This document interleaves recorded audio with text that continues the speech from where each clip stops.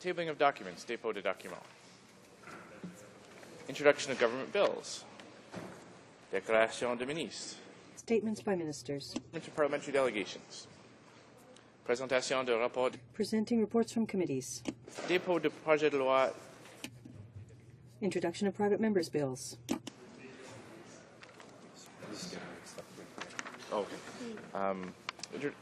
First reading of Senate public bills. Motions, motion. Presenting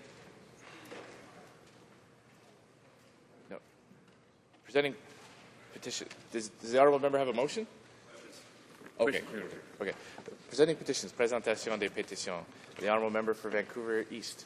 Thank you very much, Mr. Speaker. I'm very pleased to rise in the House today to present pages and pages of petitions from residents who are very concerned that the current federal pharmaceutical policies have been a total failure for Canadians, and they point out that a national pharmacare plan would enable all Canadians to enjoy equitable access to medicines while controlling the growth of drug costs, and therefore they call on Parliament to follow the recommendations of the Canadian Centre for Policy Alternatives economic case for universal Medicare, developing and implementing legislation for a universal public pharmacare program. Thank you. The honourable member for Lambton, Kent, Middlesex. Thank you, Mr. Speaker. And I have two sets of petitions here that come from residents in Lambton, Kent, Middlesex, pretty much calling upon the House of Commons in Parliament assembled to condemn discrimination against girls through sex-selective abortions and to do all it can to prevent this from being carried out in Canada. Presenting petitions, the honourable member for York West. I'm pleased to be able to present this petition. It is calling upon Parliament to offer an unequivocal and sincere public apology to those child migrants who died while being ashamed of their history and deprived of their family, and to the living yet elderly child migrants and home children who continue to bear the weight of the past, and to the descendants of child migrants and home children who continue to feel the void passed down through generations while continuing to search out relatives lost as a result of the system that, in many instances, victimized them under the guise of protection. Thank you, Mr. Speaker. The honourable member for Sands Gulf Islands. Thank you, Mr. Speaker. I rise this morning to present two petitions. The first is primarily from residents of the Ottawa area, calling on the government to provide stable, predictable, long-term funding to this country's national public broadcaster, the CBC. The second petition, Mr. Speaker, is primarily from residents of Kelowna, British Columbia, calling on the Prime Minister and his Cabinet to refuse to ratify the pending Canada-China Investment Treaty, as it will undermine Canadian sovereignty, environmental, labour, health and other regulations and protections. Thank you, Mr. Speaker. The honourable député de Pierrefonds-Dollard. The honourable member for Pierrefonds-Dollard. Thank you, Mr. Speaker. I'm proud to table a petition today signed by many people calling on the government to maintain the eligibility age for OAS at 65, stating that the change in age is detrimental to seniors, especially the most needy, and that is unacceptable in a country like Canada. Thank you, Mr. Speaker. I see the honourable member for Vancouver East is rising for second petition. Does she have the unanimous consent of the House to present another petition? Agreed? The honourable member for Vancouver. Thank you very much, and thanks to the House. I forgot that there was another petition. This petition is calling for support for the Sodium Reduction Strategy for Canada Act and wants to establish the Government of Canada as the leader in monitoring and ensuring progress is made by food companies to achieve sodium reduction goals, and asks that we have swift passage of Private Members Bill C-460, an act representing the implementation of the Sodium Reduction Strategy for Canada. Thank you, Mr. Speaker. Presenting petition, présentation de pétition. Questions on the order paper. The Honourable Parliamentary Secretary, the Minister of Foreign Affairs. Thank you, Mr. Speaker. On behalf of the Government House Leader, I ask that all questions be allowed to stand. Is that agreed? Agreed and so ordered. Orders of the day, order du jour. Government orders, government bills, commons, reprise du débat en troisième lecture. Resuming debate at third reading on Bill C-42, enhancing the Royal Canadian Mounted Police Accountability Act. Débat. L'honourable député. Resuming debate. The Honourable Member for Vaudreuil-Soulanges. Thank you, Mr. Speaker. I'd like to say from the outset that I will be sharing my time with the Honourable Member for Portneuf-Jacques-Cartier. Mr. Speaker, I rise today to speak to Bill C-42, which unfortunately does not meet the expectations of Canadians, because it isn't going to do what the Conservatives claim it will and modernize the RCMP.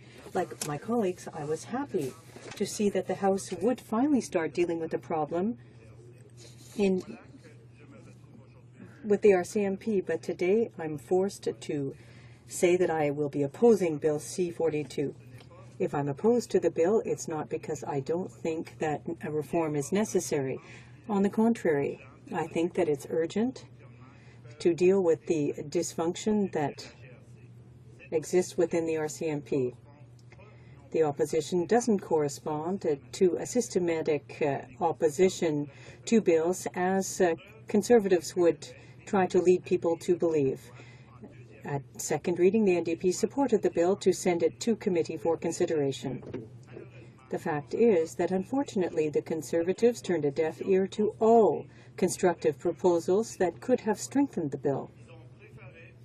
Instead, they preferred to reject all proposed amendments and chose to ignore the recommendations put forth by witnesses who appeared before the committee. At the end of the day, the bill that we have before us today is something I'm profoundly disappointed in. It is a half measure that will not enable the government to address the challenges currently facing the RCMP.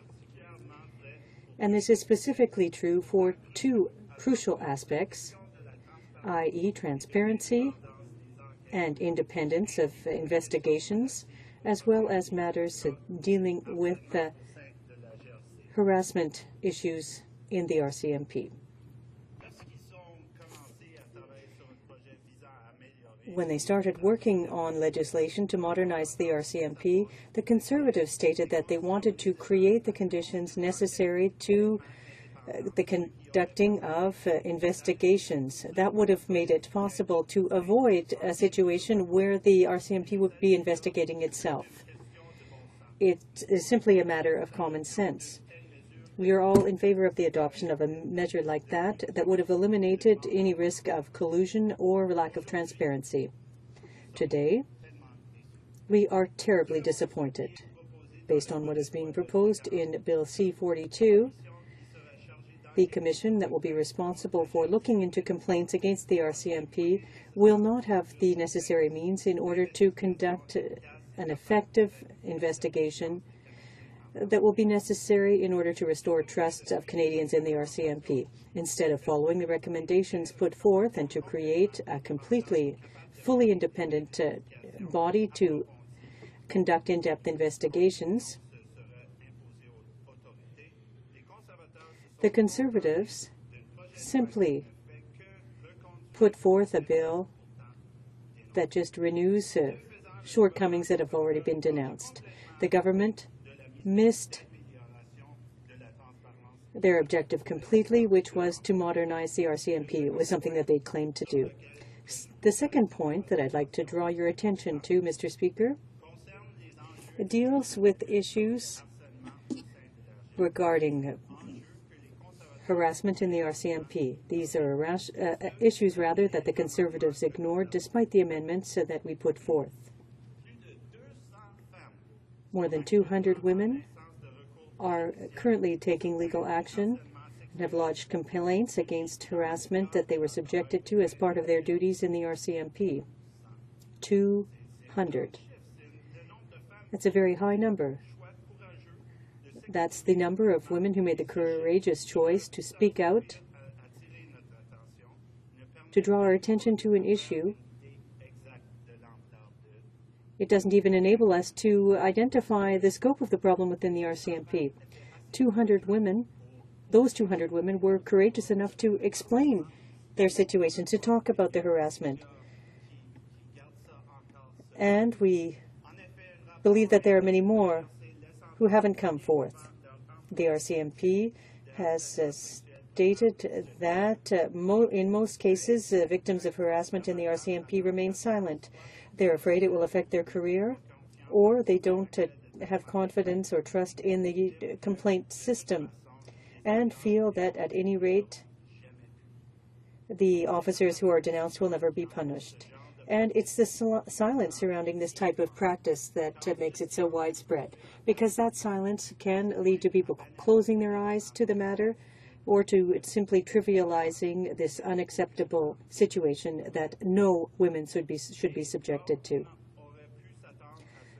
We could have expected a bill designing or aiming to deal with these kinds of complaints to specifically denounce harassment, sexual harassment, as a problem, a practice that must systematically denounce harassment. It would have enabled victims to have a clear wording, a clear text that would have been an effective legal tool.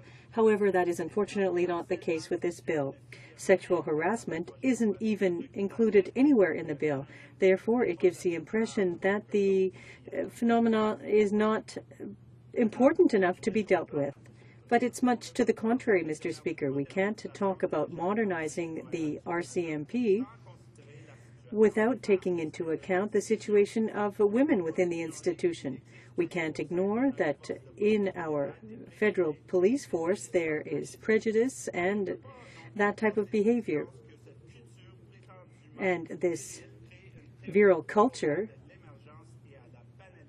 can't create the trivialization of a situation affecting women who are victims, as many witnesses who appeared before the committee told us. The NDP put forth a simple, clear measure that could have provided an effective tool for fighting harassment by putting forth a proposal on training for the RCMP. The NDP made a common sense-based amendment. This kind of training for all personnel could help to break the silence surrounding this issue, but also make people aware of the limits surrounding what is acceptable and what is not.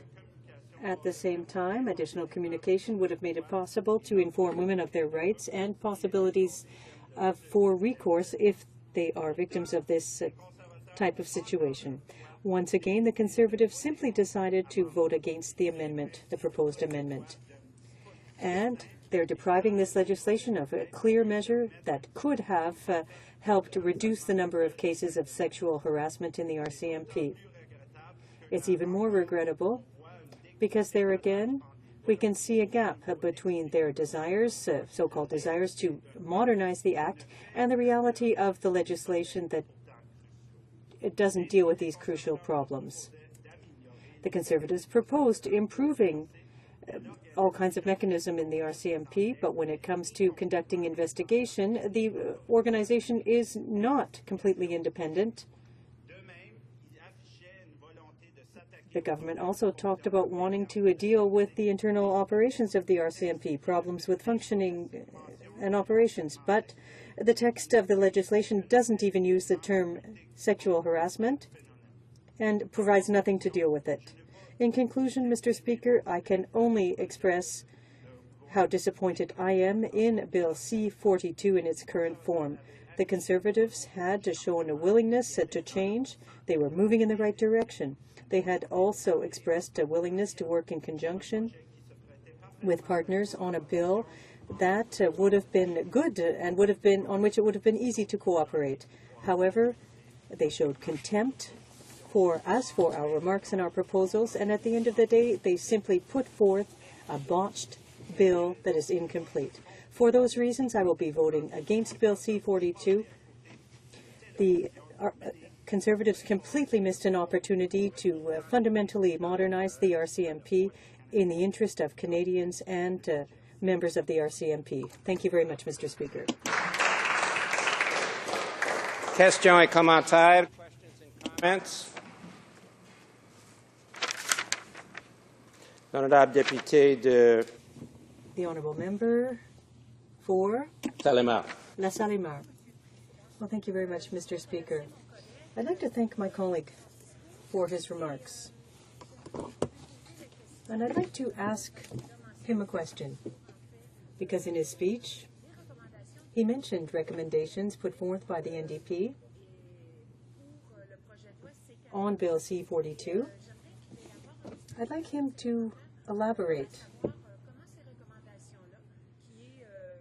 How would those recommendations, when you take a close look at them, how could they have, in fact, helped resolve the issues facing the RCMP in recent years, especially as regards sexual harassment, but as well as other practices in the RCMP? So if my colleague could elaborate on the recommendations put forth by the RCMP, by the NDP. Merci. Je remercie ma collègue. The Honourable Member. Thank you, and I'd like to thank my colleague for her excellent question of 200 women who made complaints of sexual harassment against the RCMP. That indicates that there's clearly a serious problem.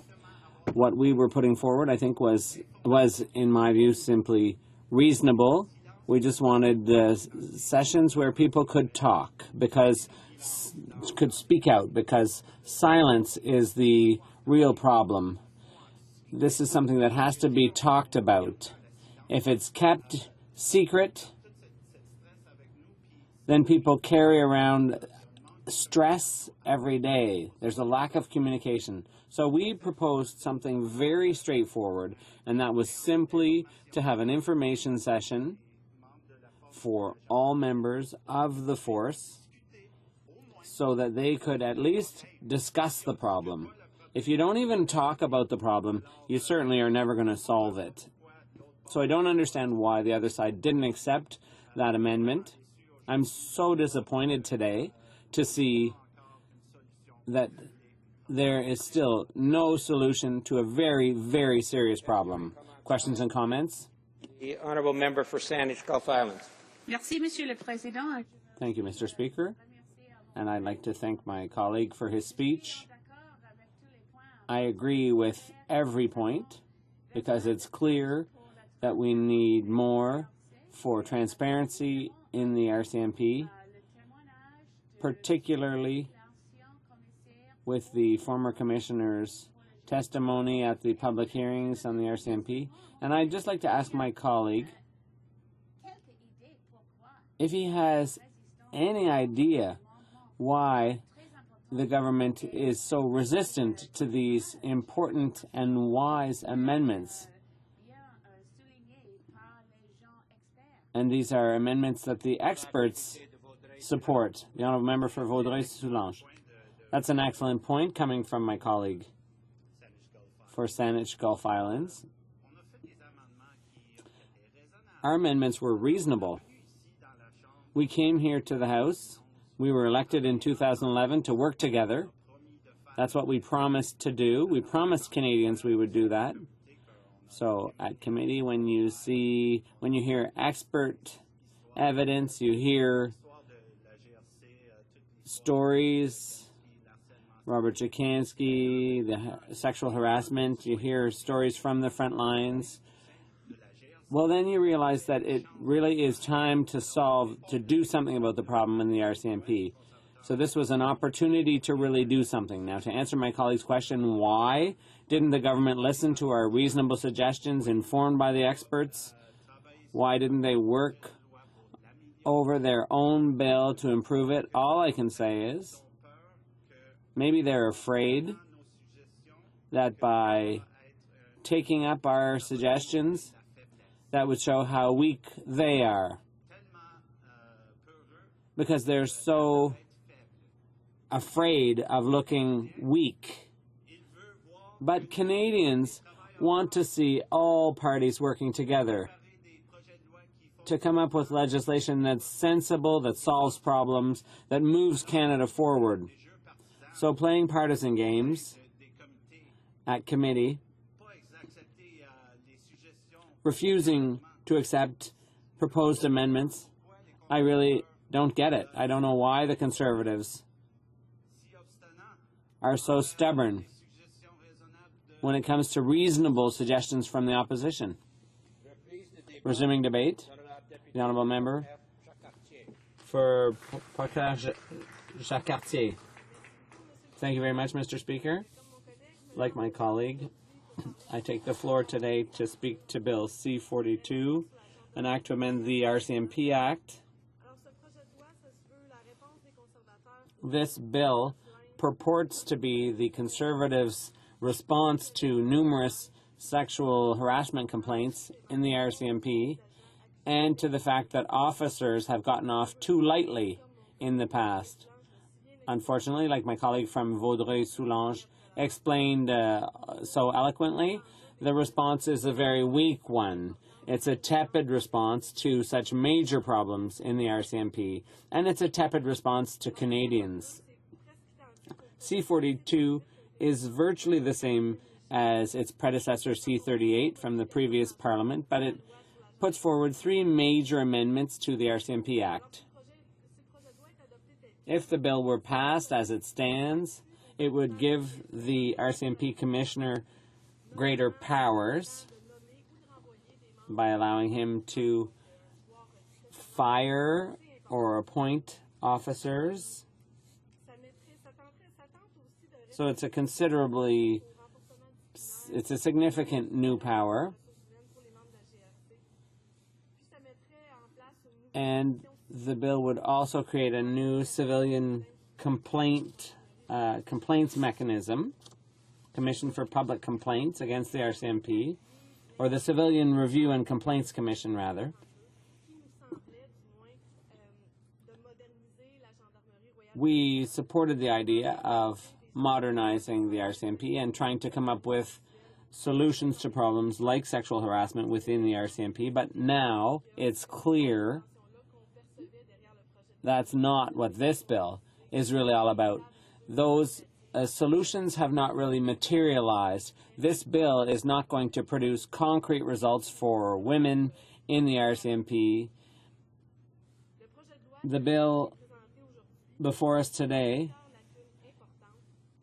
has a number of significant shortcomings.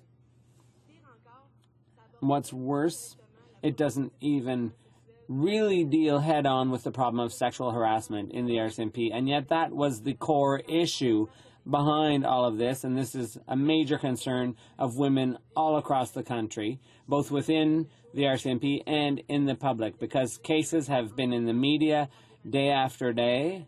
That problem has really been highlighted. The public is keenly aware of it, and the public could gradually lose confidence in the RCMP if nothing's done. And yet the men and women in the RCMP sacrifice a lot. They work very hard to protect us. So it was urgent to do something to restore that confidence among the public, but the C-42 is not going to pass muster. The Conservatives have only looked at the issues of discipline and sexual harassment in the RCMP after having been questioned a number of times in the House and at committee. They never took a leadership role in dealing with discipline against RCMP officers. And now they're on the defensive, and so this is their reaction. What we see here is not necessarily reflective of true concern on the part of the Conservative Party. It's really just in response to pressure from the public and the NDP. We've done a lot of work to try to make the government more aware of how serious the problem is in the RCMP. So for all these reasons that I've just spelled out, the NDP will not be able to support C-42 at third reading. At committee, we had proposed a number of amendments to see to it that C-42 would truly deal with the issues facing the RCMP. For example, we wanted all RCMP members to undergo harassment training. We wanted an independent civilian review commission set up that would study harassment complaints.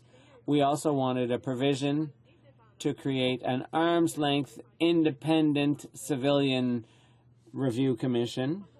And we also proposed that certain new draconian powers be taken away, powers given to the RCMP Commissioner, in the interests of creating a more balanced set of human resources policies. All of our amendments were based on recommendations by many witnesses who appeared before the Public Safety Committee. And those witnesses are straight out of the police circles, so they know what they're talking about. They know the environment, and their recommendations were based on their experience, what they'd seen, and they really deserved to have much more weight attached to their opinions than what the government gave them. So all of that reflects the NDP's concerns that C-42 would never be enough to change the work culture in the RCMP. And that's really what's needed in order to change the culture and put an end to these unfortunate incidents. Because things are done and said in the RCMP, and those constitute sexual harassment. Furthermore, this bill might create more problems than it solves, given the new powers that the Commissioner would have. Unfortunately, the Conservatives have rejected each and every one of the amendments we suggested at committee without even debating them. It's not surprising, unfortunately. This seems to be their general tendency. That's their attitude on various committees. If the experience of my other colleagues is similar to my experience on the Official Languages Committee, I can tell you that the process was probably very laborious and frustrating for the opposition members. When you're trying to work cooperatively, this is what the NDP has been proposing from the get-go. We've been talking about working cooperatively with all parties in order to come up with policies that will be good for all Canadians. And here we put forward amendments that would be beneficial to members of the RCMP, both men and women, and for the greater public, but they were rejected out of hand. Unfortunately, the Conservatives on the Public Safety Committee acted with the same rigidity and narrow-mindedness, closed-mindedness that we've seen repeatedly on other committees, and they refused to cooperate to make Bill C-42 a piece of legislation that would truly meet the needs of the RCMP. As an elected official, as a member of Parliament, we have a responsibility to act to restore public confidence in the RCMP, but the Conservatives refuse to take the necessary steps to truly modernize this organization. For months, the NDP has been pressuring the Minister of Public Safety to make sexual harassment in the RCMP a priority. But the topic was barely raised, is barely addressed in C-42.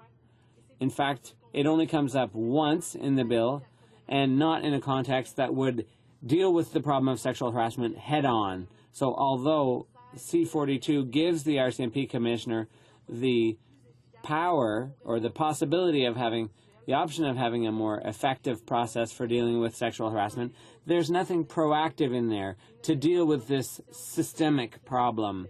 There's no clear solution spelled out for solving the problem of sexual harassment in the RCMP. C-42 doesn't go far enough to address the real needs of women in the RCMP who've been waiting for far too long for this government to do something concrete to create an open and safer work environment for them, where those women would also have access to promotions as quickly and in the same fashion as men. Currently, there are over 200 women working or who have worked for the RCMP who have taken part in a class action against the RCMP on allegations of sexual harassment. There are individual cases too, individual litigation, but some stories will never be reported because these situations are so difficult. When you see people getting off with impunity, with no consequences, no concrete disciplinary measures, it's very hard for a woman to come forward and report abuse. Women in the RCMP make the same sacrifices as men for Canada, but we see that the system's tilted against them. So we really should act quickly. And that's why the NDP is opposing C-42 at third reading, because the solutions simply are not there. The Conservatives refused to listen. They didn't want to do what the experts recommended. They didn't want to do what we suggested. Those experts know where they're from, those circles. They know what they're talking about, so it's very disappointing. I think it's really a pity to have to vote against this bill, because I too would like to see an in-depth overhaul of this organization, but that's not what we see with C-42. Thank you, Mr. Speaker. Questions and comments? The honourable member for Vancouver East. Thank you very much, Mr. Speaker, and I'd like to thank my colleague for so well articulating the problems that we have with this bill. And one of the things that I find quite surprising is that, as she pointed out, the NDP tried to move a number of amendments at committee that were very constructive in improving this bill and providing good support for members of the RCMP. One of them was adding mandatory harassment training for RCMP officers, specifically in the RCMP Act. And surprisingly, this is one of the amendments that was turned down. Now, I think all of us know that a harassment training, it's an employer's responsibility to do this. So I wonder if she would comment, because it seems to me that this gets to the heart of the matter, that we're yet again failing in terms of a public responsibility to ensure that workplaces are free of discrimination and harassment, and that mandatory harassment training is something that's very important within the RCMP. The honourable member for Portneuf-Jacques-Cartier.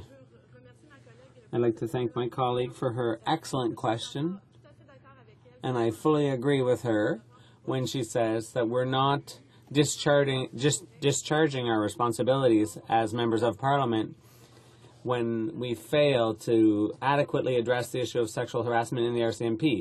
That was the problem that we had to tackle. I think we need to do that effectively and proactively to reduce the incidence of sexual harassment in the RCMP. That mandatory training would help people understand that things they say that they might think are harmless could actually be interpreted quite differently by the person on the receiving end. So we need to raise awareness. For various reasons, people may not have that awareness. It might be their education, it might be their work life, their experience in the workplace. So informing people, raising their awareness, explaining various situations that might constitute sexual harassment, that would be a very effective way of trying to prevent these incidents from taking place. But I think it's terribly sad. It's such a pity that the Conservatives rejected that suggestion. It's such a simple solution, so easy to implement. We see that kind of thing across the board, and there's no reason why it couldn't be done in the RCMP. Why not now? The honourable member for Malpeque.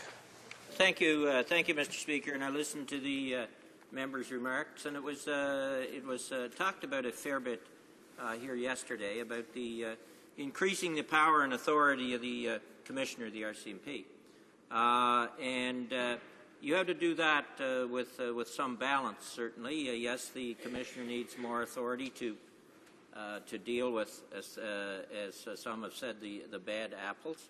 But that power can be abused in the office of the Commissioner as well.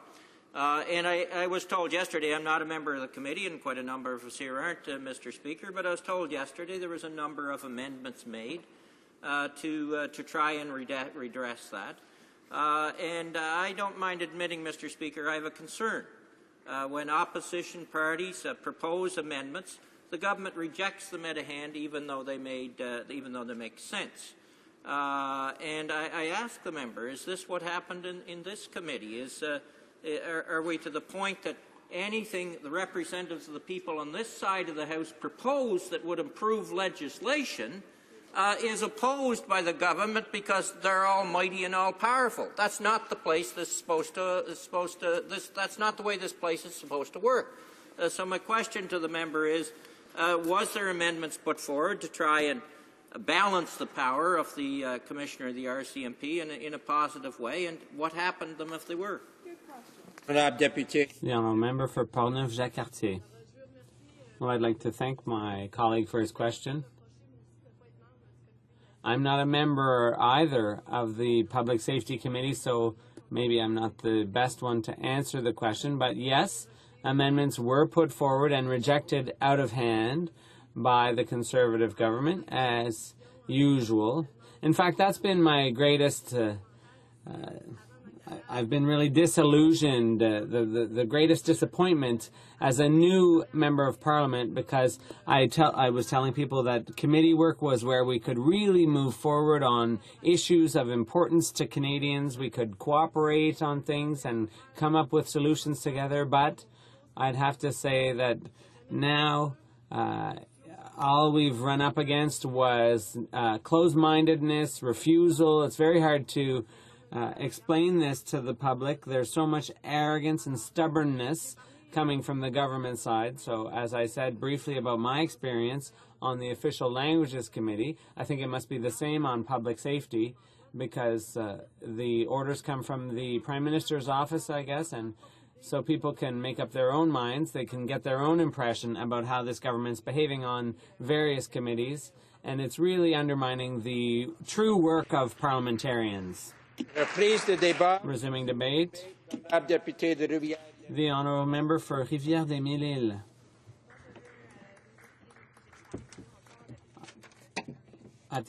From the outset, I'd like to say I'll be sharing my time with the member for Sudbury.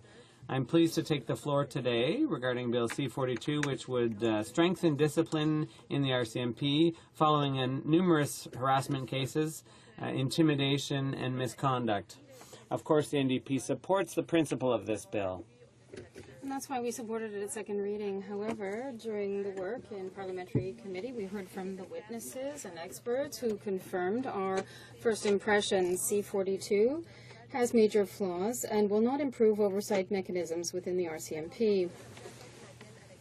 The confidence of the Canadian people with regard to the RCMP has been put to the test over recent decades, given the many scandals involving the RCMP. We can think, for example, of the Arar affair. This Canadian was deported to the United States and then tortured by the Syrian government based on erroneous information provided by the RCMP.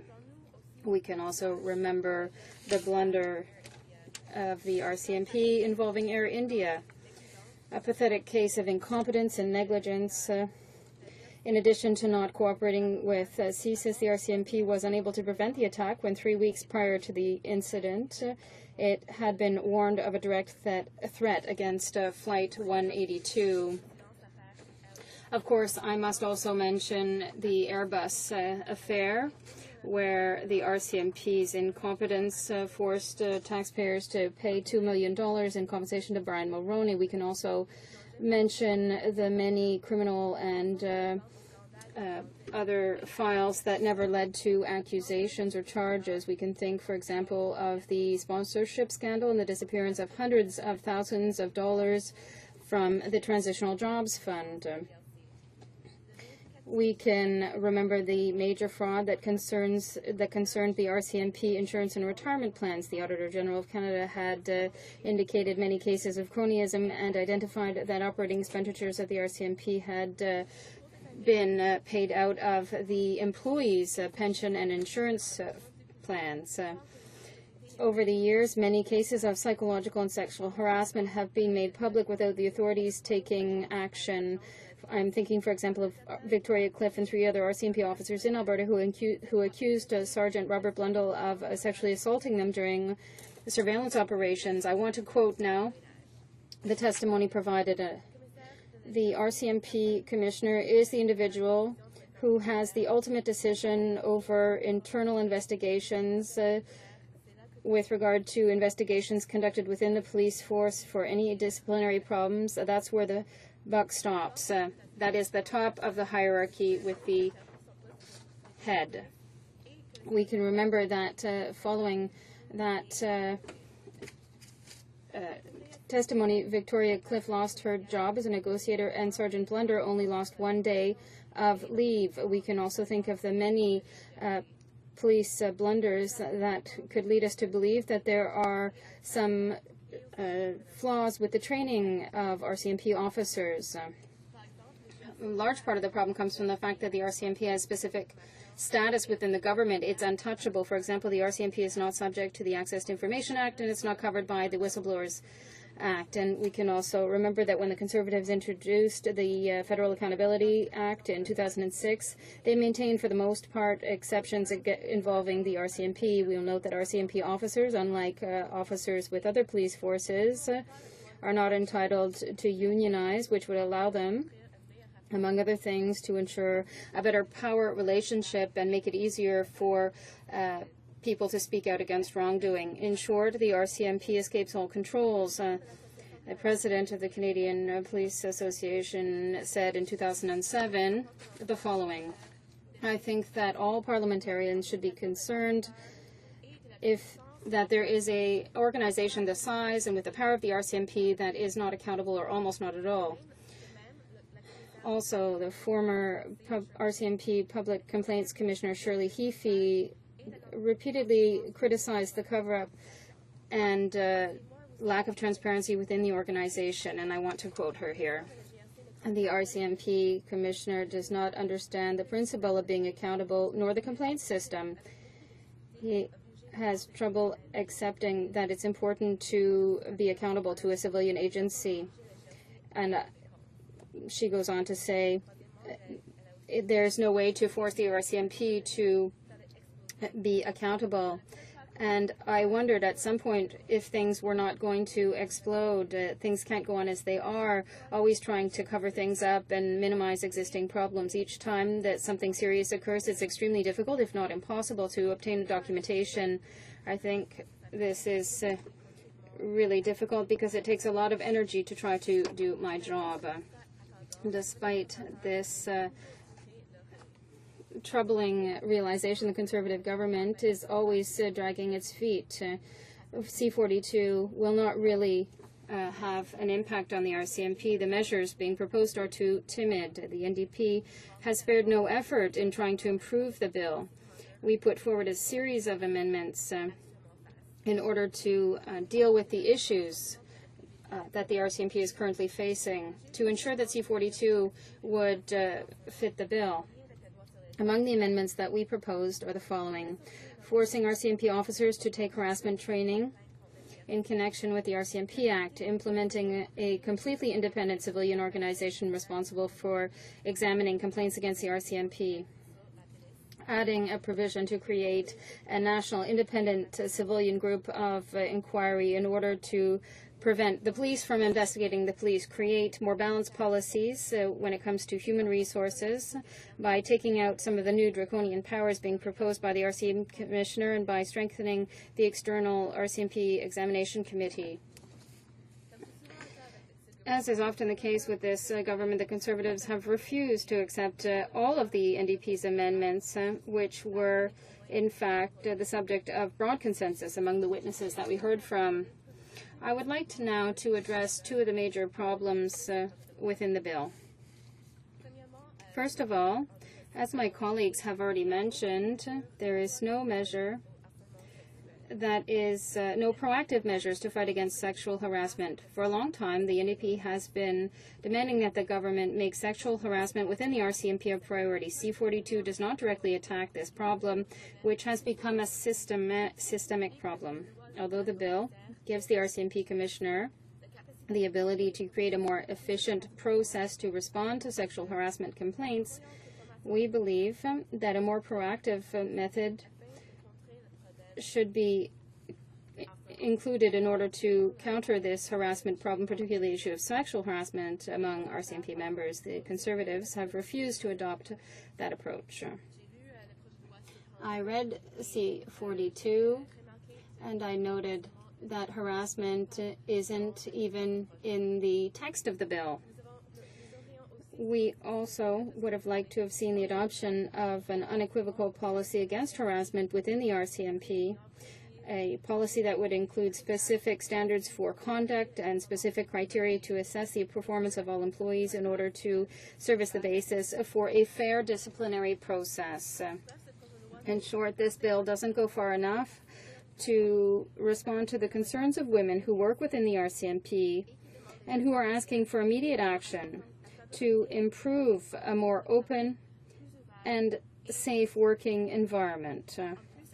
Furthermore, the bill was tabled before the conclusions of the internal audit on equality between the sexes was reached within the RCMP was currently concluded. It's essential for the RCMP to be subject to civilian oversight. The new Civilian Complaints Commission introduced by C-42 suffers from the same problems as the current RCMP Public Complaints Commission, which already exists, because it reports to the Minister of Public safety rather than the Canadian public through Parliament. We should note that the new Commission will not be completely free to undertake investigations and will have no binding powers. But above all, the new board will not have the ability to investigate accidents leading to death or serious bodily injury, because these types of investigations are now given to municipal and provincial police forces, or will even be done by the RCMP itself. In conclusion, the Conservative government will not subject the RCMP to an independent group that would report directly to Parliament. And until the government puts in place strong mechanisms to deal with the issue of harassment, I don't believe that it really wants to modernize the RCMP. Thank you very much, Mr. Speaker. Questions et commentaires. Questions and comments. L'honorable député de Saint-Jean. The Honourable Member for Saint-Jean. Thank you, Mr. Speaker. I listened carefully to the speech given by my colleague, and she talked about the fact that the Conservatives are systematically ignoring recommendations that were made at committee, and it's not just true of the Public Safety Committee, but in all other committees, and that is what our NDP colleagues are reporting. So if we take the example of testimony that we heard during this study in committee of C-42, Mr. Chris Earle, who is a member of the Canadian Mounted Police Association, and he says something that's quite shocking. He says that C-42, instead of mitigating the problems, will accentuate them exponentially. If C-42 is passed as it stands, our Parliament is promoting wrongdoing. How can my colleague explain the fact that the Conservative colleagues opposite are sanctioning this kind of immobility when such eloquent testimony is given? The Honourable Member for Rivière-des-Mines. Thank you, Mr. Speaker. And as my colleague mentioned, this is a problem that we see in all parliamentary committees under this majority government. Almost no amendments are accepted at committee stage, which greatly undermines our democracy, of course, but also the power of civil society to influence the legislative process. We know that with regard to C-42, the NDP has had proposed 18 amendments, the Liberals none, the Conservatives 23, and if I am not mistaken, no amendments were accepted at report stage. The Conservatives have opposed all the NDP's amendments without any discussion, and often they're amendments that are brought forward by civil society, by experts, by those who testified before the committee itself. So I think this is a great problem. It's a violation of our democratic process. Questions and comments? L'honorable député. The Honourable Member for Abitibi James Nunavik EU. Thank you, Mr. Speaker, and I want to thank my colleague from Rivière-des-Mines for her speech. It was quite enlightening, I must say. One of the dimensions that our party had recommended and proposed an amendment to this legislation specifically concerned the issue of the independence of the complaints process within a organization such as the RCMP, because we feel that this kind of organization must always remain credible in the eyes of the public. So this is a recommendation made not only by our party, but by some of the witnesses who appeared before the committee. Could my colleague speak more about this?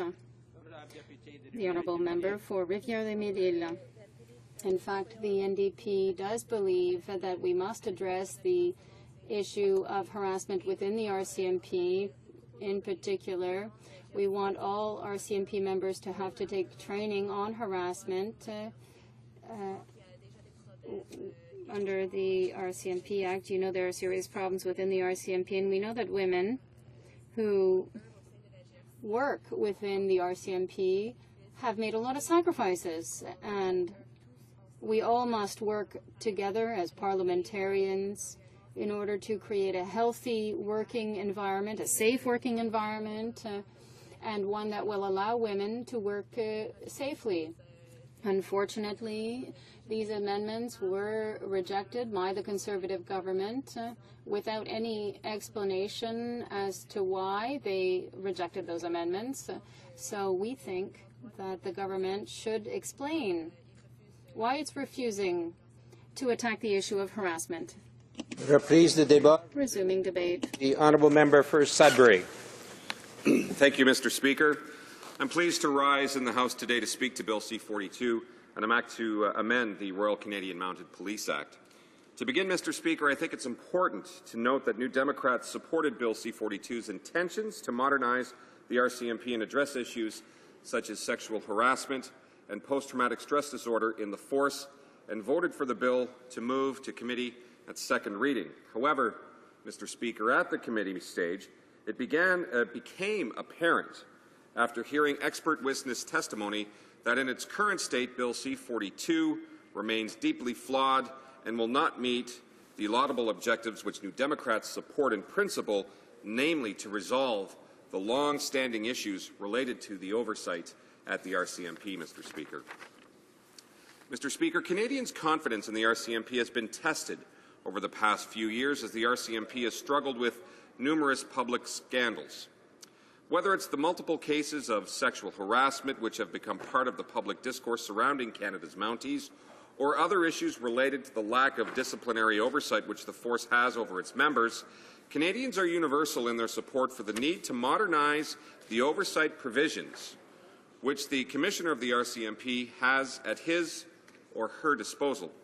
C-42 purports to streamline the current burdensome process of dealing with conduct and workplace problems, including abuse of authority, intimidation, and harassment, giving the Commissioner final authority in deciding what sanctions to impose.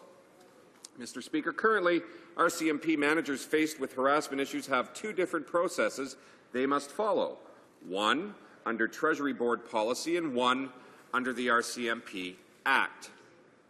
These processes do not always align, which often leads to confusion about rights, responsibilities, and approaches available. Under C-42, the Commissioner would be granted the authority to establish a single comprehensive system for investigating and resolving harassment concerns.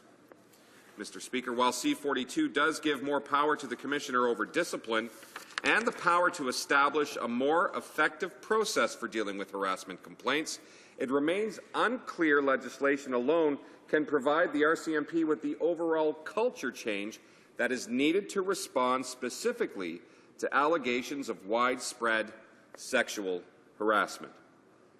In fact, Mr. Speaker, Commissioner Paulson has publicly stated as much, noting that legislation alone is not enough to keep public trust in the RCMP. To emphasize the point that legislation alone will not lead to the transformative changes which are truly required to reform the ongoing systemic sexual harassment at the RCMP, I'd point to a recent study on sexual harassment within the RCMP in British Columbia, which indicate problems are significantly underreported because members are too afraid of reprisal to come forward, Mr. Speaker. From my perspective, Bill C-42 will not lead to the necessary culture change needed to destigmatize the issue of sexual harassment and ensure that victims of such harassment feel comfortable bringing their issues forward. Mr. Speaker, simply, this bill does not go far enough in directly addressing the concerns of women serving in the RCMP who are calling for urgent action to foster a more inclusive and safe environment for women in the force. The word harassment still does not appear in C-42, despite NDP attempts to do so. While this bill has been introduced without the benefit of the findings of the Internal General Audit of the RCMP, ordered by the Commissioner that is currently underway, but not yet completed. Sadly, Mr. Speaker, while failing to specifically address these obvious concerns, the Conservatives are undertaking an approach that does not make women in the RCMP a priority. That is just wrong, Mr. Speaker. That is just wrong, particularly given the ongoing systemic instances of sexual harassment which is being actively observed on an ongoing basis. Even more worrisome, Mr. Speaker, that neglecting to reference and define harassment in the legislation is the failure to create an oversight body with any teeth, since primary investigations into incidents of death or serious bodily harm will largely be contracted out to provincial or municipal police forces, even though some have no civilian investigation body, or still conducted by the RCMP themselves, Mr. Speaker. Truly, if this government was serious about modernizing the RCMP, they would take the next steps and allow binding recommendations from oversight bodies and a full civilian investigation of the RCMP through a truly independent watchdog agency that would report directly to Parliament. Mr. Speaker, the NDP tried to amend this bill based on witness testimony to address these issues, but the Conservatives refused to directly address the issue of sexual harassment and did little to actually modernize the RCMP, as it is still hierarchical in nature with no independent civilian oversight, Mr. Speaker. Although this is an approach which the Conservatives have favoured for other areas of public policy, ensuring that complaints are addressed by an impartial third party should be at the heart of any attempt to modernize the complaint procedures for Canada's National Police Service.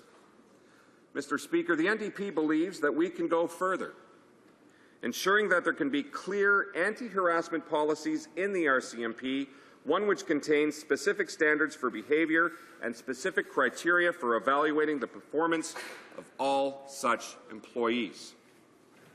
Such a policy, Mr. Speaker, is needed to serve as a basis for a fair discipline process. Mr. Speaker, I would start to conclude by highlighting the fact that New Democrats made a genuine effort to improve the legislation before us during the committee stage. However, these attempts were rebuffed at every step of the process. New Democrats introduced 18 amendments at committee, all designed to ensure heightened transparency to address the specific issues I've mentioned throughout my time here today, namely the issue of sexual harassment and the lack of an effective oversight mechanism. Specifically, NDP members on the Public Safety Committee proposed the following, Mr. Speaker: adding mandatory harassment training for RCMP members specifically to the RCMP Act, ensuring a fully independent civilian review body to investigate complaints against the RCMP, adding a provision to create a national civilian investigative body that will avoid police investigating police. This was ruled inadmissible for some reason. Creating a more balanced human resource policy by removing some of the more stringent powers proposed for the RCMP Commissioner, and by strengthening the External Review Committee in cases involving possible dismissal from the force. However, Mr. Speaker, as has become standard operating procedures, the government side once again took an unreasonable approach to the NDP's proposals, rejecting all 18 amendments, even though they were supported by witness testimony and were a genuine attempt at improving the legislation before us, Mr. Speaker. Mr. Speaker, New Democrats recognize the deficiency in the approach taken by the Conservative government and their outright rejection of our practical proposals to improve this legislation, and will therefore be unable to support this legislation at this time and the way it is being presented. Thank you, Mr. Speaker. Questions and comments? Excuse me. Questions and comments. The honourable member for Vancouver East. Thank you very much, Mr. Speaker. I'd like to thank the member from Sudbury for his great comments and overview of this bill and why those of us in the NDP have so many problems and concerns about it. We did work very hard at the committee, as he's outlined, to bring improvements to the bill and to be very constructive, but unfortunately they were turned down. One of the issues that really concerns me is that we attempted to bring forward amendments. We did bring forward amendments to ensure that there was a fully independent civilian review body to investigate complaints. Now, to me, this is a core issue about public interest. We do know of very serious situations where people have had complaints about the RCMP, and there hasn't been an independent civilian review body. So I wonder if the member would comment on that in terms of the importance of that particular measure of having an independent civilian review body to investigate complaints. The honourable member for Sudbury. Thank you, Mr. Speaker, and I'd like to thank my colleague from Vancouver East for the question, because it truly is something that is very important that we wanted to see addressed in this bill. Ending the practice of police investigating police truly needs to be a priority, Mr. Speaker. If you think about what we've seen in other instances and other legislation, the Conservatives have allowed for independent civilian bodies to be the investigative bodies, but in some cases, and for some reason now, they're not allowing this to move forward. And so, Mr. Speaker, there's many things that we would ask the question as to why are they doing this? Why are they not allowing a civilian body to be the oversight of the RCMP when it's done in many other instances? Thank you, Mr. Speaker. Questions and comments? Question commentaire to the honourable member from Malpeque. Thank you, Mr. Speaker. And I asked questions on this earlier, and as I said in my own remarks yesterday, I have concerns about the balance of power given to the Commissioner of the RCMP, because, Mr. Speaker, I've been there as Solicitor General, so I'm well aware of that position. But I'm even more concerned about what I've heard in this discussion, and I'm not a member of the committee, about amendments being proposed at this committee, all rejected at a hand by the government. And, Mr. Speaker, this is happening committee after committee after committee. And I really think we need to have a serious discussion, not just on this legislation, but on all, in terms of the way this place is working. I mean, today in the Winnipeg Free Press, there's a story about that actually Auditor General's information was edited out of the final version of a parliamentary investigation into CF-35s. I mean, that's a serious issue, Mr. Speaker.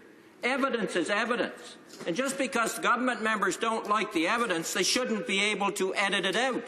That didn't happen in this place years ago. And I think, Mr. Speaker, it's becoming customs around here for the department and the PMO to be running what Conservative members are allowed to do on committee. The rules are that parliamentary reports, committee reports, are not supposed to be seen by a minister, not supposed to be seen by the PMO. That's the rules.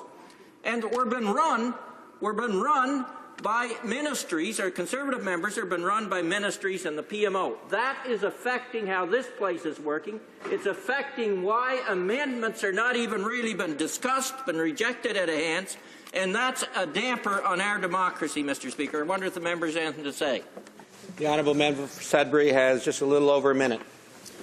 Well, Mr. Speaker, I'll be able to answer that in a little over a minute. Of course, we've been seeing committee after committee with amendments trying to make the legislation better for all Canadians. We all understand, Mr. Speaker, when there's a what. We know what the issue is. We all know that the how is what we do differently in the House. But we're coming up with some good amendments. And in this committee, let me read some of them that were rejected. Adding mandatory harassment training for RCM members specifically to the RCMP Act. Ensuring a fully independent civilian review body to investigate complaints against the RCMP. Adding a provision to create a national civilian investigative body that will avoid police investigating police. This was deemed inadmissible. I could go on, Mr. Speaker, about the importance of these, but I know you're shaking your head, which means I don't have that much time. But just very quickly, Mr. Speaker, more than 200 women have come forward in the class action lawsuit regarding sexual harassment in the RCMP. How does this bill address that? It doesn't, Mr. Speaker. Those amendments would have. Reprise de débat, resuming debate. L'honorable député de Lac-Saint-Louis. The honourable member for Lac-Saint-Louis.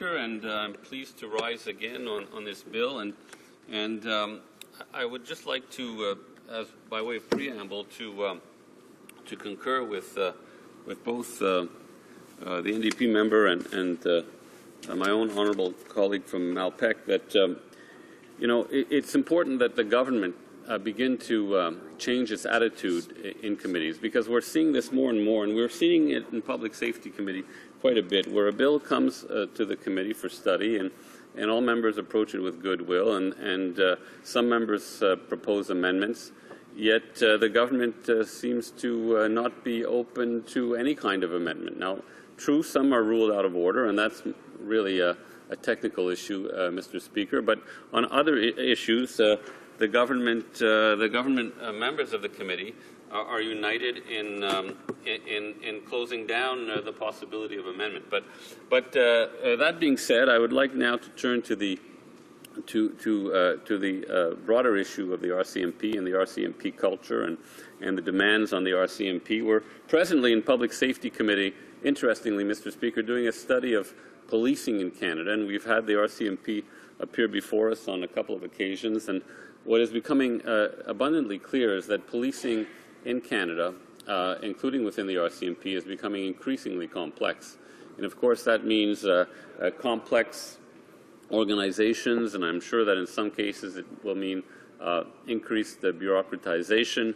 And so within this context, it's very important that organizations don't become so complex that they are unmanageable, that the person responsible for leading the organization does not find his or her hands tied at every turn. So the purpose of this bill is to provide some leeway to the Commissioner to exercise some leadership. And what's interesting, I'd like to again refer to our study, the committee's current study of policing costs and policing in general.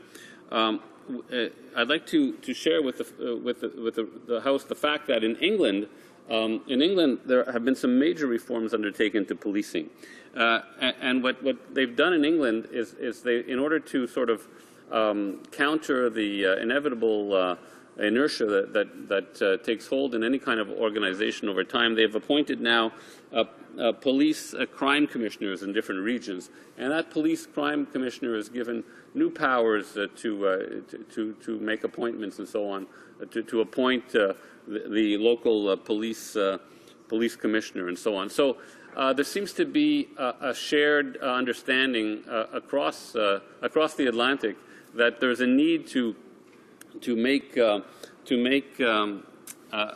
policing structures a little more efficient. And in that regard, I'd like to quote Dr. Alok Mukherjee, the president of the Canadian Association of Police Boards, who, when he came to the committee, said the following about a Federation of Canadian Municipalities 2009 report on RCMP municipal contract policing. And the quote from the report, which Dr. Mukherjee read to the committee, is the following. A number of characteristics are generally accepted as essential to good governance. These include being accountable, of course, and that's what this bill is hoping to achieve, being transparent, responsive, effective, and efficient. And I'd like to emphasize the word efficient, Mr. Speaker, equitable and inclusive. So efficiency is a concern. It's a concern, and that concern was voiced, echoed really by Dr. Alok Mukherjee, the president of the Canadian Association of Police Boards. Now, again, to quote Dr. Mukherjee when he appeared before the committee, he said, we, meaning the Canadian Association of Police Boards, believe that Bill C-42 is a good step forward in enhancing accountability, modernizing the force's human resources practices, and strengthening civilian oversight. So it's not me, Mr. Speaker, who's saying that the bill does strengthen civilian oversight. It's Dr. Alok Mukherjee, who is an extremely well-respected individual. And he mentions further in his testimony the current oversight mechanism, the civilian CPC, which stands for the Commission for Public Complaints, as has been noted by several witnesses appearing before you, is woefully inadequate. I believe that the provisions in Bill C-42 will go a long way in filling this gap. We are heartened by the fact that the proposed CRCC, which stands for Civilian Review and Complaints Commission, which is being instituted by Bill C-42, will have the power to undertake reviews of the RCMP's policies and procedures, have access to more documents than is the case at present, be able to compel evidence, which is important. This is an important improvement on the current process, and deal more expeditiously with public complaints. So, Mr. Speaker, this bill does bring some improvement. I don't think it's correct to say that nothing good will come of this bill. Maybe it's not perfect. As I say, the government should maybe have been more open with respect to the amendments that were presented at committee. But respected individuals like Dr. Alok Mukherjee admit that the bill is an important improvement. And in terms of, Mr. Speaker, in terms of the new body, this new commission, which is replacing the Civilian Complaints Commission, this new commission, the CRCC, is given power to summon witnesses and to compel them to produce documents or exhibits in the same manner and to the same extent as a superior court of record, and to make any examination of records and inquiries it considers necessary. So these are important new powers. And elsewhere, I've read that if there's a disagreement between the Commission and the Commissioner about what kinds of documents should be released, it is essentially the Commission that rules. So this is an important principle. Now, what will also be important, Mr. Speaker, and this has been brought up before, is that if this new bill is to be effective, resources will have to be provided to this new commission, this Civilian Review and Complaints Commission. And the problem of resources has been an endemic one for many years. In fact, in 1997, the Auditor General did a review of the RCMP Public Complaints Commission, and found that the process was quite slow. And I'll just read you a quote from that report. Paragraph 34.3, the Commission's handling of complaint reviews and public hearings is slow. It needs to improve the way it works by streamlining the review process and providing appropriate training to Commission members who are responsible for conducting public hearings. Well, that takes resources, Mr. Speaker. Paragraph 34.4 of the Auditor General's report from 1997 says the Commission also needs to improve its performance measures. Well, this bill, Bill C-42, attempts to bring in standards of service. In other words, it really wants to introduce some accountability and to set some time limits on the review process. But I think it's very important that if the Commissioner is going to be able to exercise some leadership, and at the end of the day, it's leadership that creates cultural change within an organization. Anyone will tell you that. I mean, we just have to look at Canadian Pacific Railway today.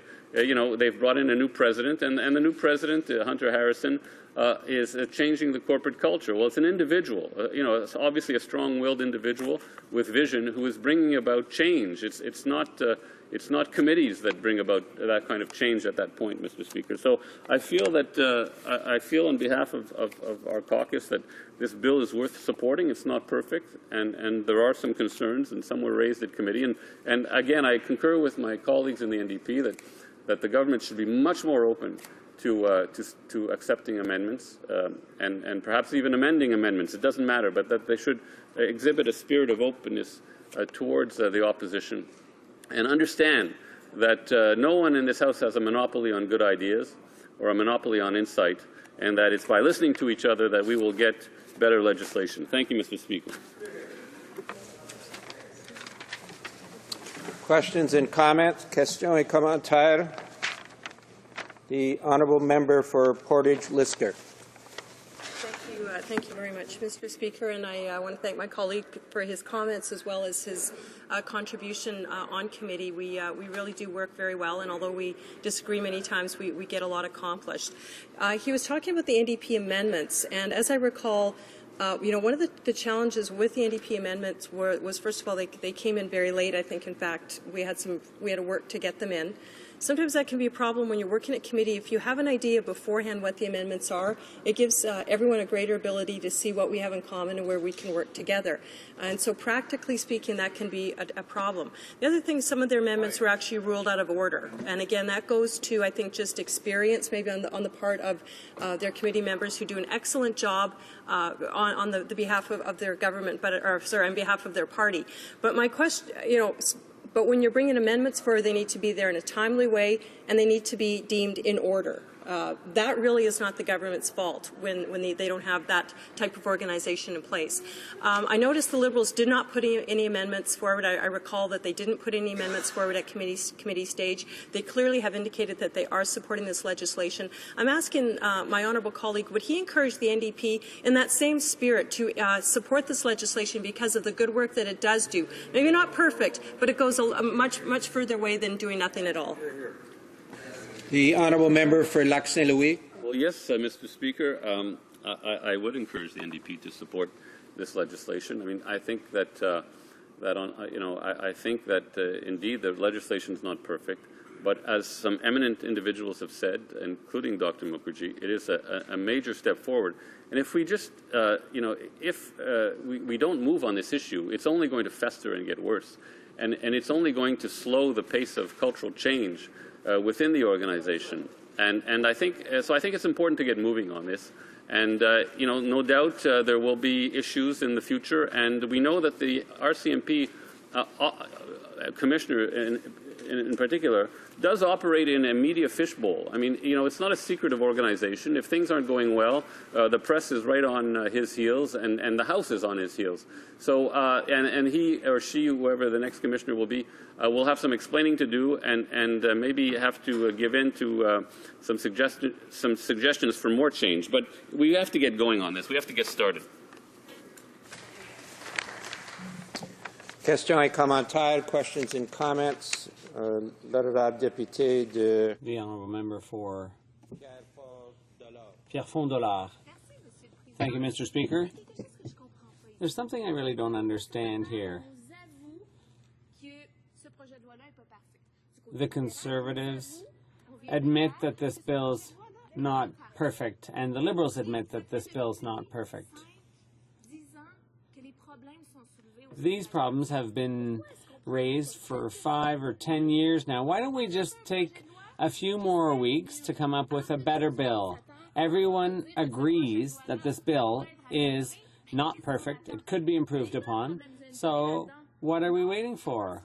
That's the NDP's problem. This is not going to pass. We want this done right. We want it done once and for all so that this bill can be better and, at minimum, meet the expectations of the Conservatives and the Liberals. I'd like to hear my colleague on that, the honourable member for Lac Saint Louis.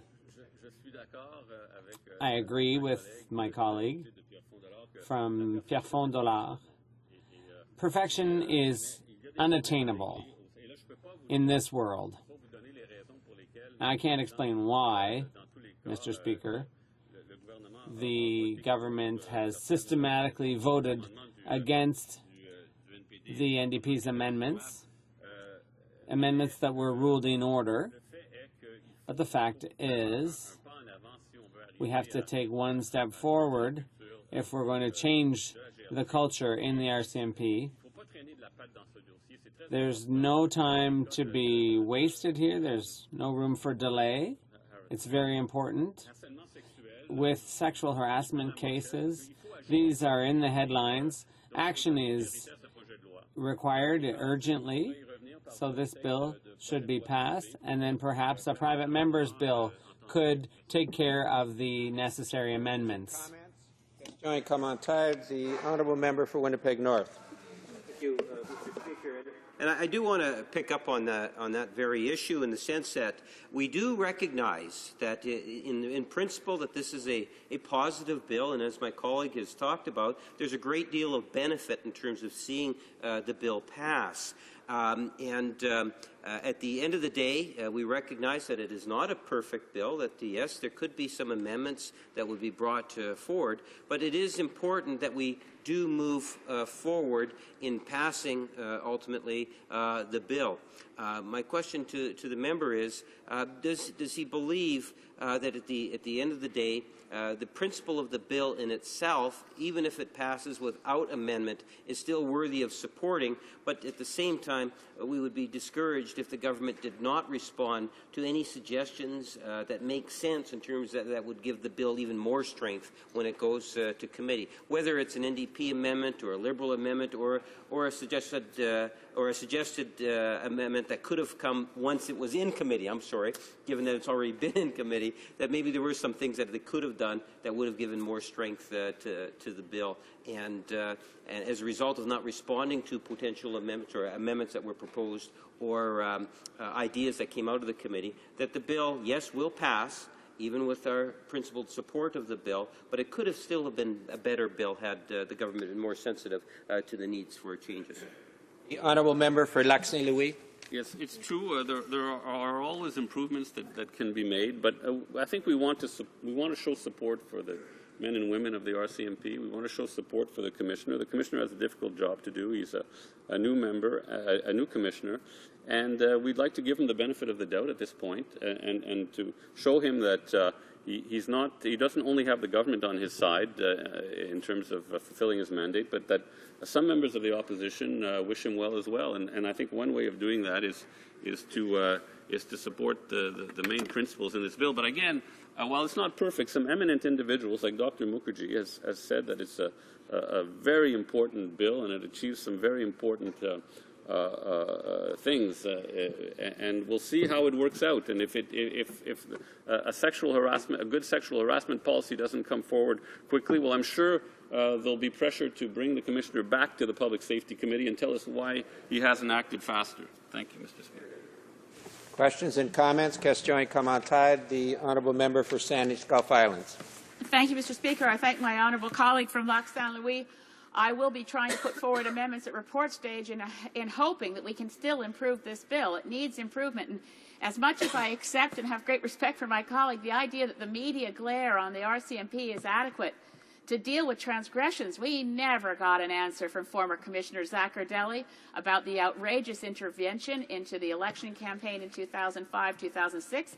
He refused the request of the Commissioner at the time, Paul Kennedy, to come and give evidence, and the Commissioner had no ability to compel him to give evidence.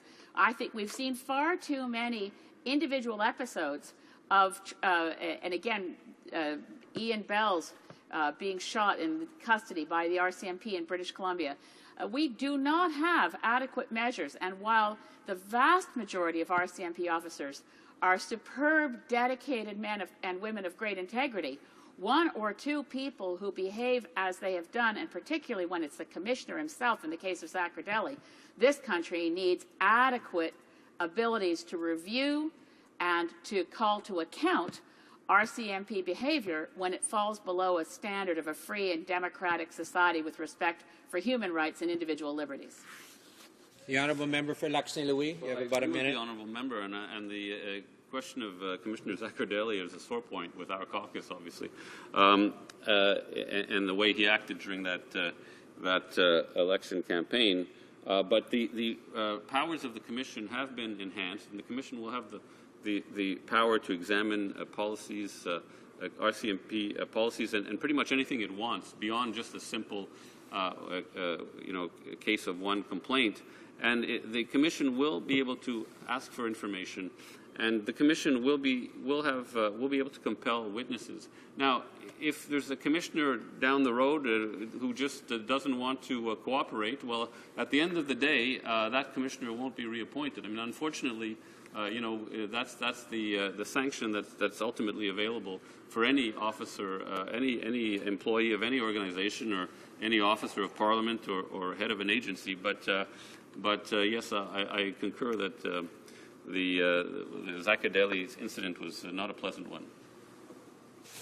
Reprise de débat. Resuming debate. The honourable member for Alfred Pellant. Thank you very much, Mr. Speaker. I'm really happy to take the floor today to set out the official opposition's position on Bill C-42, an act to amend the RCMP Act, and to make consequential amendments to other acts. I'd like to assure you we'll be voting against this bill. I've had a number of opportunities to discuss this with various stakeholders and to study it because I have the good fortune of sitting on the Public Safety Committee. At committee, I was very disappointed to see that despite the fact that the minister had told us that he'd be open to amendments, regardless of which side of the House they came from, the Conservatives backtracked and limited debate at committee to 7 meetings and opposed all amendments put forward by the opposition. Just to situate the debate, the goal of these amendments was to make sure that Bill C-42 met the challenges that the RCMP is currently facing. Among other things, it included a provision that would require RCMP members to undergo mandatory harassment training. It would set up an arm's-length civilian body to review complaints against the RCMP, and it would create an arm's-length national civilian investigative body to avoid having the police investigate itself. It also, the amendments would have created more balanced policies around human resources by taking away some of the new draconian powers that the government wanted to give the RCMP commissioner. With these amendments, the bill could truly have corrected the situation, but instead of fixing things, the government merely passed minor amendments, mainly dealing with translation and grammatical issues. I have to say that, frankly, I was extremely disappointed by the government's attitude. You have to understand, Mr. Speaker, that this bill is the Conservative government's response to long-standing complaints about sexual harassment within the RCMP and to recent scandals that made the headlines involving lenient discipline against officers found guilty of serious misconduct. You also have to understand that this doesn't deal head-on with the problem of harassment in the RCMP, nor with other matters that I mentioned earlier in my speech. This bill by itself will not bring about the corporate culture change that the RCMP needs to deal with sexual harassment, which is systemic and generalized. It's a partial solution. This bill gives the impression that the Conservative government is afraid to address the serious problems of harassment with the RCMP. That's why we've proposed an amendment that would require mandatory training for RCMP members. This amendment was put forward following the testimony of a witness at committee, Ms. Yvonne Séguin, who's the Director General and founder of a sexual harassment support group. The group's been around for 32 years, and its main goal is to break the wall of silence that surrounds people who have experienced sexual harassment or psychological harassment in the workplace, and it aims to make the public more aware of the issues. This support group has a number of goals, including raising public awareness, counseling women on steps to take, helping women overcome the problems that they are still the victim of, drafting, publishing, and disseminating documents, manuals, and information on harassment in the workplace, raising funds through donations, and organizing cultural activities.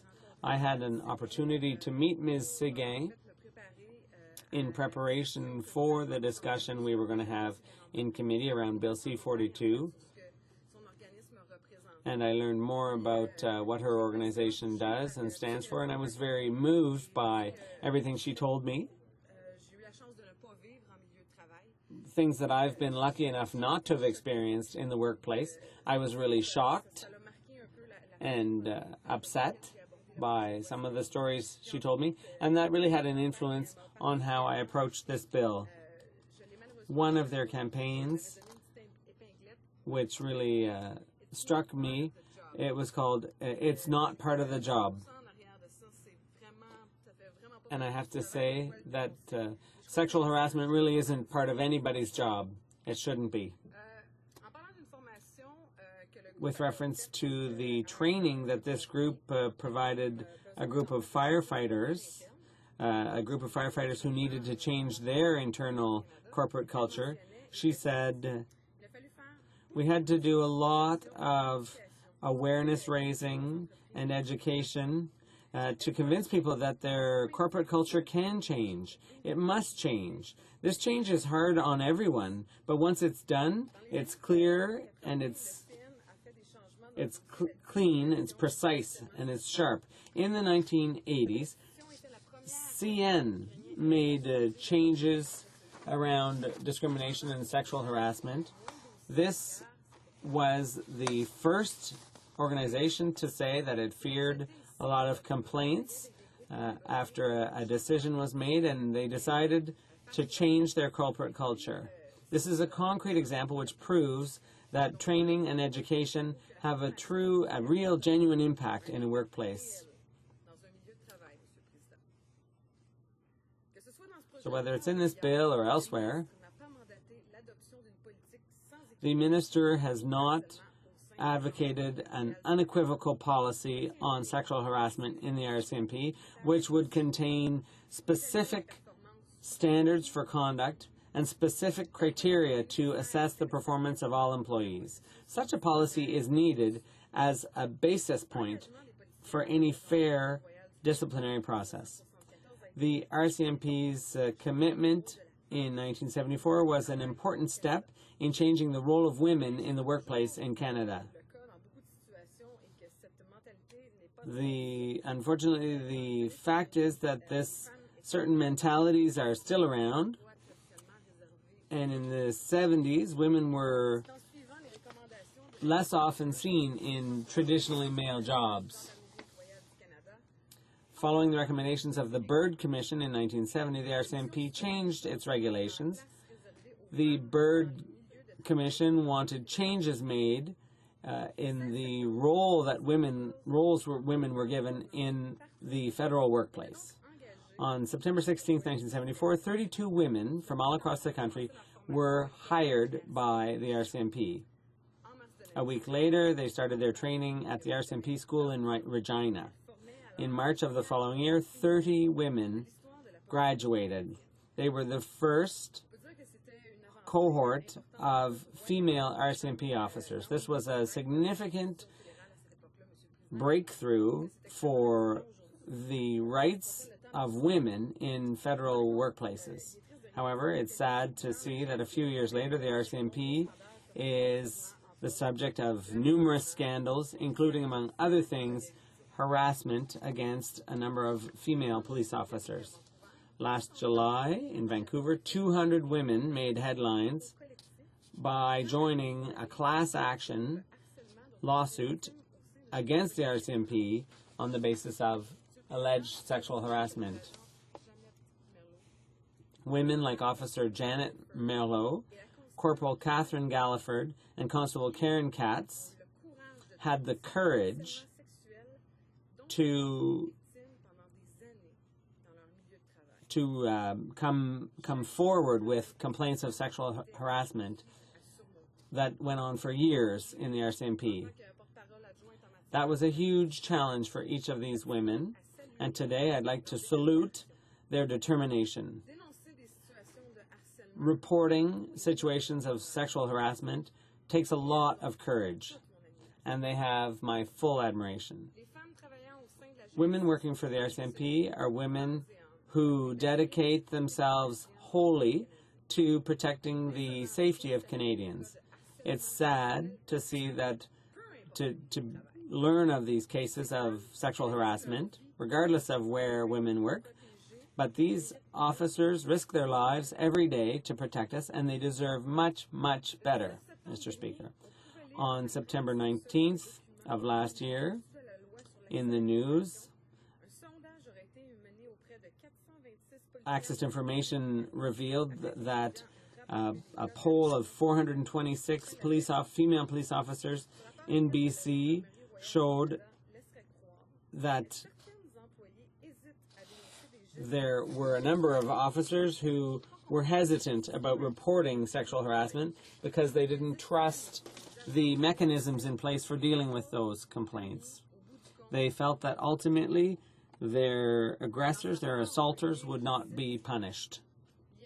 In the report, it said that there was a significant perception in the RCMP that harassment was not commonplace. Police officers, female officers, are hesitant to report incidents because what usually happens is that either nothing or the assaulter is merely transferred or even promoted. And we've seen this in recent years. If a person's accused of sexual harassment with the RCMP, instead of dealing with the problem directly at the source and punishing the wrongdoer, the person merely got transferred somewhere else or even promoted. In a world where men and women are supposed to have equal rights, I can't get over it. It's inconceivable to me that you would promote someone for sexually harassing a colleague. It's completely beyond me. I'll come back to my quote. The impression that there are no true consequences leads women to believe that filing a complaint isn't worth the bother. Respondents indicated that the consequences of a complaint for the complainant were worse than the consequences for the wrongdoer. Respondents reported a number of problems, including aggressive supervisors, women being given subordinate work, the fact that women were not paid much attention to at meetings, the use of innuendo, sexual innuendo, as well as touching and exhibitionist gestures. No one should have to deal with this at work, and in fact it's unacceptable. Participants also reported that when they tried to complain, they were often punished. They also feared that their career would suffer, that they would be affected, or rather reassigned to other duties or transferred to another detachment. A participant even stated, and I quote, "I would never complain about harassment. I saw what happened to those who did so."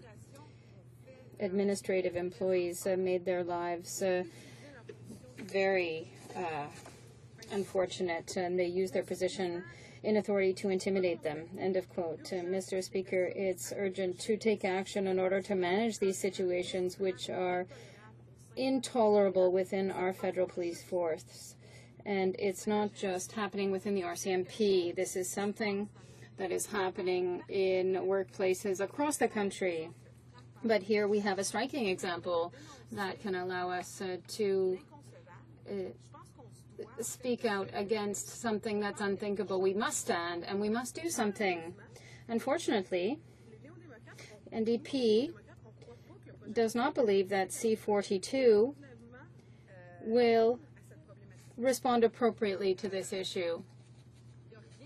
There is nothing concrete in C-42 that directly attacks the issue of sexual harassment, but that was the Conservative government's promise, that is to attack this issue with this bill. There's nothing here, and I'd like my colleagues opposite to find something. I challenge them to do so, as the Minister of Public Safety has promised. There's nothing in here about it. The Minister says he wants more women within the RCMP, and I fully agree with him. More women in traditionally male domains, but I want women to feel comfortable in their working environment. Yes, to more women, but not under these conditions. We learned last November that Commissioner Paulson had given the Minister of Public Safety a document demonstrating that the number of women at the training center dropped by 52% between 2008 and 2009, since 2008-2009, despite greater need for more women. The letter set out requirements to reduce the number of complaints related to harassment and intimidation within the RCMP, and adding our amendment on harassment training under the RCMP Act would have been a good step in the right direction. I would say that I'm in agreement with the Minister of Public Safety when he says that the confidence of Canadians in the RCMP has been shaken. Yes, it has indeed been shaken. Following allegations and in light of what is now known about the internal operation of the RCMP, Canadians have difficulty having confidence in their national police force. We have to restore this confidence by changing the general culture that has taken root within the RCMP. This is a great deal of work that needs to be done. We must work with all the stakeholders involved in order to give our national police force the best tools possible to manage this problem. And it's clear that the bill doesn't go far enough. It doesn't respond to the concerns of women working in the RCMP who have asked for immediate action to improve the working environment and make it more open and safer for them. Thank you, Mr. Speaker. The government has failed to take initiative in this regard. It's been in power since 2006, and despite a number of reports and recommendations, such as the report by Justice O'Connor in 2006 and the report by David Brown in 2007 proposing changes to the RCMP, it decided only 6 years later in 2012 to address the situation, but without really doing so. And without really taking it seriously either. Ms. Sagan mentioned during her testimony in committee that with regard to the cases that have been reported this summer to the RCMP, because we learned that people had been sexually harassed for over 2 decades, and we see there is indeed a problem when we hear that 150 women in the RCMP experienced this and laid charges in civilian court. It's clear that the system isn't working, and this witness said that she knew for a long time that this was the way that things were done. They put sexual harassment charges together, and they tried to call it violence at work. And we believe that the bill does not really attack the issue of sexual harassment. And we believe that if the Conservative government really wanted to modernize the RCMP, it would move on to the next step and apply the recommendations made by oversight bodies and conduct an audit of the RCMP by an independent investigative group that would report directly to Parliament. We feel that measures must be taken to strengthen the RCMP Investigation and Complaints Review Board. The board or the commission has been shown to be very useful, but we have questions about its independence and its ability to oversee independent investigations. Paul Kennedy, the former president of the RCMP Public Complaints Commission, had made recommendations in 2009 concerning investigations of serious incidents, and he appeared before the Standing Committee on Justice. He had proposed solutions to improve the independence of his position. And during study in committee, he came and testified, and he said that Bill C-42 did not meet the investigative standards established by Justice O'Connor, and that it did not meet either the needs of Canadians nor the needs of the RCMP itself. The New Democratic Party has tried to amend the bill to ensure that it could address the issues raised during testimony heard, but the Conservatives refused to take direct action against harassment. And we have to say that it's clear here, Mr. Speaker, that the Conservatives have done far too little to modernize the RCMP. And finally, Mr. Speaker, with a little bit of time that I have left, I want to thank all former and current members of the RCMP who have taken the time to help us in our efforts to improve the bill, because the amendments that we presented are not just made up. We sat down at a table with the stakeholders, and there are people who are working within the RCMP, employees and so forth. So we're talking about people working in the field of sexual harassment as well. We worked with all possible stakeholders, and it is thanks to them that we did propose those amendments, and it's for these men and women that I will vote against this bill. We have to restore the public's confidence in the RCMP, but also the confidence of women who work for the RCMP, which is our national police force. We will continue to defend here on this side of the House the implementation of policies that will protect the rights of RCMP members and allow them to practice properly. Thank you, Mr. Speaker. Questions and comments? For Portage-La Prairie. Portage-Lisgar, and I'm also the Parliamentary Secretary for Public Safety, Mr. Speaker. Thank you very much for recognizing me. I just have a question for my honourable colleague, and I appreciate her comments regarding sexual harassment and articulating what many women go through and how difficult it is for them. We have a bill before us that provides a very strong framework to address a multitude of negative behaviours that sometimes are and could be displayed within the RCMP and that has poisoned the culture. Certainly harassment, sexual harassment being two of them, bullying, intimidation, racism. I think unfortunately we could go on and on with the number of behaviors that we want to see changed within the RCMP. Some are more prevalent than others.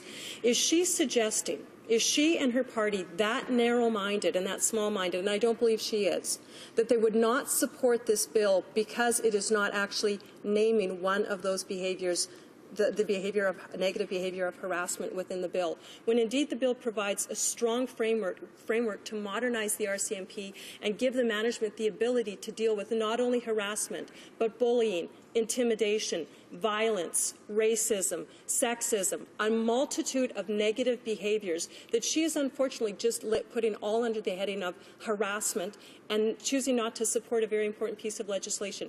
Is she that small-minded? I don't believe she is. Honourable member for Alfred Pinel.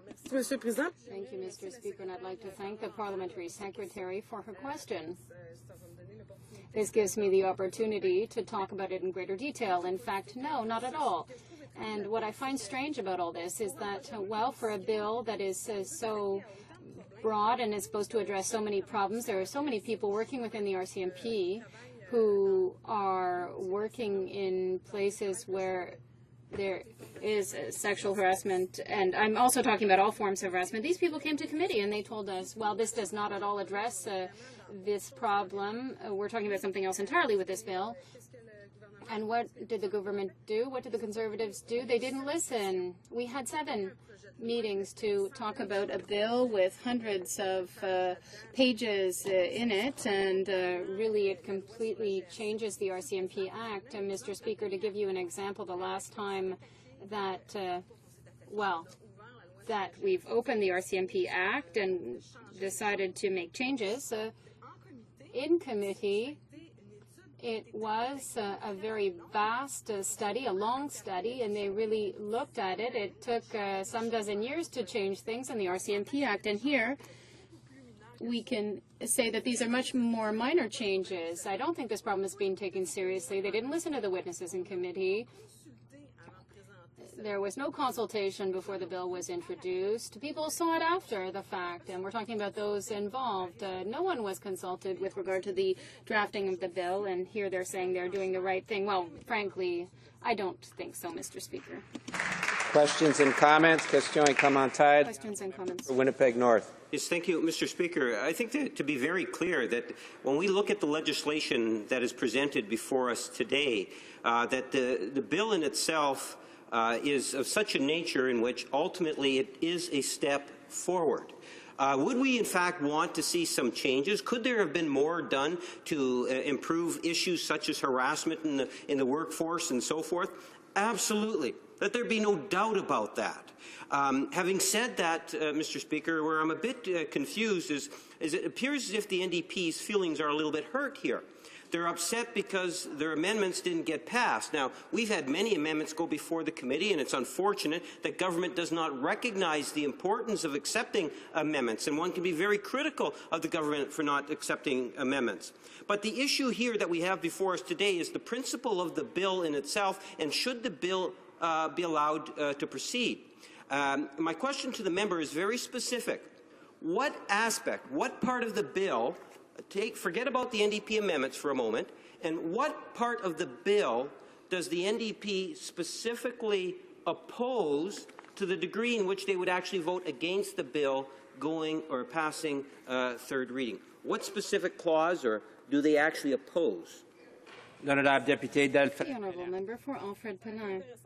It would have been interesting for my colleague from Winnipeg North to come and see what was actually happening in the committee meetings and the study of that bill. I don't know if he'd had the opportunity to go through the bill as such from start to finish. The Liberals introduced no amendments on this issue and saying it wasn't a perfect bill. Why didn't they try to fix it then if it's not perfect? So I have a little problem when they try to attack us on this. It's not a step forward. If my colleague had taken the time to look at C-42 in detail, he would have realized that most of the bill does not address in any way whatsoever the issue of sexual harassment at work, to resolve it or give power to the right people or so forth. No, this bill, C-42, directly attacks the fundamental rights of workers. Perhaps you know, Mr. Speaker, but the RCMP is one of the only police forces that is not unionized, and it's extremely complicated to ensure that one has one's rights respected, particularly with regard to the employer. There are many clauses in C-42 that directly attack the rights of workers, and we could go through it. Perhaps we could go and get a coffee together, me and my colleague, and I could show him all of the clauses which make this bill illogical and mean that it's not really addressing the right issue at all. Questions and comments? The honourable member for Marc-Aurèle-Fortin. Thank you, Mr. Speaker. In the past, we've been told that society is increasingly asking victims of harassment to speak out, and there were many cases in the Aboriginal community of women who have disappeared, women who are no longer to be found, and there is a police force that is refusing to address the issue of sexual harassment within its own organization. How is it going to deal with other issues like those I've just mentioned? The honourable member for Alfred Pelin. Well, I want to thank my colleague from Marc-Aurèle-Fortin. I think he raises extremely important issues here with regard to harassment, sexual harassment. I think it really jumps to the fore. But the problem is the fear of women in speaking out against these acts.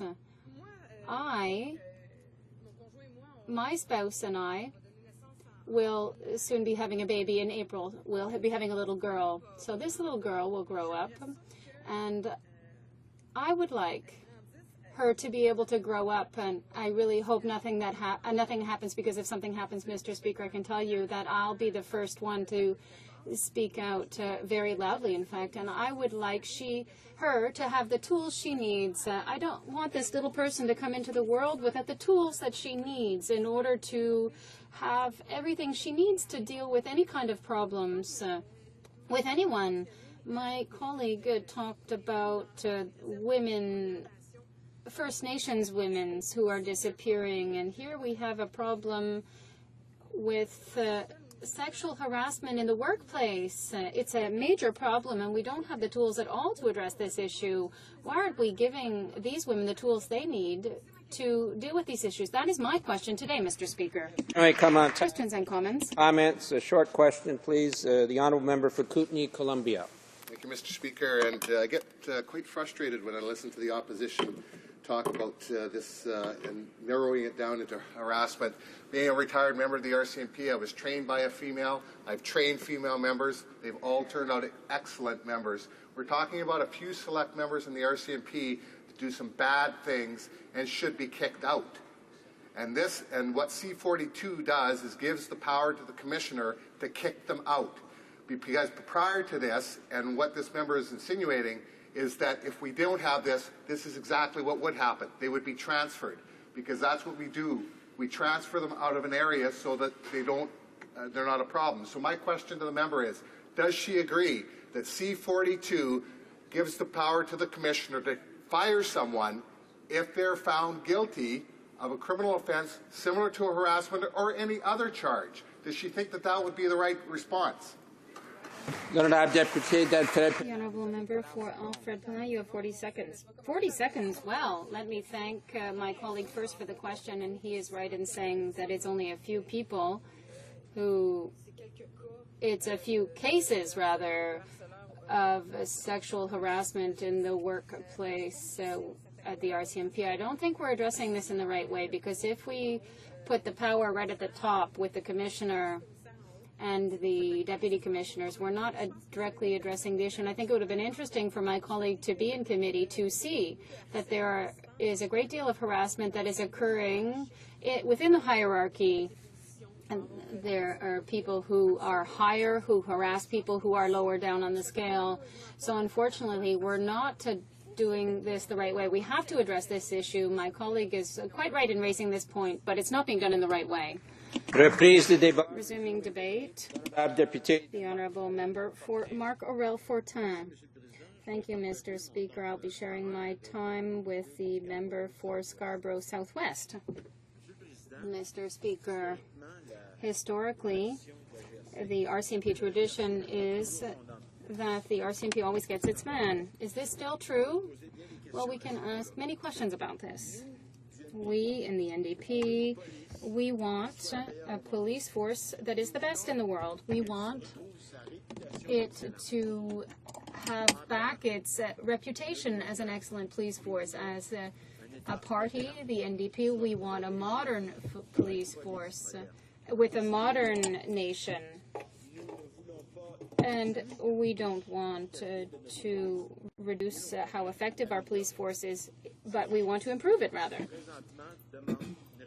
And this requires some reflection at present. With regard to harassment now. Now, we've been told that our measures are too specific with respect to other aspects.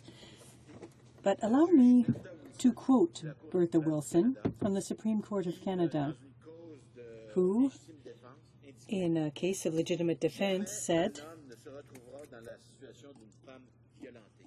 "A man will never find himself in the place of a woman who's been assaulted, or a situation of harassment.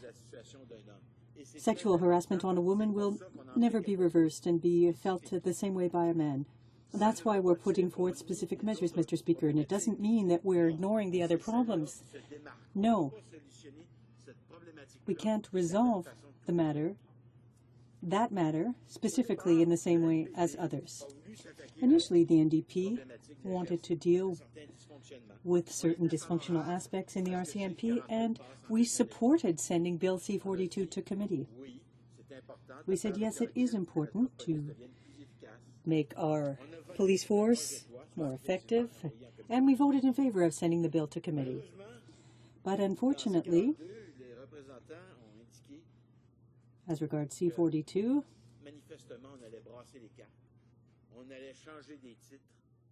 we were told that, in fact, they were going to shake up the cage. They were going to change a number of things. However, the behavior that led to this unacceptable situation wouldn't be dealt with, and that's where the problem lies. Now, when we look at the past and we familiarize ourselves with what happened, we see that other societies have had the same problems, other countries. In the early 90s in France, the police force had to deal with organized crime, with anarchy. And the Minister of the Interior of the day, Georges Clemenceau, said that a modern police force requires modern solutions. And he created the Tiger Brigade, or the mobile brigade, that were a rapid response brigade to deal with modern issues. Later, the same country had to deal with who would investigate into their launch investigations into their police force, and they created the IGS, the Inspector General Service, to oversee the police.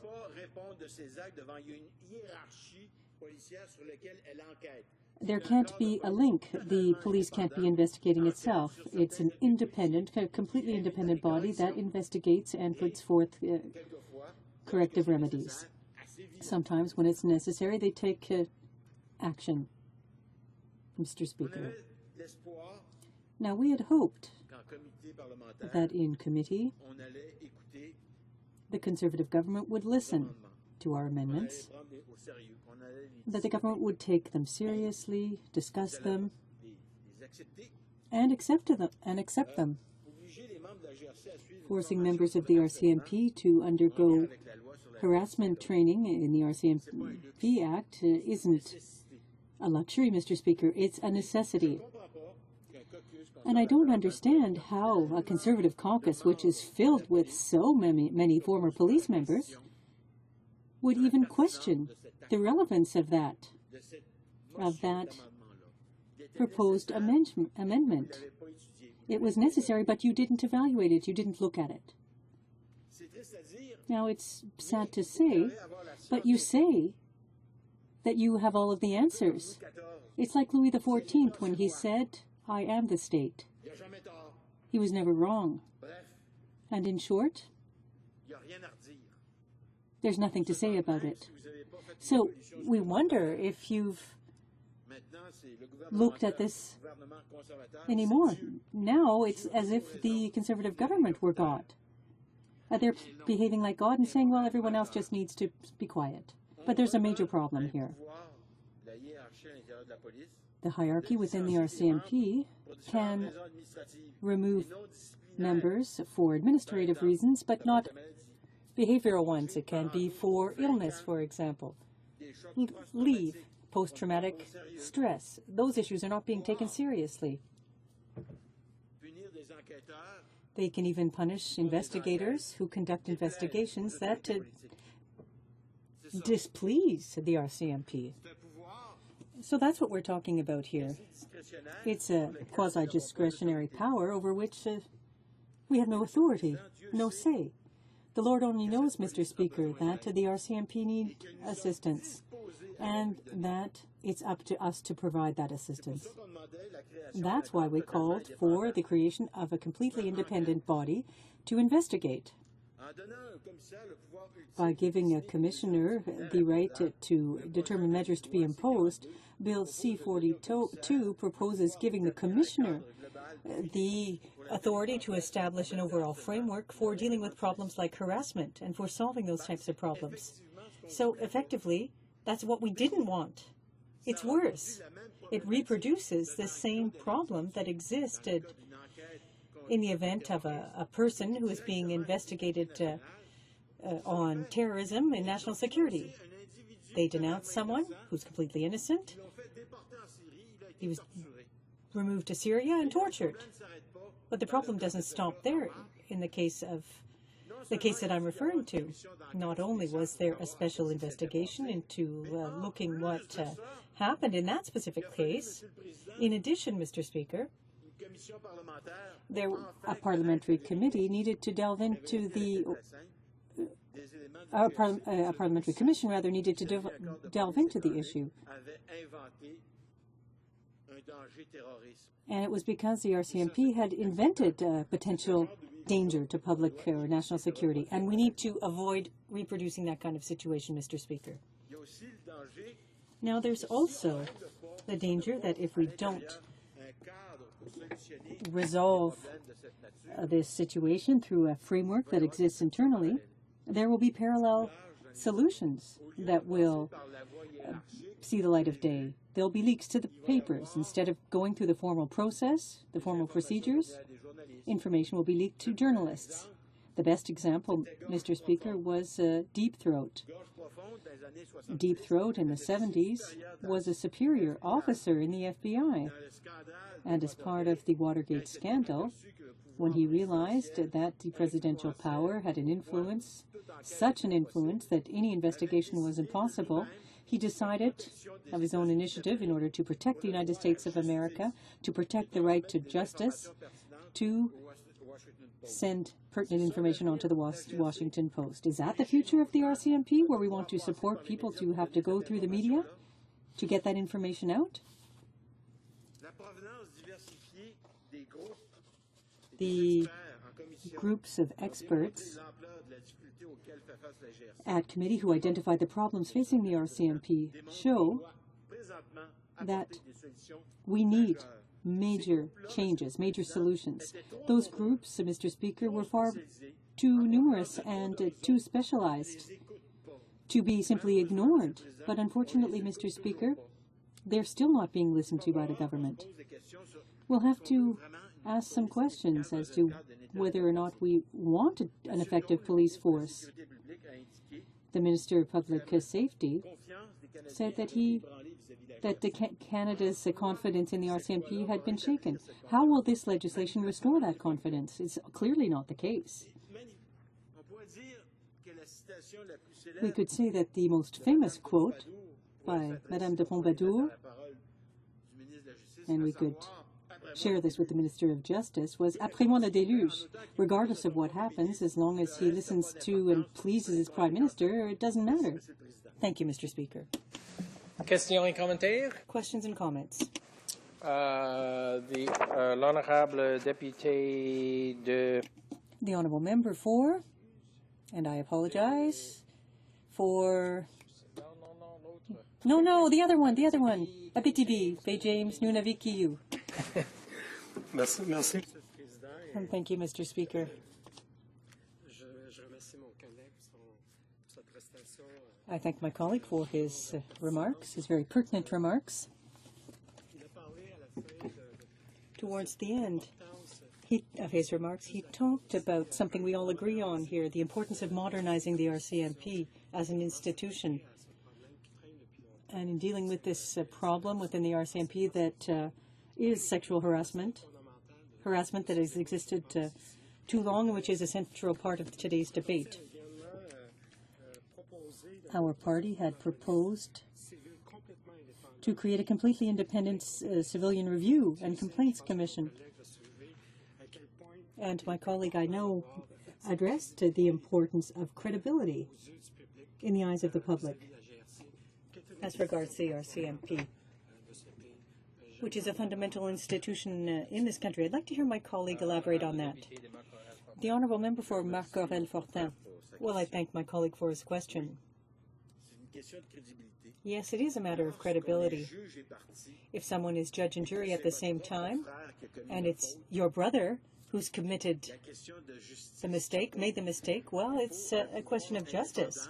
We need to have independence from the person who's committed or made the mistake, and the Act doesn't deal with that. It remains in a vacuum. It's a very negative perspective, and that's why in other countries that kind of investigation is placed in the hands of a completely independent body. In France, it's the General Inspection Service. In the UK, it's the special branch, and so there are major differences. Here, we've decided that the commissioner would be the sole person responsible for sanctions. In the past, sanctions for major problems weren't commensurate with the seriousness of the offences. Questions and comments? The honourable member for Brome-Missisquoi. Well, thank you, Mr. Speaker, and I'd like to ask my colleague, who's made such a good speech, as he usually does, this question. Now, I'd like to go back to some of the proposals made in committee. We talked about mandatory training, ensuring there would be an independent body, the creation of a civilian body to prevent there being the police from investigating themselves. We also talked about a better balanced police force in terms of human resources. I'd like my honourable colleague to comment on those amendments that were proposed, that we put forth at committee. Thank you. The Honourable Member for Marcorel-Fortin. The package of amendments put forth by the NDP, Mr. Speaker, didn't come solely from the NDP. No, we listened to the most pertinent witnesses, former senior officials in the RCMP, criminologists with an exemplary past, people with excellent knowledge of the field. We listened to them carefully, we put together their ideas, and we put forth amendments which respected their ideas, i.e. to improve the RCMP, to restore credibility. The NDP amendments are the result of having listened to those witnesses. We listened to the witnesses. They had a number of things to tell us. And they weren't just witnesses who were in disagreement with the RCMP. No, many of those witnesses were sympathetic to the RCMP. They were former officers, former members, former victims. People who are overseeing the development of crime, studying these issues. So the NDP didn't hastily put together amendments. It put forth amendments after listening to those experts. For Scarborough Southwest. Merci, Monsieur le Président. Thank you, Mr. Speaker, and I'd like to thank my colleague for the comment that he just made. We did indeed listen to the witnesses. That's one of the most important things that we do as parliamentarians in committee, to listen to witnesses, to listen to what Canadians are saying, with a view to improving legislation. My grandfather, George Harris, was a member of the RCMP and had the privilege of being a member of the musical ride. And I mention this just to bring into context my personal association. Now, I'd like to begin my remarks today by paying tribute to the women and men of the RCMP who work every day to help our communities stay safe. The essential service they provide, often in the face of great danger, and ignoring many of the individual challenges which surround their work in order to fulfill their duties, deserves to be acknowledged, and they deserve the best quality legislation possible. And that, Mr. Speaker, is where our problems with C-42 begin. Now, after listening to today's debate so far and moved by how passionately Conservatives have defended this bill today, the way no government members have risen to explain why they refused reasoned amendments and recommendations by witnesses. Now, both the Liberals and Conservatives admit that this bill isn't perfect, but neither party is willing to take the time to get it right. New Democrats prefer to get it right the first time. That's what Canadians send us here to do, pass the best evidence-based laws that we can. Now, the NDP supported the intention of Bill C-42 to modernize the RCMP, my apologies, and address issues such as sexual harassment in the force, and voted in favour at second reading so that the bill would move to committee and hopefully be improved. However, after witnesses and experts testified at committee, it became clear this bill has some deep and serious flaws that will not fix oversight at the RCMP without further amendment. It also needs to be pointed out that Bill C-42 fails to act on any of the recommendations set out by Justice O'Connor in the Mahara inquiry that aim to improve standards of review of the RCMP to meet the needs of Canadians. And this, Mr. Speaker, is very, very disappointing. Now, the Conservatives presented Bill C-42 as the solution to a dysfunctional RCMP, but clearly, we're not there yet. The bill not only falls short on addressing sexual harassment within the force, but also falls short in a number of other areas. The NDP, as mentioned, tried to address these shortcomings in committee by putting forward a package of amendments meant to ensure C-42 effectively meets the challenges the RCMP faces. Now, those amendments included adding mandatory harassment training for RCMP members. And I can't imagine why the government side would oppose this. It simply makes no sense. I mean, we have clear problems in the RCMP with respect to harassment, and why we would not seek to have our officers receive the best quality training possible to prevent these issues from happening in the future is beyond me. Now, ensuring a fully independent civilian review body to investigate complaints against the RCMP, that was another recommendation. I mean, this is something that Canadians at all levels, with municipal, provincial, and federal police forces have called on where such doesn't exist. And we've had these kind of bodies in the past, and why at the federal level we're still not moving towards that is again a shock. We called for adding a provision to create a national civilian investigative body that will avoid police investigating police. All across in legislation, Mr. Speaker, we have numerous instances where self-regulation oftentimes doesn't work or creates new problems. Recently, of course, with the biggest recall of meat in Canadian history, we've seen where self-regulation has gone with the inspection of foods. There are currently issues before the courts with respect to airline safety and self-regulation. Only 30% of Canada's fleet of airplanes has been inspected by Transport Canada in the last 2 years. Self-regulation causes more problems than it fixes. So we wanted to see a national civilian investigative body put forward. We'd like to see creating a more balanced human resource policies by removing some of the more draconian powers proposed for the RCMP Commissioner and by strengthening the External Review Committee in cases involving possible dismissal of from the force. Now, the other side, they want to put all the power in the Minister and the Commissioner's hands. And that's not how we achieve a transparent and accountable government or national police force, Mr. Speaker. Now, the Conservatives voted down every single NDP amendment at committee. They even ignored many very good recommendations made by witnesses, by experts at the committee. The Conservative government is standing by their argument that putting more power in the hands of the RCMP Commissioner to fire individual officers will curb the issue of harassment in the RCMP, and that the RCMP Commissioner should have final say on all dismissals, ignoring calls for more independence.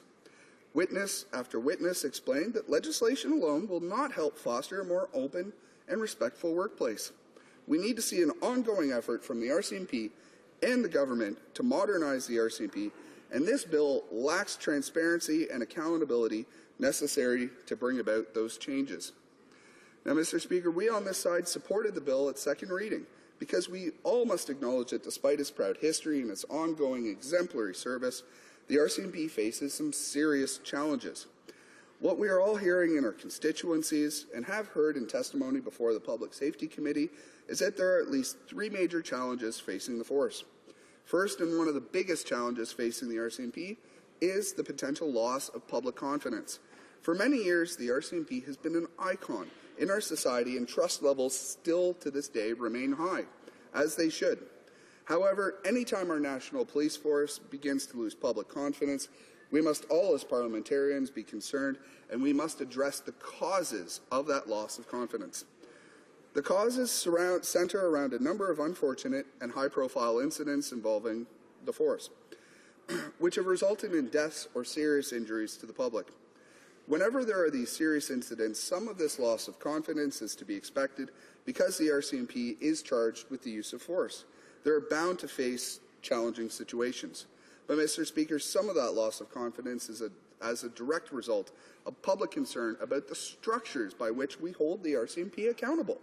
In particular, members of the public are concerned about the police investigating themselves. It's interesting to note that it's not only the public that has lost confidence in these accountability measures, but there is also a loss of confidence by serving RCMP members who have every bit, if not more, of an interest in independent investigations. We also have serious evidence before us of a second challenge, a flaw in the culture of the RCMP. The RCMP has become a workplace with a culture that all too often has tolerated harassment in the workplace, and specifically sexual harassment.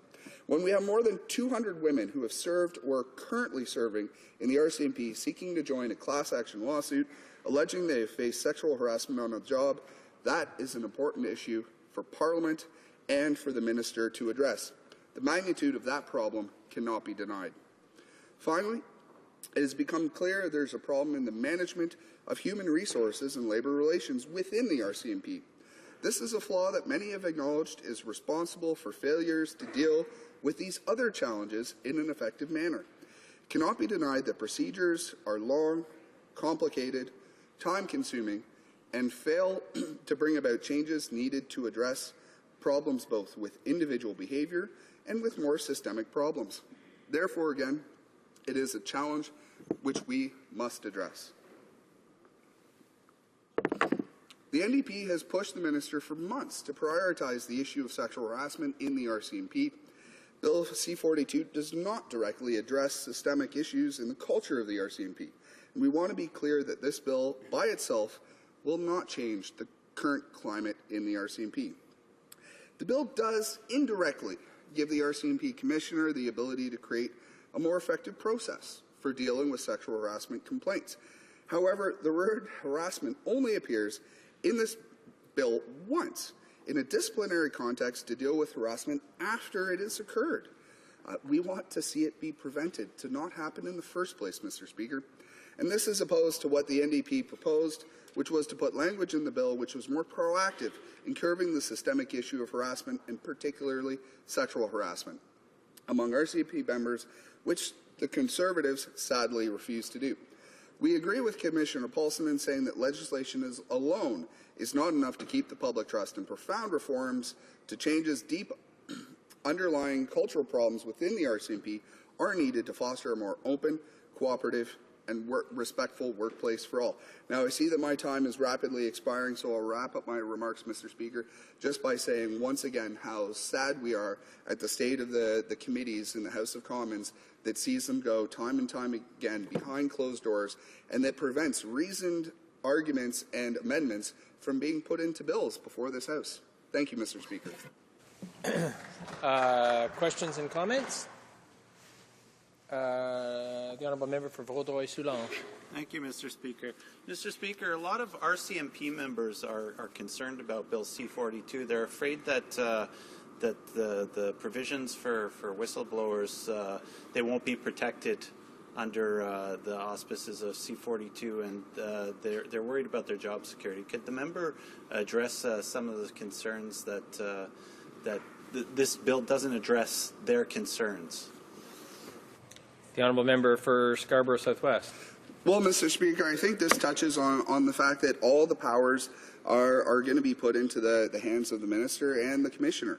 How is it that people are going to feel comfortable bringing issues forward when it's their direct bosses that are going to be responsible for hearing it? And this is why we need to have independent civilian oversight from the RCMP in order to make sure that people feel comfortable bringing these issues forward. And certainly we do definitely need stronger whistleblower legislation with the RCMP and in other areas of the federal government to ensure that when problems do occur, that public servants and police officers can come forward and not risk losing their jobs.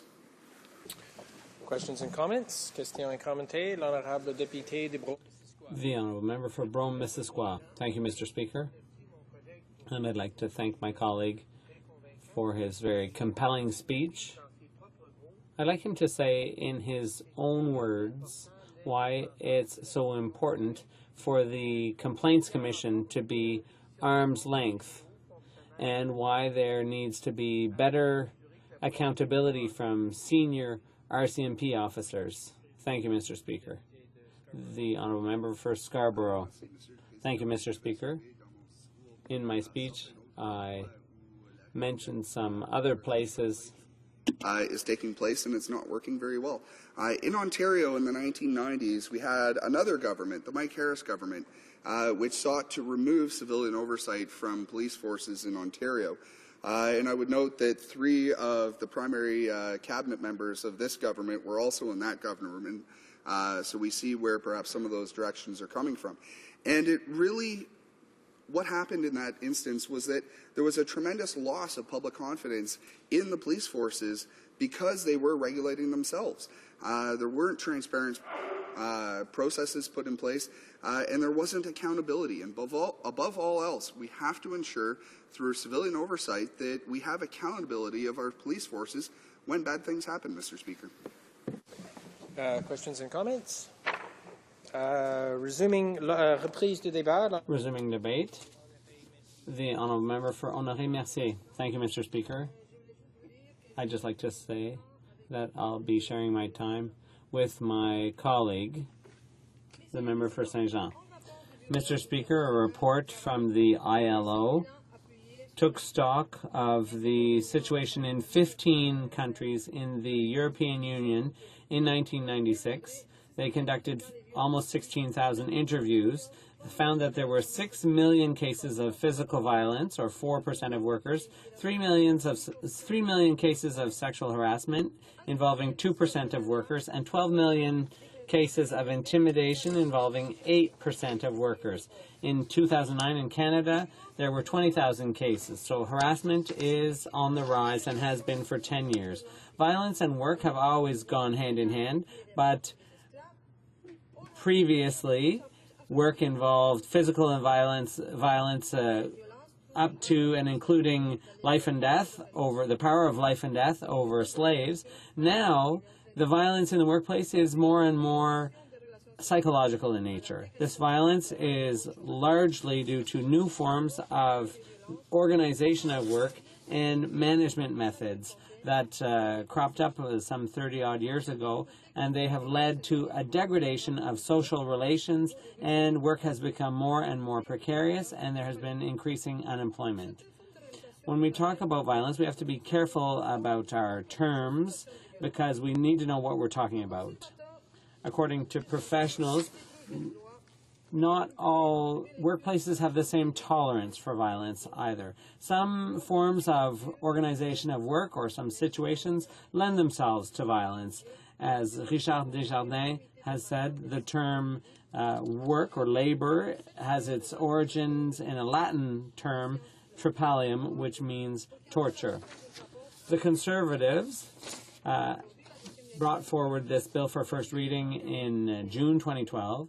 Then there was second reading in September, and the second reading saw the bill referred to the Public Safety Committee, and now we're at third reading and not much has changed. Let's remember that this bill was to restore public confidence in the RCMP and to create accountability. However, the government seems to have forgotten that the way to restore public confidence is to ensure transparency and a lack of conflict of interest.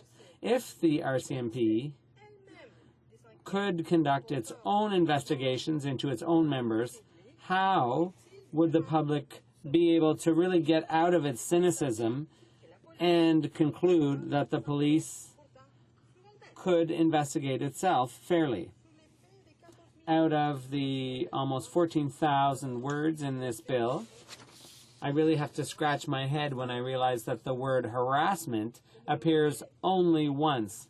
As my colleague pointed out, I can't name her, but one of my colleagues, my colleague from Churchill said, the term harassment isn't even defined in the bill. How is it that the committee that studied this issue didn't meet one single person from the RCMP who'd filed a complaint of sexual harassment? Were they not invited to appear? Were none of the complainants asked to appear? We'd like to know. Why were the victims not heard from? This is probably why Mr. Robin Cares, the union rep,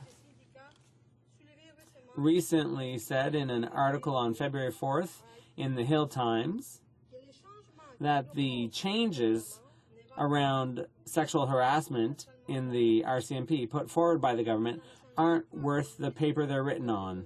Not one comma in the Code of Conduct for the RCMP is being changed. The government has missed the boat. It's missed the opportunity to send a clear signal of accountability when it comes to harassment within the police force. Is this really surprising? A clear and measurable policy to achieve equality between men and women in the RCMP would be a constructive and structural way of approaching the problem of harassment. 20% of RCMP officers are women currently. The Deputy Commissioner and Director of Human Resources, Ms. Sharon Woodburn, said on November 20th, 2012, that no concrete plan had been put forward to achieve a proportion of 30 to 35% female officers, which the RCMP Commissioner Bob Paulson had mentioned at Parliamentary Committee in April. The constant rate of harassment complaints received by the RCMP worries me. My worry is confirmed by the constant number of complaints year after year over the past decade, but I'm also concerned about the Minister of Public Safety's reaction in November in reprimanding the RCMP Commissioner, Bob Paulson, who was discussing gender analysis in the RCMP out of a concern for transparency. Wasn't this getting away from the desire expressed in the preamble to the bill, which mentions transparency? On another point, the government seems to be acting in a contradictory fashion. On one hand, they say they want to protect victims, and they talk about protecting witnesses too, but when the NDP proposes amendments to deal with the concerns about human resources policies in the RCMP and to strike a new balance, the Conservatives rejected all of our recommendations to protect job security for members, particularly jobs connected with whistleblowing or complaints about sexual harassment. It seems that in addition to being afraid to make a complaint, a victim can be afraid of losing their job. It seems to me that we have a government here with a double standard. I'd like to quote Mr. Paul Kennedy, who for 4 years was the Commissioner of the Public Complaints Commission against the RCMP. The RCMP needs more serious government attention than what we see in Bill C-42. The prolonged and repetitive situation in the RCMP shows that there is clearly a structural problem there. This is a worrisome phenomenon because this is something we see all around the world. It's increasing. Legislative approaches vary.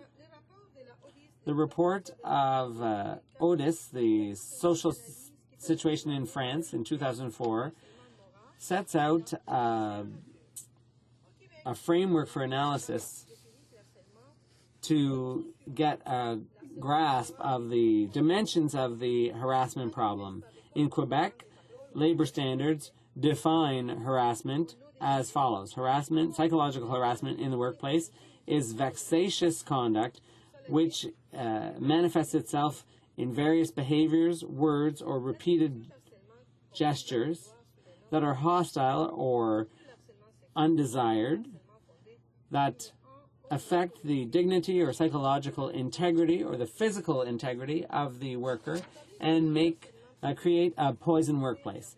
The definition of psychological harassment, how much time is left? Okay.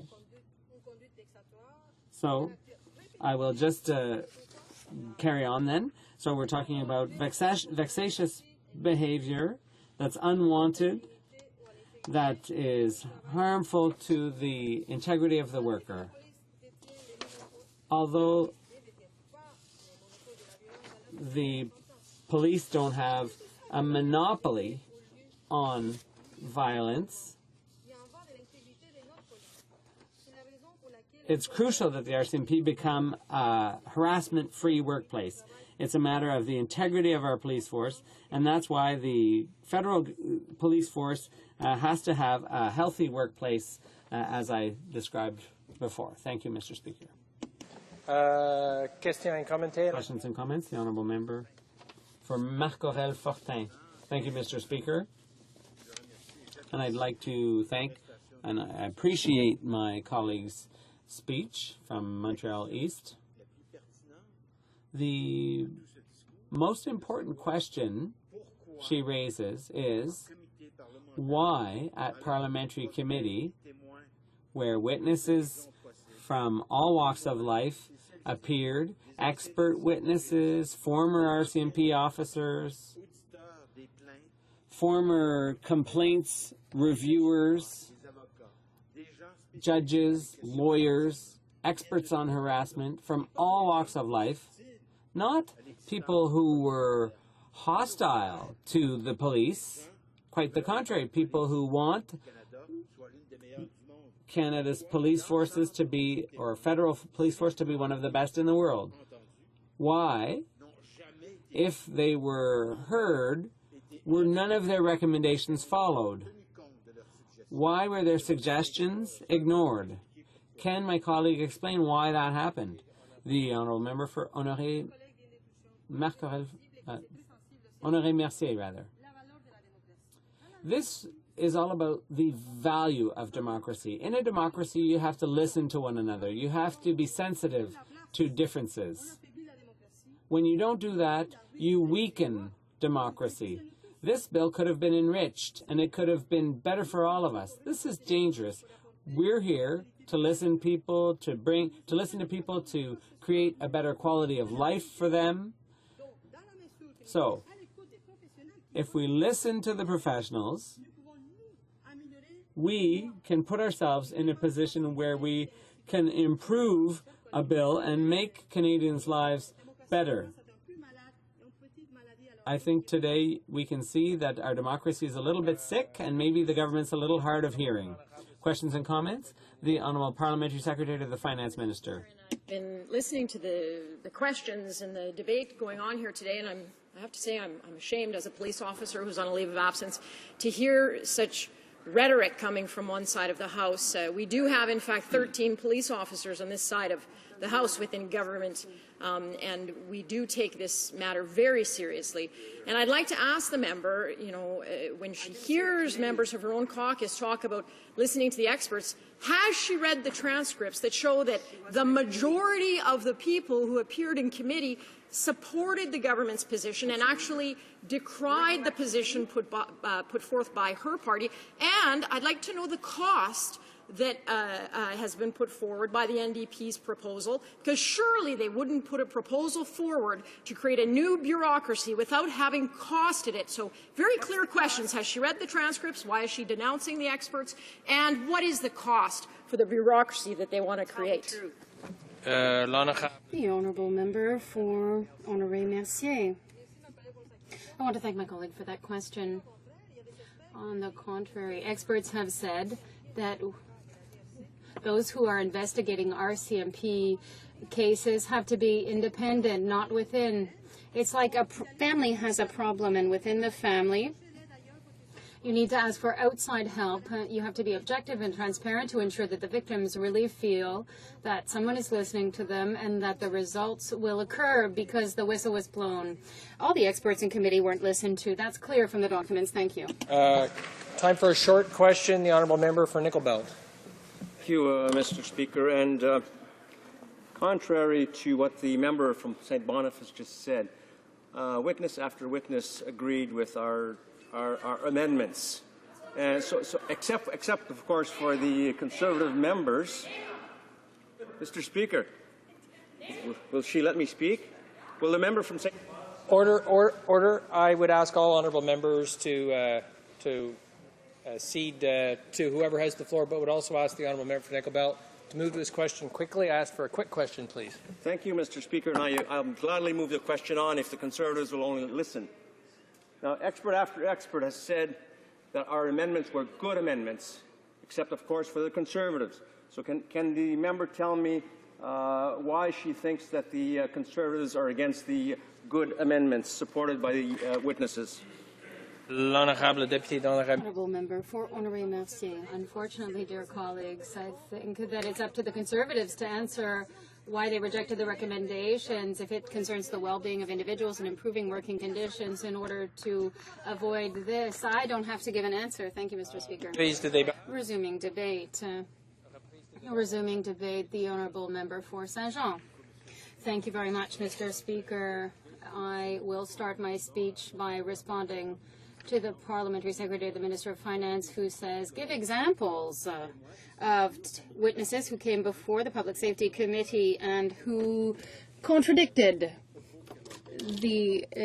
her statement. So if I take the example of Rob Cracer, who is from the Canadian Royal Mounted Police Association, who says that the power imbalance within the organization. This is a subject that he talked about. C-42, instead of mitigating these problems, is increasing them exponentially. So I don't know what the parliamentary secretary needs to say that no witness came to contradict the government. So even if Mr. Gerson doesn't have a doctorate or a PhD in mathematics, I think he knows what he means when he says exponentially, and he says increasing exponentially.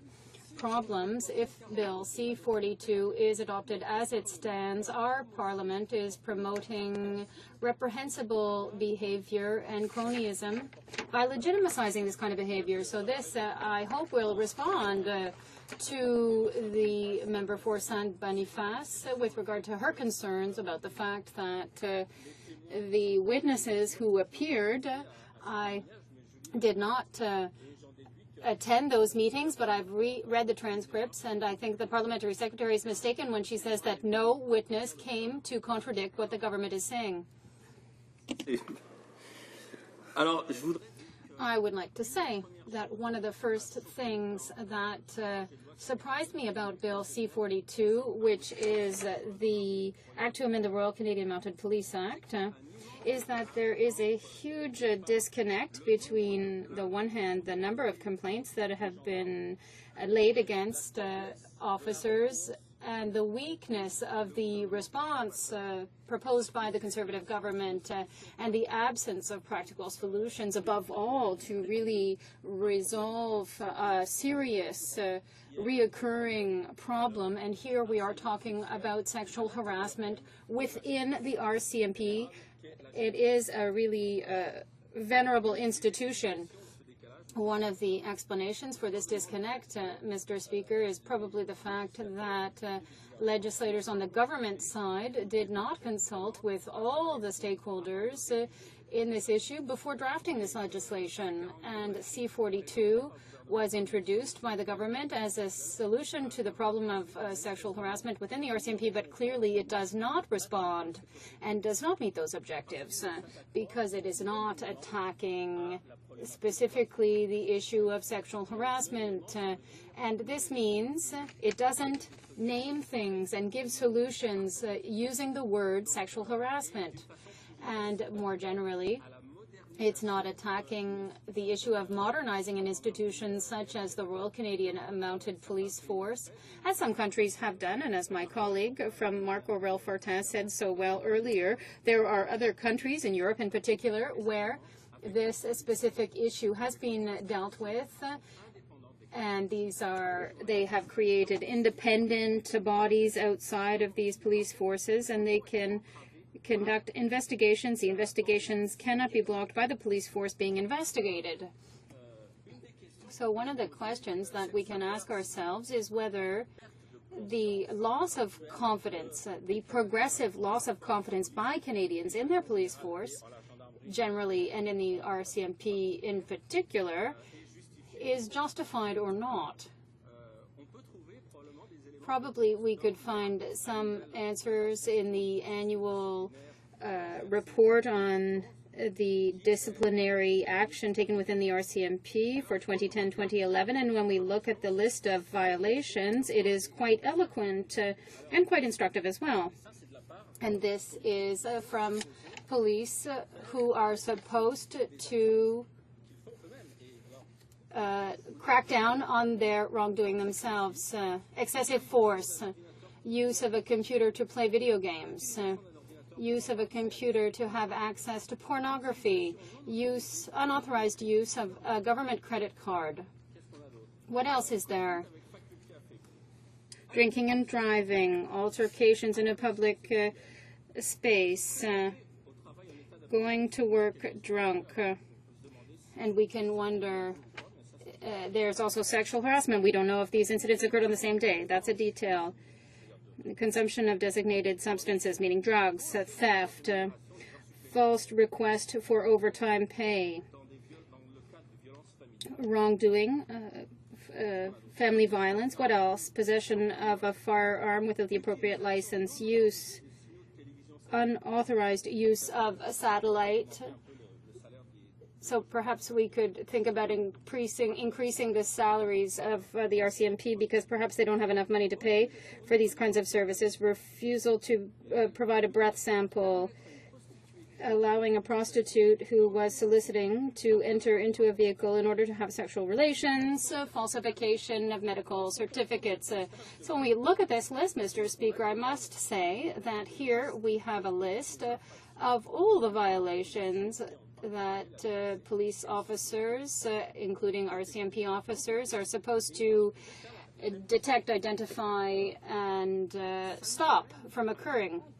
And this helps us to understand why the public in general no longer, or are rather gradually losing confidence in these police forces, particularly in the RCMP.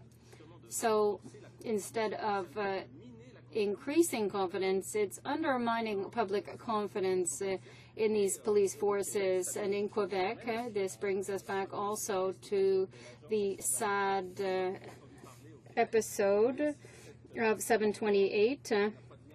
Even if it's not directly tied with this officer, it's an additional element that undermines the confidence of Canadians and Quebecers generally in their entire police forces, and it's of grave concern.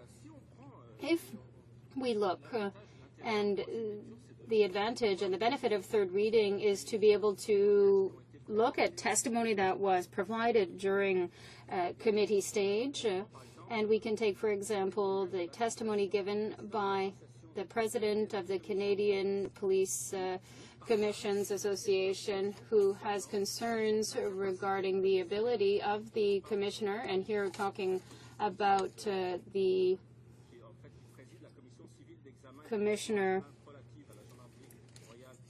responsible for the Civilian Review and Complaints Commission. Of course, they could have found something shorter, but that's the name. So he shares the concerns regarding the ability of the commissioner to refuse to investigate a complaint when the president of the commission believes that it is in the public interest. But here, once again, I am giving this to let my colleague from Saint-Boniface think about. And another testimony that we heard comes to reinforce this idea that a number of witnesses had serious concerns with regard to the weak intention and uselessness of C-42, talking about this Civilian Review and Complaints Commission, which will replace the previous commission responsible for investigating complaints. The results of the investigations will be limited to recommendations and will not be binding. Therefore, the recommendations will not be binding for the commissioner nor for the Minister of Public Safety. And the second major flaw, in my opinion, it's even more serious with regard to the commission, is that it will not be any more independent than the previous version, because it will not report to Parliament, but rather it will report to the Minister of Public Safety. And this leads me to conclusion that we continue to see. I sit on the Public Safety Committee, and we were debating the possibility of adding a tie between the Vice Chief of the Defense Staff and the Canadian Forces. And we see that once again, and I'm taking the example of national defense, I sit on that committee, and we should ensure that the independence required is provided to ensure the normal operation of a department or of a departmental agency. I will conclude on this note, Mr. Speaker, by saying that for all the reasons that I have just listed, I will not support C-42 at third reading, since the main reason that it was drafted is not properly addressed, and there is no effective response to the problem that it was supposed to address. Thank you, Mr. Speaker. Questions and comments? Parliamentary Secretary to the Minister of Public Safety. Thank you, Mr. Chair. I have to tell you, it's extremely frustrating as someone who attends every single committee meeting on this bill. I've read this bill. I know this bill. To hear people speak on this bill who clearly have no idea what the bill is about, what the testimony reflects, nor what the amendments are to this bill. So let me just clear up a couple of things and ask my honourable colleague if he's actually read the transcripts from the committee and read the bill. First of all, the issue of a complaint initiated by the chair. We made an amendment. The commissioner cannot refuse to study that. That has been dealt with. As far as police investigating police, that's exactly one of the reasons why we brought this bill forward. There's absolutely a strong mechanism in place whereby non-RCMP investigative bodies are investigating serious incidents of police, whether it's death for civilians or within the RCMP. That's been addressed. Clearly, the opposition have not read that. Thirdly, Mr. Speaker, we made amendments regarding immunity for the chair as well as reservists. And I'm wondering if my honourable colleague can tell this House truthfully, has he read the bill and has he read the testimony from the committee witnesses? Honourable Member for Saint-Jean. Thank you, Mr. Speaker. Yes, I will respond to the Parliamentary Secretary, and I will say that yes, I read the observations and the testimony, and I can quote another individual, Mr. Stamatakis, Canadian Police Force Association President, and he talked about the discretionary power that the Commissioner can have, and he says when there is no possibility of appealing to an independent body, officers may lose confidence in this body. So this is additional proof of what the Parliamentary Secretary claims that I don't know with regard to testimony in committee, but I've read them for witnesses' testimony here. Comments, Honourable Member for Winnipeg North.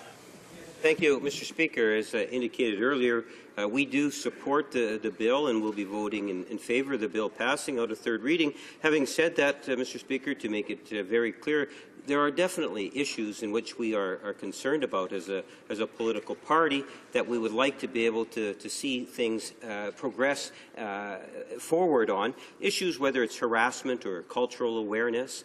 There is no doubt that the bill could have been improved upon. But my question to the members are a little sensitive in terms of maybe if we did or we didn't propose amendments. I can assure the member that in many bills the NDP do not propose amendments. The bottom line is that no doubt they're a little sensitive on that issue because of the number of amendments that were rejected. But this is not about the NDP and the feelings of the New Democrats, I must say. This should be about whether or not this bill in third reading, even with its shortcomings, should proceed ahead. We in the Liberal Party do recognize that there is value by having this bill pass. It does make a step forward. My question to the member is, what part of the bill do the New Democrats oppose that would say to them that they have to vote against the bill? Is there a clause in the bill that says that, in principle, this will bring our RCMP backwards? The Honourable Member for Saint-Jean. Thank you, Mr. Speaker. I want to thank my colleague from Winnipeg North for the clarity of his question, as he usually shows when he asks a question or gives a speech. The main reason is that the NDP's amendments are amendments that were taken from testimony that were proposed after having heard then the testimony. And the reason why I personally will not be supporting this bill is that it does not respond to the specific problem, a very dramatic problem, which is the issue of sexual harassment within the RCMP and the multiplication of cases over time and the loss of credibility of all police forces, and the fact that this problem is only undermining public confidence in police forces in this country, and this is serious. Resuming debate, the Honourable Member for Brome-Missisquoi. Thank you, Mr. Speaker. I would like to ask my colleague who gave a great speech why a number... Oh, it's resuming debate. Oh, okay, I apologize. Okay. Mr. Speaker, I'm sharing my time with the member for LaSalle-Limard. I'm very pleased to speak during third reading stage of Bill C-42, an act to amend the Royal Canadian Mounted Police Act and to make related and consequential amendments to other acts. This bill amends the Royal Canadian Mounted Police Act. It concerns modernizing disciplinary sanctions within the RCMP by giving more power and latitude to the RCMP Commissioner, by changing procedures regarding complaints and human resources management. And finally, the bill replaces the Civilian Complaints Commission with the Civilian Review and Complaints Commission. This bill includes a number of provisions that were in Bill C-38, which was tabled during the 40th Parliament, that the NDP had then strongly criticized. Although we had supported the spirit of the bill, which was to modernize the aspects regarding disciplinary measures within this institution that Canadians hold dear, we condemned at the time the flaws with the bill because the content did not reflect the target.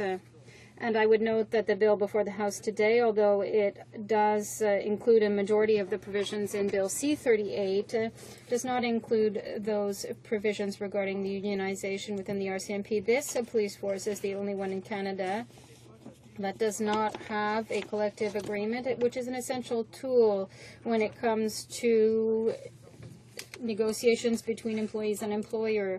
RCMP members must accept a consultation process, which is unfortunate. The current government tabled C-42 on June 20th, 2012, at a time when the perception of Canadians with regard to the RCMP, a key police force within our system, had been subject to changes for a few years. Statistics taken from the annual disciplinary process management report of the RCMP for 2010-2011 unfortunately highlighted the fact that the institution is suffering from a problem when it comes to disciplinary sanctions. Now, as regards statistics on serious disciplinary hearings between 1994 and 2011, 750 serious disciplinary hearings were held Canada-wide. During that same period, 206 regular and civilian members resigned from the RCMP, and 20 of them left the organization during the 2005-2006 fiscal year. Between 2008 and 2011, there were 145 such serious disciplinary hearings, and during that period, 40 members, regular and civilian members, resigned. As regards the number of serious disciplinary incidents per year, from 2000 to 2011, there were 915, which represents an average of 83.18 new cases per year. 83 new serious disciplinary cases between 2011 and 2012 are expected. On April 1st, 2011, there were 123 cases reported for the previous year. 206 serious disciplinary incidents in 2011-2012 must be examined. As regards action for sexual harassment, more than 200 women working or who had worked for the RCMP joined forces with Constable Janet Merlot in order to undertake a class action suit against the RCMP for sexual harassment. The first hearing in court was held on August 2nd, 2012, but none of the applications for collective class action suit have yet been accepted. Other individual action against the RCMP is underway, including action being brought by Corporal Catherine Galliford and Constable Karen Katz.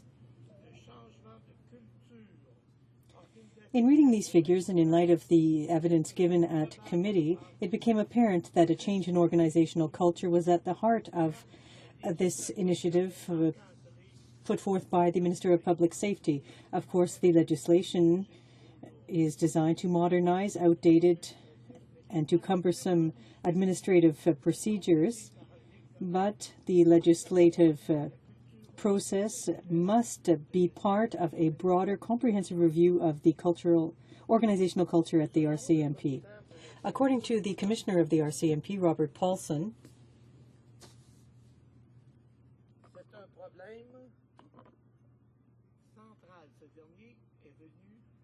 that is a central problem.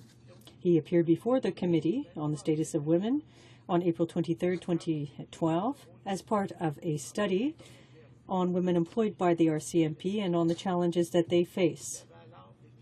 At the time, he stated, and I quote, "It's the organizational culture that has not evolved.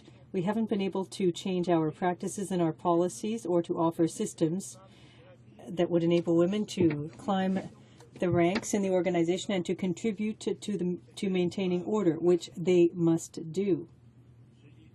I have stated publicly, and I will reiterate, I believe that the problem goes well beyond sexual harassment.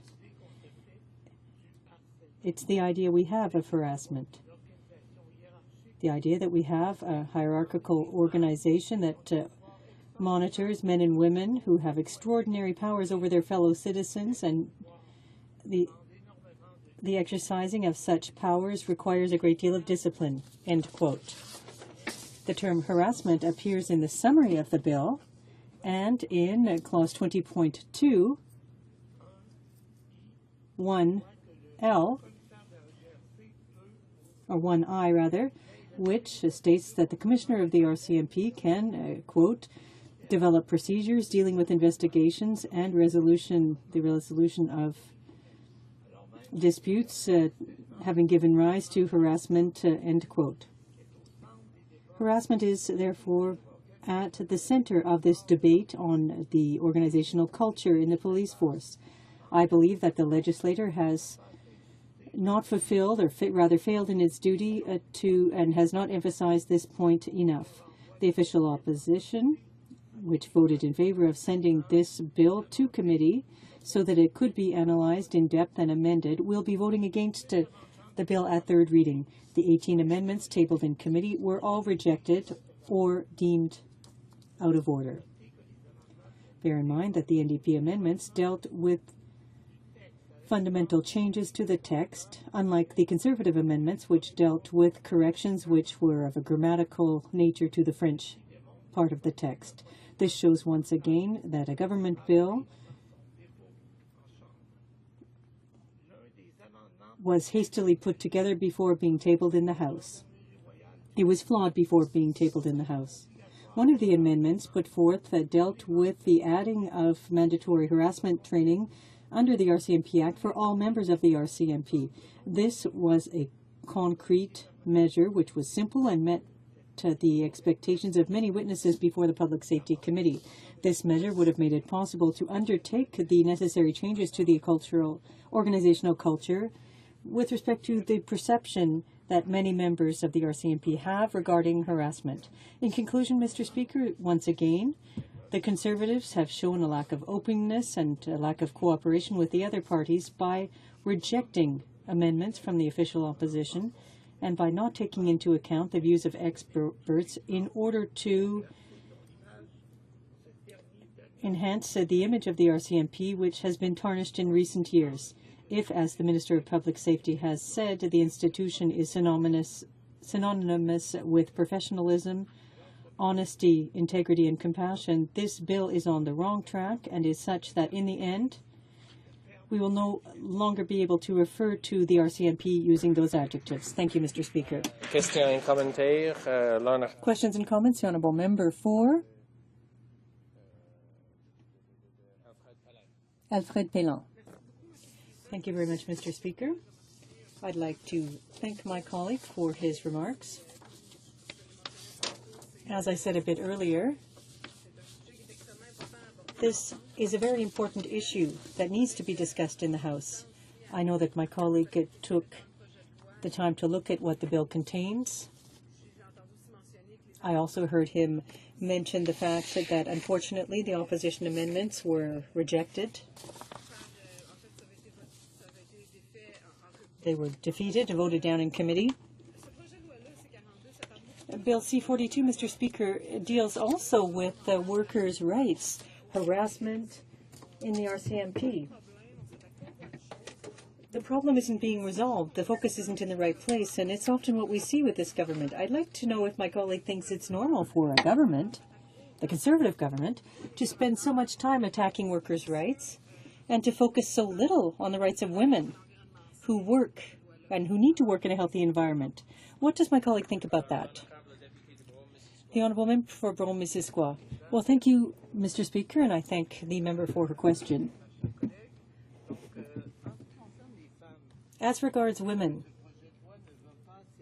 this bill doesn't go far enough, in fact.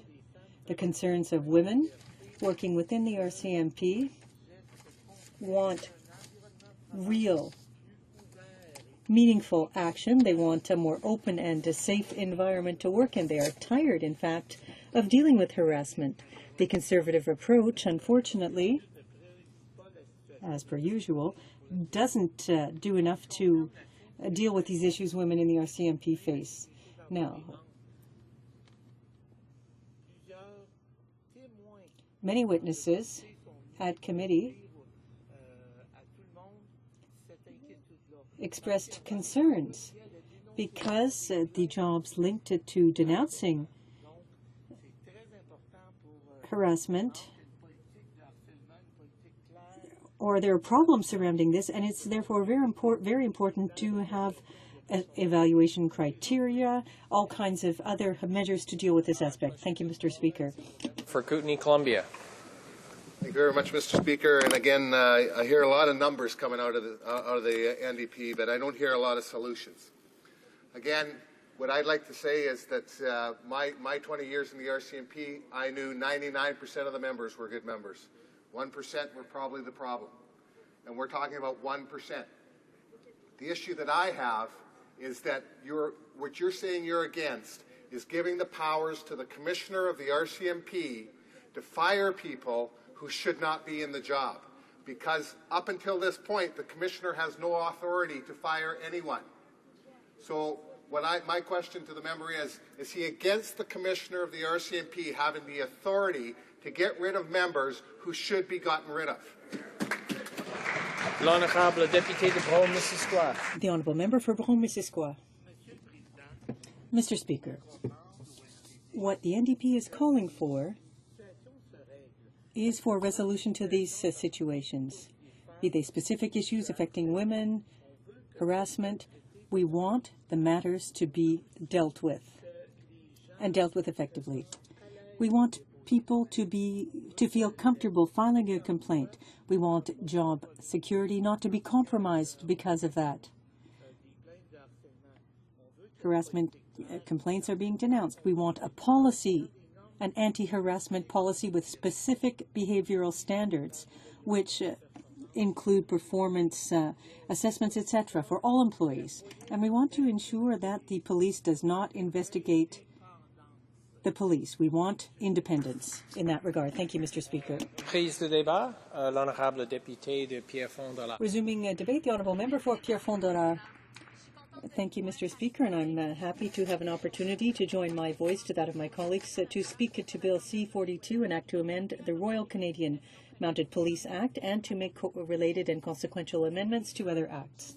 Mr. Speaker, I have already spoken to this bill. That was at second reading, and at the time I openly said that I would be voting in favor of the bill at second reading to ensure that we would have an opportunity to debate and work on the issues raised in Bill C-42 because they are important issues to me and to others. I have voted for the bill at second reading, but unfortunately, Mr. Speaker, I cannot vote for the bill at third reading. I'd like to start by echoing the comments made by my colleague present. I don't want to focus on all of the problems in my speech, the specific problems, the shortcomings, the mistakes made by certain officers. No, because we all agree in this House that the RCMP is an institution. It's important to us, and among the people working within that institution, 99%, as my colleague opposite said, I'd say probably more than 99% are exceptional and do an excellent job serving their country and their communities. So I don't want there to be any doubt in that regard. I'm not here to criticize people with the broad strokes who work in the RCMP. We also need to agree, Mr. Speaker, that there are some challenges facing the RCMP, and people are turning to us here in Parliament so that we can equip the RCMP with the tool it needs in order to rise to those challenges. Now, of course, the Parliament doesn't have the answer to everything. However, there are some things that we have the authority to do in order to improve the situation and to help deal with these challenges. Now, there are a number of challenges with respect to sexual harassment, among others, Mr. Speaker. Now, it's true, before my colleague accused me of not being on the committee that studied the bill, I will say, yes, I didn't sit on the committee that examined the bill. However, I don't want to get into those kinds of demagogic arguments. I want to tell Canadians listening to this debate that even if we don't sit on a committee, Mr. Speaker, we have colleagues, exceptional colleagues like the member for Alfred Pellan, who do sit on those committees and who speak to their colleagues. They tell them what's happened on committee. They tell them about opinions and steps that have been taken. Mr. Speaker, like my Conservative colleague well knows, it is possible to read the bills, to seek out the evidence presented by witnesses who've appeared. So all that to say that it's not because I don't sit on the committee that I'm unaware of what's being said there and that I don't have comments to make. And it's important to explain that to people watching this debate, because there are many experts who have a number of concerns. The NDP put forth several amendments, proposed changes to Bill C-42, but unfortunately, those proposals weren't listened to based on what I've been told, and that's why we're forced to address them again here today. These amendments included putting in place mandatory training on harassment under the RCMP Act. It also involved the setting up of an independent civilian body to deal with complaints. The amendments also covered the addition of provisions to set up a National Independent Civilian Review Committee to prevent the RCMP from investigating itself. It also dealt with the more balanced policies, the creation of more balanced policies for human resources to counter the powers for the Commissioner and to deal with the matters with respect to the removal of members of the RCMP. Mr. Speaker, those proposals being put forth by the NDP didn't materialize out of nowhere. They flowed from evidence heard from, among other places, at the Standing Committee. Now, they were experts, witnesses who appeared before the committee. They raised their concerns with the Parliamentary Committee. Now, Mr. Speaker, we have been accused from the beginning of inventing people who supported the NDP's position. We've been told that almost everyone agrees with what the Conservatives were putting forth. And I would like to remind this House of some facts to show that, in fact, we haven't been making anything up here on the NDP benches. Mr. Speaker, in 2006, yes, because these are not new problems, they've existed for some time now, the Justice O'Connor report in the Mayor Arar case indicated that a new mechanism for national security was required for the RCMP. It urged the Parliament to put in place an independent body which would oversee all files and activities of the RCMP and call for documents, call witnesses at the federal, provincial, or federal level and from the private sector. I'd like to quote part of that report, which states that the RCMP does not have the investigative power that enable it to focus on the RCMP activities for national security under the Act and with respect to rights and freedoms. Another report, Mr. Speaker, by David Brown, has discussing cultural change in the RCMP, recommended that the paramilitary organization be modernized with more transparency and oversight and a board. Mr. Speaker, I have some more examples for you. A former chair of the Public Complaints Commission for the RCMP said, Shirley Helfie, who was chair, or was chair, should report directly to Parliament and not to the Minister or the Commissioner of the RCMP. Mr. Paulson, the Commissioner himself, has raised concerns as well about changes in culture that are necessary at the RCMP, and that was in April of 2012 when he appeared before the Standing Committee on the Status of Women. He said, and I quote, in part, I've said this publicly and I will reiterate my position. I think that the problem goes well beyond sexual harassment. It is the idea that we have of harassment.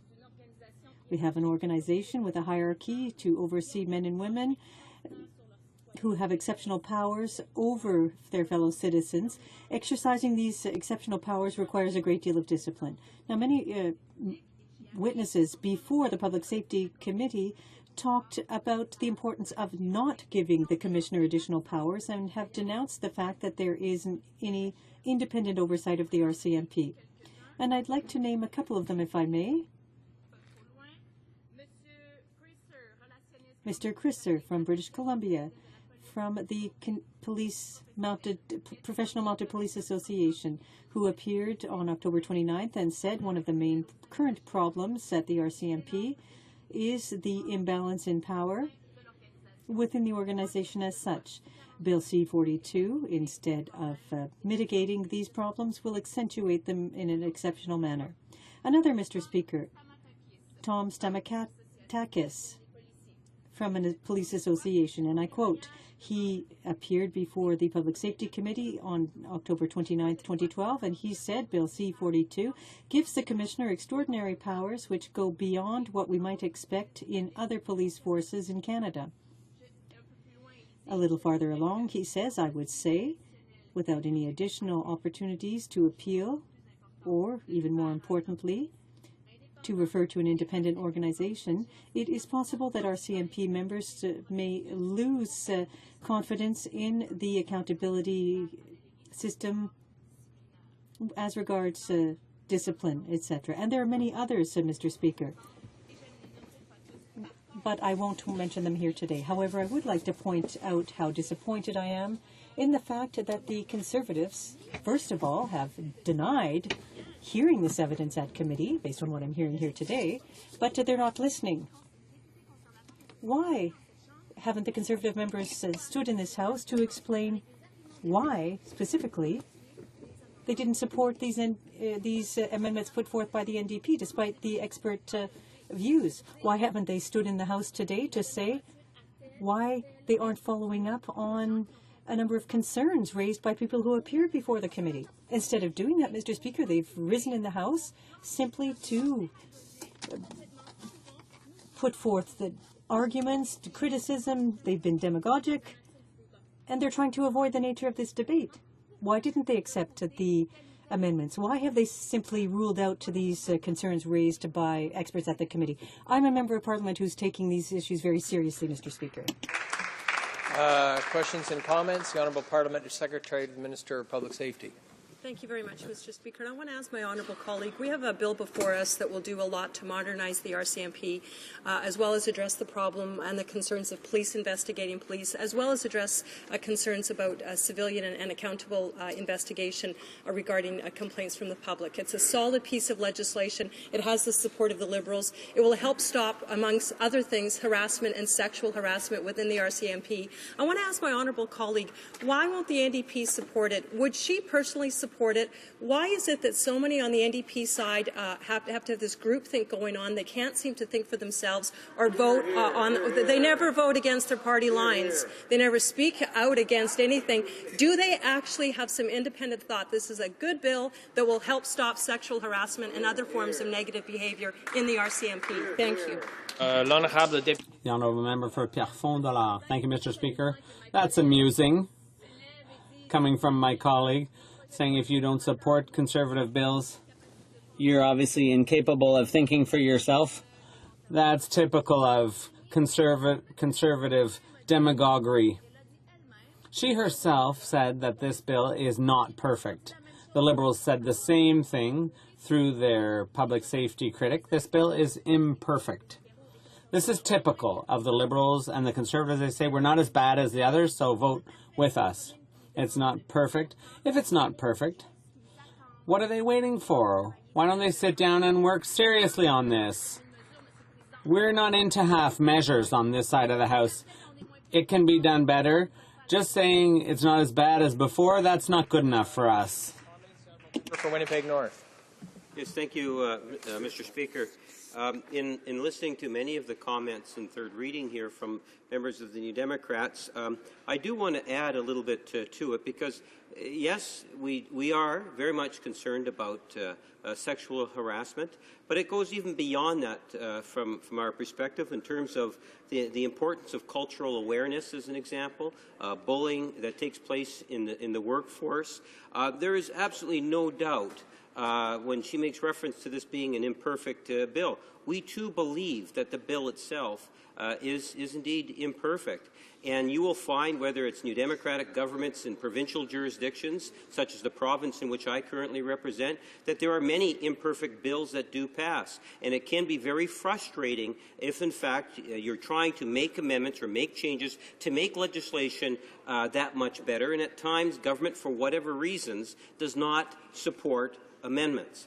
The issue that I have that I think makes us a little bit different from the NDP is that the principle of this particular bill, even though it is not perfect, does take us a small step forward. Yes, it would be nice to have more amendments. The question I have to her is something I've asked her other colleagues, and that is, what specific aspect of the bill do you oppose in principle that would prevent you from voting in favour of the bill itself in third reading? The Honourable Member for Pierrefonds. It's frustrating to him to see that bill that is imperfect and doesn't deal adequately to the problem. Well, I will tell you, Mr. Speaker, what is frustrating for me. That I have some colleagues, Liberal colleagues, who doesn't agree, think that that bill is perfect, but do nothing to improve it. That is frustrating for me, Mr. Speaker. Et je vais vous dire, ce n'est pas la première. And this isn't the first time we've seen this. We saw it with the pooled pension bill. They said it's not perfect, but it's harmless, and said let's pass it. And that's what I find regrettable. We should spend the time we need to do things right. That's the NDP approach anyway. Time for a very short question. The Honourable Member for Vancouver East. Speaker, I'd like to thank my colleague for her great responses in the House today. Ironically, this bill only contains the word harassment once in the whole bill, and I think one of our big concerns is that there's nothing in the bill that deals with the systemic issues of harassment. And that's really a core underlying issue in what's been facing the RCMP and all of the harassment cases we've seen, and I wonder if she would respond to that. The Honourable Member for Pierrefonds. A very quick answer, Mr. Speaker, for all Canadians listening. The Conservatives often fool us with their titles, their short titles, that don't really reflect what's in the bill. When you read this bill, C-42, you'll see that it's deceptive, the title. There's lots like that. For example, the bill on elder abuse. There's nothing in it to prevent elder abuse. I could give you tons of examples, Mr. Speaker, of misleading titles for bills coming from the Conservatives. I'll just stop there, but I hope things will change in the future. Resuming debate, the Honourable Member for La Salle-Mar.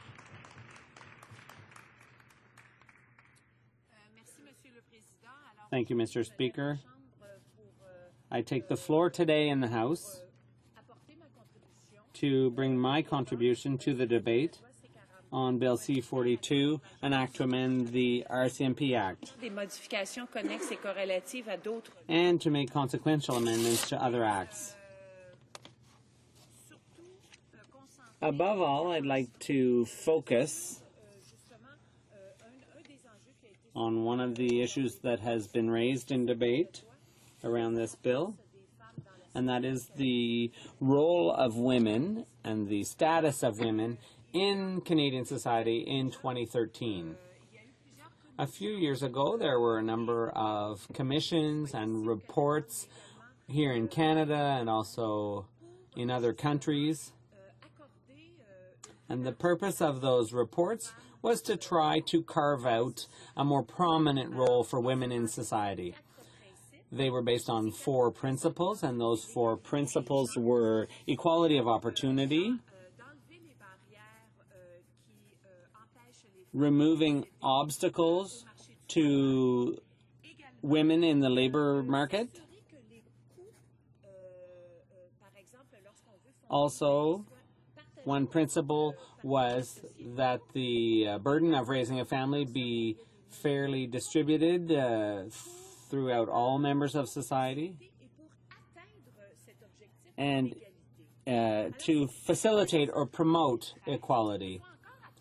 So it's interesting that in 2013 we're still talking about women's equality in Canadian society, and it's really a shame because over the past decade or so, we've seen that, in fact, the role of women in society, if anything, has been diminished, and we're further than ever from reaching this goal of equality. There's a sense that, okay, that debate's been settled and women have equality now, but statistically, women are still earning less than half what men earn on average, and we've also found that in some parts of Canada, in some regions, things have really been moving backward. When you look at certain industries, women are still having an extremely difficult time getting certain types of jobs because the barriers or obstacles to equal opportunity have not been removed, have not been torn down, and in the workplace there are still working conditions that are such that women are disadvantaged, and they're still in situations that are completely uncomfortable, that are outright distressing situations and unhealthy workplaces for women. So there are industries where very few women have access to the better jobs, whether it's in the natural resources industries or other types of industries where there are good jobs out there, well-paying jobs, but where the workplace hasn't been, where conditions haven't been created to make those workplaces ones where women would feel safe, where they would feel that their careers could flourish, where they might feel that they could make a positive contribution to society. And above all, where they could get wages or salaries that would be comparable. Not just comparable, but equal to what men would be earning in those same jobs and workplaces. So the RCMP, the Royal Canadian Mounted Police, which is one of the major symbols of Canada, the RCMP, over the past few years, has been experiencing very serious problems. They're having a really hard time creating a situation where women in the force can have successful careers, careers that flourish, where they feel safe, where they feel that if there was a problem, they could seek redress. There's an absence of mechanisms that would make women feel that they were working in a workplace that was acceptable, that would handle problems suitably. And this problem doesn't just affect women. This bill would also address other forms of abuse that could occur in a workplace. But I'd like to point out that recently there have been very serious sexual harassment cases, and women officers in the RCMP have spoken out. When people speak out against sexual harassment, it takes a huge amount of courage. And those people who speak out, those people who decide to come forward, they speak for many other women, many other colleagues who didn't feel strong enough to do so. So it's a very serious situation. And I think there are ways of dealing with it. For a long time now, studies have been done on the situation. And there was a bill in the 40th Parliament, C-38. It died on the order paper, and now we have C-42. When you have a bill like this, the nice thing is that we have an opportunity to debate it in Parliament, especially nice when there's no time allocation or closure. It gives us an opportunity to discuss ways of improving the legislation. Subsequently, another fundamental tool that we have, another basic tool in Parliament, which the public's rather unaware of, rather unfamiliar with, is parliamentary committees. Committees are the place where we can delve into bills in even greater depth and improvement and improve them. When I got here, I discovered that committee work was very interesting, very rewarding work. It is an opportunity for us to meet with people from outside Parliament and to work together to improve legislation. What's even better is the opportunity to invite witnesses from outside Parliament, non-partisan witnesses, people who are there for the cause. The cause, in this case, is to improve a bill or to address an issue, to participate in a study, or what have you. So, after those witnesses gave their evidence, committee members are supposed to make recommendations, propose amendments, ways of improving the bill. And what's unfortunate in the case of C-42 is that despite the efforts of my colleague, our critic, and the deputy critic on this file, the member for Alfred Pellon, despite their efforts, despite all the work they did, and this was supported by expert evidence and so on, none of their amendments were accepted. And this is troubling because what happens is we have these mechanisms in Parliament. Those mechanisms are supposed to enable us to perfect legislation, to make it better. It's not just, legislation's not just supposed to be purely ideologically driven. We're supposed to debate legislation and make changes to improve it. So when I look at this,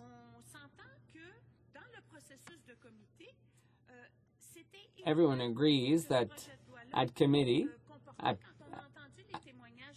when the expert witnesses were heard, it became clear that this bill had some flaws, some shortcomings. With C38, we had a first look at this issue, and maybe some of those shortcomings could have been made up for already. But at the C42 stage at committee, we found that there were still some shortcomings. There were still some fine-tuning to be done to make the RCMP workplace healthier, a workplace where all members of the RCMP, regardless of rank or duties, all members should have a mechanism whereby their grievances could be heard and adjudicated. For example, there were amendments on prevention. Prevention, because what we want is to have people informed about what sexual harassment is. How does it manifest itself in a workplace? How can we create a workplace where there's respect, that respect goes without question, where values, it's part of the corporate values, there's mutual respect among members of the RCMP between men and women, but also just among colleagues in general. So that kind of training seemed, to my mind, completely appropriate. It's also important in a workplace for there to be, particularly when we're talking about the kinds of serious problems that are indeed involved, that there be recourse to an independent mechanism outside the force. So we had proposed such a mechanism for being put into place to ensure that people outside could hear the complaints from some members and then be able to make recommendations to that effect. And this is what I was talking about earlier about the committee work. You know, the committee members are very committed to their work. As parliamentarians, we're often told that we live in a bubble, and I can say that when it comes to committee work, which is always extremely interesting because we have people from outside who come and testify and who give their opinion on a given situation. And as this independent commission should have outside people with experience in these kinds of reviews.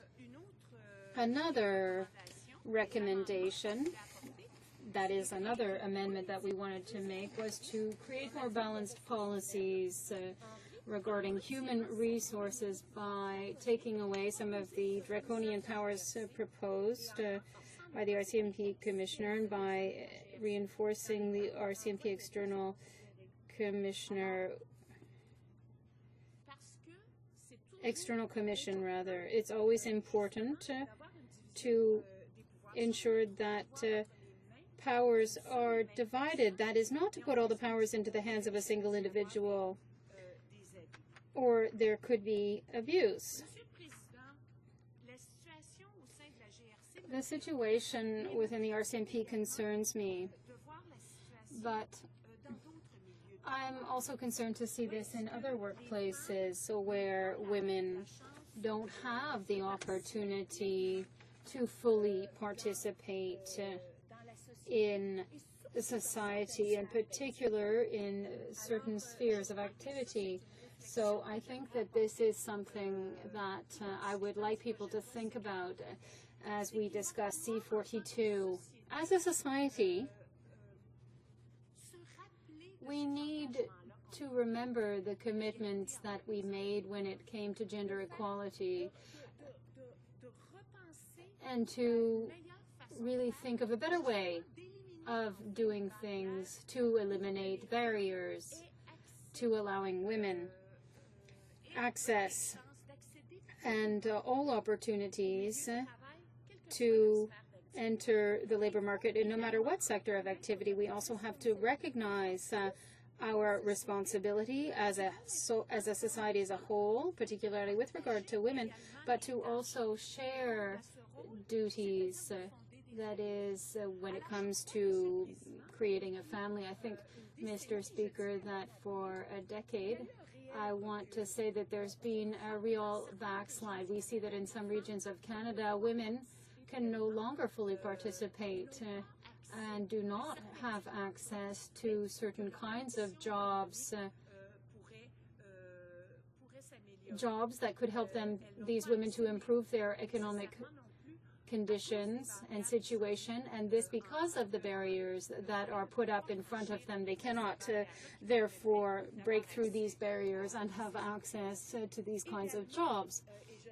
Also, and I want to reiterate this particularly in this instance before us, we have to ensure that we create working environments, particularly when we talk about traditional work environments, and I talked about the RCMP as a symbol of Canada. It is a police force that has existed for already, how long has it been? Over 125 years, if I'm not mistaken, or even longer, and which traditionally has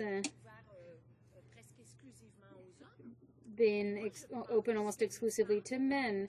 But I think that women have a significant contribution to make within the RCMP as well as in other spheres of activity. And in order to do this, I think that it is extremely important for us to rethink how things are done within the RCMP so that together we can indeed reach sustainable solutions. Mr. Speaker, when I speak here, I am speaking also in consideration of dozens of reports that we've had since 2006, and this is quite some time, in fact, that has passed under the leadership of the Conservatives. Here we're talking about recommendations that were made by Justice O'Connor in 2006, David Brown in 2007, and now it is 2012, and we're talking about having something that is, and the Liberals admitted it themselves, that it's not perfect. We have, and the government too.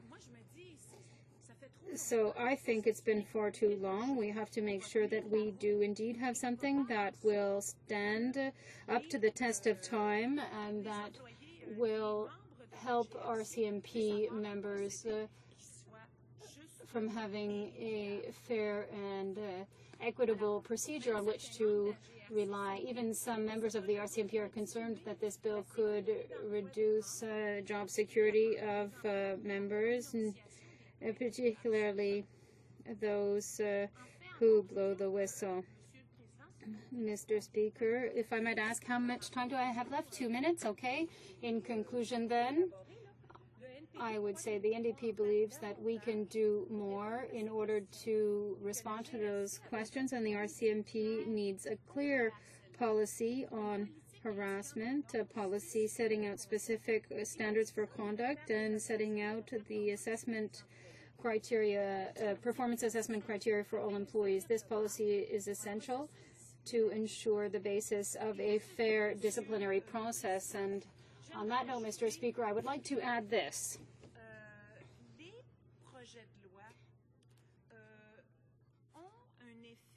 Bills have a significant impact on Canadian society because they demonstrate an orientation and a commitment that the government is making with regard to certain situations that Canadians consider unacceptable. And that is why I think that it is somewhat disappointing to hear government members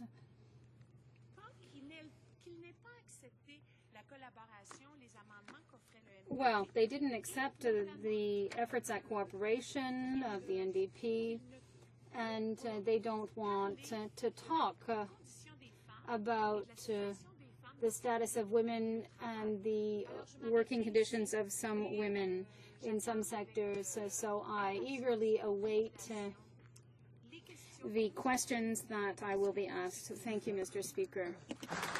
Questions and comments? The Honourable Member for the Yukon. Speaker, I heard the Honourable colleague's remarks. The opposition has brought up a few points in terms of wanting to stop sexual harassment, but they're not going to vote for a tool that's going to provide the Commissioner just that. They've selected a few key phrases that were critical in testimony to highlight, but then didn't articulate the remainder of those follow-up questions that came from our committee. And each and every witness that testified before committee acknowledged clearly that this framework, this act, was a good starting point. They did raise some concerns, I'll acknowledge that, but the point was, and it's written right here in the Act, that the Act is to establish the responsibilities of members to provide for the establishment of a code of conduct that emphasizes the importance of maintaining the public trust and reinforces the high standard of conduct expected by members.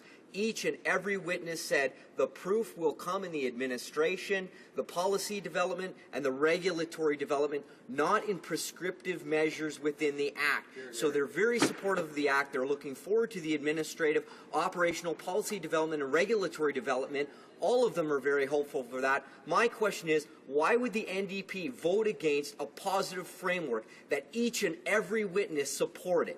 Thank you, Mr. Speaker. The Honourable Member for La Salle-Marde. Thank you, Mr. Speaker. I think it's interesting for my colleague to talk about a starting point. For me, the starting point was in 2006, and even before then.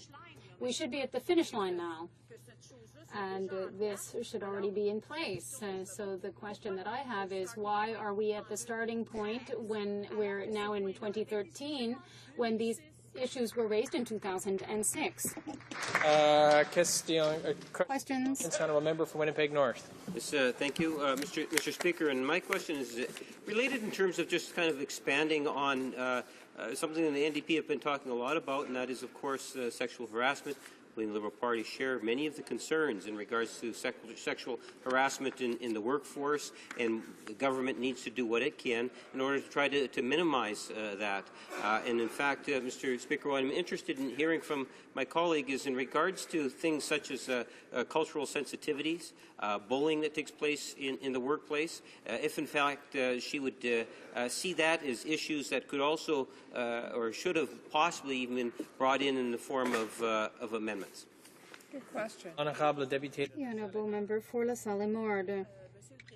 Mr. Speaker, I want to thank my colleague from Winnipeg North for that question. In fact, I wanted to stress the issue of sexual harassment. I also wanted to stress the fact that I don't understand that we're still talking about this. We're still talking about barriers that prevent women from fully accessing a healthy and safe workplace. Like the other issues he mentioned, which are also issues that undermine a workplace, and I think that giving one single person more powers will not resolve the important issues, the issues that are at the heart of this. So we have to do this. Questions and comments. The Honourable Member for Portneuf-Jacques-Cartier. Thank you very much, Mr. Speaker. Earlier, I've been hearing a lot of comments from my Conservative colleagues, and they're criticizing the fact that in the NDP we don't agree with giving increasing powers to the Commissioner. And they say that this bill will resolve all the problems and it directly addresses the issue of harassment. Could my colleague perhaps not elaborate on the way in which establishing a clear policy against harassment could help the Commissioner in his work instead of allowing him to be free to dismiss or discharge any member he wishes? The Honourable Member for La Salle-Marde. Thank you, Mr. Speaker, and I want to thank my colleague for that question. In fact, I think that a clear policy is good for everyone. In fact, it would create a kind of state of mind. People have to have the information. It has to be disseminated. It has to be information on these very difficult issues. But if there is no clarity, if there is no mechanism in place by which people can feel comfortable and safe to speak out against abuses, well then, once again, we'll be in the same situation. We'll be back in the starting point in 2013, and in 2023, we'll still be at the starting point. Questions and comments? The Honourable Member for Saanich Gulf Islands. Thank you, Mr. Speaker. I'd like to point to a section, because I've heard it asked many times in the House today, why anyone would vote against C-42. And I point to the concern of police that they'll be required no longer to be able to file a grievance if they are forced to do something under a security order. Section 31 of the Act has been pointed to by RCMP members themselves and by members of the Lawyers' Rights Watch group as potentially forcing RCMP officers to be involved in even torture without the ability to grieve that involvement or to question the sources of information that lead to such activities. I think that's enough of a reason to vote against C-42. The Honourable Member for La Salle-Mard. I would like to thank my colleague from Saanich Gulf Islands for that information. And in fact, it is troubling to see that there is such a section in this bill, and I want to thank her for having put it to the House. Comments? L'honorable député. The Honourable Member for Laurentides-Labelle. Thank you, Mr. Speaker. I would like my colleague to give me her opinion. I am like all other citizens. I hope there are some who are watching the debates on CPAC and we hear the arguments on both sides. And quickly we see that there are people who want to do something and there are people who want to leave everything as it is. If we don't want a situation to change, then it means you think it's okay. So how many people on the other side think that sexual harassment is just a joke between colleagues and that the women who complain are women with no sense of humor? I think that the problem goes quite deep. There are questions that need to be asked. If they don't want to change the situation, then it's because they must think it's okay as it stands. Thank you, Mr. Speaker. The Honourable Member for La Salle-Mard. Thank you, Mr. Speaker. In fact, I think that the RCMP, as I mentioned previously, first of all, it's a very important symbol for Canada, but also we're talking here about men and women who do work that is essential work for Canada. And I think that following the problems that have been raised in recent weeks and months, some of these facts are troubling, and it is our duty to take these issues seriously and to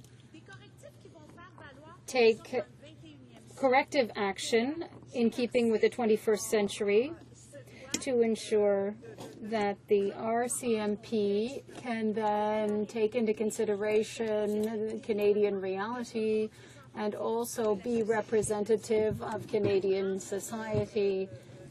And that includes women. And to do so, it must have a workplace and mechanisms to ensure that each and every one can feel able to work in a climate of respect, mutual respect indeed. Thank you. Resuming debate with 4 minutes remaining, the Honourable Member for Hamilton Centre. Thank you very much, Mr. Speaker. For 4 minutes, I'm not going to need all this stuff, that's for sure. Thank you so much, Speaker. I appreciate this opportunity to enter into the debate. 4 minutes, not a lot of time. I'll pick maybe one area, see if I can get into a second one, but one in particular I'd like to address, and it's actually an issue that runs sort of as a thread through the whole bill, because we're talking about the RCMP in our communities, but we're also talking about the RCMP as a workplace, where ordinary Canadians are workers in that workplace, and one of the biggest issues facing us is workplace sexual harassment allegations. This is huge. So this bill is dealing with both aspects of a police officer's life, that of being an officer in the workplace of policing and also being out in our communities in the uniform protecting our citizens on a day-to-day basis. One of the things this government absolutely refuses to do, even though they always say that they're the ones that will stand the straightest and salute the most to anybody in uniform, the true reality is that one of the things that the RCMP would like is the option to decide for themselves whether or not they would like to unionize. Now, I know the reaction that gets from the government, so we'll just set that aside. But it's also fair to say there are a lot of people, ordinary people, who would say, well, wait a minute now, you've got a bit of a quasi-military structure where command and control is a key component. How can unionization work? And that's why I wanted to address this, Speaker, because during my time as the Ontario Solicitor General, obviously I was the civilian head of the OPP. But the OPP are unionized. And that's why I'm raising this, because I worked with that union on a day-to-day basis. And as in most complicated, complex workplaces, guess what? Having a union was a help, because it ensured that the officers had the ability to be protected in terms of their rights as workers, and that includes sexual harassment allegations.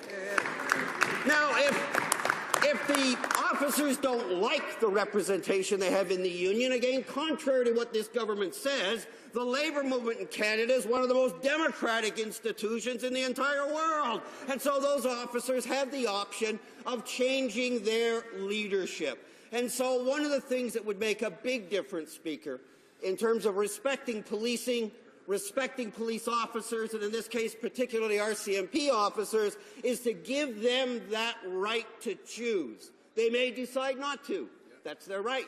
But give them the option so that, like every other worker, if they want to come together and bargain collectively under the laws of Canada, that they would have that right.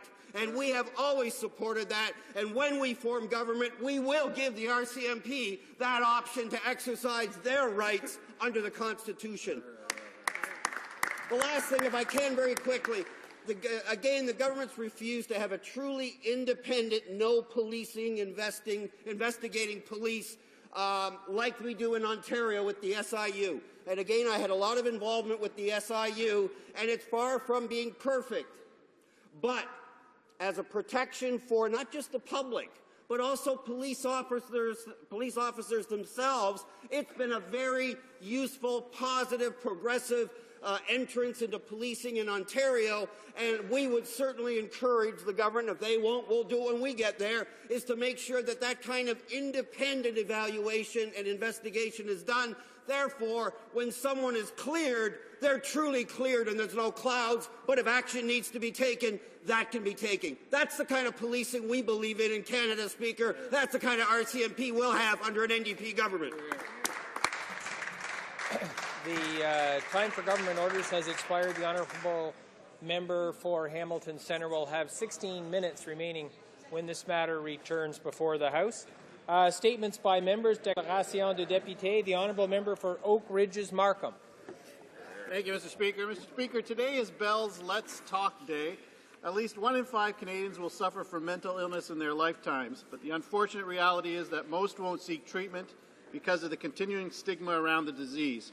Bell Let's Talk Day sends a message to those who struggle with mental illness that Canadians want to listen and want to help. I would like to join National Spokesperson Clara Hughes in inviting all Canadians to talk about mental illness in order to fight the lingering stigma that keeps too many people from seeking the help they need. By tweeting and social media or through long-distance phone calls, I'm encouraging all of us in this House to join the conversation and help end the stigma. On the previous 2 Let's Talk days, Canadians answered the call with over 144 million text messages and long-distance calls. This added over $7.2 million to the $50 million already donated by Bell to their charitable programs on mental health. I want to thank Bell and their leadership under George Cope and all the Canadians who are participating and help shed the light on this horrible disease. Thank you, Mr. Speaker. L'honorable député de... The honourable member for Manicouagan. Mr. Speaker, today I would like to pay tribute to my predecessor, Mr. Gérard Asselin, who passed away a few days ago after undergoing surgery. Mr. Asselin was an MP for nearly 20 years in Ottawa, and he first represented the people of Charlevoix and then of Manicouagan. He was known for his directness and his close relationship with tradespeople and workers. He fought every good fight in his riding. Today, on behalf of the constituents of Manicouagan, I would like to offer my deepest condolences to the family and to the friends of Mr. Asselin. Beyond the life of politics, we need to recognize each person's human qualities, and we should all strive towards greater solidarity, which is so important. Mr. Asselin carried these ideals within himself for many years. His work should be recognized here, as is fitting, by members of Parliament.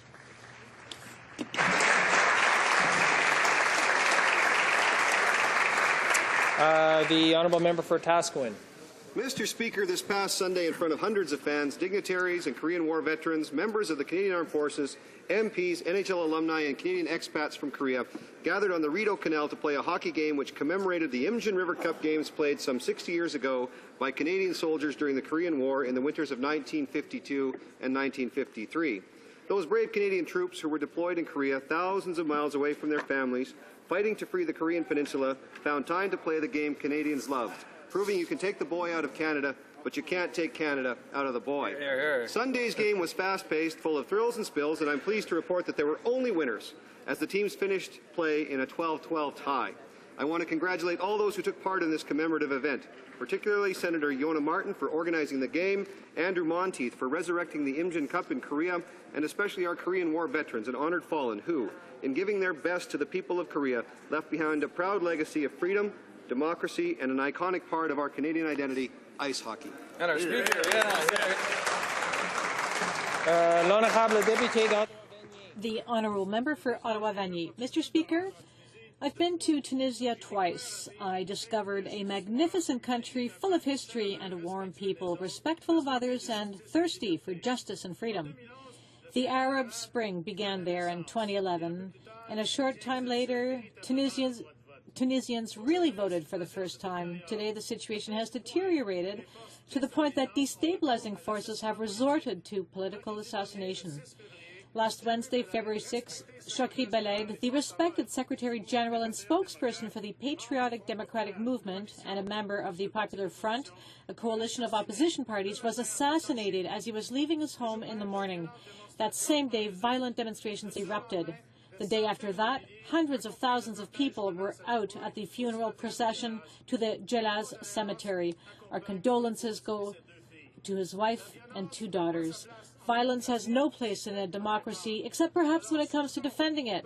So we hope that Tunisians find their way peacefully to freedom. The honourable member for Kelowna Lake Country.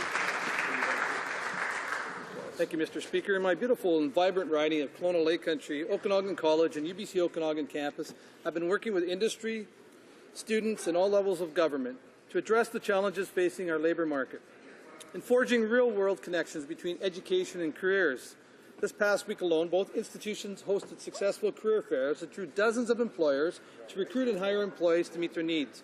Along with the efforts of others like Robert Fine and the Regional Economic Development Commission, Okanagan College, UBCO, and local employers are identifying labour shortages and ensuring students are learning the skills they need to fill those jobs. Mr. Speaker, with the ongoing support of our government's Economic Action Plan, the Okanagan's business and education sectors are setting an example, successfully addressing the skills shortages in our region and beyond, creating jobs, supporting economic growth, and securing the Okanagan's and Canada's long-term prosperity. Thank you, Mr. Speaker. The honourable member for Trinity Spadina. Last night, a teenager was shot dead in Toronto. To his family and friends, I offer my sincere condolences. Sadly, he's the 3rd youth killed by guns in Toronto this year. To prevent youth violence, we must do more. We can give hope and create more opportunities for youth. I call on the federal government to make the Canada Summer Jobs Program year-round and make the Youth Gang program permanent instead of project-based. We can better support our police with a national witness protection program and improve the markings on imported firearms so they can trace illegal guns.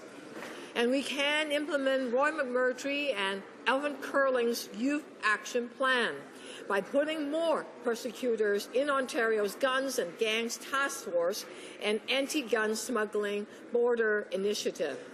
We can reduce violent crime if we take action. Honourable Member for Brampton Springdale. Thank you. Thank you, Mr. Speaker. Mr. Speaker, I would like to share with the House the work the two outstanding youth in Brampton, David and Kevin Costa, both just 12 years of age, have raised almost $1,300 as part of the Coldest Night of the Year fundraiser. The Coldest Night of the Year is a non-competitive 5 and 10-kilometer winter walk fundraising supporting Canadian charities across this country. The walk provides participants with the opportunity to experience some of the challenges faced by our community's homeless by walking for a few hours during a cold Canadian night. Mr. Speaker, I applaud the work these two youth have done already to improve the lives of those in need. The spirit of charity and selflessness is something we should all strive for. I call on all members of this House to join me in congratulating David and Kevin. Thank you, Mr. Speaker. The Honourable Member for Winnipeg South. Mr. Speaker, I'm honoured to rise today to congratulate the University of Manitoba on the recognition they've received for their Trailblazer campaign. This creative and innovative campaign has showcased the best the U of M has to offer at an awards ceremony that was held by the Council for the Advancement and Support of Education. The Trailblazer campaign received an amazing 8 Circle of Excellence awards. The U of M showed itself to be the top-tier university we've all known that it was by going up against some of the best post-secondary institutions in North America. With great competitors like Simon Fraser University, the University of Alberta, Oregon State University, Washington State, and many others, the U of M won the gold medal for the Define Yourself, Define Your Future campaign in the marketing category, as well as another gold for the Airport Spectacular in the poster category. In addition to these 2 golds, the U of M also won 3 silver and 3 bronze, rounding out their total to 8 awards. An amazing achievement considering that winning even 1 award is something to be very proud of. Congratulations to the University of Manitoba. The Honourable Member for Burnaby, New Westminster. I rise today to wish Chinese Canadians and all those who celebrate the Lunar New Year a happy New Year of the Snake. In Chinese tradition, the snake represents wisdom, friendship, and determination. This is the time to come together around these values for a positive change during the year, in the spirit of sisterhood, brotherhood, and sharing. May this year of the snake bring good health, peace, and good fortune to all. In my community, we say, Gong Hai Fat Choi, 祝大家新年快乐，鼠年快乐，年年快乐，天天快乐。I would like to take this opportunity to convey my deepest gratitude and appreciation to all Canadians of Chinese origin, as well as to all those who celebrate the Lunar New Year, from my riding of Burnaby, New Westminster, to all of Canada. Thank you for your immense contribution to our country and for your continuous efforts to build a better, wiser, and stronger Canada. Da Ji, Da Li. Here, here. The Honourable Member for St. Boniface. Mr. Speaker, Canadians are clear their priority is the economy, and that's why they elected our Conservative government, which is focusing on job creation and long-term prosperity. The Economic Action Plan created over 900,000 jobs since the end of the last recession, which represents the best result within the G7 group. It's unfortunate that the NDP plan for the economy consists in imposing a carbon tax on Canadians, a carbon tax of $21 billion, which would lead to job losses. Well, National Conservative majority government in the last election, and is our duty to fight the NDP's reckless economic policies. Since the December break, Conservative MPs and ministers have met with hardworking Canadians in over 200 meetings to make sure the Canadian economy is creating jobs and long-term prosperity. On this side of the House, Mr. Speaker, we are listening to Canadians, and that's why we will remain focused on jobs and growth. The Honourable Member for Vaudreuil-Soulanges. Yesterday, the Parrainage Civique Vaudreuil-Soulanges officially inaugurated its new offices in Vaudreuil-Dorion. It marked a milestone for this organization, which this year is celebrating its 30th anniversary. Parrainage Civique Vaudreuil-Soulanges works to integrate isolated seniors, which is what it does for the elderly who have an intellectual or a developmental disability. Parrainage Civique welcomes them and organizes activities and outings, and the social network created by Parrainage Civique is essential. Today, I would like to recognize those who care with respect and creativity about the social role played by people with disabilities, members of the board, partners, employees, volunteers. It's thanks to people like you that our region is a more humane place day in and day out. Happy 30th anniversary. The honourable member for Mississauga East Cooksville. Mr. Speaker, our government is remaining focused on what matters most to Canadians, the economy. Our economic action plan has created jobs, growth and economic prosperity in the midst of a very troubled global economy. Canada has created 900,000 net new jobs, the best record in the G7, a record that we are proud of. Despite this side of the House remaining focused on the economy, regrettably, the leader of the NDP has a different priority for Canadians. The leader of the opposition wants to impose a $20 billion job-killing carbon tax on the backs of hard-working Canadians. In fact, Mr. Speaker, this very day last year, the leader of the opposition even said himself, and I quote, "I have proposed a system of carbon pricing which will produce billions." On this side of the House, we will continue to work hard for Canadians and oppose the shameful $20 billion job-killing carbon tax. Well said. The honourable member for Toronto Centre. Mr. Speaker, thank you very much. I want to congratulate Bell Canada for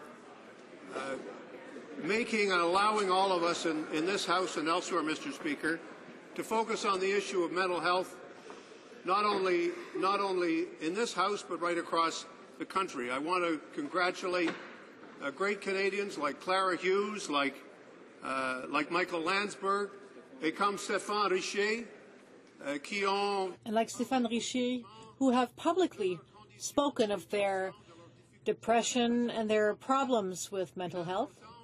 And they've spoken of the importance of encouraging Canadians not to hide this illness, which is serious and which causes so much heartache for people and for families.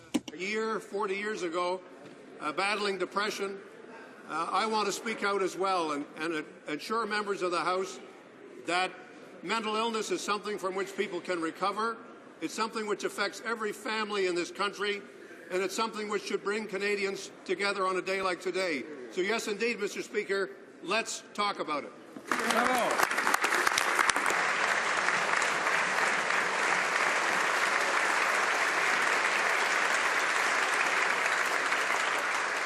The honourable member for Yukon. Premier of the Yukon and the Yukon Caucus colleagues, we're in Ottawa to celebrate our great territory and the clear and close partnership the Yukon government and the government of Canada have, marked by record levels of transfer payments, health transfer payments, a historic resource revenue sharing agreement, increased territorial borrowing limits, and a common belief that the North's time has come. The other common belief is our opposition to the NDP's leader's $21 billion job-killing carbon tax. That's right. They heard him make this promise as the leader campaigned for the leadership of his party. And on this side of the House, we know Canadians can't afford any carbon tax that will increase the cost of gas, groceries, electricity, and everything else in the North. That's why we'll spend every day reminding Canadians and reminding Yukoners that the NDP has a dangerous plan that will affect our economic stability. Thank you, Mr. Speaker. The honourable member for Louis Saint-Laurent. Friends of the Prime Minister, Duffy and Brazeau, have acted in a revolting way. The five-star retirement residence is full of examples of waste of taxpayers' money. In 2012, senators missed a quarter of the sittings of the Senate, including those senators appointed for the Prime Minister who have gone on trips costing a fortune.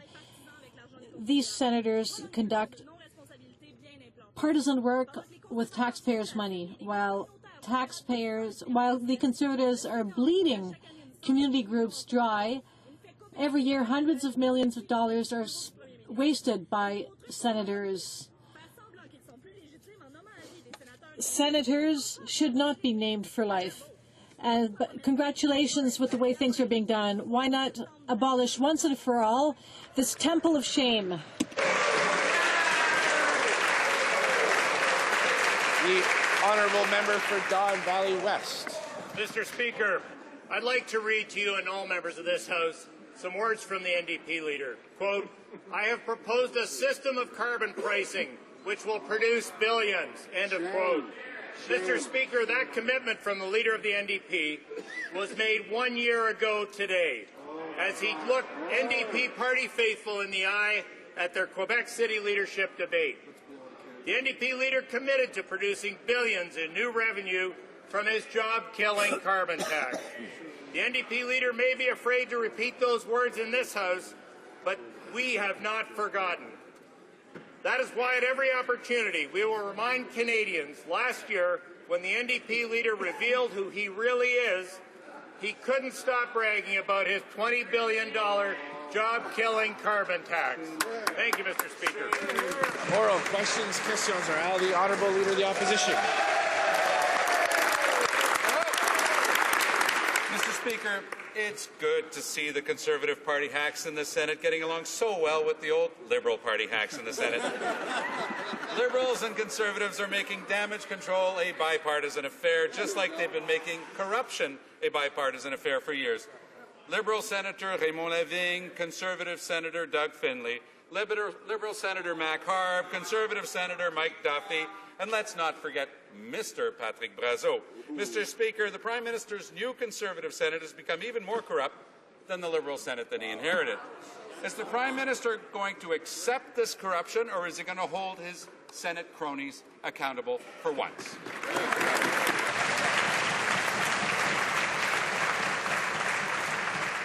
Right Honourable Prime Minister. I totally reject that categorization. In fact, I would note that in this case the Senate has reacted proactively and quickly to deal with the matters at hand. But I don't know, Mr. Speaker, I'm trying to figure out exactly what the NDP's position on all this is. You know, for years they claim to be for abolition, but have never tabled an abolition proposal of any kind. And now their spokesperson on the issue has said, we're open to any kind of reasonable reform. Mr. Speaker, with limiting mandates and having elected senators, these are exactly the kinds of reforms we're proposing. I would encourage the NDP. Abolition is constitutional reform. That requires work to provinces. That's something the Conservatives don't know how to do. But if only Conservative corruption were limited to the Senate, but it's not. Let's look at the Conservative robocalls used to manipulate Canada's Independent Electoral Boundary Commission. The Conservative Party admitted that they were using a fake company to hide their identity. Their House leader has said that it was deceptive. Will the Prime Minister finally stand up and tell Canadians the truth? When was the Prime Minister first informed that these deceptive calls were being made by the Conservative Party?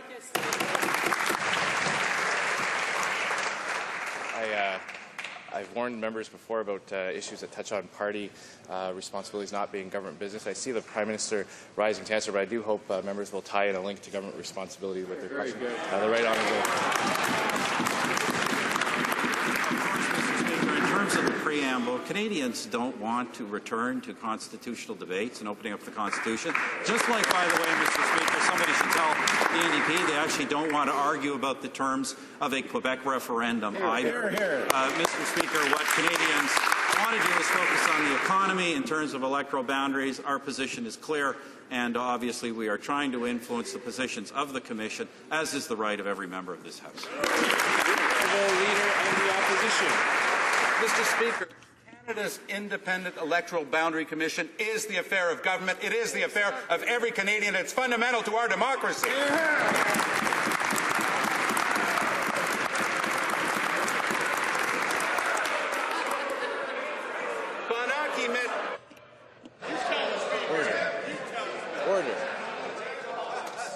Order. The Honourable Leader of the Opposition has the floor. Well, waste their energy defending corruption and fraud, 1.3 million Canadians are unemployed, including 250,000 who've been without a job for over 6 months. The next federal budget will be tabled soon. Will the Prime Minister commit to making job creation for youth a cornerstone of his budget? The Right Honourable Prime Minister. Mr. Speaker, the priority of our government is job creation. That's why Canada has one of the best track records when it comes to job creation in the whole Western world. Getting even more confused about what the NDP's position is. He just said the electoral boundaries matter is the concern of every Canadian. Of course it is, Mr. Speaker. That's precisely why members of Parliament on this side and the public in Saskatchewan have been making their views known. The honourable member for Parkdale High Park.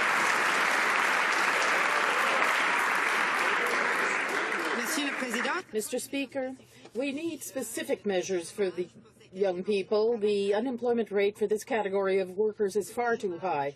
The unemployment rate for long-term unemployed is also too high. It has gone from 13 to 19%. Mark Carney, in fact, recognized that's a problem. The data on long-term unemployment show that it takes longer and longer to find a job. Given that context, why are the Conservatives reducing access to employment insurance even further? Honourable Minister of Finance. Record on job creation is the best in the Western industrialized world, the best in the G7. Over 900,000 net new jobs created since the end of the recession in July 2009. Most of the new jobs are in the private sector. Most are full-time. As I say, Mr. Speaker, this is the best job creation record in the Western industrialized democracies. The honourable member for Parkdale High Park. Well, we still haven't regained all the jobs lost in the recession, and so playing games with the statistics doesn't change the facts, Mr. Speaker. Hear, hear. And last week's numbers showed a new decline in the number of people working. 250,000 were out of work for 27 weeks or more in 2012, twice as many as in 2008. Now, the Conservative solution is to cut unemployment assistance and drive more people onto the provincial welfare rolls. So exactly how is a mean-spirited attack on the unemployed helping our economy? Great question. The Honourable Minister of Finance. Mr. Speaker, the member opposite says, and her party says, that they're concerned about youth unemployment. I asked them then why they voted against the hiring credit for small business in the Economic Action Plan 2012, why they voted against the Youth Employment Strategy in the Economic Action Plan 2012, why they voted against improving economic opportunities for Aboriginal youth in the Economic Action Plan 2012, and many more of the provisions that were in that budget for long-term growth, jobs, and prosperity in Canada. The honourable member for Toronto Centre. Mr. Speaker, I want to talk to the Prime Minister about the exclusion of people from the economic growth and prosperity. The Prime Minister will know that the Mental Health Commission made a very powerful recommendation to the government that in order to effect a strategy to get people back to work, to get people out of isolation, to get people into the right kind of housing and the right kind of skills training, there needed to be additional resources from the federal government as well as from the provinces. There has to date been no response from this government to that very powerful and clear recommendation from the Mental Health Commission of Canada. I'd like to ask the Prime Minister, why the silence? The Right Honourable Prime Minister. Well, Mr. Speaker, of course, it was this government that set up the Mental Health Commission of Canada precisely to look at these kinds of issues and explore solutions across a range of policy areas, not just healthcare, but other areas as well. We welcome the recommendations of the Mental Health Commission and look forward to taking more steps forward on these issues of very serious concerns to Canadians. The honourable member for Toronto Centre. Mr. Speaker, the problem is the Prime Minister and the Finance Minister said that they are not prepared to spend the money necessary, invest the money necessary to change the situation, not just for hundreds, but probably thousands and even millions of Canadians who are marginalized from our economy or marginalized from prosperity because of the fact that governments and the private sector are not prepared to invest sufficiently. My question remains, where's the leadership from the government? Yes, they established the Mental Health Commission, but what are you going to do to implement the recommendations of the Commission? The Right Honourable Prime Minister.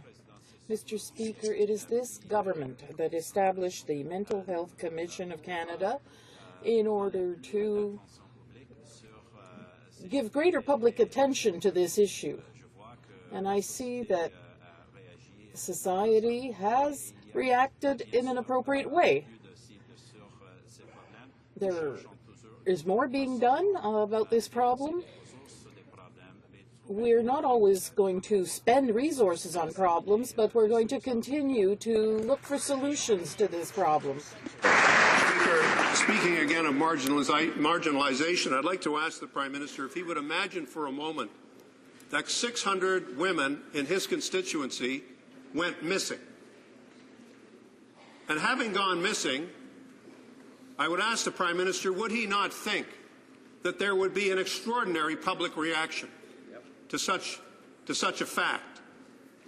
Well, we know that along the highway that has unfortunately now been called the Highway of Tears, there are hundreds of women who've gone missing. We know that there are hundreds of women who've gone missing across the country. The Prime Minister has refused a Royal Commission. Why not a parliamentary inquiry, Mr. Speaker? The Right Honourable Prime Minister. Well, Mr. Speaker,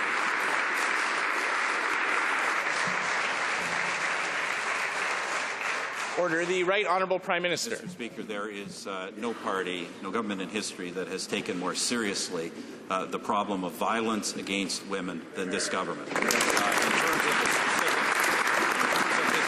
specific issue that the member raises, this is a very strong concern from this government. That's why we have invested additional resources in police enforcement and investigation and prevention, Mr. Speaker, and we continue to look to ways that we can act. The murder and abduction of women in this country is completely unacceptable. We will continue to move forward with a vigorous criminal justice agenda to address these problems. I encourage the Liberal Party to support it. The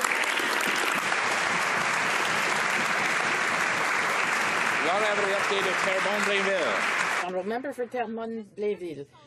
Mr. Speaker, those who've joined the NDP to preserve the right to privacy were celebrating yesterday with the announcement of the death of C-30. It's rather pathetic to see the Minister of Justice join the ranks of the worst criminals opposed to this bill. For once, the Minister has admitted his error and listened to the opposition and Internet users. Will the Minister of Public Safety also admit that he was in error and apologize to those he insulted? L'Honorable Ministre de la Justice. I appreciate, Mr. Speaker, anything to do with the justice system is always upsetting to members of the Liberal Party, Mr. Speaker, but the bill and the NDP, I can't tell the difference between them, Mr. Speaker, when it comes to fighting crime in this country. We're the only ones on the right side of this one, Mr. Speaker. That being said, we have introduced legislation, Mr. Speaker, that responds to the Supreme Court of Canada's decision. I urge all honourable members to make amends, get converted, and start supporting our efforts to fight crime in this country. Honourable Member for Terrebonne-Blainville. The Conservatives still haven't learned their lesson. This is a victory for Canadians and all those who spoke out against this flawed bill. Introduced a seriously flawed bill, launched attacks on the opposition for pointing out the bill's failings, and refuses to take responsibility for his vile comments. Will the Minister of Public Safety stand up now and apologize for the despicable way he treated the critics of this bill and acknowledge that his bill went too far?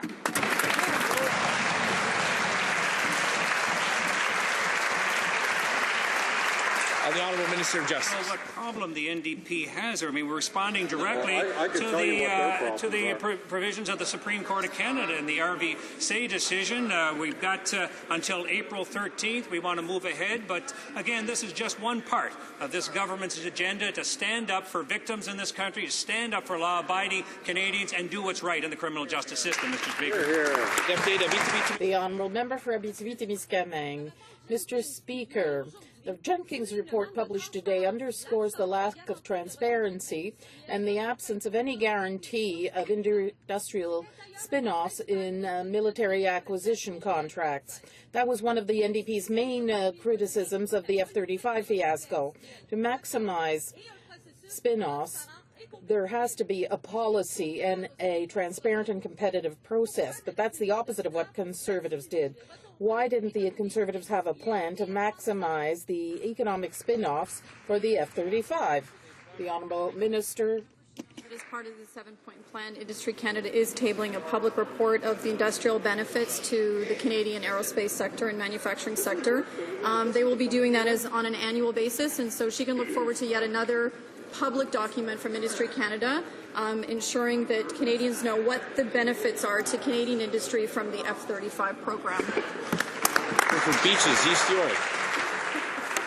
Mr. Speaker, almost 2 years ago, defence officials told the then Associate Minister for Military Procurement that the Canada First defence strategy was, quote, unaffordable. They advised a reset. Yet this morning, the government releases a report promising an industrial strategy based entirely on that very same unaffordable strategy. So we got one minister off and running with the defence strategy that the other one says he's rewriting. No wonder Canadians don't trust Conservatives on military procurement. So, Mr. Speaker, is it just one minister that's out of the loop or both? The Honourable Minister of Public Works. Mr. Speaker, we believe that government is much more powerful as a customer than as a subsidizer, and we know that military procurement can play a major role in creating jobs and driving innovation. We asked Mr. Jenkins and his panel to report back to us and inform us on further opportunities to develop a military procurement strategy. I welcomed his report today, Mr. Speaker, and we look forward to seeing how we can implement some of his recommendations. The Honourable Member for St. John's East. Thank you, Mr. Speaker. It seems this minister has already decided for annual reports on the F-35 project, but we think that Canadians would like to hear from the Minister of National Defence on these matters. He's the minister who's responsible for the F-35 debacle. He's the one who hasn't been able to get Sikorsky to deliver the Cyclone helicopters, and he's the one who refuses to ever acknowledge his mistakes. The Prime Minister has even stepped in to ask another minister to take over and try and clean up these procurement messes. Why won't the Defence Minister stand up and at least show a shred of accountability to this House? The Honourable Minister of Public Works. Well, in fact, Mr. Speaker, since 2006, our government has reduced the average major military procurement process to 48 months. This is 5 years faster than under the former Liberal government. We're responsible for the successful execution of the largest procurement in Canadian history, our shipbuilding strategy. And in addition, we have successfully procured tactical armoured vehicles for the military, upgrades to light armoured vehicles, and of course the C-130J Hercules aircraft, among many, many more successful procurements. We've brought in more transparency, more independent oversight, and Mr. Speaker, we're fixing the problems. Honourable Member for Pontiac. Yesterday, the Conservative and Liberal leaders in the Senate formed a funny coalition to protect their privileges. They wrote a letter designed to prevent any real punishment for senators who abuse public funds. The suggestion to these fraudsters, forcing senators to refund what they stole with interest. In short, carry on abusing public funds, and if you get caught, you can pay back the money. How many senators are abusing their residence allowance? That's the real question, Mr. Speaker. 5, 10, 15, 20? We do not know. Is that Senate reform? Mr. Speaker, ask the Senate to look into these issues. And the Board of Internal Economy of the Senate sent a few files to an external auditor, Deloitte, to have a report drafted. That's one of the examples of the effort to solve these problems. Member for Timmins, James Bay. Thank you, Mr. Speaker. We see the Liberals and Conservatives coming together to help their unelected friends in the Senate. No wonder. They share the same rap sheet. Did you know that Liberal Senator Levine lived off the taxpayer for 5 years after he was convicted of fraud? And then there's the $7 million man, Patrick Brazo, set for life thanks to this Prime Minister.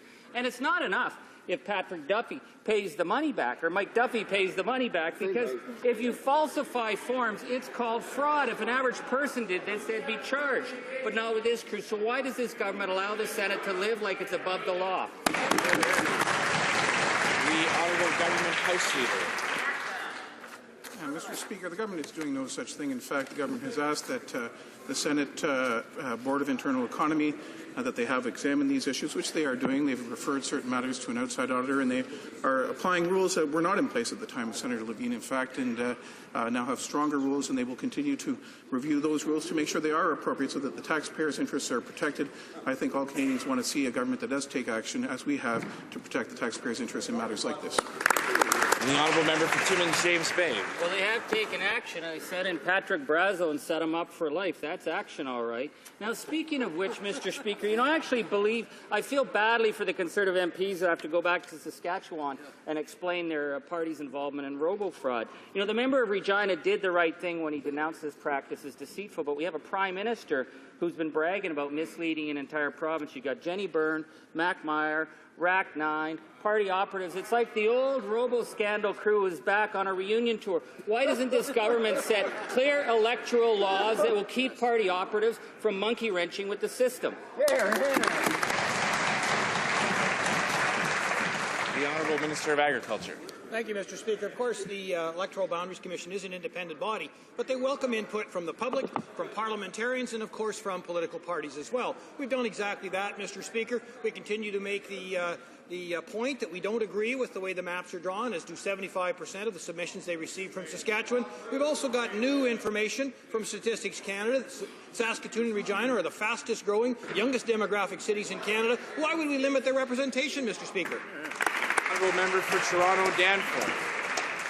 Mr. Speaker, Conservatives seem to forget that their own Deputy House Leader made clear these calls were deceptive and unethical. But the Prime Minister is enthusiastically defending this manipulative campaign. Basically, the Prime Minister would have us believe that this is democracy in action. Well, democracy in an upside-down world, maybe. Conservatives don't seem to understand that these tactics were offensive to the people of Saskatchewan. And what is the government doing to prevent the incursion of such robo-hooliganism into other non-partisan commissions? The Honourable Minister of Agriculture. Of course, Mr. Speaker, all of us from Saskatchewan reject the premise of that question. The same as Saskatchewan people keep rejecting the NDP for reasons just like this. We continue to make respectful submissions to the independence of the Electoral Boundary Commission, Mr. Speaker. We're well within our rights doing that, and we will continue. The Honourable Member for Papineau. Mr. Speaker, we Liberals have met thousands of Canadians across the country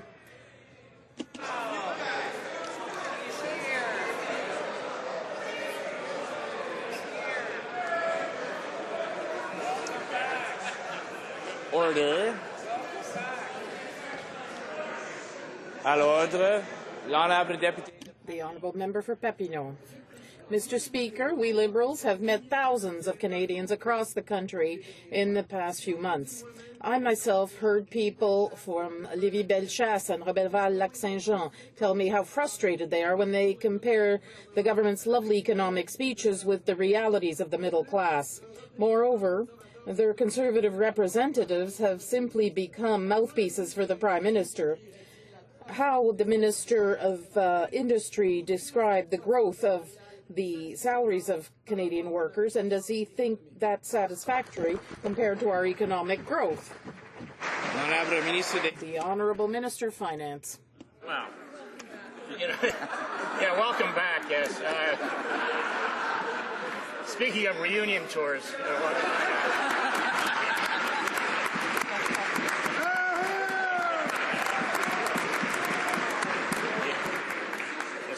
the Canadian economy is growing moderately.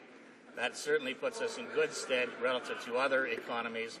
It's resulted in substantial job creation. It has, in fact, made the Canadian brand, the Canadian economy, the envy of most of the industrialized world. Honourable Deputy Papineau. The member for Papineau. Speaker, with answers like that across the aisle, no wonder the people in Levy don't think this government cares about them. What I've heard as I visited the constituencies of Kamloops, Wetaskiwin, St. Boniface, Halton, is frustration. Canadians are frustrated when they compare...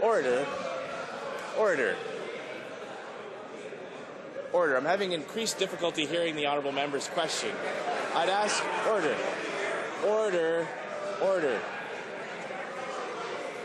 The honourable member for Papineau has the floor. À l'ordre. No wonder Canadians are frustrated when they compare government pronouncements of economic strength with the pressures actually be felt by real Canadians in the middle class. They sent MPs to represent their voices in Ottawa, but they got representatives of the PMO in their communities.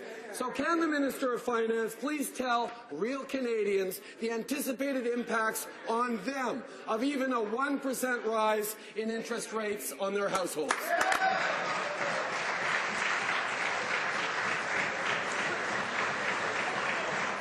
The Honourable Minister of Finance.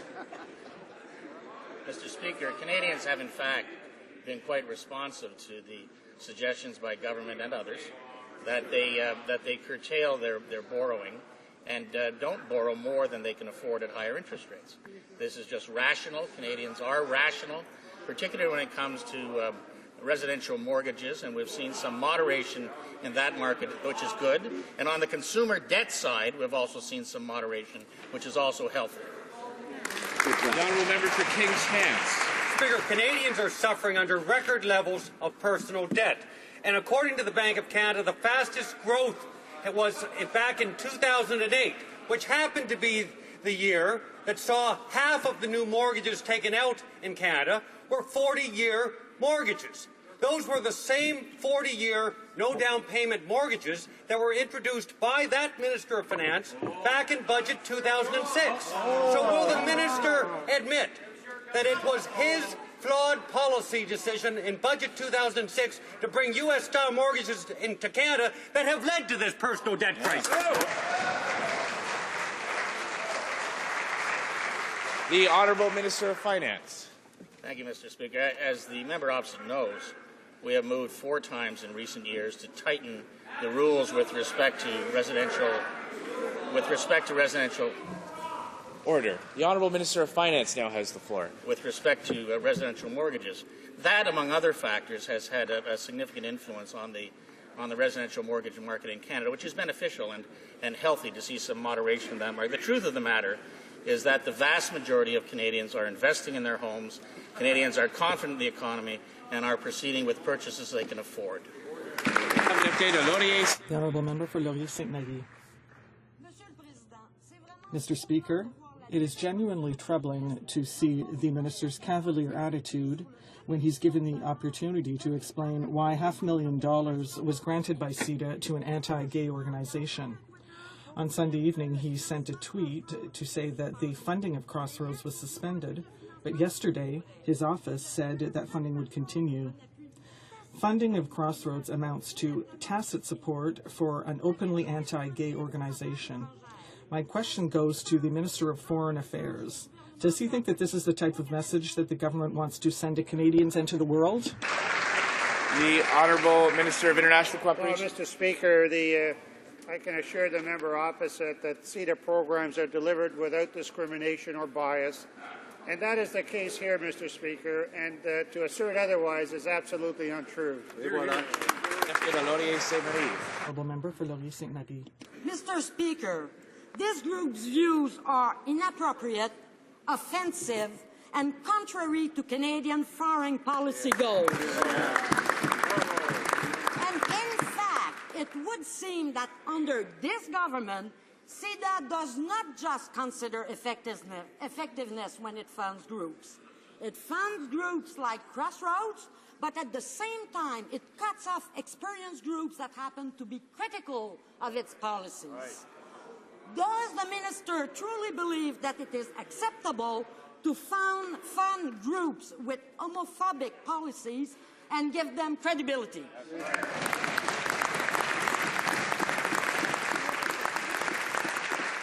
Honourable Minister of International Cooperation. Well, Mr. Speaker, the review by officials has shown that the organization delivers projects effectively and without discrimination or bias, and has done so in this case. Here we go. Honourable Member for Sudbury.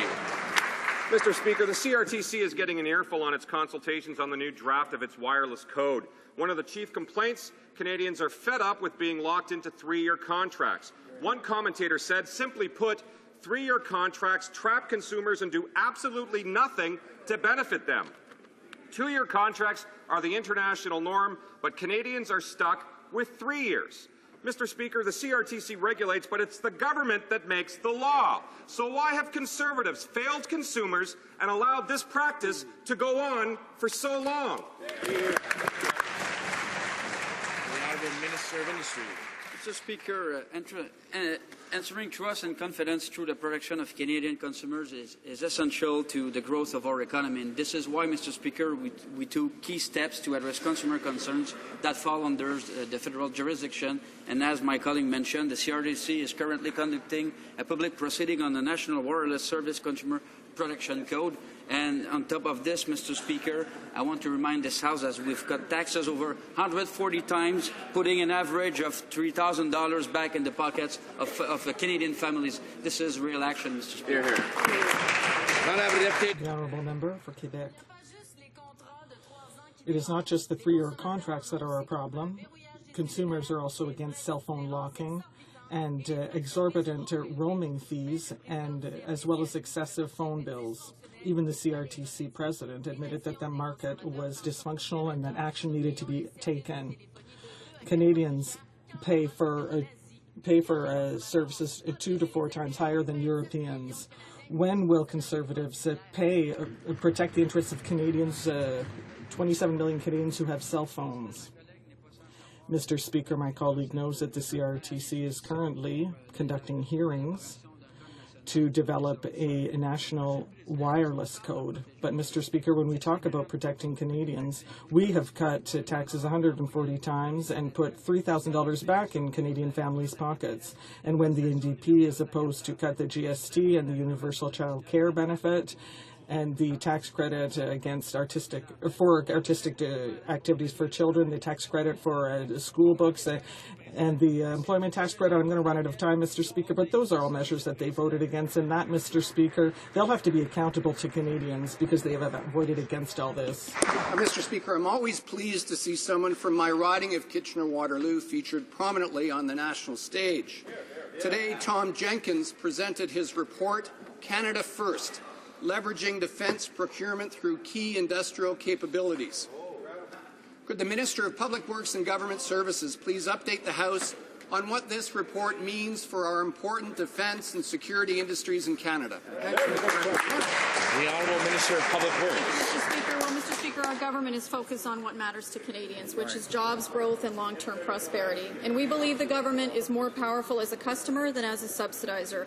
Military procurement plays a major role in the Canadian economy, and it drives innovation. It is estimated that every $1 billion in defence and security spending creates or sustains 18,000 jobs and creates $710 million in gross domestic product.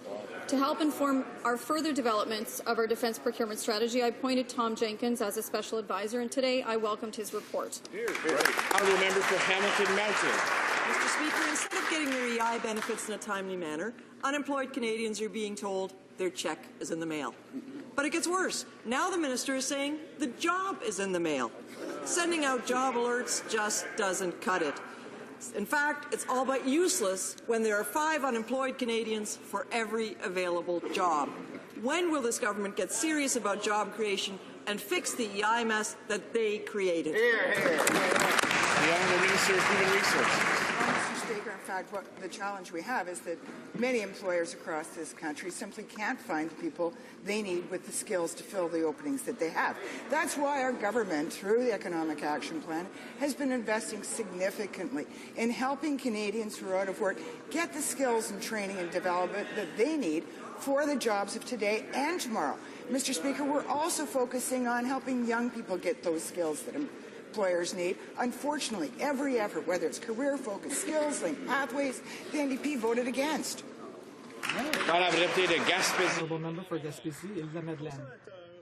The Conservatives repeat that their EI reform will have no impact on workers in seasonal industries. Now, that's rather strange because yesterday the member for Lévis-Bellechasse candidly admitted that no impact study had been done on this topic. No study. They're making changes without considering the consequences. The Conservatives don't want to understand the reality of the industries in these towns and regions that depend on seasonal employment. Why don't they suspend the application of the reform and take the time to do an impact study? The Honourable Minister of Human Resources. Mr. Speaker, that is not at all true. Obviously, an analysis, as always, when we make changes, we do an analysis. But, Mr. Speaker, for the seasonal employment sector, the EI will be there for these workers if there are no other jobs for them.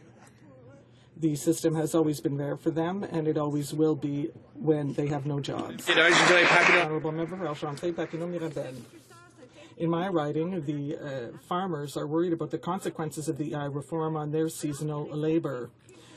The precious expertise of the workers brings these people back each year, but the reform will oblige the employers to replace them. The minister doesn't seem to understand that you can't grow vegetables in the midst of winter. Does she understand this economic reality? And if so, why does she want to make our businesses less competitive and less productive? The Honourable Minister of Human Resources. Mr. Speaker, what we want to do is to offer jobs for these people and to connect them with the positions available for seasonal workers. If they can find jobs in their area of expertise during the low season, we'll encourage them.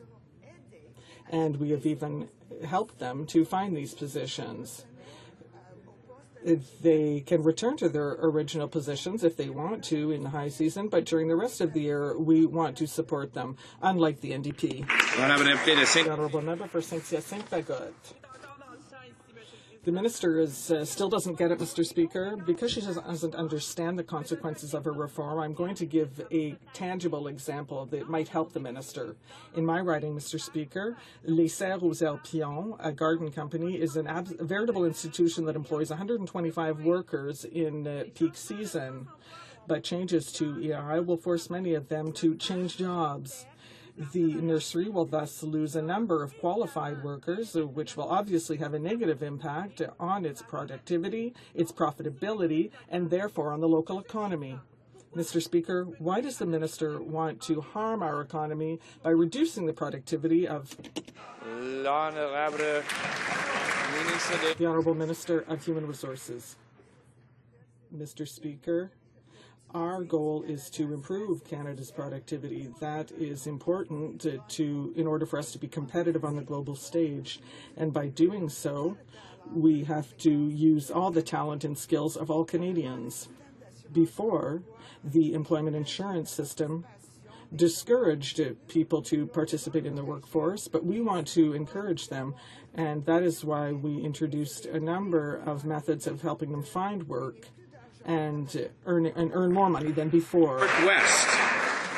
Mr. Speaker, Canadians who have lost their jobs and have taken early CPP are facing huge clawbacks to their benefits as a result of this government's changes to employment insurance. They're losing 50 cents on the dollar as a result of the new working well on claim rules. But CPP is pension income, not employment income. This is essentially stealing money from these pensioners. Will the government help these Canadians who are suffering and fix this problem today? The Honourable Minister of Human Resources. What we're trying to do is make sure that Canadians are encouraged to work and to make sure that they're better off when they're working than when they're not. Mr. Speaker, that's why we're helping them identify jobs in their areas. That's why we're connecting them with employers so that they can be more productive at every stage of their lives. The Honourable Member for Guelph. The minister announced Friday they'll spend almost $4,000 a day to study the XL food disaster, which will cost taxpayers hundreds of thousands of dollars. This comes on the heels of reports arising from access to information that there are fewer CFIA veterinarians on the front line now than before. Mr. Speaker, does the minister think It is a better use of hundreds of thousands of taxpayer dollars to investigate their mess at XL now, instead of having given CFIA the resources to prevent dozens of illnesses and the largest meat recall in Canadian history before it happened. Bravo. The Honourable Minister of Agriculture. Of course, Mr. Speaker, safe food for Canadians continues to be our priority for this government. We continue to make sure that CFIA has the capacity, both from a budget and from a people perspective, to make sure that front line is safe and that they're doing that job on behalf of Canadian consumers. I'm quite baffled by the fact that all through the fall, the member opposite from Guelph kept calling for some sort of review, some sort of analysis of where we need to spend our money. That's exactly what we're doing, Mr. Speaker. This is an arm's-length review by 3 eminent Canadians. We look forward to that report. Honourable Member for Berthier-Masquinongé. Mr. Speaker, the Minister of Human Resources told me yesterday that her department had signed a contract with Equifax to protect the credit of former students affected by the loss of personal information. The problem is that that was a lie. The protection offered does not include insurance to protect victims against identity theft or automatic monitoring of their credit accounts. The data lost were under her responsibility, Mr. Speaker, so why is she refusing to offer the best protection available? The Honourable Minister of Human Resources. Well, Mr. Speaker, the fact is the department has engaged Equifax on a 6-year contract. The goal there is to protect the privacy, the credit of those people who were unfortunately affected by this totally unacceptable loss of data. Mr. Speaker, the department is trying to contact as many people as possible who could have been affected so that they can take advantage of this program. Member for Berthier-Masquinongé. Even say with certainty what years were on the disappearing hard drive. Adding insult to injury, some of the private letters informing us of this loss have been sent to the wrong people. And the minister is hanging her hat on a government offer that is actually offering less protection than what the department first recommended. It's not enough. Canadians deserve straight answers. Since the minister refuses to tell the whole truth about what happened, will she at least accept responsibility and apologize? Just say that she is sorry. The Honourable Minister of Human Resources. Totally unacceptable. That's why the Privacy Commissioner is brought in, the RCMP has been brought in, and Mr. Speaker, an investigation, a very thorough investigation is underway to find out exactly what did happen in this avoidable and unacceptable situation. Meanwhile, we're doing the best that we can to try to protect the credit ratings and privacy of Canadians affected. Mr. Speaker, that we will continue to do. Member for Brampton-Springdale. Mr. Speaker, our government is committed to helping newcomers succeed and helping ensure they contribute their skills fully to help our economy grow and create jobs. Part of this plan includes giving immigrants the tools and knowledge they need to hit the ground running as soon as they arrive in Canada. Can the Minister of Citizenship, Immigration and Multiculturalism please update the House on these efforts to help immigrants succeed? The Honourable Minister of Citizenship and Immigration. Thanks, Mr. Speaker. It's unacceptable that new Canadians have an unemployment rate twice as high as that of the general population. That's why this government has tripled our investment in settlement services. We're reforming our immigration system to ensure that people who arrive here have the skills to succeed upon arrival. But we've also invested significantly in pre-arrival orientation through the Canadian Immigration Integration Project. Today, we graduated the 20,000th newcomer from abroad, people who have a much better chance to get settled, find good jobs, and succeed in their new Canadian lives. We're investing in the success of newcomers, Mr. Speaker. The Honourable Member for Etobicoke North. The Environment Commissioner has outlined serious concerns about the lack of federal oversight and public disclosure about the chemicals used in fracking. When asked about the issue last week, the Conservatives dodged the issue completely. Yesterday, the Minister of Natural Resources had a miraculous conversion while promoting the Keystone XL pipeline and admitted the Conservatives could be doing more to protect the environment. Well, here's their chance. Without passing the buck to the provinces, can the Minister of the Environment provide the House with the list of chemicals used in fracking? The Honourable Parliamentary Secretary to the Minister of the Environment. Well, thank you, Mr. Mr. Speaker. As I've said to this House several times, this issue at hand is primarily a matter of provincial jurisdiction. The Environment Commissioner also commented on the progress that we've made in numerous areas concerned in his report. But this also gives me an opportunity to talk about the Liberal record on the environment, which includes a 30% rise in greenhouse gas emissions. I'm just wondering if my colleague's colleague, in his travels around the country, reminded Canadians of that fact, and also continues to remind Canadians of the fact that he has absolutely no respect for Alberta MPs. Thank you. The honourable member for Algoma, Manitoulin, Kapuskasing. Aboriginal people across the country are starving. The report of the UN Rapporteur on the right to food states that Inuit are facing severe food insecurity. The report recommends a food strategy that defines the responsibilities of every level of government. Will this government be part of the solution instead of the problem when it comes to safe, affordable nutrition for Inuit living in Canada's north? Will it put forward a Canadian food strategy? Thank you, Mr. Speaker. The Honourable Minister of Health. Thank you, Mr. Speaker. Mr. Speaker, our government is making huge investments to Nutrition North program for Canada's North. Our government increased the program to $60 million. That party did not support. I met with the UN Rapporteur last May and was very surprised how ill-informed that rapporteur was on the government's investment. At the same time, he failed to meet with the people in the North in terms of the real opportunities and the challenges faced by Aboriginal people around food security. We will not be studied from afar and will not accept recommendations from the UN rapporteur that fails to deal with those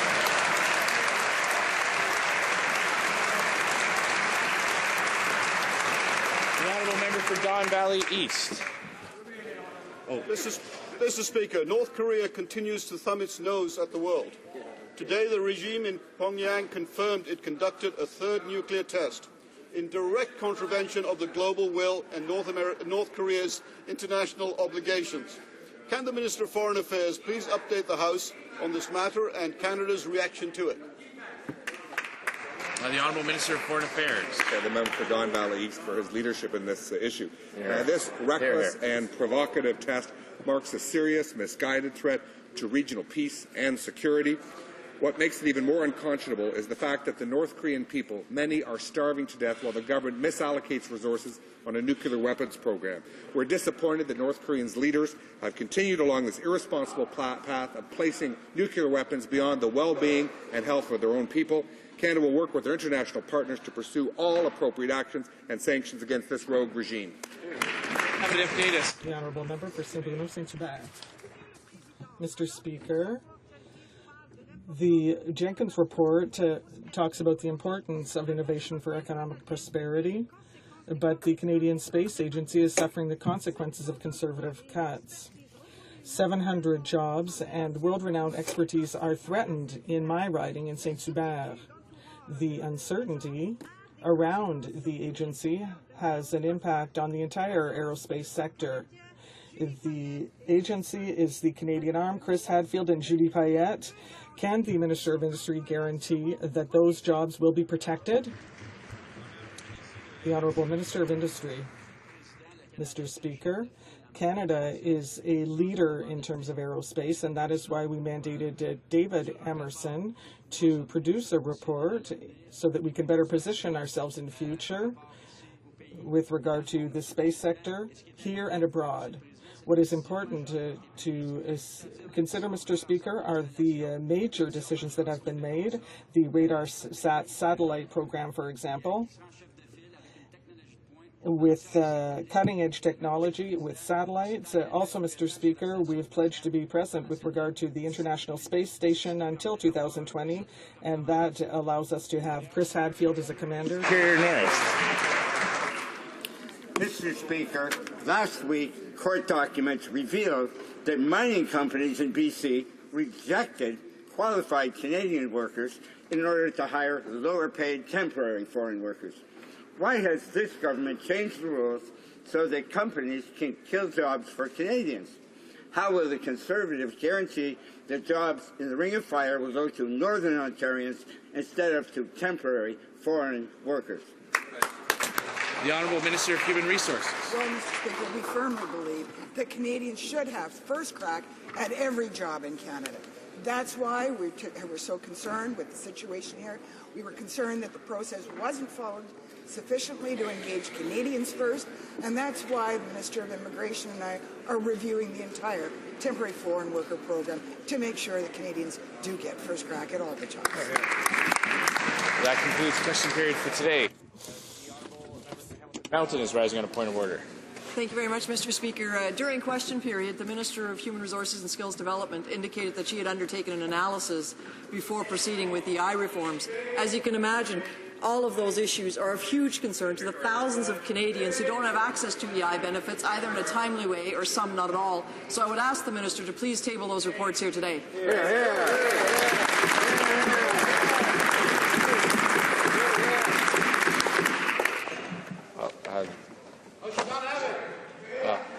The Honourable Member for Toronto Centre is rising on a point of order. We on this side noticed that the Minister of Natural Resources is back in his seat where he should be.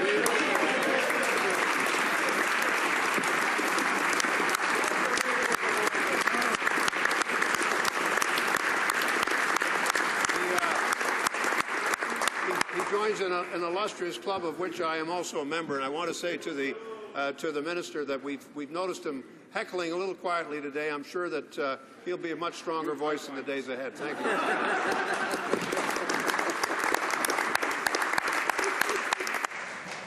Orders of the day. Order du jour. Government orders resuming debate. Second reading of Bill C-51,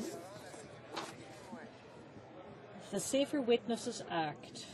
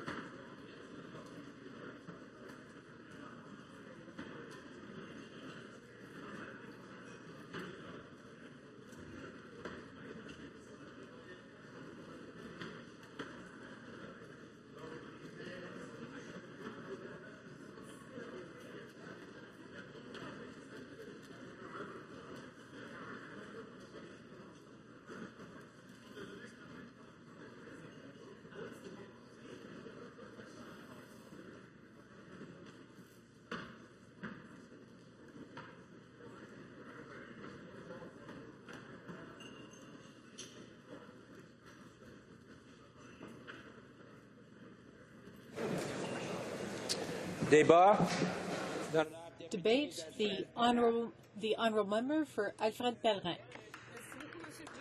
Thank you very much, Mr. Speaker.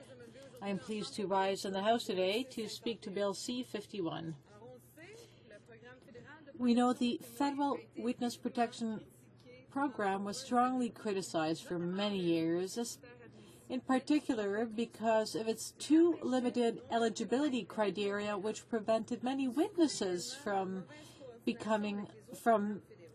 receiving protection, and also it wasn't well coordinated with other federal programs. It was adopted in 1996 under the Liberals, but Conservatives waited a long time before they tried to improve the system.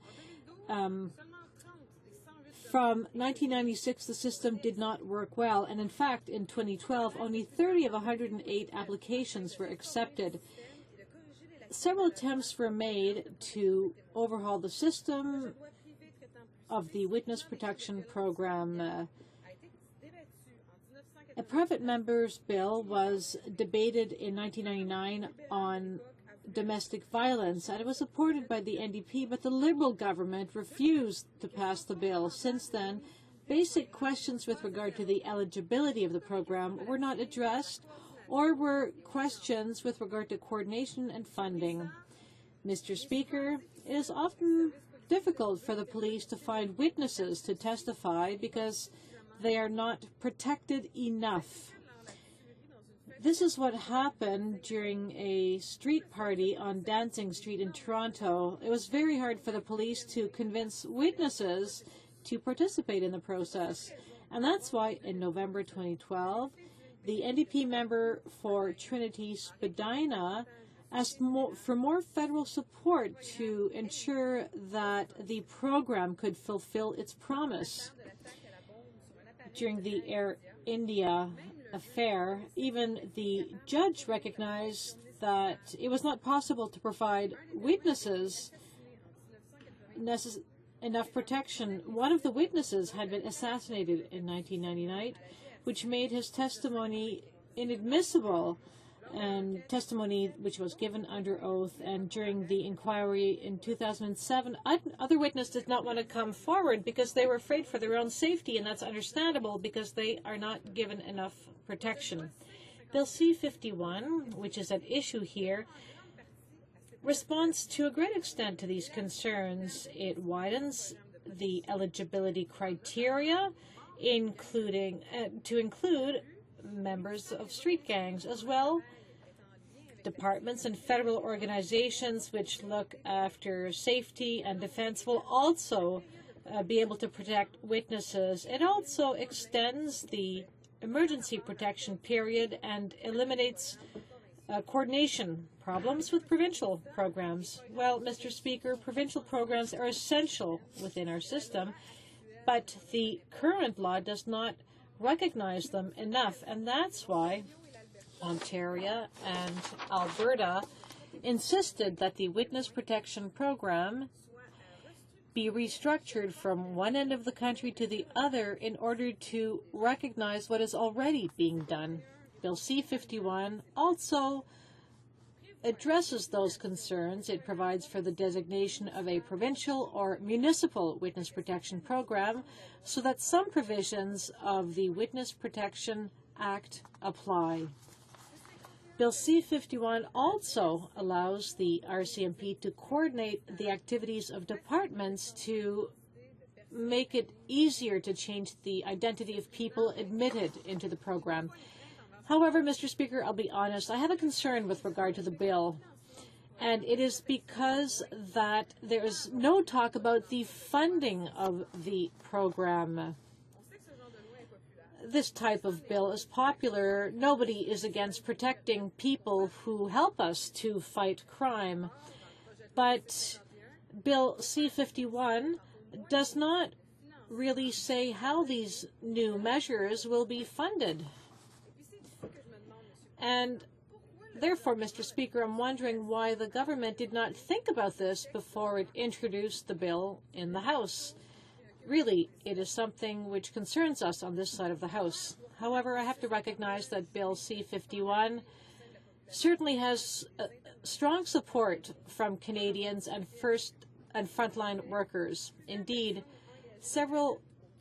many people who fight against organized crime believe that this bill is essential. Widening the scope of the program will help us fight against street gangs, and we know that street gangs are particularly violent, and they use intimidation to avoid jail sentences for their members, and those who decide to testify against street gangs put themselves in a great deal of danger. The same thing, this happens within the South Asian community. You might remember that several witnesses in the Air India affair were attacked, but those witnesses were not eligible for the Witness Protection Program. Why? Simply because national security issues are not covered by the program. A third problem addressed by the bill is better coordination between federal and provincial programs. For a long time now, the provinces had asked for a review of the protection program. Their main concerns were that there was not enough coordination between the federal and provincial programs. Some of the provincial programs overlap on the federal one, and witnesses are often caught up in a bureaucratic mess which makes them less protected than they otherwise would be. So those are the three major problems which are addressed by Bill C-51. Gang members who want to come clean will be able to testify against their former accomplices without fear of reprisal. Citizens who are asked to testify in cases involving national security will be better protected, and the provinces will know where they stand. However, before I move on to the next point, I have one question. A little earlier, I referred to the Air India affair, and of course, Bill C-51 greatly improves the witness protection program for those types of situations. But to become a protected witness, or rather, if somebody wants to become a protected witness, they will have to go through a process which is still not transparent enough, and there's also not enough accountability in the bill. The government is aware of this. It even admitted to this, and so I'm wondering why they did not take the opportunity in addressing this matter with Bill C-51. However, in summary, I believe that the measures included in Bill C-51 are a step in the right direction. In fact, the measures contained in Bill C-51 are very positive. Nevertheless, weaknesses remain. For instance, investigations involving drug trafficking or crimes which fall under federal jurisdictions will be carried out by the RCMP. However, the RCMP often doesn't have enough money to protect witnesses under the Witness Protection Program. And in fact, on the RCMP website, it says that often the costs of protecting witnesses are an obstacle to investigations. So the prohibitive cost of this program is an impediment to making the system truly effective. As I said a few moments ago, there is no talk of funding of the program, and this concerns me to a great extent. Before continuing, Mr. Speaker, I'd like to put a few questions to my colleagues of the other parties. Since 2007, the NDP has asked that changes be made to the Witness Protection Program. It took 6 years for the Conservatives to respond to our demands, and during that time we kept on asking for the program to be improved. Why did it take so long for the government to act? As I also explained, no additional funding is provided under this bill. Why is the government changing the rules without providing adequate funding? These are crucial questions which call for clear and specific answers. Can the government confirm that it will provide enough funding for the measures included in the bill? Can he guarantee that the Witness Protection Program will be funded adequately in the long term? I also have a few comments for my Liberal colleagues. They're saying today that the program needs in-depth reform. That's all fine and well, and quite honestly, I share their view. But the Liberals were in power for many years before the current government came to power. They even had a majority in this House. So why didn't they take the many opportunities they had to proceed with this reform? The many criticisms against this program already existed when they had the majority. They already had the power to change things, and unfortunately they did nothing. Another aspect that makes me raise an eyebrow is that today they are proposing amendments to C-51 they feel is not generous enough, but they don't specify what it's all about. It's all very nice to have these empty words, but you need a bit of substance before you can form an opinion. So I invite them to unveil the details of their proposals immediately. Mr. Speaker? Allow me to take a moment to summarize the ins and outs of this bill. I feel that this is something extremely important for the protection of witnesses. We can't take this lightly. This is a matter of life and death. And this bill will have dramatic consequences, and we must take the time to analyze them properly. Before we go any further, let me repeat that I'm pleased to see that the government has finally made a decision to take charge of this issue. I'm pleased to see that the government listened to the requests of my party formulated years ago. The simple fact that they're broadening the program is already an excellent decision. But as I said, it's important to grant sufficient funds for this program. Otherwise, these great initiatives will be all for naught. They have good intentions, but they need to walk the talk.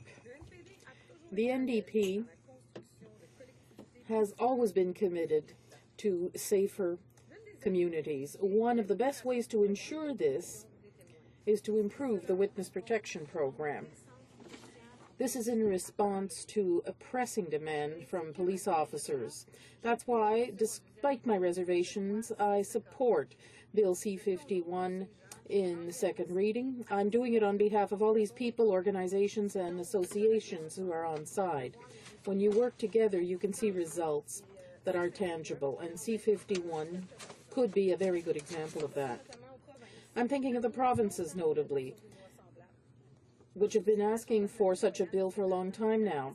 I'm also thinking of the RCMP that recently asked the government to support it in its fight against organized crime. The RCMP also called for better psychological examination of witnesses, which will be allowed under this bill. The police officers designated to fight street crime and street gangs are particularly enthusiastic about this. There's also Judge O'Connor's report following the Air India attacks, which contained recommendations that were in keeping with this bill. As we can see, Mr. Speaker, all the organizations committed to fighting organized crime support the adoption of this bill. I'm comforted in the notion that this is a good initiative despite its faults. On the whole, C-51 is a step in the right direction in the long march in the fight against crime that we all wage. This bill is a good initiative by the government, and quite honestly, I'm pleased to support it. However, I hope that all my colleagues in all parties will note my criticisms. It's not a matter of throwing the baby out with the bathwater. We have to just stop for a moment and think about everything we could do to approach this witness protection program to make it even better. These men and women who step up to the witness bar are very courageous. They allow our society to be safer and more welcoming. In so doing, they often take enormous risks. Bill C-51 allows them to be better protected, but we can also do more, Mr. Speaker. So I'm taking advantage of my position here to ask my colleagues.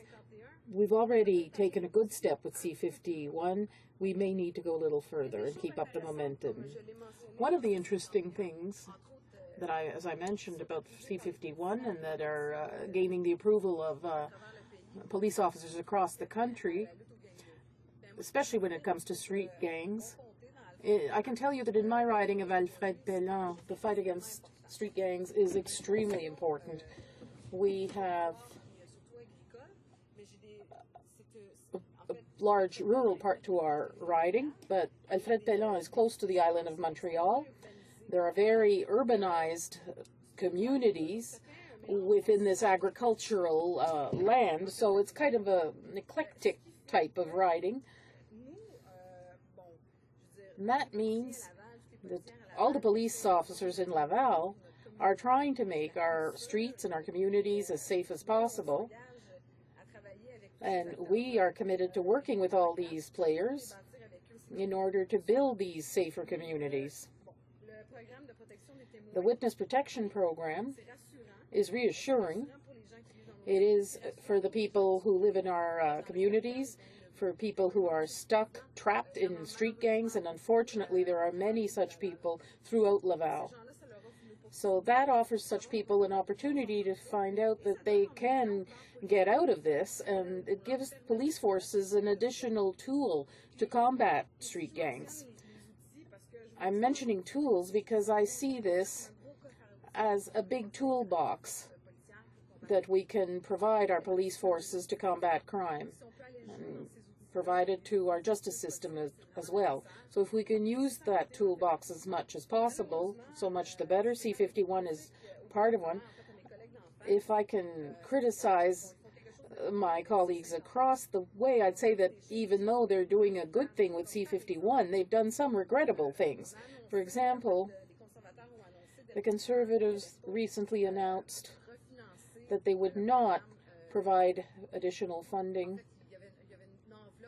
Well, let's say there was a $400 million envelope for a police recruitment fund. They decided not to renew that in 2013. And what that means is in Quebec, we took advantage of that envelope.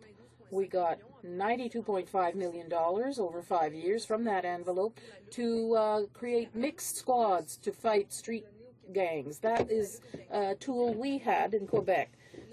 And after 1 year, the first year, we saw seizures rise. Street gang crimes had gone down, as had murder. So the experience produced tangible results in the first year.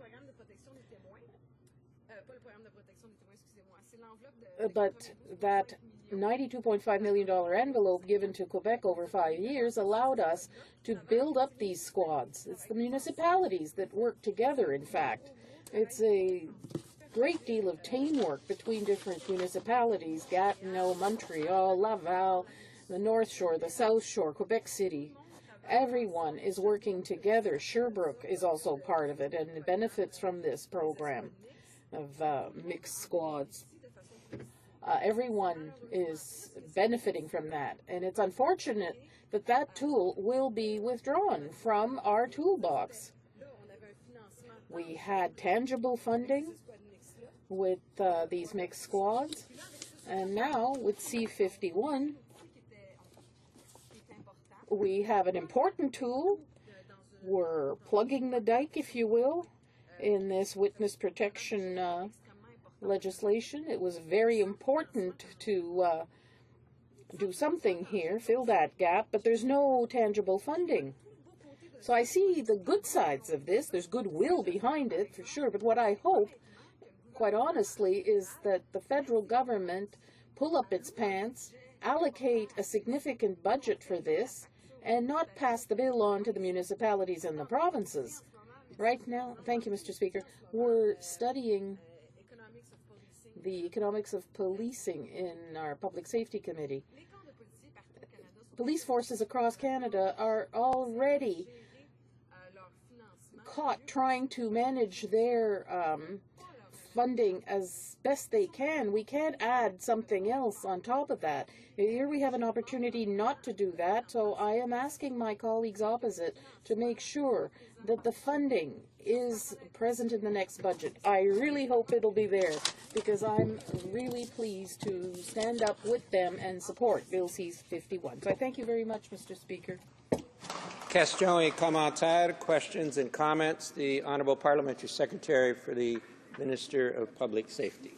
Thank you very much, Mr. Chair, and I thank my colleague for her comments and the fact that her party is going to be supporting this legislation. I'm a little bit confused, though, because as I look at the bill, what it does is primarily administrative. It gives the provinces something that they've asked for, which is being able to designate their program as federal, which will actually save them time, energy, and certainly monetary resources. As well, it will expand their criteria that needs to be protected as far as information. It expands the time that individuals can have emergency protection under the Witness Protection Program. I'm wondering, because the NDP have talked a lot yesterday, and I'm assuming they will today, about the costs, and they somehow keep thinking that there's going to be a huge ballooning of individuals entering the Witness Protection Program. Have they done research on this? I'm just wondering. I have not seen anything. Can the honourable member tell me where she's getting these numbers? We have not seen any numbers, and I dare say it's not a good idea to just make assumptions when it comes to important legislation. Hear, hear. The Honourable Member for Alfred Bellon. Thank you very much, Mr. Speaker, and I thank the Parliamentary Secretary for her question. As I mentioned early in my speech, I took one example from 2012 with a percentage of cases that were examined and that were accepted, but that goes hand in hand with funding. I don't want us to be alarmist and saying it'll explode or whatever. All I'm asking here, all we're asking, is that this bill be supported with tangible, adequate funding. The government has probably done significant research to figure out how much this will cost, and I know that my colleague listens to the other witnesses who appeared before us. We want to make sure we can afford this and have the money to pay what C-51 will represent.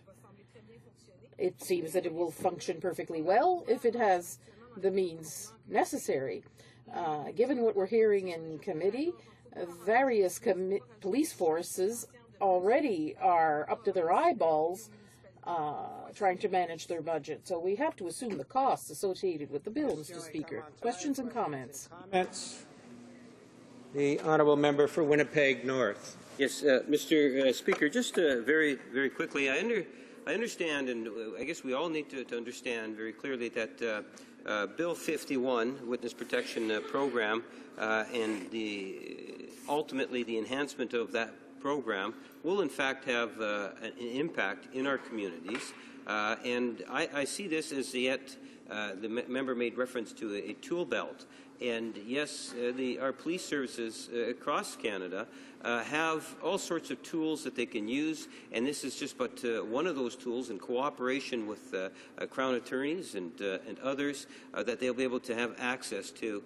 The question I have for the member is, I do believe it is fair to make an assumption that there will be an increase in demand for the program. And I would ask her if she would not agree that that is a safe assumption to be making, and that there needs to be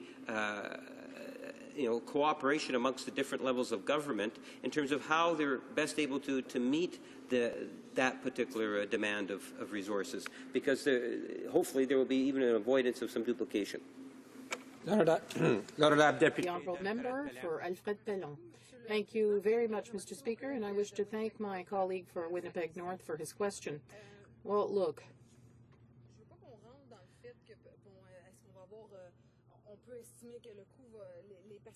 are we to assume that people will be fighting one another to be part of the witness protection program? I don't want us to assume that. What we're talking about is having the means to meet what we're asking for here and make sure we're not transferring the cost to the provinces. We already transfer enough to provinces and municipalities. We mustn't hammer them once again, presenting something good that cannot be implemented because we can't afford it. So what I'd say to my colleague is that all I expect is that in the next bill, the next budget rather, that the Conservative government will be tabling in the next few weeks, there should be something concerning the witness protection program. I really expect something. Now, I'll be extremely disappointed if there's not something in the budget for the witness protection program, as well as the funding of mixed squads for fighting street gangs across Canada. Questions and comments? The honourable member for Sherbrooke. Thank you, Mr. Speaker. This is in keeping with the comments of the Parliamentary Secretary to the Minister of Public Safety. She's asking for studies on the cost. I thought it was the government's responsibility to do that. She doesn't seem to understand that when you open up the definition of witness, you open up the definition of people eligible for the program, and you're extending the 90 days for emergency protection, as it says in the bill. It doesn't, of course, there'll be costs attached to that. If the parliamentary secretary thinks there is none, she's mistaken. Does my colleague feel that more money should be allocated, given that the number of people eligible to apply will be expanded and the 90-day delay will be expanded for emergency assistance. The Honourable Member for Alfred Pellon. Thank you, Mr. Speaker, and I thank my colleague for Sherbrooke for his remarks, which are significant and very important. I think that if we try to be good managers, as we all try to be in this House, and try to manage public funds as efficiently and effectively as possible, I think it is an essential duty.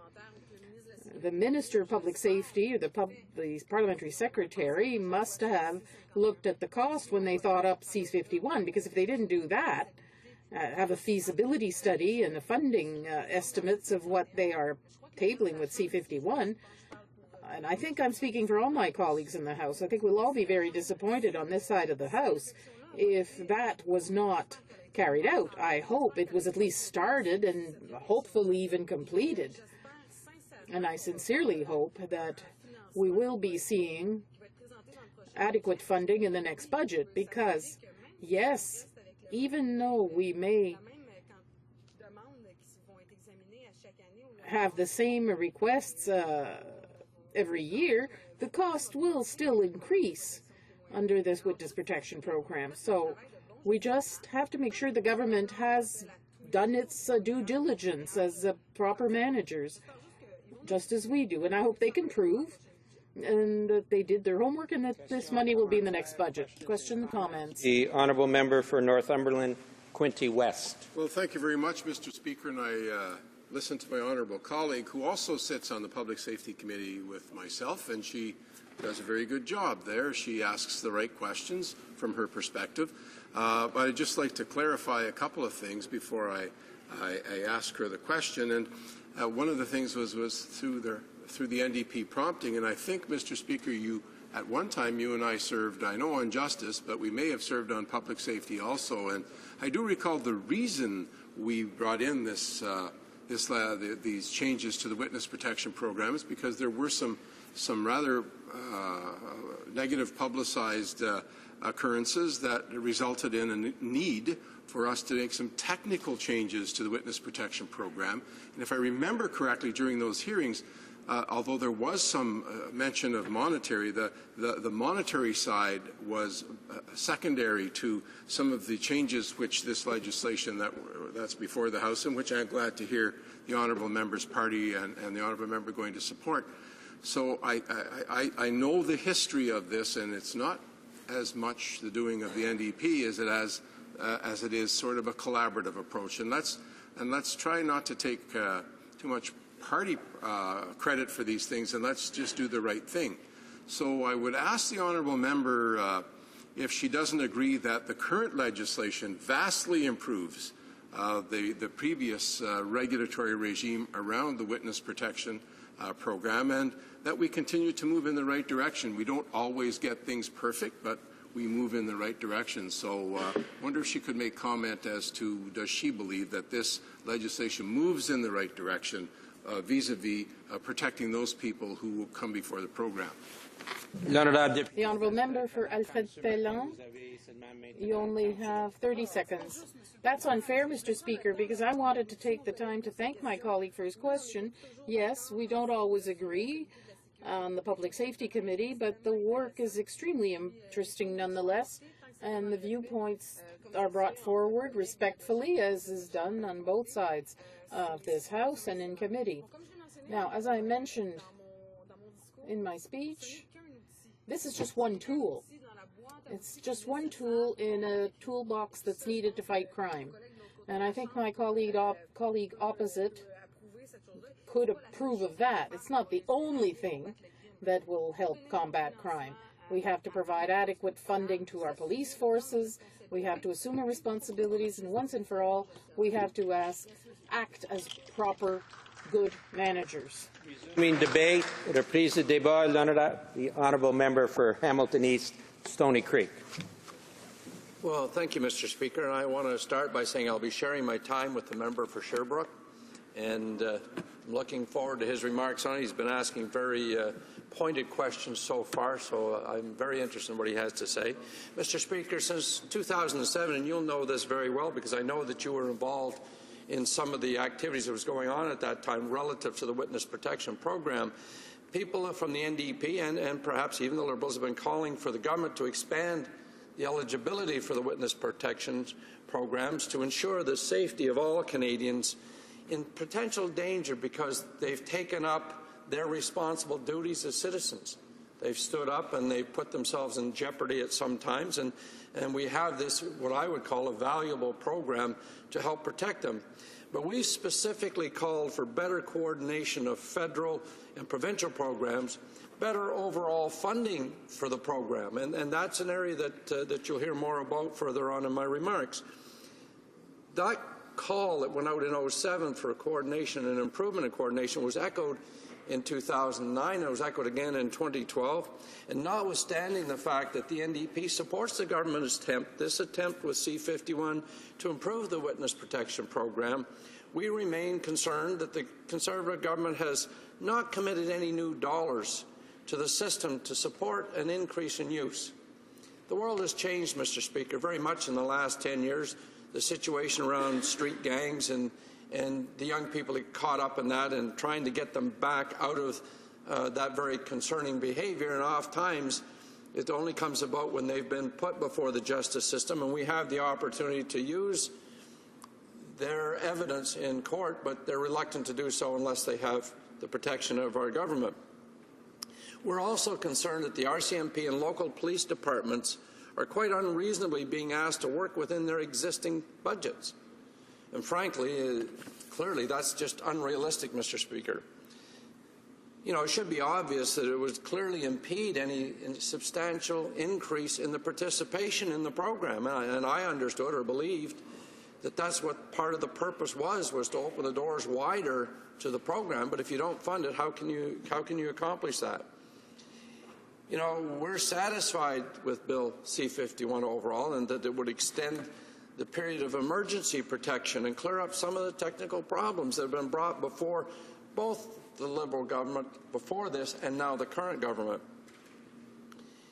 But we believe to be effective, C-51 should include provisions for an independent agency to operate the program, and that was recommended, Mr. Speaker, in the Air India inquiry, in the report that came out of that. In fact, we were quite surprised, Mr. Speaker, that it wasn't included in C-51. So as a result, the RCMP will continue to be responsible for the program, and I would leave this point with you, Mr. Speaker, that would leave the RCMP in a conflict of interest in being the agency both investigating the case and then deciding who gets protection. Now, even though I've raised some of Bill C-51's shortcomings and that the Conservatives were late to respond, and we've made that point fairly, and in fairness to them, they're not the only ones who are late. The previous government was quite, I would go so far as to say, even negligent in this. New Democrats are pleased that the government has finally listened to our proposals, and it's been said that within the committee there was a collaborative effort to try to get to the right place on this. But I can't stress enough that the Conservative government, if they truly want to improve the witness protection program, they must also commit the necessary funding. It's required, Mr. Speaker, to ensure that those improvements have a chance of working, especially, again, in that new area relative to gangs, to street gangs. We cannot put ourselves as a society in the position of saying to the young people, we want to take you out of the gangs, we want to use your evidence in court, but we're going to leave you high and dry afterwards, because we know that some of those gangs can be particularly vicious in how they respond to anybody who stands up and tries to do the right thing. Now, all members of this House, on both sides, are concerned with making our communities safe as possible, and I believe the Witness Protection Program, in particular, is one of the more important tools in fighting street gangs. And again, I've talked a little bit on that already. I would remind the government members that the Federal Witness Protection Program has long been criticized because of its very narrow eligibility criteria. And again, I know that the Speaker and others were ones who had raised those concerns previously. There have been continuing complaints of poor coordination with provincial programs, and of the low number of witnesses who, Mr. Speaker, actually get to access that program. In 2012, only 30 out of 108 applications considered were actually accepted. And I would suggest that that very much undermines this program's value. So we've got 78 people who are witnesses, who put themselves at risk, who didn't get the follow-up protection that at least was believed to be their right, it was believed to be worthy of at least applying for, and to my mind, that is very concerning. Now, changes to the Witness Protection Program have been called for by the NDP since its very inception in 1996. There were glaring omissions in this.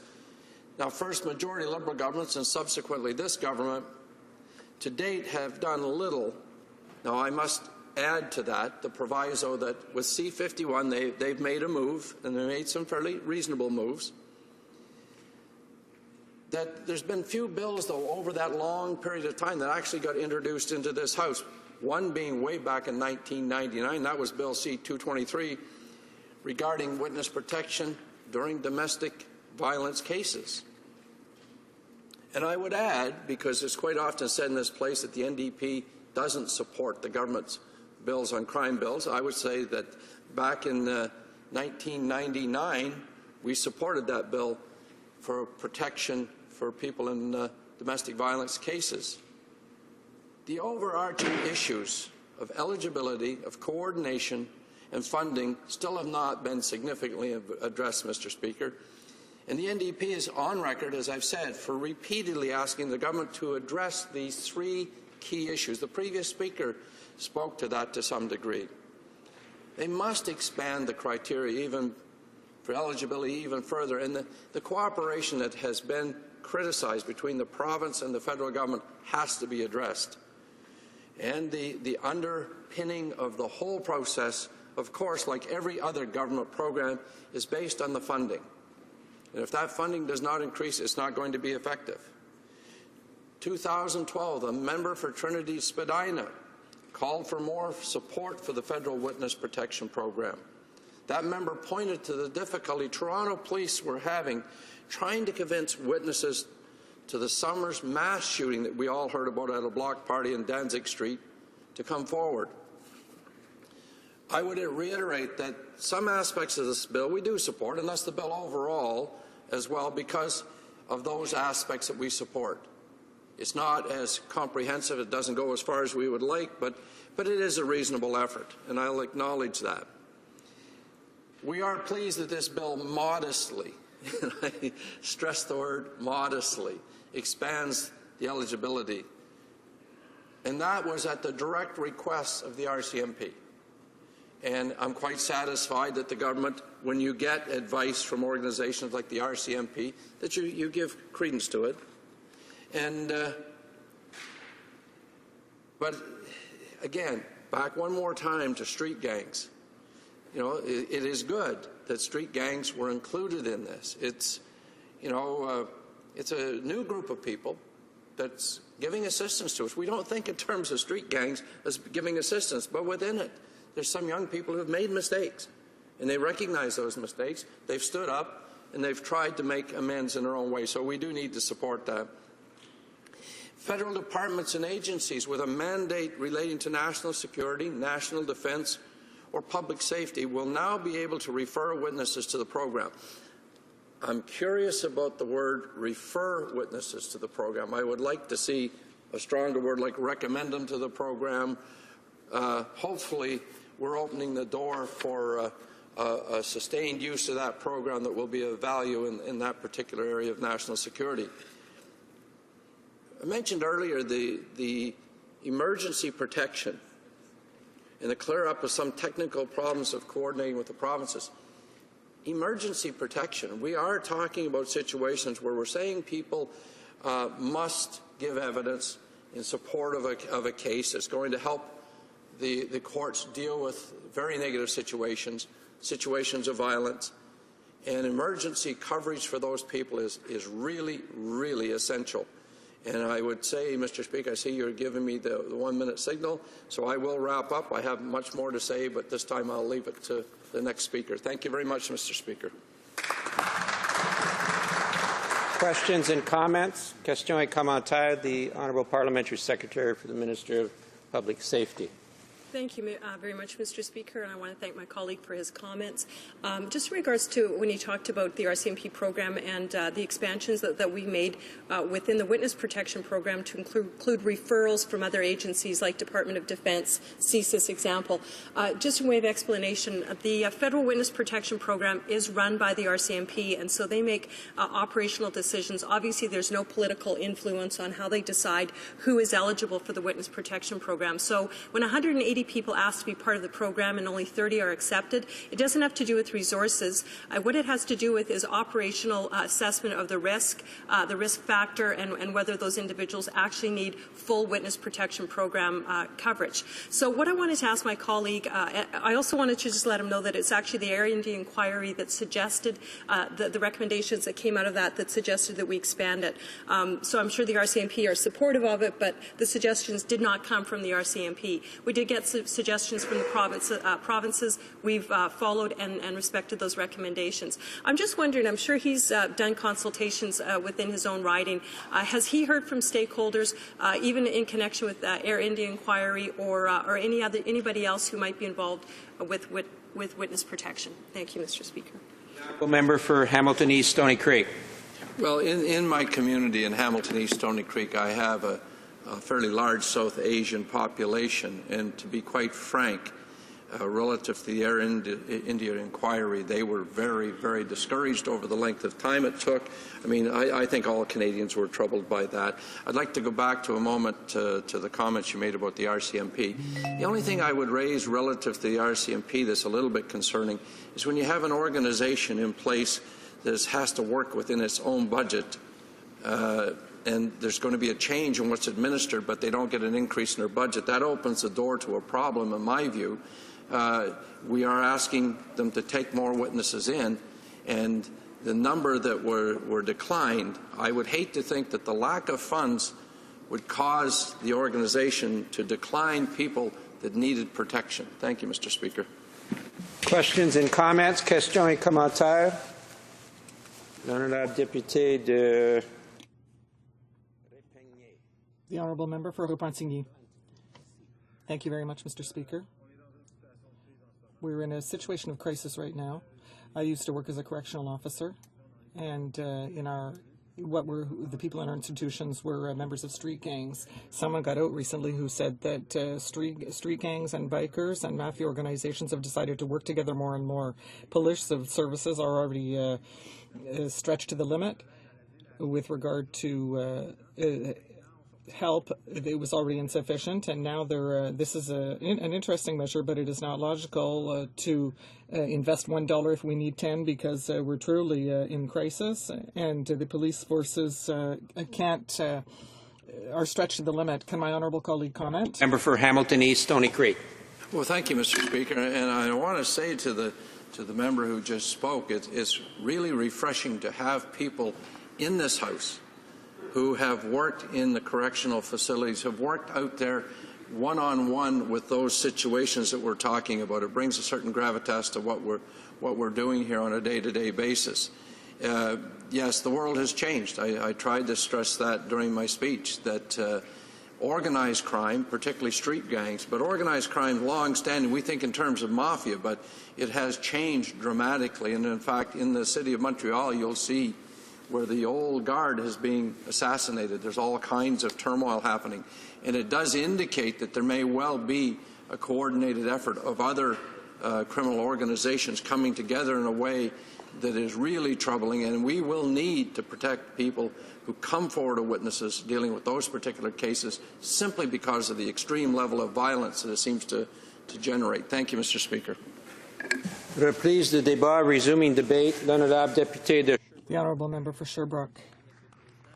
Thank you, Mr. Speaker. I'm very pleased to rise today to speak in this House on Bill C-51. I was also very pleased to read the current law regarding Safer Witnesses Act, which would substantially amend the current act. And so before beginning, I just wanted to remind the people who are listening to us today of the changes that are proposed in this bill, because I think it is very important to explain the basis so that people know what changes were made. So first, as I said earlier, we're talking about the definition of witnesses. The definition of witness is changed in the definition section of the bill. We talk about the Federal Defense or Safety Organization in Section A. So it is a little bit technical, so it might be difficult for people who are trying to follow from home and they don't have the act in hand. So the other thing that changes quite a bit,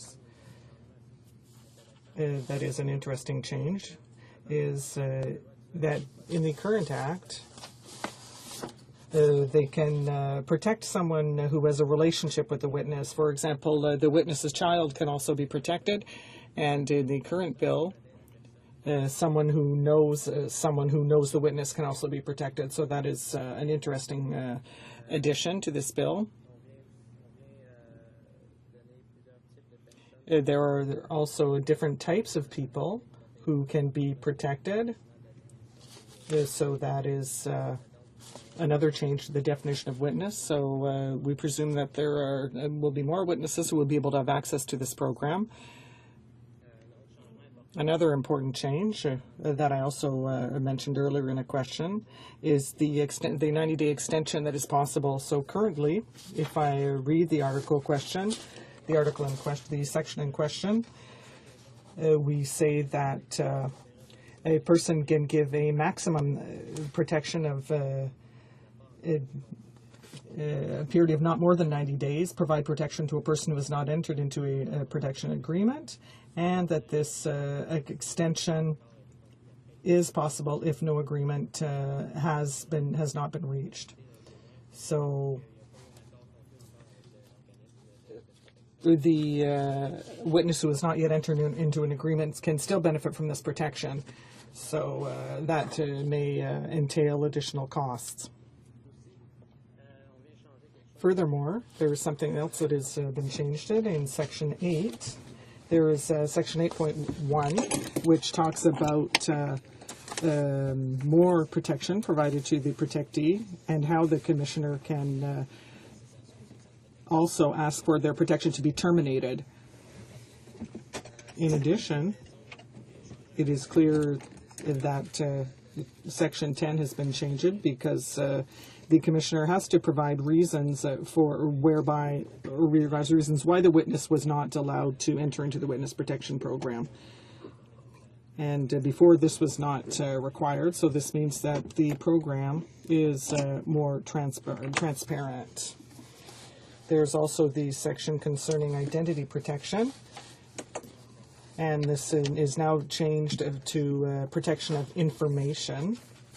So that involves the protection of personal information, and that is better, more standardized with the provincial regimes. So that is the under Section 11, and it says that there will be more cooperation with the provincial authorities in that regard. So those are the major changes that were made to the current act, the Safer Witnesses Act. And so our position, it is important to mention it after having explained these changes. And so, as my colleague said, we will be supporting this bill, C-51, at second reading. And, the NDP has long been calling for these types of changes. We've been asking the government to expand the eligibility of witnesses to the Witness Protection Program to guarantee the safety of all Canadians. Indeed, since 2007, the NDP has asked for better coordination between the federal and provincial and municipal programs, which leads me to an important point I've mentioned earlier in response to a question asked of me by my colleague from Alfred Pellan, and it's funding. So we can presume that costs will increase because the definition of witness has been widened. and because an emergency protection of 90 days could be awarded. I think in 2012, 30 applicants were protected, and this cost $9 million, so $300,000 per witness. So, given that there will probably be more witnesses receiving protection, this will cost more money. So, it's important to point this out and to realize, therefore, that these changes will probably cost more money, and we hope the government conducted an impact study to see how much these measures will cost, and hopefully that these costs will be included in the upcoming budget so that protection agencies will have more resources to carry out their task. So we support Bill C-51 because it improves protection to witnesses, but we denounce the fact that up until now the government has not provided additional funding. If I can also continue in that vein with regard to funding, as I said earlier, it's important for the government to understand that costs will go up, and there might be some delay to make the necessary adjustments so that the agencies affected will have the resources they need to protect witnesses. Otherwise, the whole bill will be empty of meaning if there are no additional resources. I think my colleague from Esquimalt, Juan de Fuca, who said that the quality of a tree is reflected in the quality of the fruit it bears. So we'll just see what the government will do with regard to funding under the bill. Next, regarding criminality, every time we talk about crime, I'd like to describe the NDP's vision of fighting crime to the government last year, or rather during the last parliamentary session. The Conservative government always accused us of being on the wrong side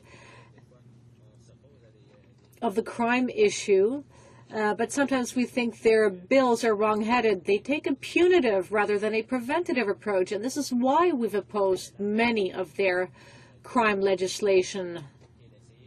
So the NDP's vision is that it is better to focus on prevention, that is to try to stop crimes before they're being committed, than to react. And to do that, it's important to provide enough resources to make sure crime is not committed in the first place. I'd like to come back to what one of my colleagues said, and I like to listen to what my colleagues say before I speak, because it's important to get an overall point of view. The member for Esquimalt, Juan de Fuca, I believe, said yesterday, and I quote, that most criminals don't read the criminal code before they choose to commit an infraction. They don't look at how long their sentence might be. In other words, somebody who's going to commit a crime isn't going to assess the length of a sentence before committing a crime. So if you want to prevent crime from being committed in the first place, you have to be at the forefront rather than to react once an act has been committed. So every time we talk about crime, I'd like to remind the government,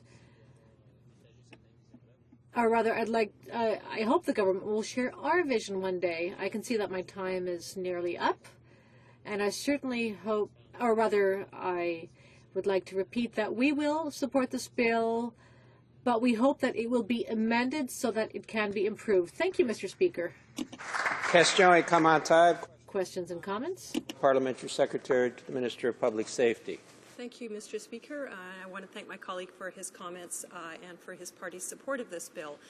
One of the changes that we're making is in regards to how the province operates their witness protection program. Currently, it's very difficult for them to get identity documents for individuals under provincial witness protection programs because they have to go through quite a difficult process to get them with the RCMP.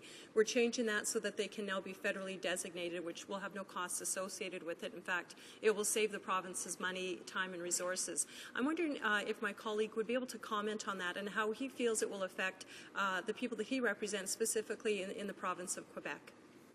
Honourable Deputy de Sherbrooke. The honourable member for Sherbrooke. Yes, indeed. I would like to thank the member for her question, and I forgot to mention that, in fact, during my presentation. That is, changes with regard to the designated programs. I don't think I mentioned this earlier, but it's a very important aspect of C-51 because provincial and municipal programs will be designated. This is a good thing, and under the current system, there was a lot of red tape, and protection agencies couldn't do their work adequately in some cases.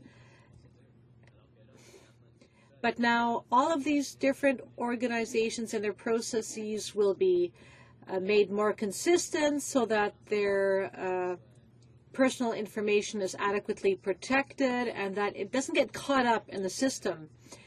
And so we're referring to sections 11 to 11.3, unless I'm mistaken. These sections clarify the harmonization process to make sure that the system is not as filled with red tape as it was in the past. The honourable member for Brome-Missisquoi.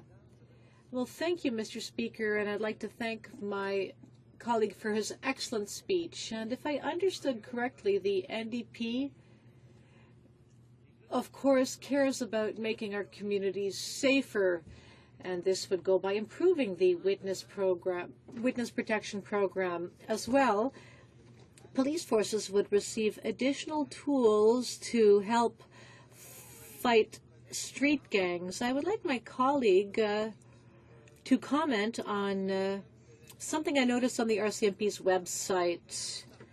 It says that sometimes the costs of protection witnesses get in the way of conducting investigations, especially when it comes to small organizations which fall under the Act. The honourable member for Sherbrooke. Thank you for my colleague, and I agree with the premise of his question.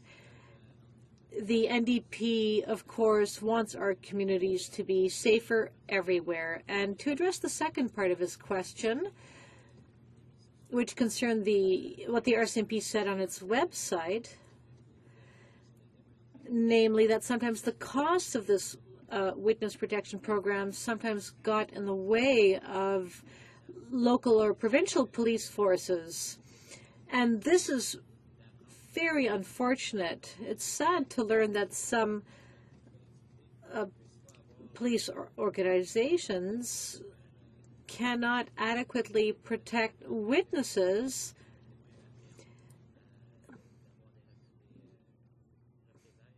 because when a witness is afraid of reprisals, well, that witness might decide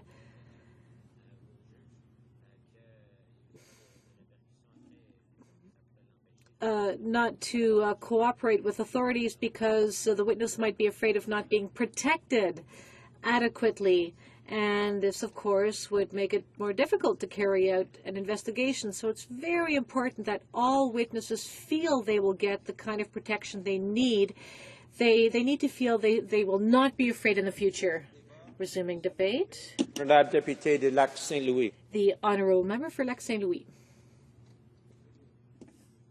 Nice to speak to this bill today, and I found the debate and all the preparatory work that we've done in my office in advance of speaking today. I've found it all very interesting because, you know, many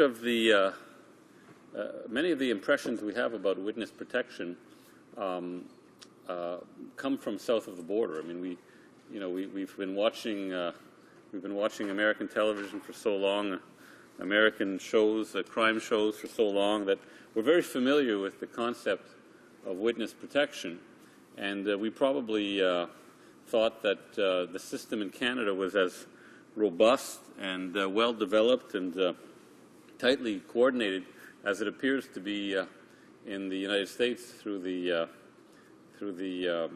representations we see on television and so on. But I was curious. I was very curious to discover that the program is not that old, and I thought I would just do a little rundown of the history of the program in Canada here, just to give some background to the debate. At the federal level, the Witness Protection Program began only in 1984 as a series of internal RCMP guidelines and policies. It was designed at a time when the fight against the drug trafficking had become a major priority, and its intent was to encourage the cooperation of witnesses who could provide information on organized crime. So we see that the Witness Protection Program is tightly associated with the rise or the further expansion of organized crime, specifically in relation to the drug trade. The first there were protective measures for those who cooperated with law enforcement in the provinces. Some provinces and municipalities, including British Columbia, Ontario, and Quebec, had their own witness protection programs that provide a variety of protection measures, such as relocation for the duration of a trial, for example. But admission to the federal witness protection program, which is run by the RCMP today, is an extreme measure only used in the most severe cases. The first legislative basis for the witness protection program came with the passing of Bill C-13, the Witness Protection Program Act, in 1996. This bill sought to strengthen the program by including a clear definition of admission criteria for witnesses and a more public and accountable structure for the management of the program. It provided clearer lines of authority than existed in the program prior to the legislation, which, as I mentioned, Mr. Speaker, was essentially a policy, thus making the Witness Protection Program the responsibility of the RCMP Commissioner. According to 2008 data, there were, at the time, approximately 1,000 protectees in the Witness Protection Program, 700 managed by the RCMP, and 300 from other law enforcement agencies. About 30% of these protectees had not themselves acted as witnesses, interestingly, but were in the program because of their relationship to a witness. Under the Witness Protection Program Act, the Commissioner is required to conduct an annual report outlining statistics about the program without disclosing details that could compromise its integrity or the identity of protected witnesses, obviously. The 2011-2012 annual report showed that of 108 individuals considered for admission to the Witness Protection Program during that period, 30 were accepted, which surprises me, Mr. Speaker. I thought that the rate of acceptance would be higher. 26 of the 30 came from RCMP investigations, while 4 were admitted on behalf of other Canadian law enforcement agencies. The total cost of the program, including RCMP and public servant compensation, totaled $9.1 million. Under the current Witness Protection Program Act, the RCMP is responsible for making all decisions related to admission, and all potential protectees must be recommended by either a law enforcement agency, namely the RCMP, or a provincial or municipal force.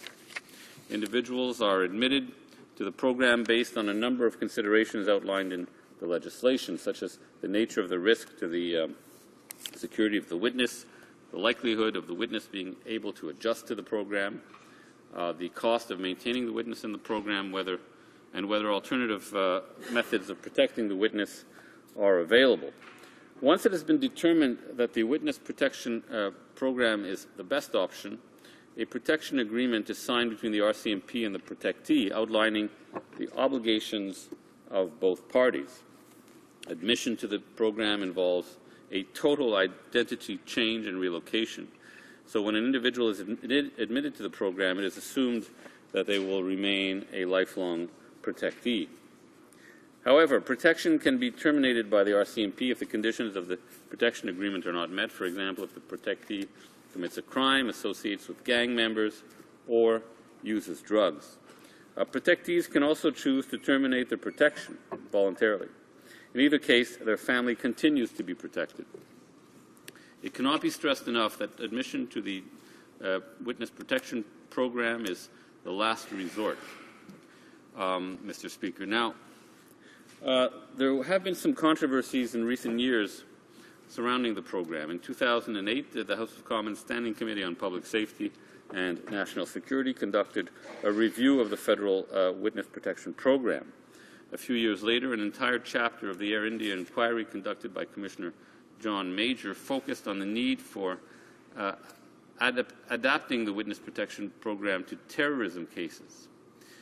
So essentially what this bill is doing, Mr. Speaker, is updating a system that began before, I guess, the advent of terrorism, or before terrorism became an issue in our country, on our continent, and that is why it's important that we update the program to take account of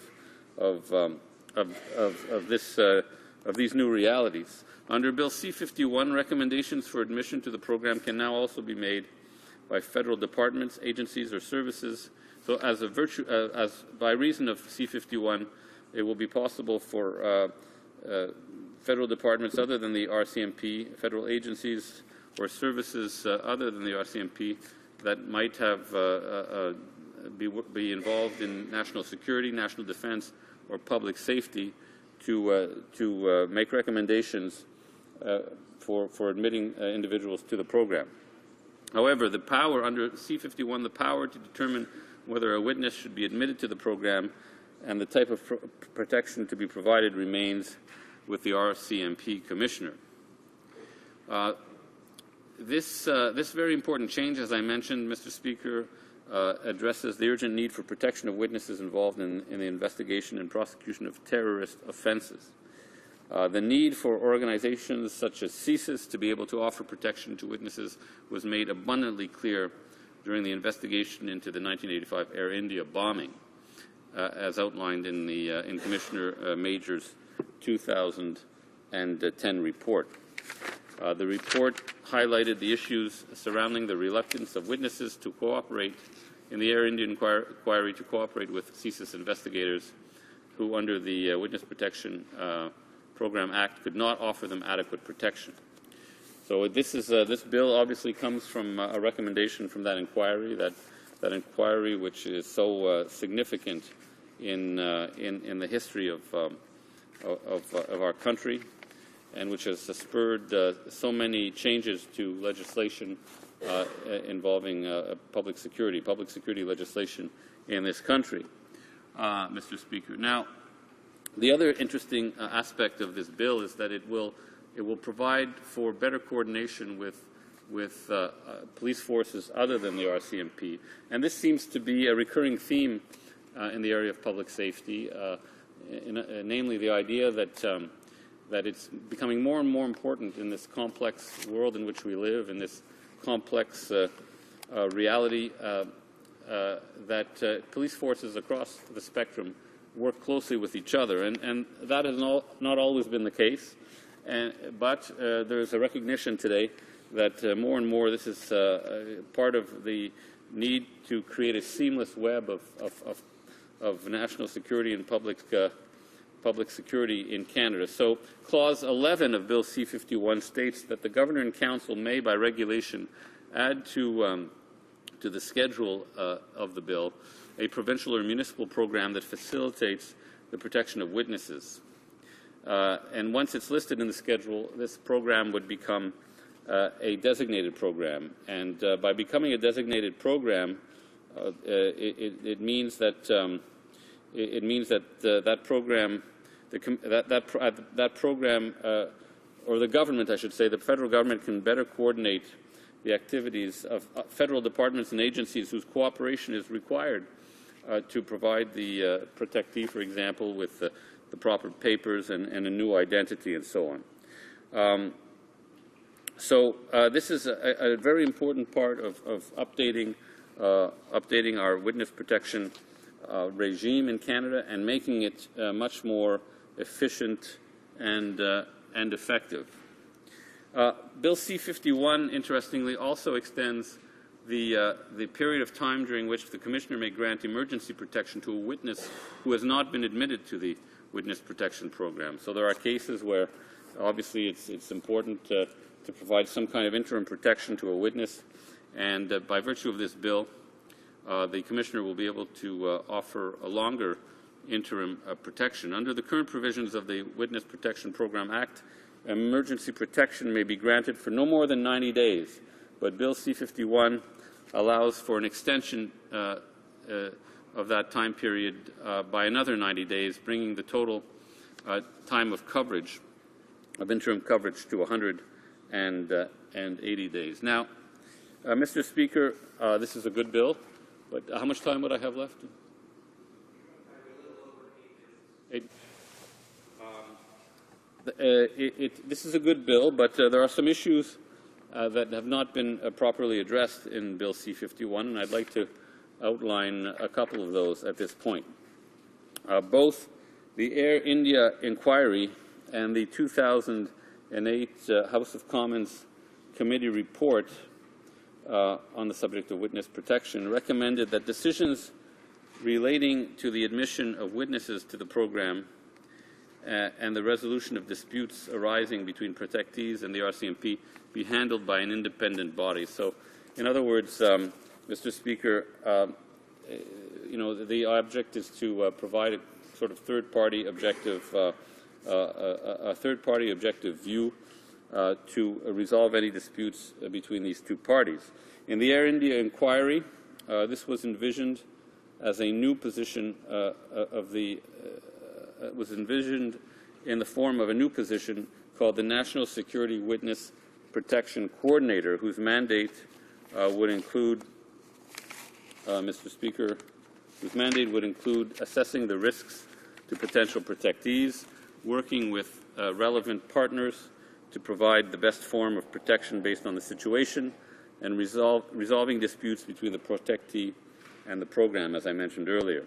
The 2008 committee report recommended that the body be an independent office within the Department of Justice, consisting of a multidisciplinary team that could include police officers, Crown attorneys, and psychologists or criminologists. In other words, Mr. Speaker, like in many areas of public policy or in many areas of life, we are moving towards a more holistic approach to issues, which allows us to deal with many aspects, many sides of a particular situation using many different kinds of specialists. So this office within the Department of Justice, as I mentioned, would have a multidisciplinary team.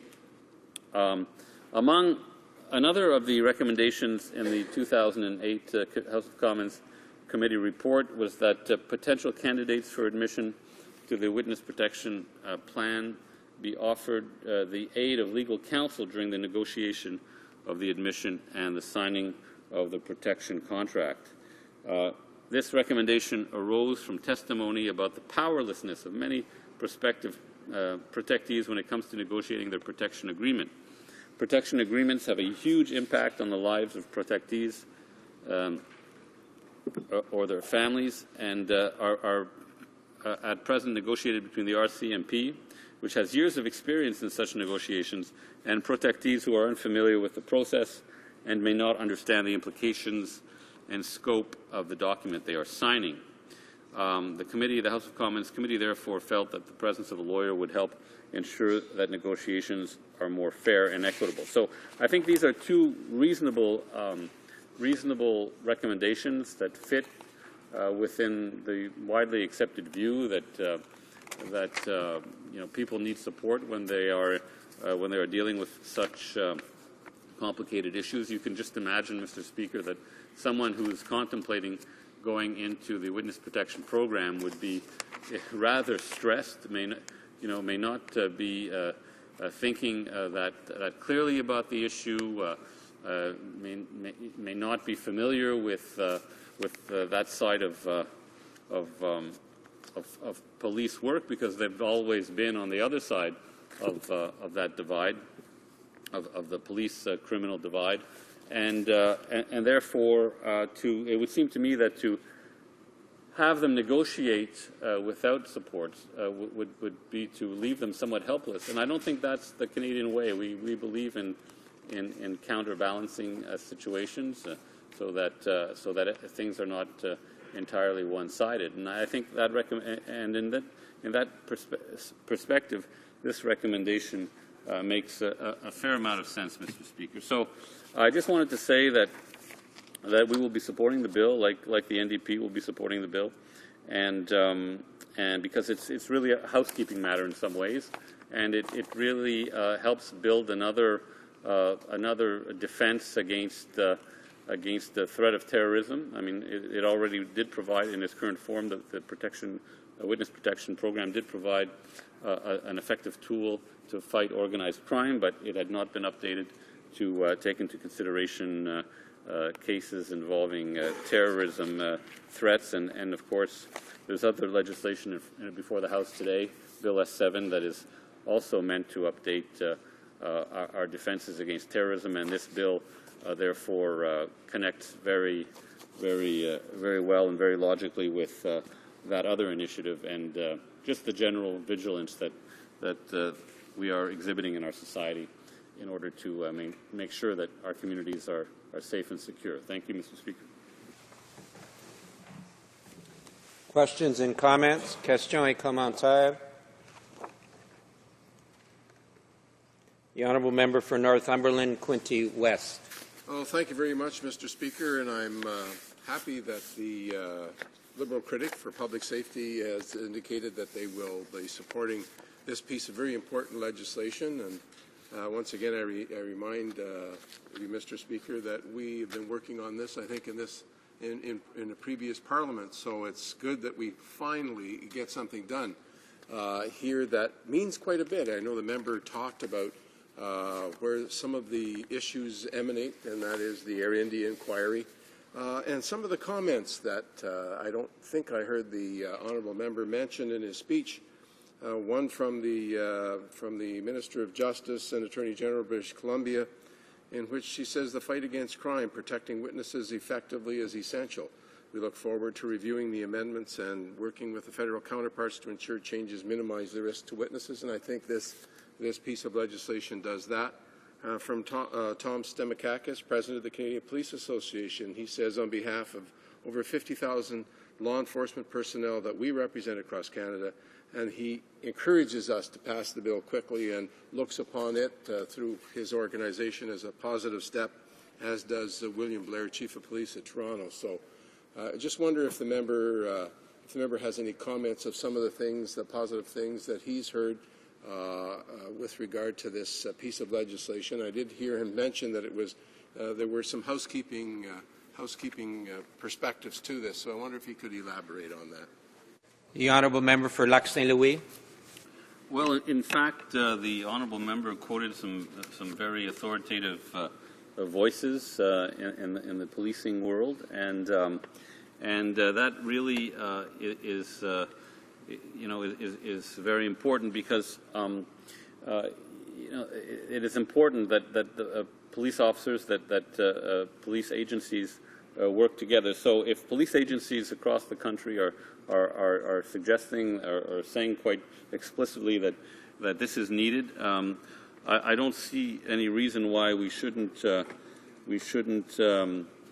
a lot of credence in their statements.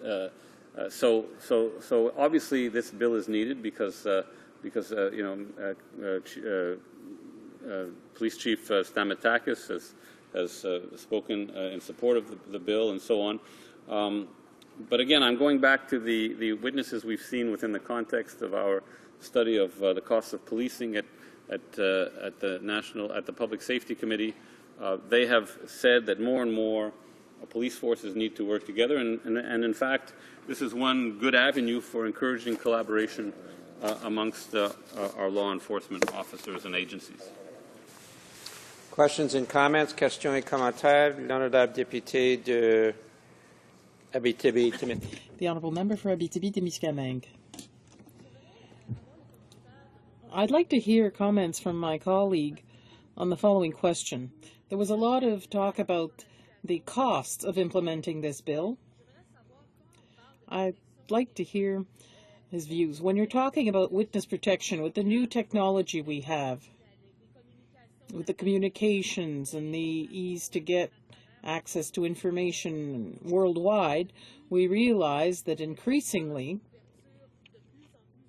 you need an ever more solid cover to protect these witnesses, because information can circulate very quickly. So I'd like to know whether it's fair to think that even though this bill had, if let's say it had not been implemented, witness protection would have cost more anyway, because you need more solid covers. So is it logical to think that if we broaden eligibility, it's certain that the cost will increase? The honourable member for Lac Saint-Louis, it's very true that as technology evolves and society becomes increasingly complex, we're talking about the security and safety industry, if you could call it that, or the healthcare system, or whatever. Costs increase regardless. So I don't see why the protection services for witnesses would cost any less. They will not be sheltered from that trend.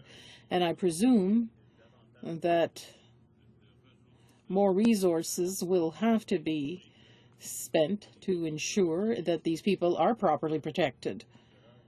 Otherwise, the lack of additional funding would harm the effectiveness of the system and would make society less safe. Questions and comments? The honourable member for St. John's East.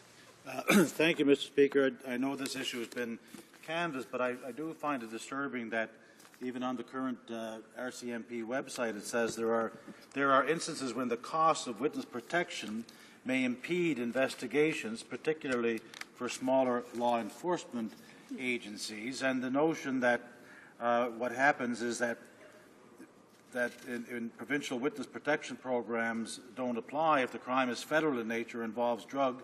The RCMP takes over the cases and charges the local police department the full cost. And so that's kind of disturbing. And also the fact that in the last year, ending March 2012, under the current program, only 30 people out of a total of 108 that were considered for the witness protection program actually got to benefit from it. So these seem to be significant problems, and I wonder, is the member convinced that this legislation solves those problems? The honourable member for Lac Saint-Louis. That's a very interesting point, Mr. Speaker. Resources can always be a constraint on the proper functioning of any kind of system, and I was surprised as well that out of I think it was 108 requests under the program, 108 individuals were considered for admission to the program according to the 2011-2012 annual report, and only 30 were accepted. I was quite surprised by that, and I look forward to discussing that issue in committee, because if the reason is cost, if the reason people aren't getting the protection they need is cost, and if that is impeding law enforcement, then it would be incumbent upon this government, which obviously claims to care so much about our police forces, and which pretends to be so supportive of our police forces, that they would consider ensuring that adequate resources are available so that the program can be as effective as it can be. Questions and comments? Questions et commentaires. The honourable member for Winnipeg North. Yes, thank you, Mr. Speaker. Organized crime is a serious issue in many communities, large and small, across the country. And for many jurisdictions, they look at the witness protection program and the potential of that program to help in terms of, or to assist in being able to address some of the issues that organized crime bring to our communities and to our streets. And at the end of the day, the importance of the program and the success of the program will indeed have a direct impact. And I'm wondering if my colleague might want to provide some comment in terms of how this particular program can, in fact, benefit fighting organized crime. The honourable member for Lac Saint Louis. Well, I think that the program, as it currently exists, is tailored to the fight against organized crime. As I was mentioning in my speech, one of the objectives of this bill is to bring the fight against the terrorism into the purview of this bill.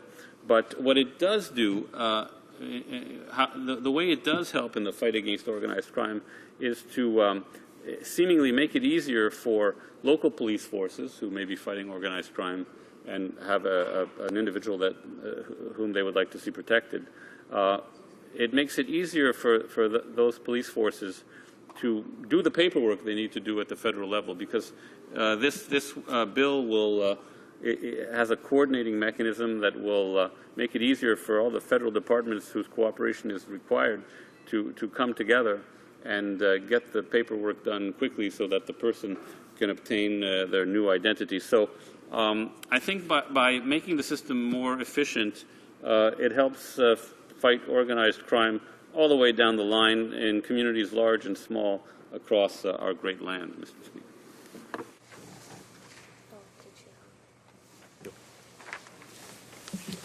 Order. Conformément à l'article 38. Pursuant to Standing Order 38, it is my duty to inform the House of the questions to be broached at the time of adjournment. For Kingsway on foreign investment. Et deuxièmement, l'honorable. The honourable member for La Salle-et-Mar on foreign investment. Reprise du débat. Resuming debate. L'honorable député. The honourable member for Châteauguay-Saint-Constant. Thank you, Mr. Speaker. I must say at the outset that I'll be sharing my time with the honourable member for Scarborough-Rouge River. So, Mr. Speaker, today I'm very pleased to debate a bill that will amend the Witness Protection Program. This will make a change. As we debate a bill on public safety that will not increase punishment, as the government has gotten us used to since the beginning of this Parliament. So it's nice to see a different kind of regulations. Today, we're debating a bill that will provide additional tools to our public safety officers to protect us from crime, protecting citizens, yes, but also protecting former criminals who want to get out of a life of crime, and because of their knowledge of the criminal milieu, give our peace officers important information, essential information in their investigations and charging such criminals. If we don't reinforce the Witness Protection Program, we're reducing our chances of obtaining important witnesses, as was the case in the past, unfortunately. So why testify? That's what some wonder. Why testify if your life is going to be in danger or if there's no adequate protection for you? That's an important question, and that's why in November 2012, my colleague for Trinity Spadina intervened in this House to ask for additional support for the Federal Witness Protection Program. So, we in the NDP have been asking the government to broaden eligibility for witnesses into protection program for many years in order to ensure the safety of all Canadians, including those who may be in danger because of testifying. We're asking for a better coordination of federal and provincial programs, but especially an increase in the budget for witness protection. In May 2010, the RCMP gave the Minister of Public Safety a report in which it requested the strengthening of the Witness Protection Program. So the government unfortunately waited some time before it took action, but It's unfortunate that the government did not consider the budgetary aspect of this and the impact it will have. So I believe that the RCMP expressed things most clearly. It sometimes happens that the cost of witness protection harms investigations, especially when it's small police forces involved. The government has to recognize that budget impact. In the case of drug-related crime, the RCMP takes over and allocates the entire cost to the local police force. So the government has to start understanding that shoveling problems into the backyard of a province harms their ability to deal with crime. That's not how we can protect our communities and strengthen ties between provincial police, municipal police, and the RCMP. So, as usual, the government decided to act at the very last minute instead of being proactive and acting before bad things happened. So for many years, the Federal Witness Protection Program has been criticized for its overly strict eligibility criteria, its poor federal-provincial coordination, and the low number of witnesses who are admitted to the program. I would also like to remind those listening that only 30 out of 108 witnesses were admitted to the program out of those who applied. So the 78 requests or applications that were refused, did that have a negative impact on the judicial cases that followed? It would be interesting to find that out. If more people had been protected, would we have had other charges laid? And so since it's the adoption of the former bill in 1996, the Conservative government has not responded to criticism. The fundamental questions concerning eligibility, coordination, and funding have never been addressed. As many of my colleagues have said before me, we are thus going to support this bill. However, we are also very disappointed that the government has decided not to invest new funding in this program. Bill C-51 seeks to put in place a better witness protection program, and it also seeks to apply the program to other organizations that have obligations regarding national security, especially CSIS and the Department of Defense. It must be recalled that numerous witnesses at the Air India trial were attacked, and therefore one witness, Mr. Hare, was assassinated in 1998. Therefore, rendering inadmissible something that he information that he delivered under oath. And other witnesses feared for their safety. So at the time, Justice Major admitted that he was unable to provide the proper protection to these witnesses, and this type of situation must not reoccur. We are thus unable to guarantee the safety of other witnesses.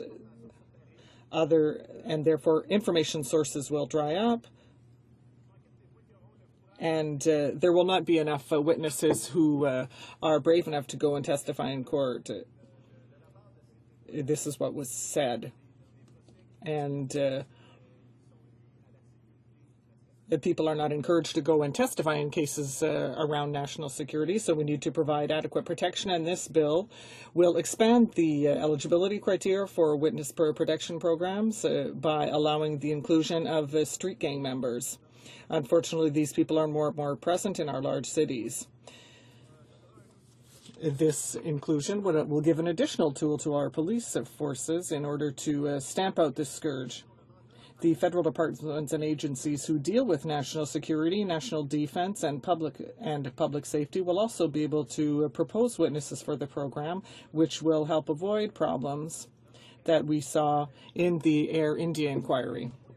Another important point was raised by the RCMP during this very same Air India investigation.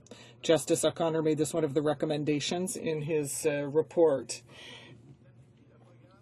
The bill makes no provisions for an independent agency, as recommended in the report. The eligibility process for the program must be transparent and accountable. That would also be an important aspect and to implement. Even the government says that this is a serious problem, but it has not yet addressed it. An independent agency would avoid any conflict of interest within the RCMP, providing for a clear and transparent process. Now, the RCMP will be responsible for the program, continue to be responsible for the program, so this may cause an eventual conflict of interest because they are the people investigating the witnesses and also the ones who decide who benefits from protection. At the end of 2009 and in early 2010, the federal government consulted the provinces and territories about the witness protection program, and certain provinces raised some concerns. A number of provinces apply their own witness protection programs. However, they can only give short-term protection for budgetary reasons too often, unfortunately. As I said, this is at a tremendous cost for the provinces, and they're obliged to do as much as they can on very little. In fact, the provinces, because of legal issues, need the RCMP to issue certain federal documents to verify identity, and therefore there is a lack of coordination, and this bill should be able to solve this problem, and we hope that this will be the case when we study it in committee. So an important aspect of this bill will improve the coordination between the coordination problem with the provincial witness protection programs. So, Mr. Speaker, since I have very little time left, I would like to say that we are very pleased that the government has decided to study this problem and that they have complied with the requests of the RCMP, but also with the requests of the NDP in this regard. So we've been calling for this change since 2007, and the bill is not perfect, but it is a very good bill, and we will support it at second reading to send it to committee and to complete an exhaustive study thereof. Thank you, Mr. Speaker. Questions and comments? The honourable member for Northumberland, Quinte West. Well, thank you, Mr. Speaker. Once again, I hear members from across the way. Number one, I want to thank them for supporting the bill. It's something we've been working on, as we previously mentioned in a question not too long ago to another member, that this matter has been before this House in a previous Parliament. And for the edification of my friend, there's something called an election that sort of slowed things down in that regard. And this is just following up on it. And with regard to meaning to say his party taking credit for all the good things about the bill but nothing bad, I just recall very clearly sitting on committee, and it was as a result of some problems that were identified with the program through the RCMP, and we all, as parliamentarians, agreed that we had to do something about it. So I'd be a little more hesitant if I were him about heaping praise upon themselves. But sometimes you just do the right thing, and sometimes you just roll up your sleeves and work together in the right direction. When we talk about money, well, he talks about, was there sufficient funding? I've been around this place now for 7 short years, and quite frankly, no matter what the government does, it's never enough. And if the government spends too much, the criticism is, well, the government's rampant, irresponsible, throwing money at everything. And if the government doesn't spend enough, according to the opposition, well, we're too stingy. So let's dampen this down and let's be fair with one another. This is a good piece of legislation. It addresses the inadequacies that were found in the previous government when we heard from witnesses, not only just Canadian witnesses, but witnesses from the United States. We looked at the witness protection program there and others. And so I just wonder if the member did read the debate that occurred at committee concerning this bill and did see the actually positive observations of other jurisdictions, not in Canada, that we were moving in the right direction. And maybe he could make comment upon his observations after having read the testimony of those witnesses. The honourable member for Châteauguay-Saint-Constant. Thank you, Mr. Speaker. And I would like to thank my colleague for his work and for his question. However, I would like to mention to him that I did not invent the proposals that were made in this House in order to improve the situation with regard to witness protection. As concerns the costs that he mentioned, I would just like to say that there are very few people who are eligible for the program. Last year, there were only 30 people who after application, were accepted based on the eligibility criteria at the time. So probably in the short term,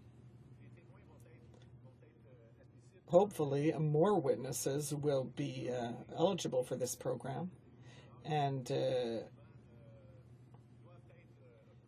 probably tens of thousands of dollars will have to be invested to protect these people. Also, in the medium term, it is likely that people who are more eligible for this program, more people will be eligible for this program, so there will be a rise in the number of applications for this program. So, given that there will be more costs, greater costs attached to this program, so I feel it is only normal that the RCMP will require an increase in its budget in order to respond to these new norms and requirements that will be put forward by this bill. Questions and comments? Member for Winnipeg North. Yes, thank you, Mr. Speaker. I'm sure that most Canadians would probably think that the witness protection program has been in place for many decades, when in fact it's relatively new. It wasn't until former Prime Minister Jean Chrétien saw the value in terms of bringing in a program known as the Witness Protection Program Act. And ultimately, Mr. Speaker, we have now seen legislation to make some changes to the program. I think that all political parties can safely say that we see the value of the program. And my question to the member is of a similar nature that I had asked my colleague, and that's to provide comment in terms of the benefits of the witness protection program at being able to address some of the street gang activity that's found in many of our communities across Canada. And I think what Canadians want us to do is to do what we can to try to make our streets that much safer. And in fact, the legislation, which is an enhancement of what was done back in 1996, will go a long way, or could potentially go a long way, if in fact it's allowed to continue to grow and to evolve to include more things. Would you not concur? The Honourable Member for Châteauguay, Saint-Constant. Thank you very much, Mr. Speaker, and I'd like to thank my colleague for his questions and his remarks. Indeed, the bill will undoubtedly improve safety in our communities, because essentially the bill will expand the eligibility criteria. It will improve cooperation between the provinces, and it will provide adequate funding. So, indeed, organized crime is continuously changes in my community near Montreal. There is greater collaboration between members of organized criminal groups, and it's becoming more and more difficult for police forces to penetrate these organizations. And now that they will be able to hear from witnesses who are from street gangs, for example, and who will be able to appear with the protection that the law will provide them, well, that can only make it easier for our police forces to pursue these criminals who, unfortunately, are too present in our society, and that can only improve the situation. Resuming debate, the reprise du débat, the Honourable Member for Scarborough Rouge River. Thank you, Mr. Speaker. I'm very pleased to have an opportunity to share my views on this bill and add Scarborough's voice. But more importantly, Mr. Speaker, I'm pleased to see that this government is finally taking action on strengthening a program that is so vital to the safety of our communities. The NDP frontline community workers and Canadians have been calling upon the government to improve our witness protection program to ensure the safety of all Canadians. Since 2007, the NDP has repeatedly pushed for the expansion of the eligibility criteria, better coordination of federal and provincial programs, and better overall and adequate funding of the program itself. While it is concerning that this government that consistently purports to stand up for the safety of our communities has refused to commit any new funding for this program, the changes included in C-51 have been long awaited and are greatly needed. Bill C-51 proposes a better process to support provincial witness protection programs and expands the program to other agencies with national security responsibilities. In this bill, the eligibility criteria will expand requests from the RCMP to include street gang members. In addition, federal departments and agencies with a mandate related to national security, national defense, or public safety will also be able to refer witnesses to the program.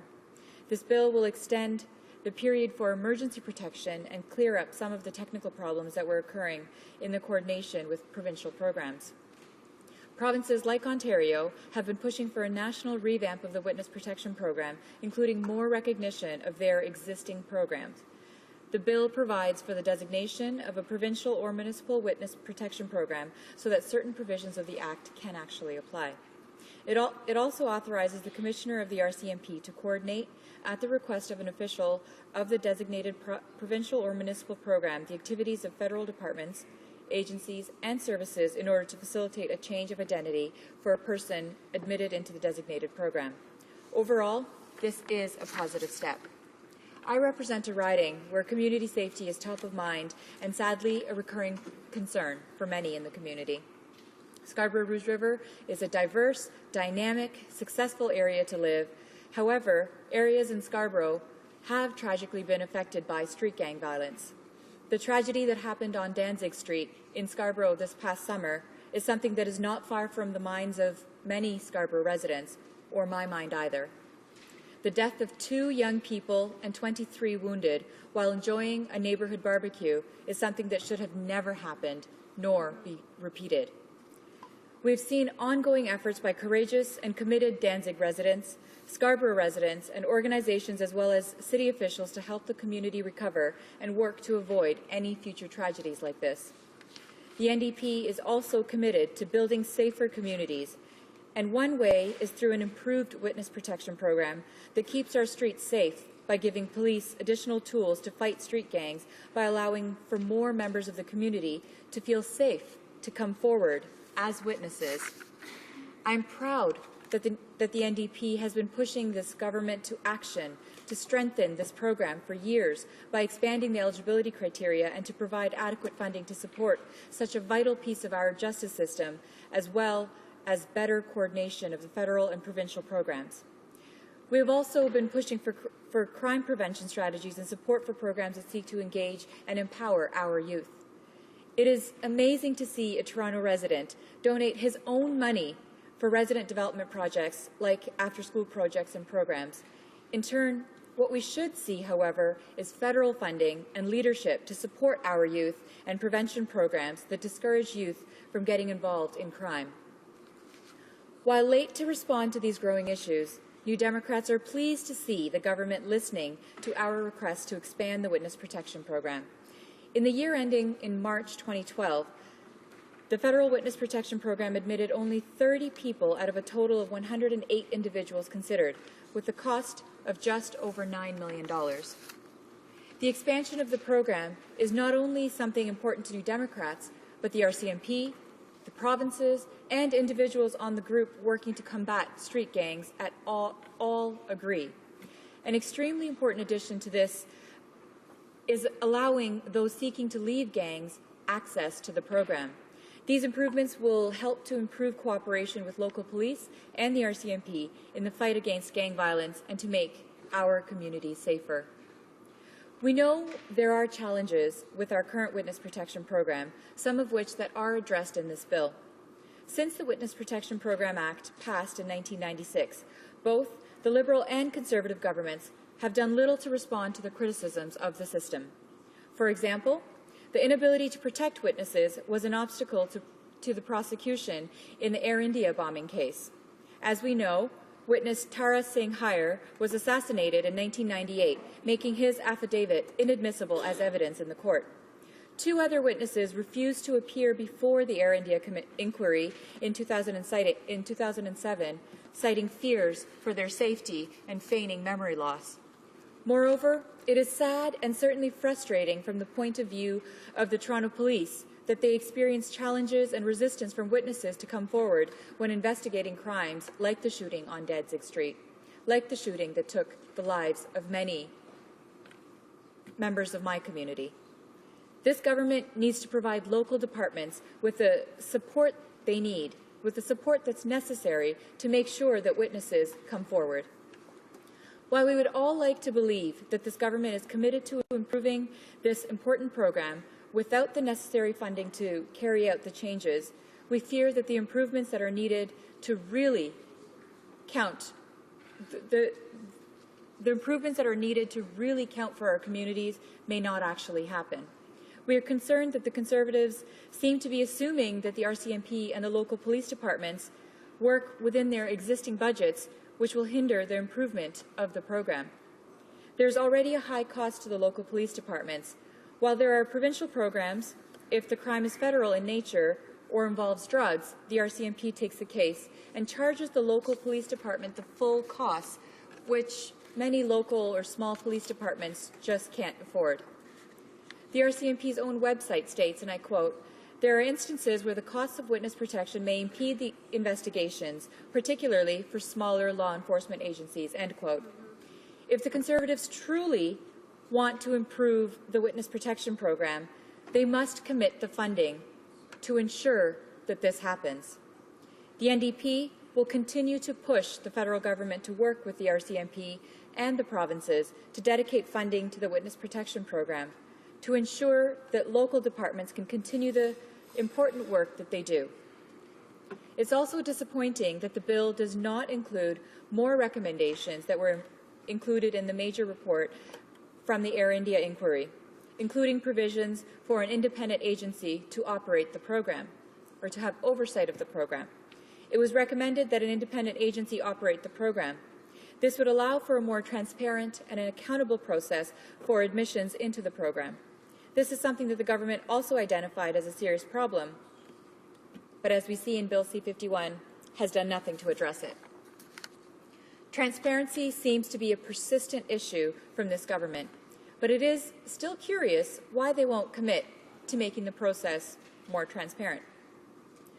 Once again, Mr. Speaker, the changes in Bill C-51 are an important step forward for the community and for safety of all Canadians. Frontline workers in my community and across the country have long awaited these type of improvements. Moreover, we see this government listening to the NDP, who have always been committed to building safer communities through an important and improved witness protection program. Conversations with the local police department in Toronto and with frontline workers, they have very clearly indicated to me, as well as my staff and other frontline workers that I'm talking to on a regular basis, that if the witness protection program were improved, then we would see many more people in our communities come up and be willing to be witnesses. If our witnesses are taken care of, then they won't be victimized. Or we want to make sure that members of our community who are being brave in coming forward to be a witness are not being victimized, or that their families aren't being victimized. So, Mr. Speaker, I thank you for this opportunity, and I hope to see more bills like this in the future that demonstrate that this government is starting to listen to New Democrats and Canadians, and that we can actually work cooperatively and support the system that we have in our Parliament. Thank you, Mr. Speaker. Questions and comments. Question et commentaire. The honourable member for Northumberland, Quinte West. Well, Mr. Speaker, I was going to get up and say, holy smoke, I never heard that before. I still have contacts after 30 years of policing with many members, especially being a resident of what's considered southeastern Ontario. I have never, in my time in this place, heard a police force or a member of a police force tell me that they believe that improvements to the Witness Protection Act would have solved a particular case, or more witnesses would have come out, or that someone who qualified to be protected under the Witness Protection Program wasn't. I'm not saying that it doesn't occur. I'm not saying that the honourable member hasn't heard that. I'm just saying that in my in working with the Canadian Police Association, having them come as a member of the Conservative Police Caucus, of which there's over 10 of us. I've never heard from various regions in Canada, right across this country, various police forces. Never heard that come. So I ask the honourable member that if that is occurring with the Toronto Police Service, would she please give that information to us? And we'll be sure to bring that to the attention of the Minister of Public Safety. The honourable member for Scarborough Rouge River. Thank you, Mr. Speaker, and I thank my honourable colleague for his comments and of his own experience and interest in Toronto and Toronto-specific needs. My interactions, as we know, I've been a member of this House for just under 2 years, and from day one, a very sincere concern of my community is the safety of the community. And speaking with members in the community, speaking with frontline workers, as well as police officers on the ground, as well as administrators within the Toronto Police, time and time again, concern is that if there was a better witness protection program, if people in the community would have better protection measures to be witnesses, we would be able to get more people involved. And I thank my honourable colleague for the service that he's provided to the, I think he mentioned, southeast region of Ontario. Maybe the needs of Southeast Ontario are different than Toronto. I haven't been a police officer in either one of those regions, so I can't speak for that. What I can speak of is what community members are saying to me and what police officers, what frontline workers are saying directly to me, and that is that we would have more people. I've spoken with people who have witnessed crimes but are too scared to speak of them because they're scared that the gang member is going to attack their own mother next, or that their own sister is going to be attacked next. I'm not, the direct quote I can say from many, many, many people, I'm not going to be the snitch because then it's my family that's next. So if people knew that they had better protective measures, they would be coming out to be witnesses in cases. Thank you, Mr. Speaker. Questions and comments? The honourable member for, I should remember this since there's a Windsor in it somewhere.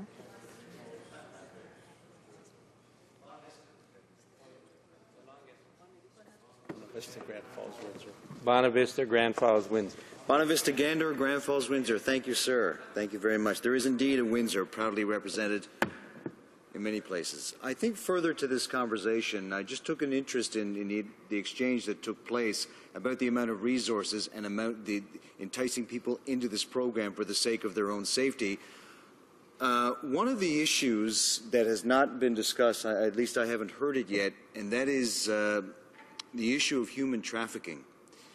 There are examples in the United States and other jurisdictions around the world where those victims of human trafficking were made more aware of programs that exist in witness protection program to allow them to escape the system that they're in, because let's face it, in human trafficking, especially in a large international organization, it's incredibly oppressive. There really has to be that strong incentive, and that system has to be strong enough to allow these people to not only escape the ring that they're in or the organization that they're in, but they also have to have the confidence in order to result in a prosecution to that international ring. So I think I understand what she's getting at, but does this program specifically help in the area of human trafficking, and perhaps this could entice some people, victims, to be involved? The honourable member for Scarborough Rouge River. Thank you, Mr. Speaker. As far as my understanding of the proposed changes, because human trafficking would be with an international ring would be a federal issue, would be something that the RCMP is investigating, and if somebody is seeking protection my understanding is that because it's a federal jurisdiction that the RCMP investigates, the changes in Bill C-51 will actually improve the eligibility criteria to allow for more people who are involved or who would like to seek protection would see that protection made available to them. Reprise du débat, resuming debate. L'honorable député de Beauharnois. The honourable member for Beauharnois-Salaberry. Thank you, Mr. Speaker. I just wanted to let you know that I will be sharing my time with the member for Manicouagan. Bill C-51 deals with the Witness Protection Program, which is an essential element in the fight against terrorism and increasingly in the fight against street gangs. It also has a lot of benefits for Canadians. The cooperation of certain key witnesses is for police forces a very important element in helping them do their job, and it helps make our communities safer. Bill C-51 brings about changes we've asked for a long time, and we're happy to see it being introduced. We've asked for this kind of measure for a long time, and my colleague, the member for Trinity Spadina, also asked for more support, financial support for the Witness Protection Program. She did so last year because last year in Toronto there was a murder at a street party, and witnesses did not want to come forward because they were afraid. The NDP wants our communities to be safer, and therefore this kind of measure will do that and will help police forces fight crime. So the NDP has asked for the government to widen the criteria, making more people eligible for this program. In 2011-2012, the program admitted only 30 people out of 108 at a cost of just over $9 million. Bill C-51 will make eligibility criteria wider, and it will also apply to street gangs as well as to organizations like CSIS and National Defense. Federal departments and organizations which have a national security mandate will also be able to apply for the program. Gang members who try to leave gangs can be a precious help to police forces, and they will also benefit from increased protection. The Conservatives have taken a long time to act, but we are pleased that it is finally doing so and that it has listened to our demands. Since 2007, the NDP has asked for a better coordination between federal and provincial programs. Ontario and Alberta have put pressure on the government to restructure the Witness Protection Program, asking for federal designation. Several provinces have their own witness protection programs, but they only provide short-term help. Bill C-51 provides for the designation of a provincial or municipal program to protect witnesses, and some provisions of Bill C-51 will apply to provincial or municipal programs. The bill also authorizes the RCMP commissioner to coordinate at the request of a designated person the activities of departments or federal services to help give someone a new identity. The bill will also extend the emergency protection period from 90 to 180 days. For a long time, this program was criticized because it was not enough people qualified for it, and because it was not really harmonized with other programs. This bill is trying to fix those problems, and even though we support the bill, we believe that the government could have included more things to make it even better. First, we deplore the fact that the Conservative government is not allocating new funding to the program. If Conservatives really wanted to improve the program, they have to commit new money. Indeed, a lack of funding might compromise the results which would otherwise come about with regard to the provincial programs. The Conservative government does not recognize that these measures cost money to local police forces. In some cases, such as those involving drugs or crimes committed under federal jurisdiction, these will be investigated by the RCMP, but all costs will be borne by local forces. In fact, in my writing, there's a lot of drug trafficking, and there was a report in Quebec in 2011, and the Minister of Public Security went to Dundee in Quebec to see for himself that a lot of people, especially farmers, are being threatened. They are being bribed, and unfortunately the farmers and the other people are afraid to come forward for fear of reprisals. So it's very difficult to act. And in winter, for instance, the drug dealers, for instance, go over the lake or they go through the fields, thus destroying crops. So it's very difficult for police forces to act, and also because the RCMP doesn't have enough resources.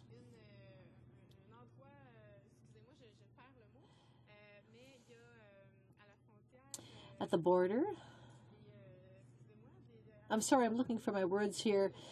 So at the Canada-U.S. border, there are customs, and a customs station was closed in Franklin in 2010, so there are even fewer customs agents patrolling the border. The RCMP on its website says, and I quote, that sometimes witness protection costs impede an investigation, end of quote. However, the Minister of Public Security said that the RCMP and local police forces have to do what they can with their current budgets.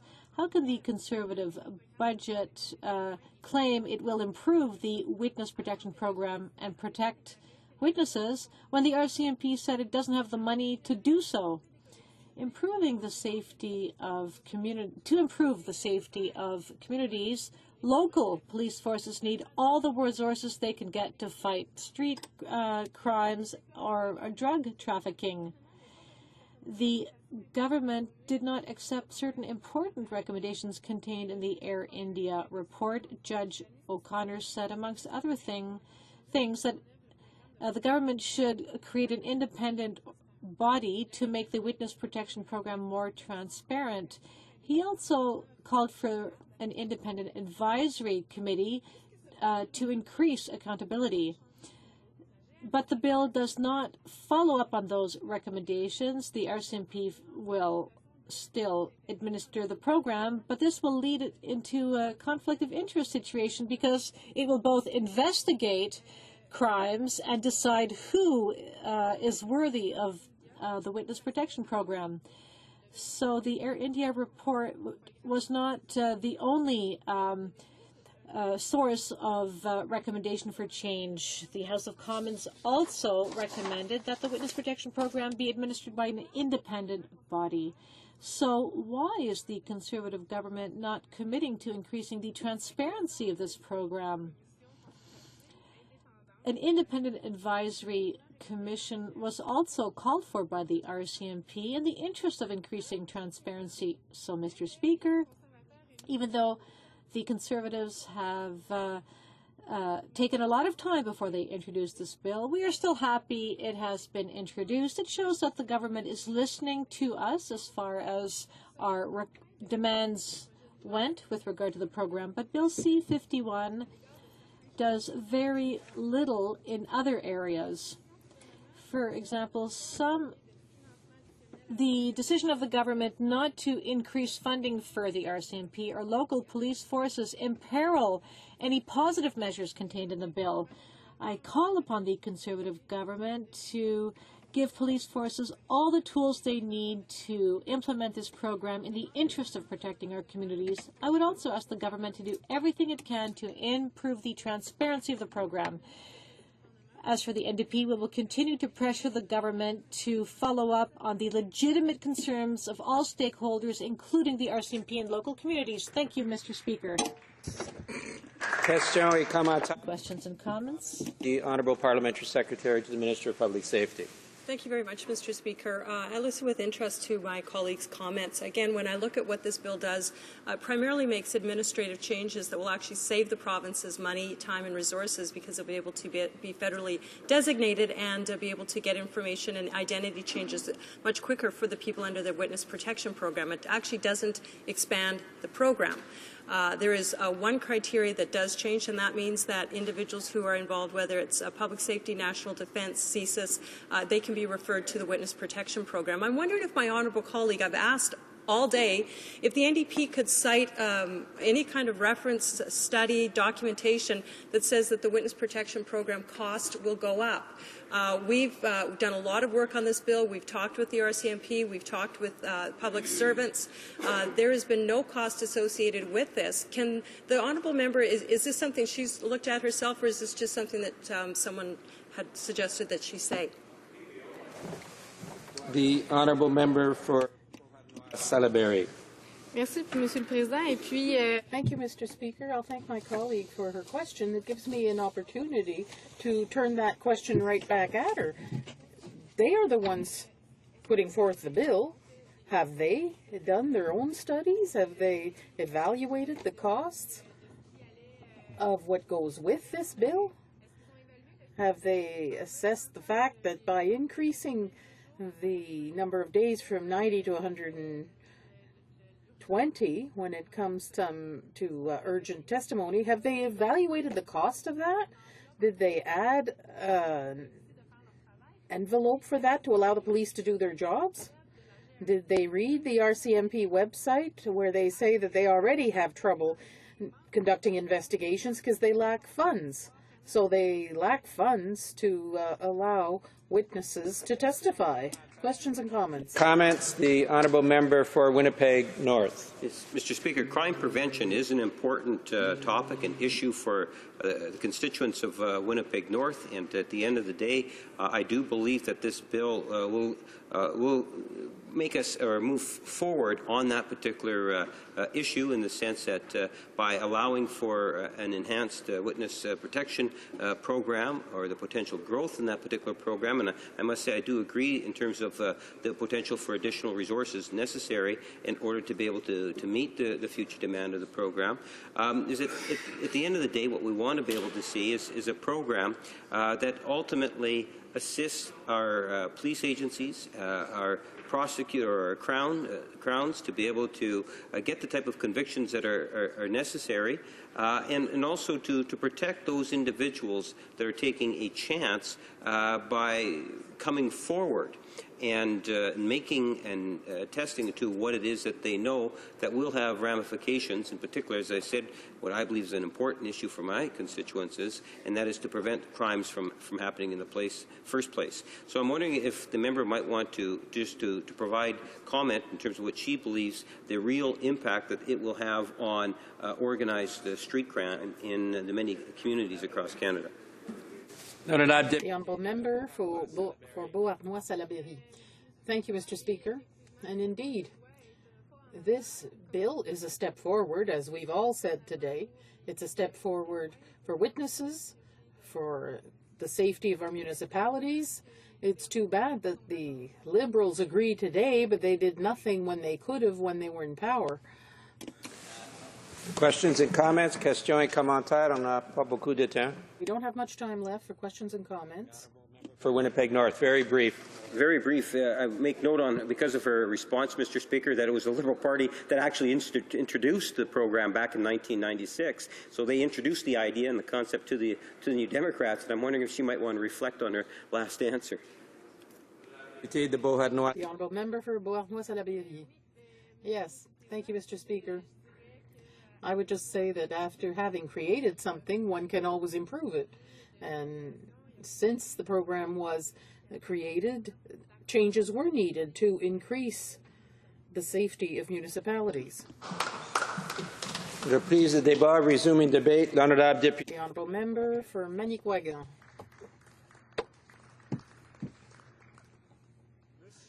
Mr. Speaker, the motive for my speech on amendments to the Witness Protection Program Act resides in my desire to look at our youth, which is getting into crime, and there's discrimination on the basis of ethnic and racial background. As I said in a previous speech, too often belonging to a criminal gang or a deviant gregarious group is a reaction to marginalization imposed and an acceptance of the role that's reserved for a certain strata of society or class of individual.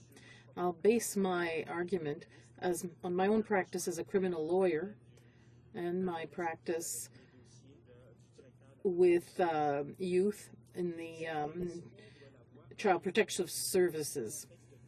We have to look at the context of social marginalization and alienation and ersatz authority that influences certain strata of our youth, perpetuating the cycle that condemns many in our society to lifestyles like street gangs. Let me specify what I mean here, Mr. Speaker. Let me quote the terms. Social enemy refers to groups that suffer from the chaos caused by the loss of any notion of proper conduct and the reign of isolation and predation rather than cooperation. Now, like I said in the past, Mr. Speaker, I'll base my arguments on my own experience, my professional experience. Now, the phenomenon of these kinds of organizations such as street gangs are perceptible in northern Quebec on Indian reserves and are in keeping with the dysfunction we see there, the social pathologies. The problem resides in this fact.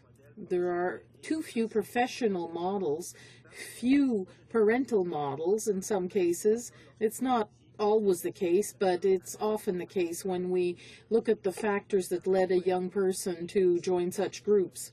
The lack of supervision and parental models is often at the base of this. To fill the void, young people often turn to negative models. That is, there are certain models in the community, and this starts a cycle of crime on Indian reserves. There are older people who were part of these so-called gregarious groups and street gangs, and they became the leaders of these movements.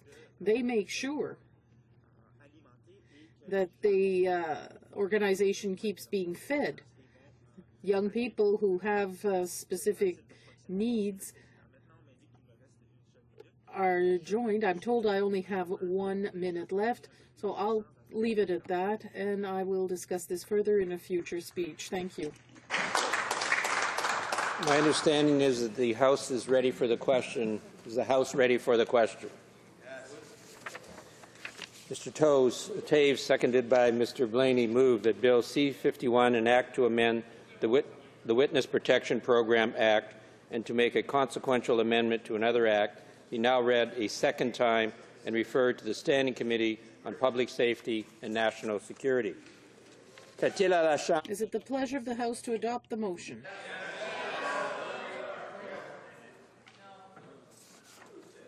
All those in favor of the motion will please say yea. Yea! All those opposed will please say nay. No! In my opinion, the yeas have it. Call in the members.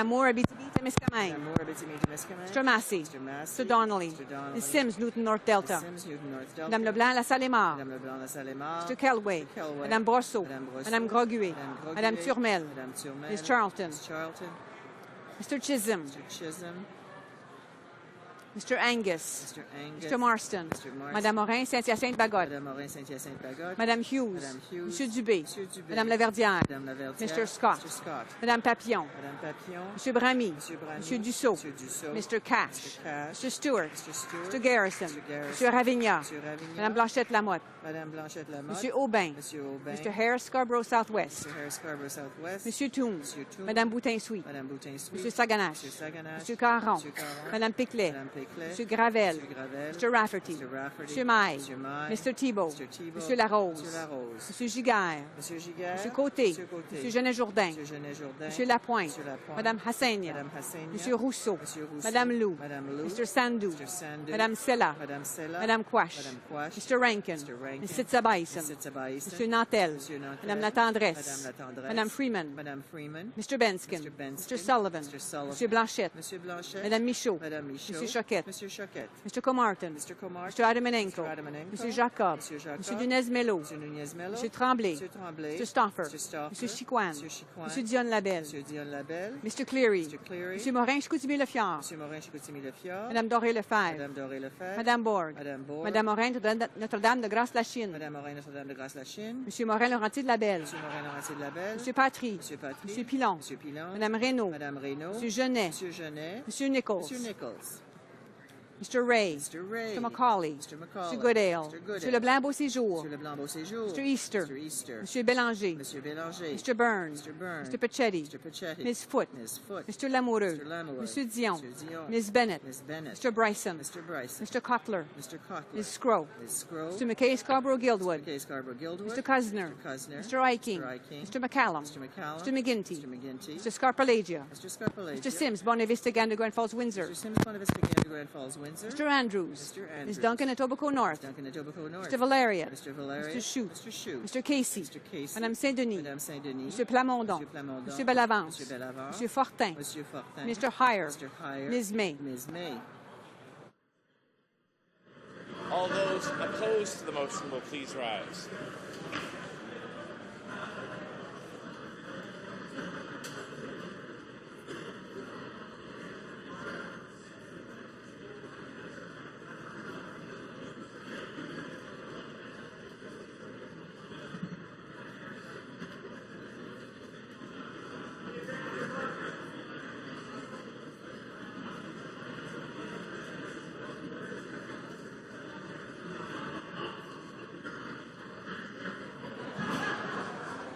Yeas pour 288, 288. Nays contre, aucun, none. I declare the motion carried.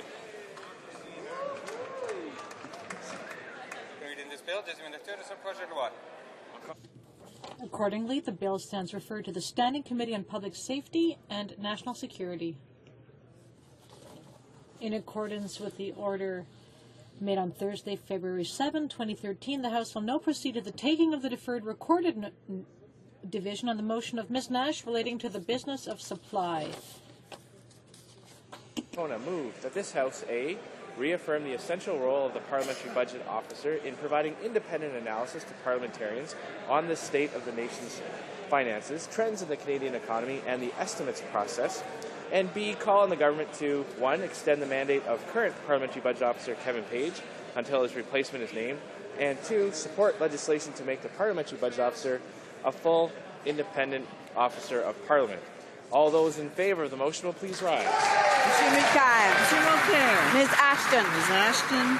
Mr. Allen Welland. Mr. Allen Welland. Mr. Godin. Mr. Godin. Ms. Chow. Ms. Chow. Mr. Dewar. Mr. Dewar. Mr. Harris St. John's East. Mr. Harris St. John's East. Madame Boivin. Madame Boivin. Ms. Leslie. Ms. Leslie. Mr. Cullen. Mr. Cullen. Ms. Davies, Vancouver East. Ms. Davies, Vancouver East. Mr. Christopherson. Mr. Christopherson. Ms. Nash. Ms. Nash. Mr. Julian. Mr. Julian. Mr. Davies, Vancouver Kingsway. Mr. Davies, Vancouver Kingsway. Ms. Matheson. Ms. Matheson. Ms. Duncan, Edmonton Strathcona. Ms. Duncan, Edmonton Strathcona. Madame Perrault. Madame Perrault. Mr. Martin. Mr. Martin. Madame Ayala. Madame Ayala. Mr. Bevington. Mr. Bevington. Madame Moore, Abitibi-Témiscamingue. Madame Moore, Abitibi-Témiscamingue. Mr. Massey. Mr. Massey. Mr. Donnelly. Mr. Donnelly. Ms. Sims, Newton North Delta. Ms. Sims, Newton North Delta. Madame Leblanc, La Salle-et-Mar. Madame Leblanc, La Salle-et-Mar. Mr. Kelway. Mr. Kelway. Madame Brosseau. Madame Brosseau. Madame Groguet. Madame Groguet. Madame Turmel. Madame Turmel. Ms. Charlton. Ms. Charlton.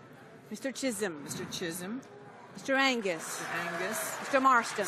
Madame Morin, Saint-Hyacinthe-Bagotte. Madame Hughes. Monsieur Dubé. Madame Laverdière. Mr. Scott.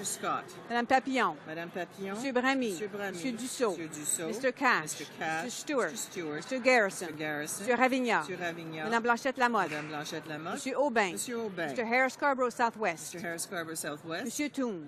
Madame Boutin-Souis. Monsieur Saganache. Monsieur Caron. Madame Piclet.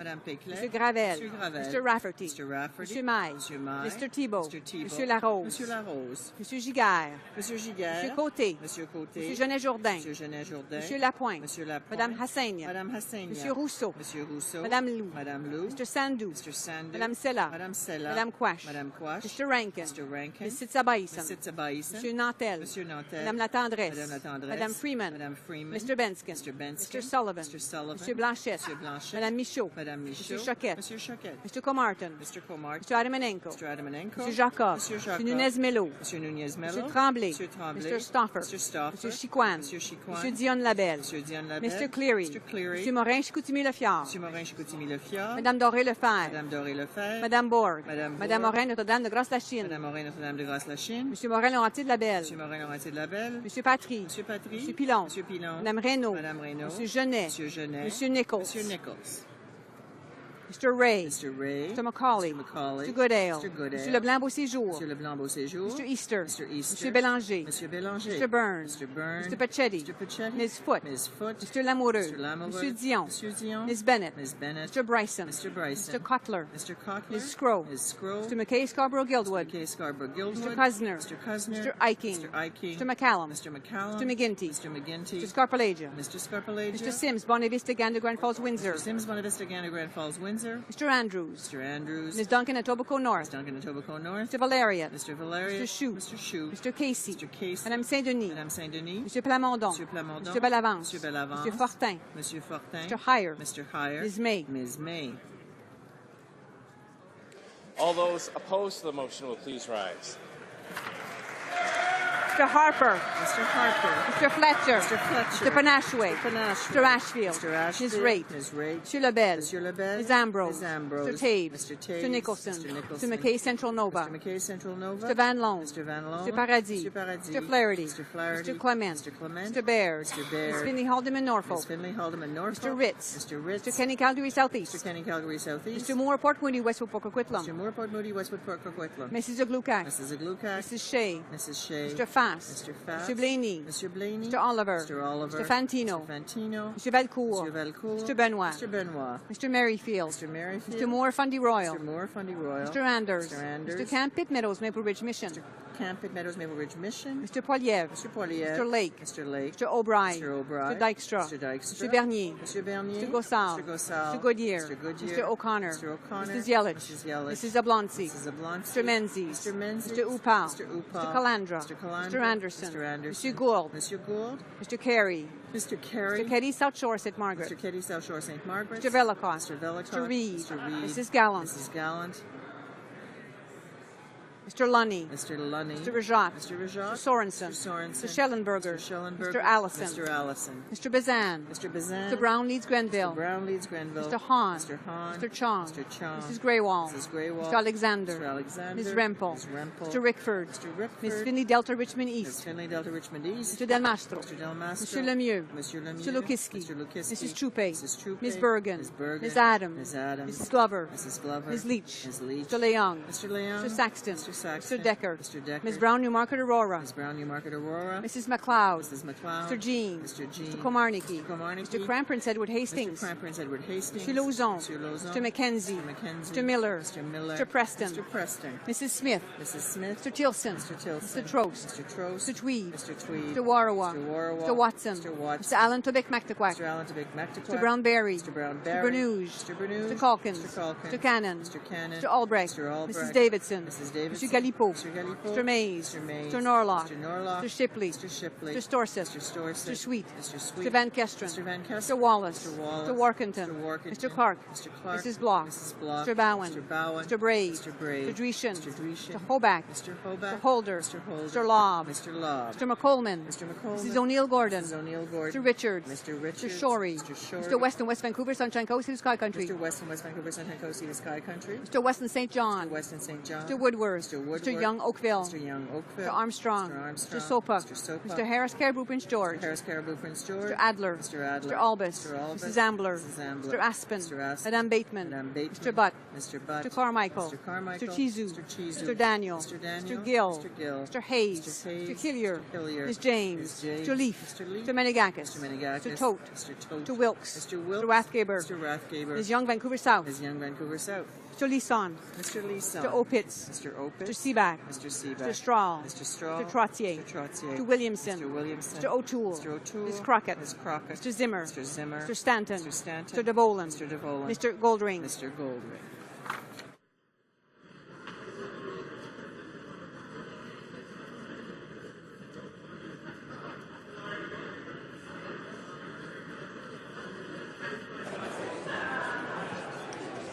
Yeas pour 131, 131. Nays contre 157, 157. I declare the motion defeated. I understand the honourable member for Berthier-Mascaranger has a point of order. Thank you, Mr. Speaker. During question period, I did not choose my words wisely. I apologize and I withdraw what I said. Thank you. Remember for that. It being 6:17, the House will now proceed to the consideration of private members' business as listed on today's order paper. Second reading of private members' business. CBC and Public Service Disclosure and Transparency Act, standing in the name of Mr. Rathgaber. Mr. Rathgaber, seconded by Mr. Williamson, moves that Bill C-461, an act to amend the Access to Information Act and the Privacy Act, Disclosure of Information, be now read a second time and referred to the Standing Committee on Access to Information, Privacy, and Ethics. Order.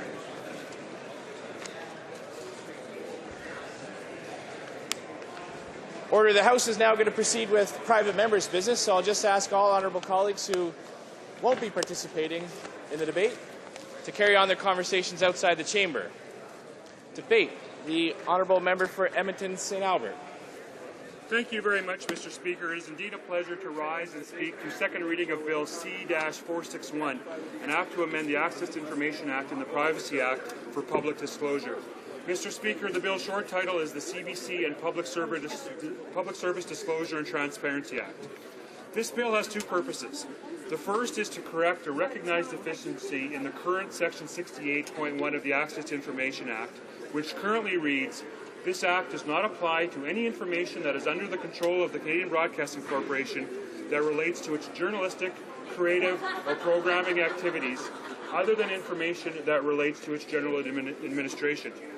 Mr. Speaker, not surprisingly, the CBC took the position that it had an absolute exclusion with respect to its journalistic, creative, and programming activities, even so far as the Information Commissioner and her investigative powers were concerned.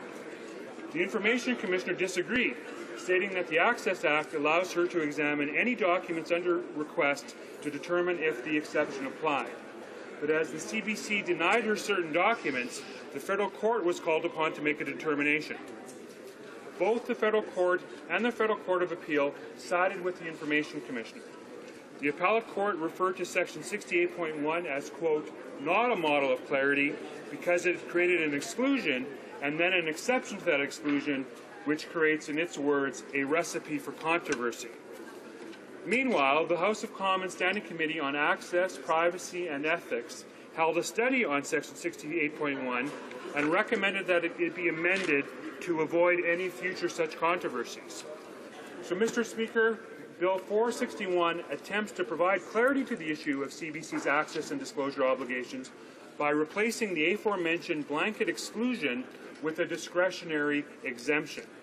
It further adds an injury or prejudice test which must be satisfied in order for the exemption to apply, and reaffirms the Information Commissioner's absolute right to examine the documents in order to adjudicate disputes.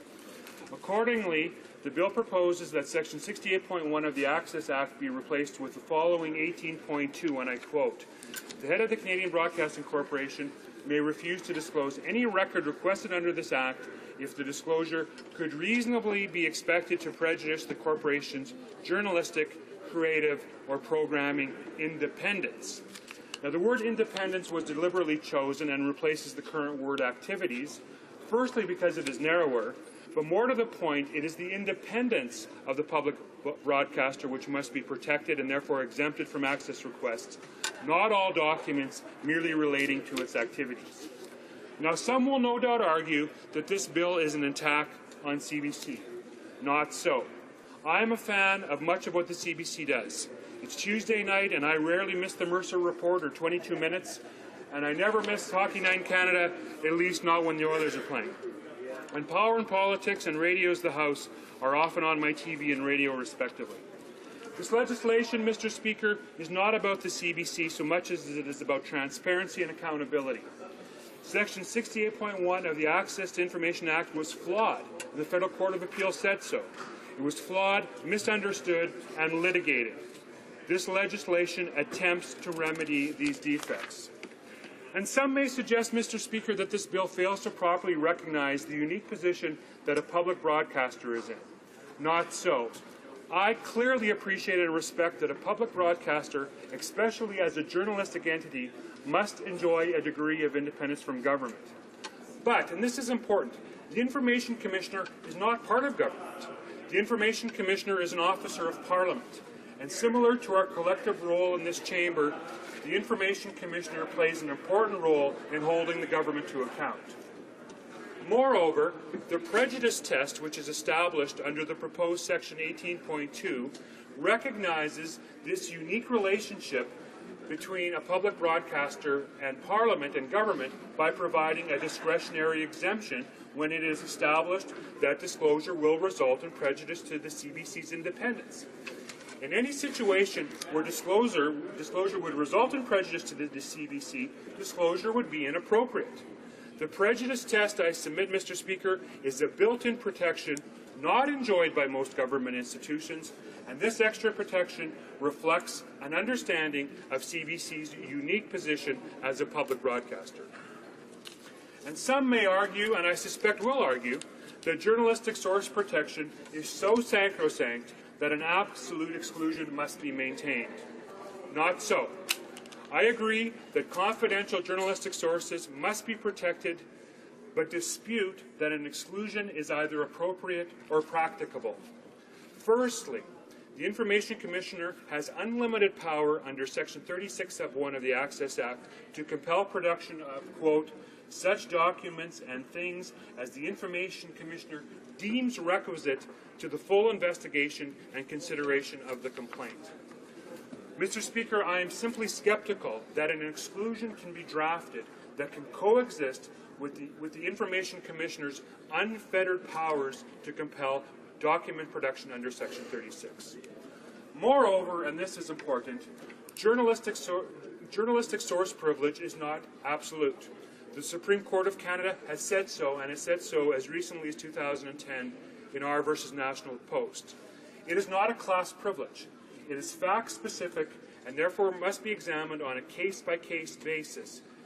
Who is to determine, Mr. Speaker, if the four-pronged test developed by esteemed Professor Wigmore is satisfied if the CBC is granted an absolute exclusion? Well, the obvious answer is nobody. Is CBC to be made both judge and party in access to information requests? Certainly not. Disputes must be arbitrated by an independent watchdog, and the federal court has said, and I quote, disclosing records to the Commissioner does not amount to revealing them. Mr. Speaker, this bill contains parallel amendments to the Privacy Act to import the prejudice test when individuals request documents about themselves pursuant to Canada's privacy statute. But the CBC and Public Service Disclosure and Transparency Act makes a more substantive alteration to the Privacy Act. It moves the words range of before the word salary in the definition of exempt personal information for the highest wage earners in the federal public service. Currently, under Canada's privacy laws, only the range of salary can be disclosed pursuant to access requests, which I would submit is adequate for most income levels. But at the highest income levels, the increments become increasingly large as to become meaningless. For example, I have been advised that the current CEO of the CBC earns in the range of $363,800 to $428,000. Mr. Speaker, according to my math, that range of $64,200 is larger than many taxpayers' complete salaries, and arguably, therefore, is not meaningful disclosure. Accordingly, if Bill C-461 is adopted, the specific salaries and responsibilities of upper management, which this bill defines as DM1 and higher, will be subject to access to information requests. And this is important. This change would apply to the entire federal public service. CBC is in no way being singled out. And moreover, reimbursed expenses to all federal employees would also become subject to access requests. Now, Mr. Speaker, I have consulted widely during the drafting phase of this proposed legislation. I believe, and I believe Canadians believe, that they are entitled to meaningful access to how the Government of Canada spends dollars and how the government operates generally. However, Canadians, including federal employees, are also entitled to a reasonable expectation of privacy. Balancing these competing objectives is indeed a challenge and precarious. However, it is submitted that an injury-based test achieves that balance, at least as well as that balance can be achieved regarding CBC's disclosure obligations, as it requires a public interest analysis. The question becomes, is the public interest in disclosure greater than any consequential harm? And limiting specific salary disclosures to upper management recognizes the privacy rights of the rank-and-file public servants. Mr. Speaker, taxpayers rightfully are entitled to know how their tax dollars are being spent. In that regard, many provinces have established the so-called sunshine lists, which are publicly disclosed lists shining the sun on salaries, perks, and benefits paid to government executives, directives, and managers. Mr. Speaker, you may know that Ontario led the way with respect to such financial disclosure. The Ontario government introduced legislation in 1996 mandating the publication of names and salaries of all of its employees and officers who earn more than $100,000 per year. The purpose of the Ontario law is to provide a more open and accountable system of government. Disclosure allows taxpayers to compare the performance of an organization to the compensation given to its senior people running it. It allows taxpayers to know how their tax dollars are spent. British Columbia, Manitoba, Nova Scotia have all copied aspects of the Ontario legislation, with the reporting requirements varying and as low as employees earning $50,000 in the case of Manitoba. Now, my bill doesn't call for a website, but by mandating or at least allowing disclosure pursuant to access requests, the public will serve as a critical check on government expenditures and an effective deterrent to any government official tempted to treat taxpayers disrespectfully. This approach, I would submit, Mr. Speaker, is consistent with the purpose of the access legislation generally, as enumerated in the Act, that there is a right of access generally to records under the control of a government institution, and that necessary exceptions should be limited and should be specific, and that decisions of the disclosure on the government information should be reviewed independently of government. As an officer of Parliament, the Information Commissioner is independent of government and therefore in the best position to resolve the inevitable disputes regarding access to government information. Mr. Speaker, Canada has had access to information legislation in force since 1983. Canada was once a leader in providing access to government information and documents, but sadly, according to academics and according to the Information Commissioner, we are becoming laggards. Internationally, Canada is currently ranked 55th out of 93 countries in terms of our access and our openness. Moreover, Law and Democracy Institute says that the federal government is falling behind the provinces and ranking behind those provinces in terms of openness and transparency.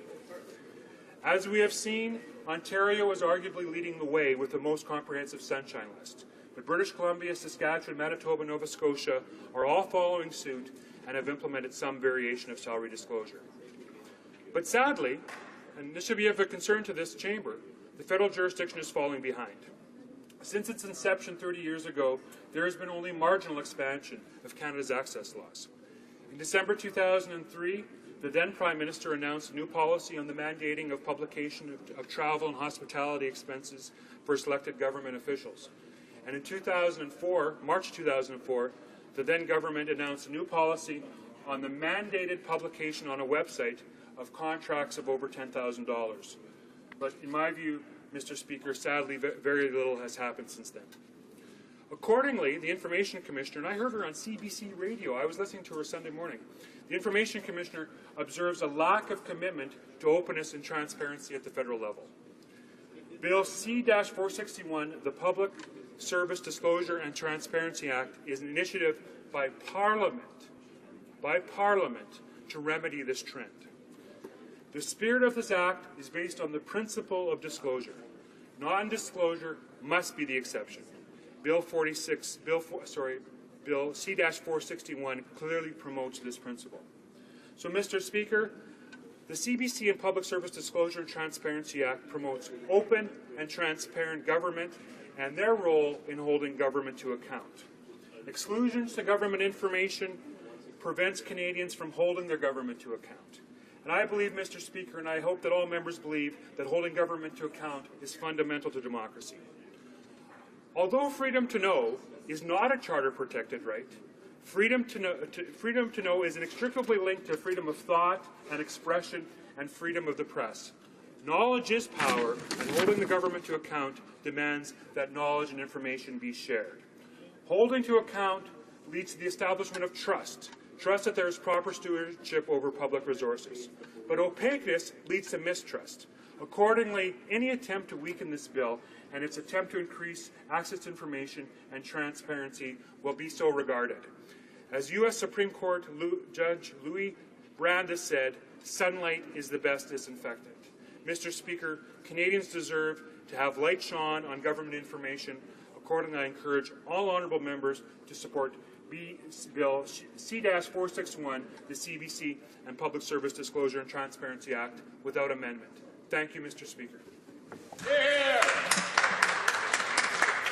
Questions and comments? Questions et commentaires. Honorable député de Longueuil-Pierre. The honourable member for Longueuil-Pierre-Boucher. Thank you, Mr. Speaker. First of all, I must say that I'm thrilled with the quality of the words used: transparency, sunlight. The best remedy for anything is transparency and sunlight, but they can wrap themselves in the veil of transparency, but this bill is obsolete. It arrives at a time where the crisis no longer exists. Whereas this member said in 2011, well, I don't see why we need a public broadcaster in Canada. So, to give a bouquet to Rick Mercer, my question is, why come up with this now when CBC just got an A, specifically from the Commissioner? For Edmonton, St. Albert. Well, I thank the member for the question, but he should read the Information Commissioner's report card a little more carefully. The A was with respect to timeliness, and timeliness only. She did not give CBC an A with respect to the breadth of their transparency or the breadth of what they disclose. It was only with respect to timeliness. Admittedly, CBC is quicker in their response time, but that is a much different category of disclosure than the breadth of disclosure. Questions and comments? Questions et commentaires. The honourable member for Bonavista, Gander, Grand Falls, Windsor. Thank you, sir. And I agree with the principle of transparency, and I appreciate where the member is coming from in a private member's bill to shine, put the sunshine on this. But I do have some very specific questions here because he talks about clarification. So the clarifying what was done by rule by the Federal Court of Appeal. What they said was the Information Commissioner, yes, that person embodies the decision to be made over whether their exemptions can be had. However, it would also, by introducing this injury test or prejudice test, by doing this, if the Information Commissioner feels it should be exempted, there are ways of going around this. So a person, like a wealthy corporation, could basically take them to court still. So they end up in court beyond what the Information Commissioner said. Am I reading this correctly? Or perhaps the honourable member can shed a little bit more light on this, because I think it's just what he's done here is that he has allowed many external factors to come into play and to bring the CBC into court time and time again to defend these three pillars, when the Commissioner may have said, yes, they should be exempted. Honourable member for Edmonton St. Albert. Well, I thank the honourable member for his question. I mean, the Information Commissioner, as the member knows, appeared before the Ethics Committee and advocated on behalf of a prejudice test, almost word for word, as the legislation before this House contemplates. Now, he's quite right. There is no way to absolutely guarantee that a piece of litigation or that a piece of legislation is going to be judgment-proof or litigation-proof.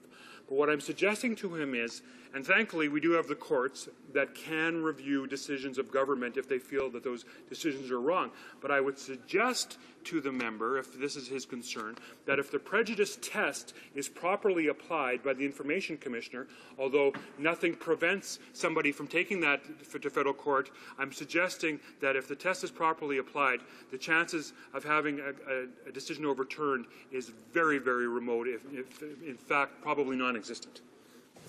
Questions and comments? The honourable member for Wetaskiwin. That's Wetaskiwin, Mr. Speaker, but that's a good try. It's a Cree word. It means the hills where peace were made. But I'd like to thank my honourable colleague for his efforts in this. I am on the Ethics, Access to Information, Privacy Committee, and I'm actually quite surprised by the line of questioning coming from across the way, because that committee actually reached a very much a consensus, nonpartisan recommendation, and there was only one major recommendation in the report, and that is that the committee called upon the government to amend Section 68.1 because of the lack of clarity from virtually everybody who testified before the committee on journalistic integrity and so on. We've heard. So I'm asking my colleague right now, and the recommendation is to study models from other countries and how they've got around this, and I'm asking him what research or what presence in his proposed changes came from that research. The honourable member for Edmonton St. Albert, you have about 30 seconds. Well, thank you. The member will know, because he sat on the committee, that the Information Commissioner, when she appeared before that committee, referred to international models, specifically the United Kingdom and how they deal with disclosure pursuant to the British Broadcasting Corporation, and that's how she came up with the concept of the prejudice test, which I think will work quite well. Reprise de débat. Honourable député de Longueuil, Pierre. The honourable member for Longueuil, Pierre Boucher. Thank you, Mr. Speaker. So I can't help but think of the Francophone community, who rely very heavily on Radio-Canada, and I wonder if the people in his riding were consulted. Mr. Speaker, I rise today in this House to denounce what is a pernicious attack, in my opinion, against public broadcasting and its programming. It's an attack against the work of the journalists of CBC and an attack against free and independent journalism. I would respectfully ask my colleagues to not allow themselves to be distracted by the misleading title of this bill. This is not a bill about transparency. It is a bill that has only a long-term political goal, that is to undermine Radio-Canada and public broadcasting in our country. And yet this is a tradition in our country. This has to do with the old reform movement. It's the persecution of CBC, and has everything to do with their hate of radio and public television that has been pathologically torturing these people for 25 or 30 years. It has everything to do with their unhealthy obsession with CBC that most people I know, it doesn't bother them at all. They absolutely detest CBC and Radio-Canada. But we want to tell them we'll get over it. But the problem is they must be lonely in leading this little personal crusade. They're not supported by the 78% of Canadians who, according to an Angus Reid poll, consider that CBC and Radio-Canada are successful in their mandate, and that there are 59% of us who want their funding to be maintained and even increased. My colleague from Edmonton, St. Albert, has to deal with a vast majority of Canadians who are opposed to the destruction of CBC. So I will tell him he is alone. This is a private member's bill that is useless with regard to transparency. It is a project of bill that comes out of thin air, because CBC is currently a model of transparency. They received an A in 2012, and that's the information commissioner who said that. She said it was one of the best public agencies for transparency. She said it was a model to follow. Any citizen right now can call for internal information from CBC to know about its spending. If ever CBC refuses, and that occurs in only 1.2% of the cases, citizens can contact the information commissioner and ask them whether she will judge as to the sensitivity of this information. That is the current system, a system of exclusions based on the international standards that entrusts the information commissioner with the right to examine information that CBC could ask to have protected. This was voted here in 2006, and we supported it at the time. It was reinforced by the federal court, and it's the object of consensus by everyone. The information commissioner is satisfied, and so is CBC. Everyone, in fact, except for these people who are late getting into the game and are trying to look for a new breach or a new opportunity to weaken the presence of CBC in Canada. We must fear for the work of journalists and their sources. Currently, CBC has protection and exclusion of information concerning journalism, programming, and creation. This is the same system that exists for public broadcasters elsewhere in the world, Ireland, Australia, the BBC as well. This is an instrument of protection based on the international standard to allow CBC to carry out its mission of public interest by participating in a competitive fashion in the media environment transparently towards the taxpayers. It is also especially a way to ensure that journalists' work will not be imperiled or their confidentiality of their sources jeopardized. 461 would renege on a system designed by Parliament, and where CBC would have to show that disclosure would likely harm its independence with regard to programming, creation, or journalism. So we have to ask here, who does this bill benefit? Certainly not citizens, especially given that all requests for access to information come from its competitors. It's a bill that was customized to benefit the rivals of the CBC, and we know they're close to the Conservative Party, especially since there are links between the communications office to the PMO, people who excessively criticize CBC. This is not a coincidence. This bill seeks to undermine CBC with regard to its competitors and even to eliminate CBC entirely. With regard to protecting its sources, and this is worse, CBC will have to present arguments to explain why journalistic work, especially confidential sources that allow its employees to do their investigative work, should not be made public, whereas generally that goes without saying. They will have to show that the journalistic process will be affected. The Supreme Court talked about public interest in preserving the confidentiality of the source of the journalist. The public has extreme interest in investigative journalism. The Reporters Without Borders dropped Canada from 10th to 20th place on their annual Freedom of Press record. The Reporters Without Borders says that there are continuous threats to the confidentiality of journalists' sources. Another element of this bill is the amendment of the Protection of Privacy Act to allow certain employees of the government to make access to information requests. Here again, this is something that is very striking because the wording of the bill seems to be customized to pander to our colleagues' fascination for certain personalities of the CBC, Peter Mansbrook or Rick Mercer, for example. Our colleague even took the time to ask whether for their exact salaries here in the House. And my colleague Jean Lebert found out that when you ask the same question of the PMO, for example, what are the salaries of the little goblins in the Langevin block? Well, what a surprise! No answer at all. So let's talk about transparency.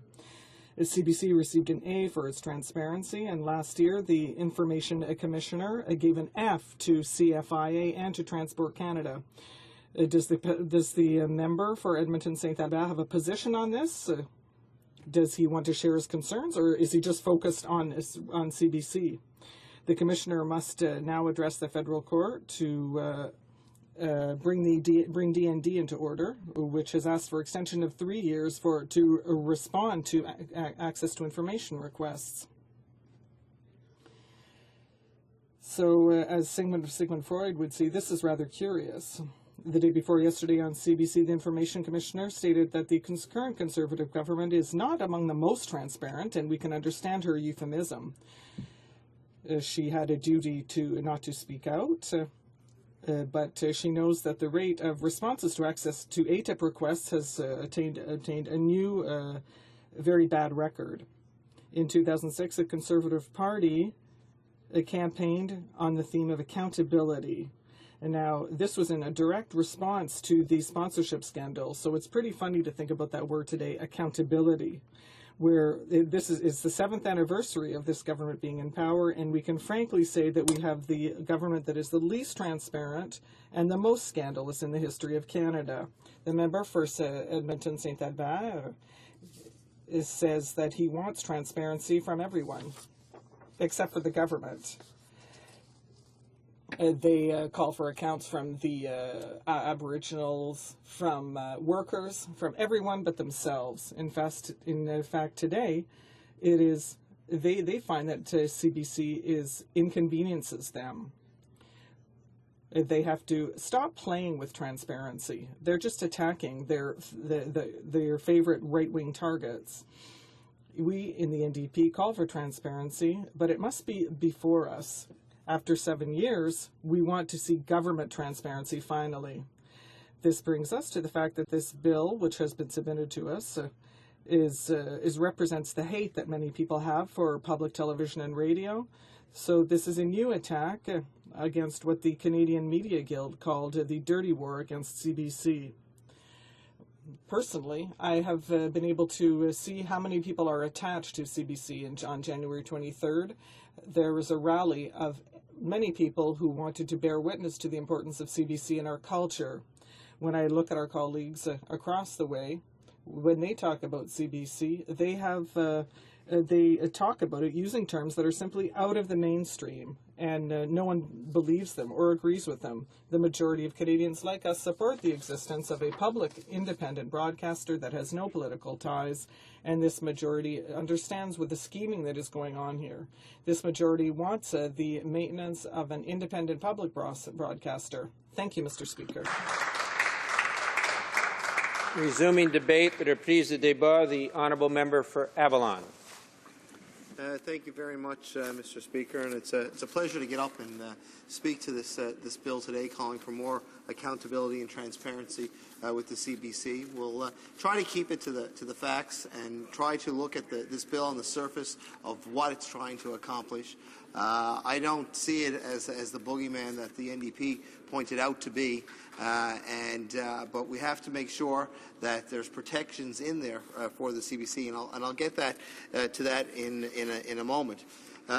First of all, you should give credit where credit is due, and I give credit to CBC on their information that they have provided, and the Information Commissioner has recently given them an A for their performance, an upgrade from an F. Now, granted, that is on the timing of requests, because quite often we see this government dragging its heels on a lot of information requests.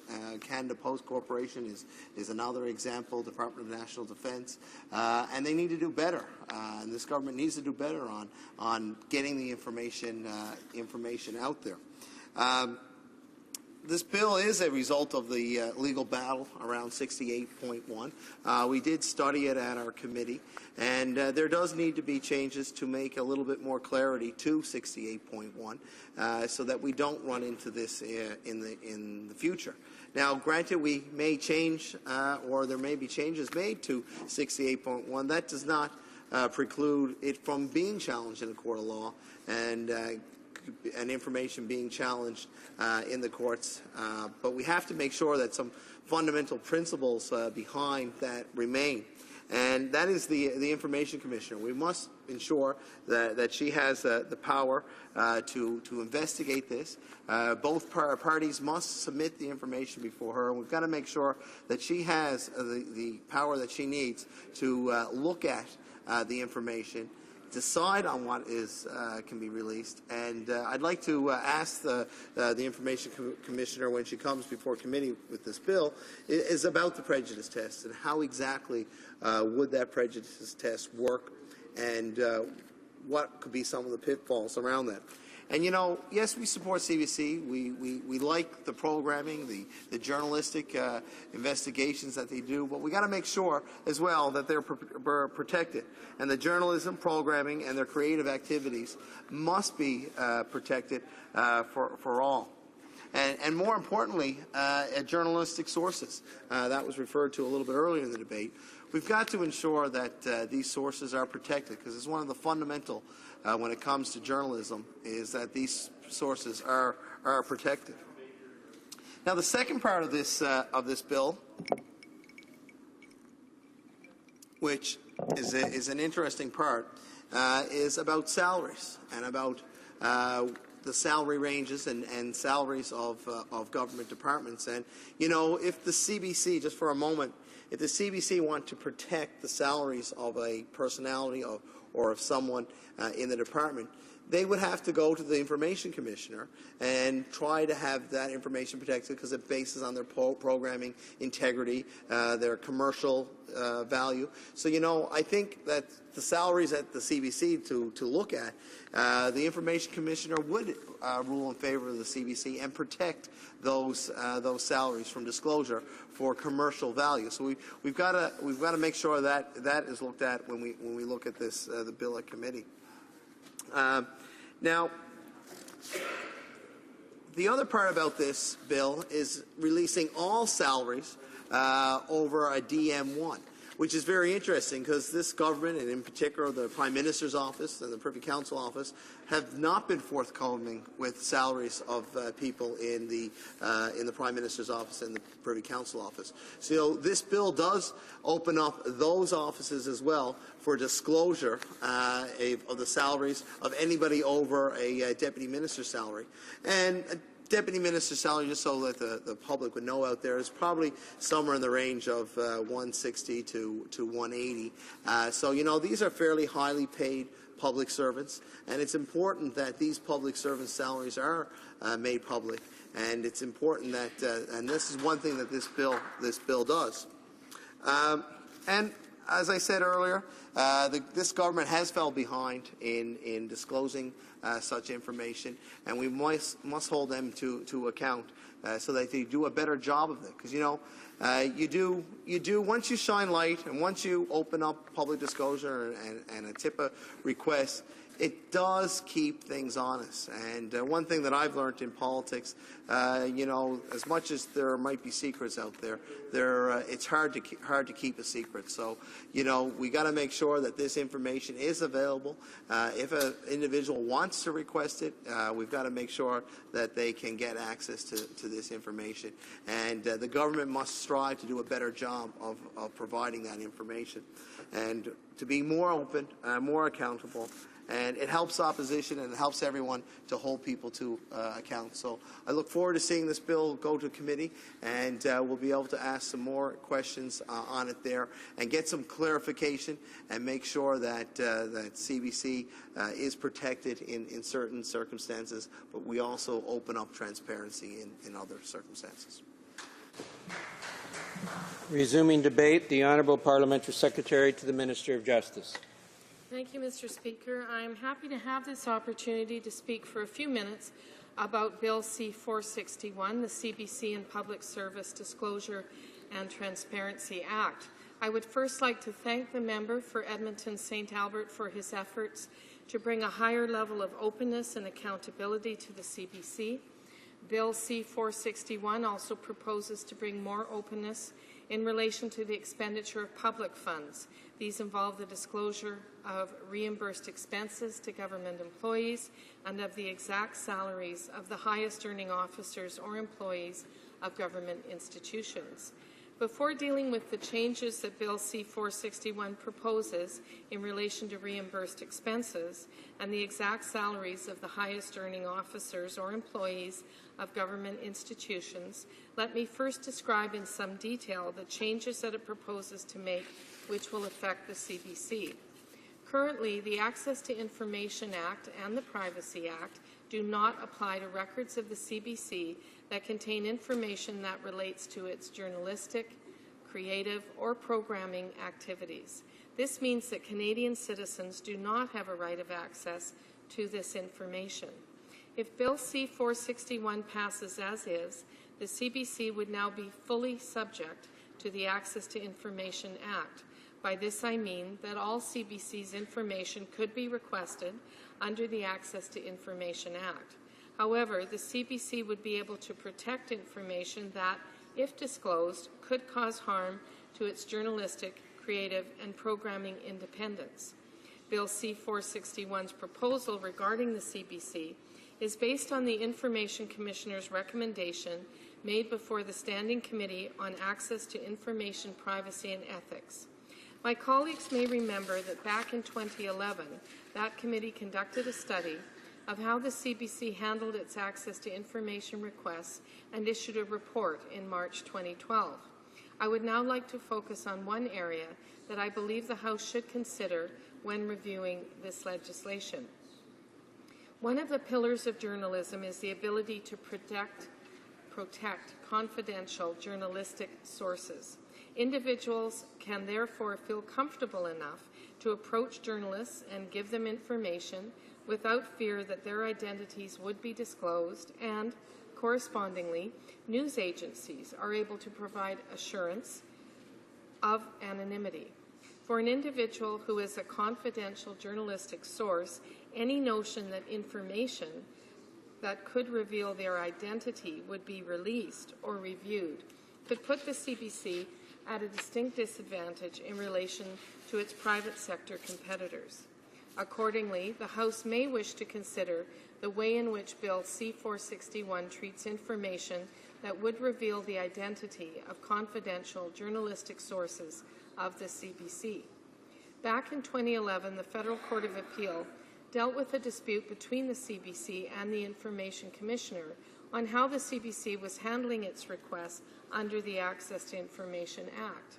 When considering the provision that currently excludes records of the CBC, the Federal Court of Appeal concluded that for journalistic sources, the exclusion was absolute, and that the Information Commissioner therefore did not have the power to examine such information. Both the Information Commissioner and the CBC expressed satisfaction with the outcome of that decision. Accordingly, the House may wish to consider the Court's findings on this matter as it continues their review of Bill C-461. Let me turn now to that part of Bill C-461 that deals with increasing openness and accountability in relation to certain government expenditures. Hard-working Canadians pay their fair share of taxes. I think all parliamentarians in this chamber would agree that they deserve to know that their money is spent by the government prudently and that there be transparency in its expenditure. Bill C-461 proposes to amend the Privacy Act to shine a light on how certain government spending is conducted. Bill C-461 proposes to do this in two areas. The Privacy Act governs the disclosure of personal information by government institutions.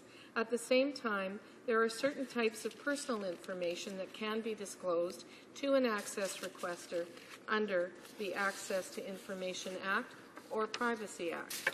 Also, a government institution can disclose these types of personal information whenever it chooses to do so. Information that relates to the position or function of an officer or employee of a government institution fall in that category of information and can therefore be disclosed. Currently, examples of job-related information listed in the Privacy Act that can be disclosed are the position occupied by the employee opinions given by the employee in the course of employment, and the salary range of the position. Bill C-461 proposes to make 2 additions to the list of personal information that can be disclosed under the Privacy Act or Access to Information Act. The first would be the exact salary of officers or employees of government institutions who earn the highest salaries paid by government. It is important to note that the change proposed by Bill C-461 will not affect the majority of public servants. Most people employed by the government are not in the top ranks of the public service. For these individuals, it will remain true that only their salary range and their job classification can be disclosed. It is only the individuals who are in those highest ranks who would be affected by the change proposed in Bill C-461. The House may wish to consider which level of government employees should be covered by this bill. The second addition to Bill C-461 proposes to amend the Privacy Act to specifically list expenses incurred by individuals in the course of their work for which they are reimbursed as types of personal information that can be disclosed under the Access to Information Act or Privacy Act. In conclusion, I would again like to thank the member from Edmonton St. Albert for bringing forward this legislation and allowing Parliament the opportunity to discuss this issue. Again, Mr. Speaker, I would encourage members to consider the various issues I have raised and look forward to the continued debate on this bill. Thank you, Mr. Speaker. Reprise du débat, resuming. L'honorable député de Jean Lebert. The honourable member for Jean Lebert. Thank you, Mr. Speaker. I'm very, very pleased to speak to this issue in the House today. However, at the same time, I'm very disappointed. I'm very disappointed because this is still the same debate. In 2011, we were talking about the same thing, that is transparency to the public. And we support the concept of disclosure or making information available to the public. However, for myself and for many of my colleagues,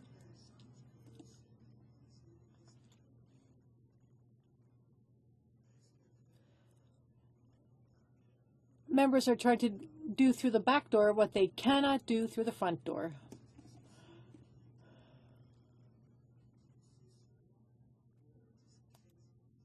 I think this debate is only, the debate on this bill has as its sole purpose to discredit the CBC.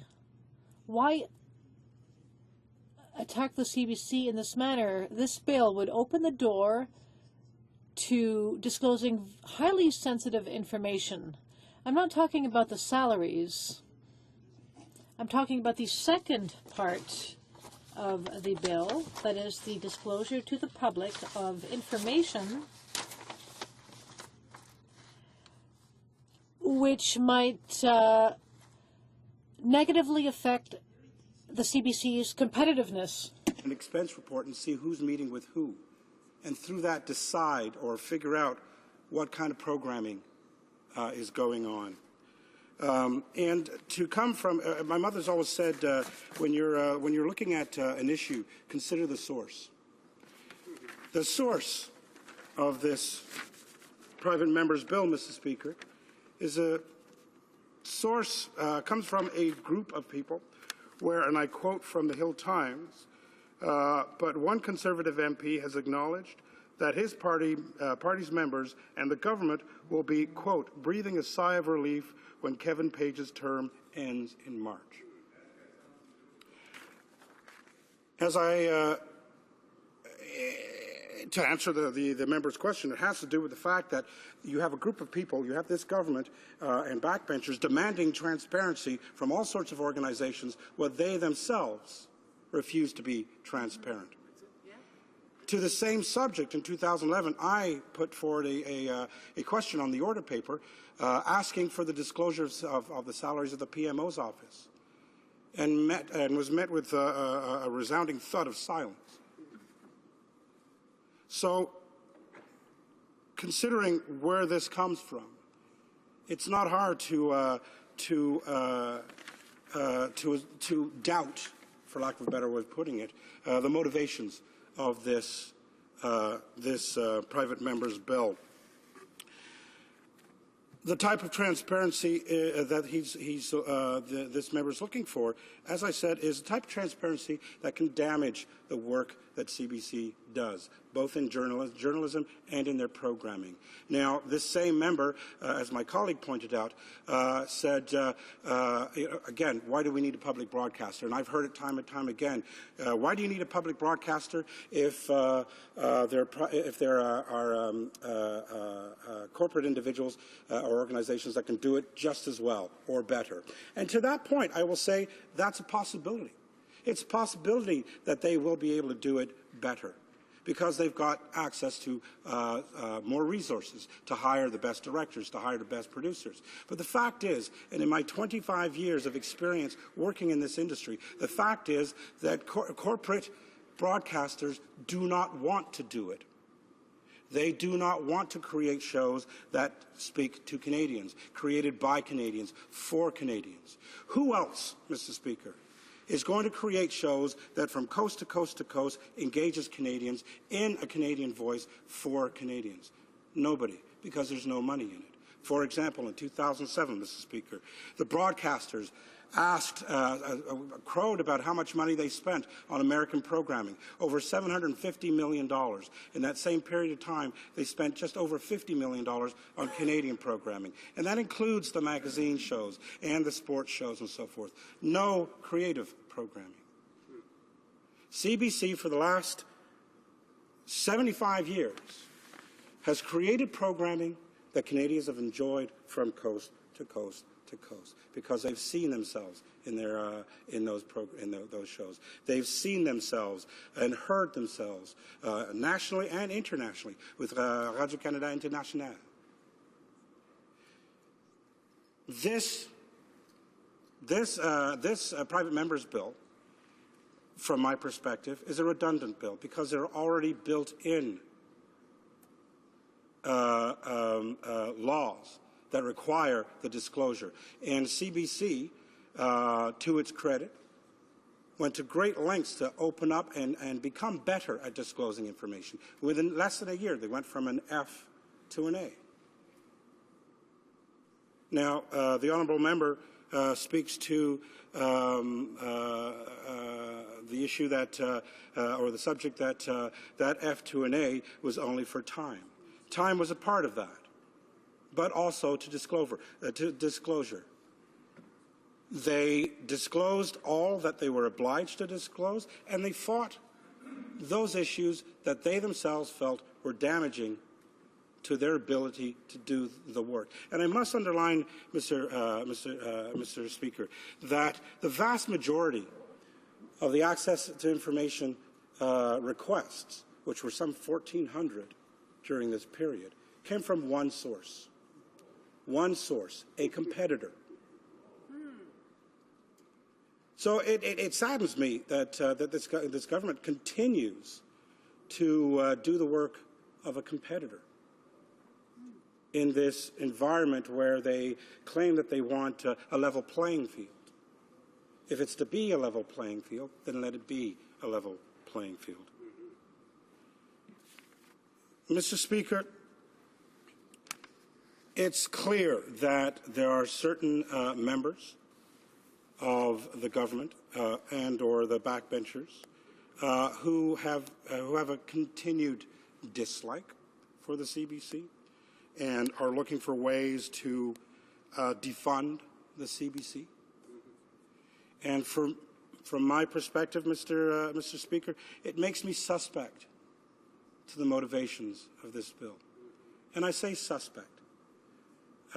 Maybe the member has good intentions in terms of that. But if, I ask the question, if this bill was supposed to shine a light on all government activities, then why is this bill directed at the CBC?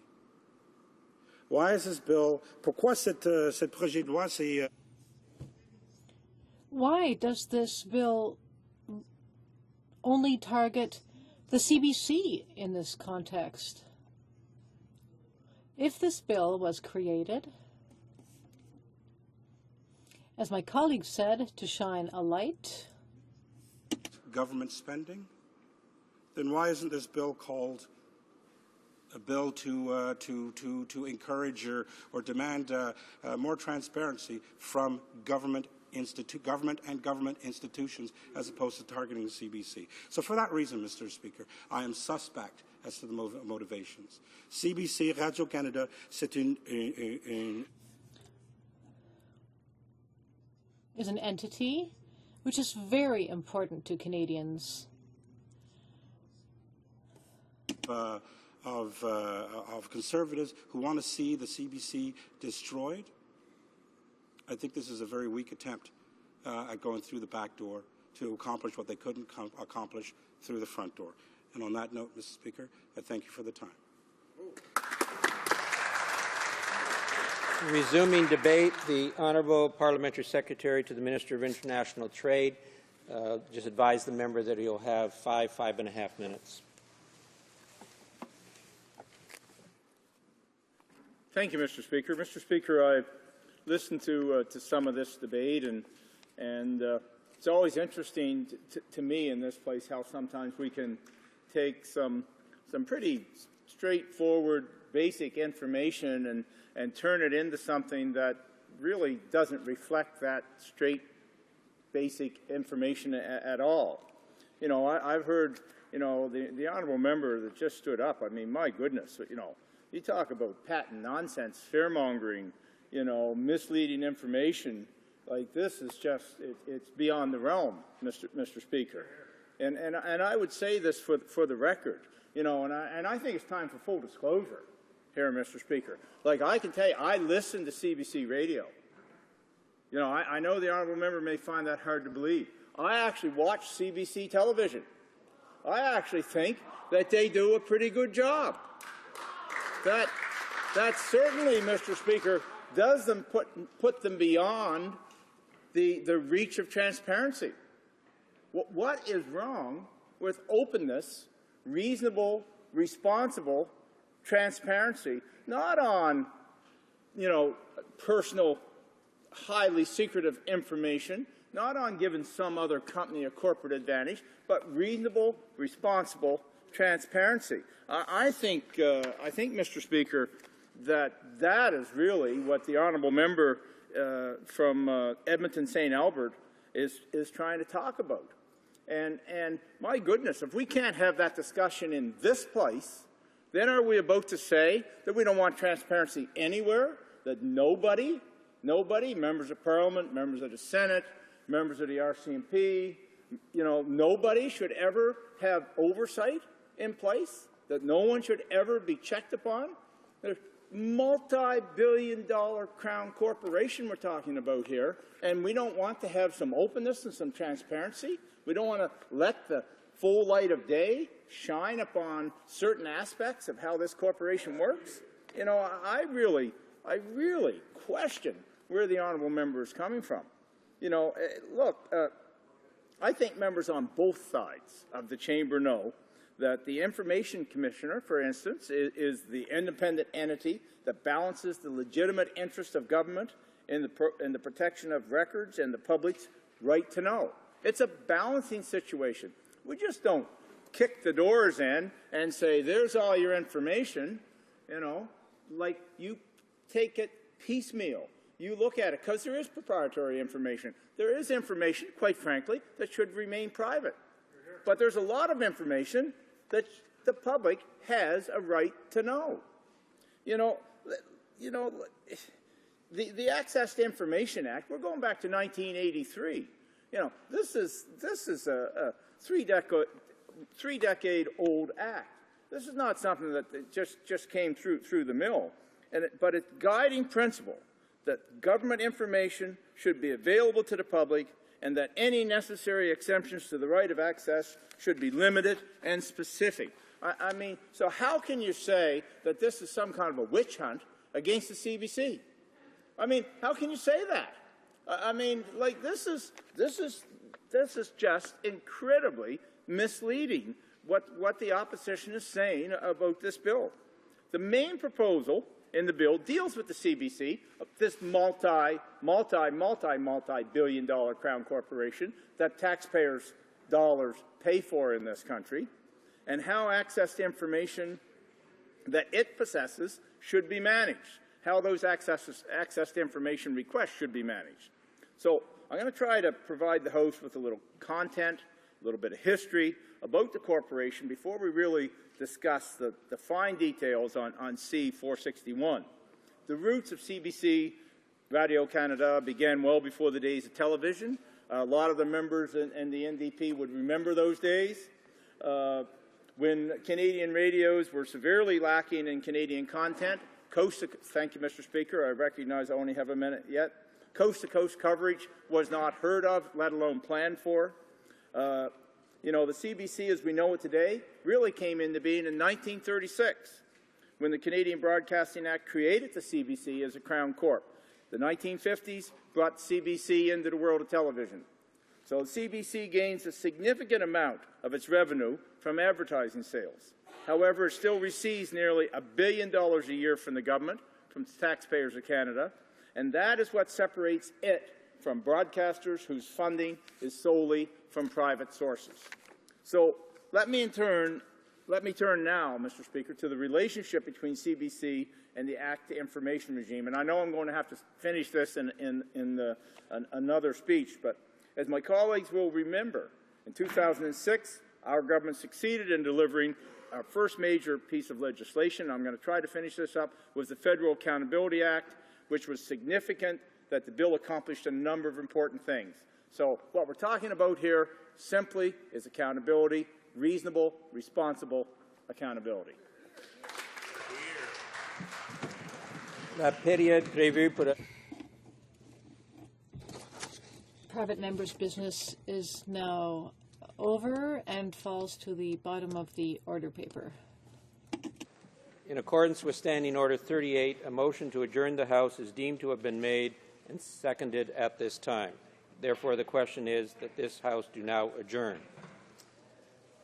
The honourable member for Vancouver Kingsway. Thank you, Mr. Speaker. I'm pleased to stand up one more time and talk about the issue of the Canada-China Investment Treaty, or FIPA, and to once again force this government to be accountable to Canadians about this deal. This FIPA is a deal that will be in force once it is ratified by this government, which is any time now, for 31 years. And I'm going to break it down for the members opposite because they mislead all the time. It's got a 15-year term. At the end of 15 years, either party can serve notice that they want to cancel the agreement in the 16th year. And if they do so, all investment that has been made under the first 15 years will continue to be bound by the terms of the FIPA for a further 15 years. So that's a 31-year deal minimum. This deal, Mr. Speaker, took 18 years to negotiate. What's in this deal? Here are some of the concerns that we have. It contains a provision for secret tribunals where investors from either country can sue the other country for alleged violations of this deal, and if that's the case, the country being sued can choose, if it wishes, to have those hearings conducted in private with the documents not released to the public. That's the first time in Canadian history that any government has ever signed an international treaty that allows the other party to have tribunals held in private. Now, Mr. Speaker, this is taxpayers' dollars. If the investors are successful in suing Canada or vice versa, these are taxpayers' dollars at risk. It's a fundamental principle of the rule of law that all legal proceedings should be held in public. I can't believe in 2013 that we have to even mention that concept, but to this Conservative government, apparently it's a novel concept. Now, another provision of this agreement that's concerning. It contains a clause that allows both countries to keep all non-conforming measures that are in existence, but the countries agree that they will not bring in further non-conforming measures in the future. Now, what's a non-conforming measure, Mr. Speaker? It's a law or a rule or a practice that discriminates against foreign investors. Now, why is this of concern? Well, because, Mr. Speaker, China has many non-conforming measures. They are a command economy. Canada has very few non-conforming measures because we've been on a 25-year path of trade liberalization. So what this government has agreed to is they've signed a deal that lets China keep in perpetuity hundreds, perhaps thousands of non-conforming measures that will discriminate against Canadian investors, while we have very few in reverse. Now, what are these non-conforming measures? China is renowned for having rules that require Canadian investors or any investors to do local sourcing. They force partnerships with local Chinese firms. They force companies to pay fees and licenses and all sorts of under-the-table money. These are the kind of non-conforming measures that will affect Canadian investors, and Canada has virtually none. This is an imbalanced deal, Mr. Speaker. Now, we're going to talk about debate. The government has said, well, the opposition could have had debate on this motion because we tabled this in the House for 31 days. Here's the truth, Mr. Speaker. An official opposition day motion permits us to have 1 day of debate and then a vote. The NDP tabled a motion at Trade Committee where we could have put this agreement before Trade Committee for multiple days of close examination and called stakeholders, Canadian businesses, Canadian investors, provinces, trade experts, lawyers, so we could get the input of the Canadian public. And what did the Conservatives do? They shot it down. They said no. So when the government says that they were willing to debate this deal, Canadians should not be fooled by that. That is absolutely untrue. So my question to the government is, if this is such a good deal, if this FIPA is a good deal for Canadians, why won't they agree to bring this agreement before this House for multiple days of study, send it to the Trade Committee where we can hear from the Canadian public, and let's see if this is actually a deal worth supporting. The Honourable Parliamentary Secretary to the Minister of International Trade. Thank you, Mr. Speaker. Mr. Speaker, I have to admire the honourable member opposite for his persistence. You know, he asked a question in the House on the FIPA with China. Then he gets to ask the question on the Late Show, and the question on the Late Show is to try to correct the mistakes that he made in the last question on the Late Show. So let's go back to his 16 years, because he was wrong on it in the last Late Show. He's wrong on it tonight. You know, here's how it happens. You got a 15-year term? Absolutely, totally agree. And these investments can be extended for another 16 years to make 31 years, correct again, but only on those investments that have already occurred in that 15-year period. You're not extending the FIPA for another 31 years. So clarification, clarity, doesn't hurt a thing. Happy to have clarity. So, Mr. Speaker, let's look at Canada's exporting, and let's look at what runs this economy, and let's understand the importance of trading with the growing economies of the world, including China. You know, the honourable member ignores a number of facts here. He ignores the fact that China today is the second largest economy in the world. He ignores the fact, Mr. Speaker, that China holds probably the largest reserves of foreign currency in the world. We don't know that for certain, but he's right up there in the top 2 or 3 holders of foreign currency in the world. And somehow or another, this economy that by 2030 will be the largest economy on earth, we shouldn't trade with. Like, have we lost our minds in this country? Do we not understand that the Asia-Pacific the Asia-Pacific Rim countries are the economy of the future? That Canada needs to participate in that economy. We need to be part of it, along with the European Union, along with the trading partners that we already have, that we have to have fair and balanced trade. And with the FIPA, Mr. Speaker, we need to protect Canadian investment that already exists in China. It's not about trading just tomorrow. It's about protecting investment that's already in place and those companies and the work they're going to continue to do in China. This is a very, very important relationship and a significant relationship. You know, so we're moving forward, Mr. Speaker. We're moving forward with a very ambitious pro-trade plan. We understand the huge market in Asia, not just China, but Indonesia, Vietnam, Korea. There's tremendous opportunities. India, tremendous opportunity for Canadians. So let's look at our Canadian Foreign Investment Promotion and Protection Agreement with China. We'll provide stronger protection for Canadians investing in China. It establishes a clear set of rules under which investments are made and under which investment disputes are resolved. For Canadian businesses looking to set up in China, Mr. Speaker, they cannot be treated less favorably than any other foreign company looking to do the same. The Foreign Investment Promotion Protection Agreement, or FIPA, also ensures that all investment disputes are resolved under international arbitration, ensuring that adjudications are independent and fair. Canadian investors in China will no longer have to rely on the Chinese legal system to have their disputes resolved. It's important to note that ours is the first bilateral investment agreement that China has signed, which expressly includes language on transparency of dispute settlement proceedings. The first one. Fundamentally, Mr. Speaker, this treaty is about protecting the interests of Canadians investing in one of the world's most dynamic and high-growth markets. Honourable member for Vancouver Kingsway. Well, Mr. Speaker, finally we got someone on the government side who could acknowledge that this deal will govern investment for 31 years. It proves that even they are starting to read this agreement. Mr. Speaker, you know what you don't hear from the government? You don't hear them respond to the actual substantive points we raise. They don't stand up in this House and defend why the Conservatives would sign a dispute resolution mechanism that allows a country to go in private and resolve legal issues in private. Not a word. They don't stand up and defend why they signed a lopsided deal that gives Chinese investors in this country far more protections and rights than Canadian investors have in China. The New Democrats support protecting Canadian investors in China. We've never said otherwise, but misrepresentation is this government's stock in trade because they can't deal with the facts. And the facts are we can sign an investment agreement with China, but it should conform to Canadians' expectations of the rule of law and protect Canadian investors. Why won't this government, I ask again, bring this deal before Parliament and let's see and examine this deal and see if it's actually a well-structured deal, because it sure doesn't look like it from this point of view, Mr. Speaker. Honourable Parliamentary Secretary. I'm still mulling over in my head how the NDP can protect and agree to protect Canadian investors in China, but be against the FIPA.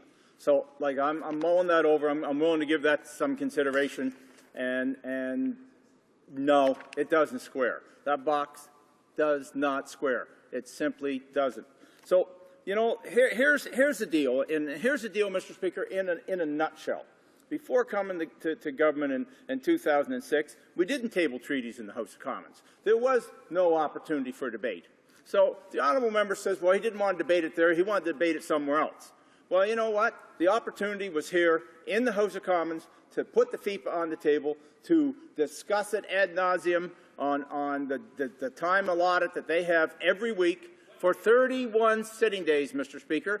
For 31 days, the answer was a resounding no from the NDP. We don't want to look at it.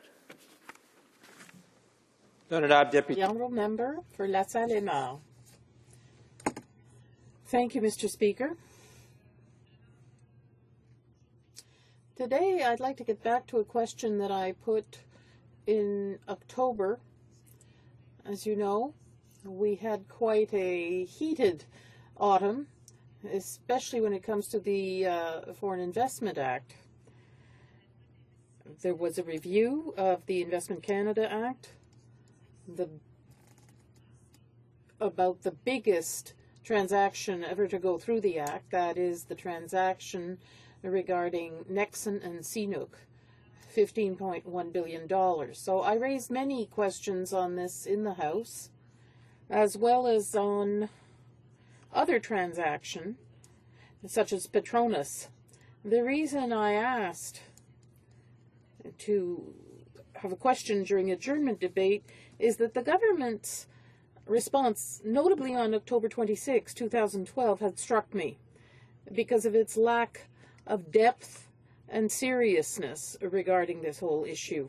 So let me remind you that the Investment Canada Act is legislation that was put in place a few years ago, and the NDP asked on several occasions that there be a review of this legislation, especially when it comes to the transactions we were talking about last fall. It's the lack of transparency, predictability, the lack of consultation with Canadians in the current process, and that raises many questions. Now, I came equipped with other opinions, because they might say, oh, well, that's her opinion, but there are other people who talked about how the process is so opaque and who are worried about the way some of our top companies are allowed to disappear. For instance, Dofasco, Stelco, Falconbridge, Alcan. Canadian companies, the sale of the assets of the bankrupt Nortel to various non-Canadian buyers, and most recently a bid for another thing. This have led to many to express heightened concern that the Investment Canada Act lacks the necessary tools to protect Canada from a hollowing out of its corporate boardrooms. Amid fears that we will become a branch plant economy without control of our own resource and economy destiny. Et ceci, ça sort d'un article. That comes from an article from the Canadian Competition Law Review. I have other testimony, the School of Public Policy, for instance, that said, we can do better, where more transparency and public disclosure will make foreign investors confident the system is fair. Alors, la question que... So, the question I'm raising today is, when will the government have a true review here in Parliament or before the Industry Committee of the rules governing the Investment Canada Act to make sure that there is a net benefit for Canadians? Thank you. The Honourable Parliamentary Secretary to the Minister of International Trade. Thank you, Mr. Speaker. And the question is a reasonable one, but of course the honourable member already knows that the Investment Canada Act is in place to make sure that dealings with other countries and investments in particular do have a net benefit for Canadians. That's why we have an Investment Canada Act. You know, this really it's an Investment Canada Act question, but it's really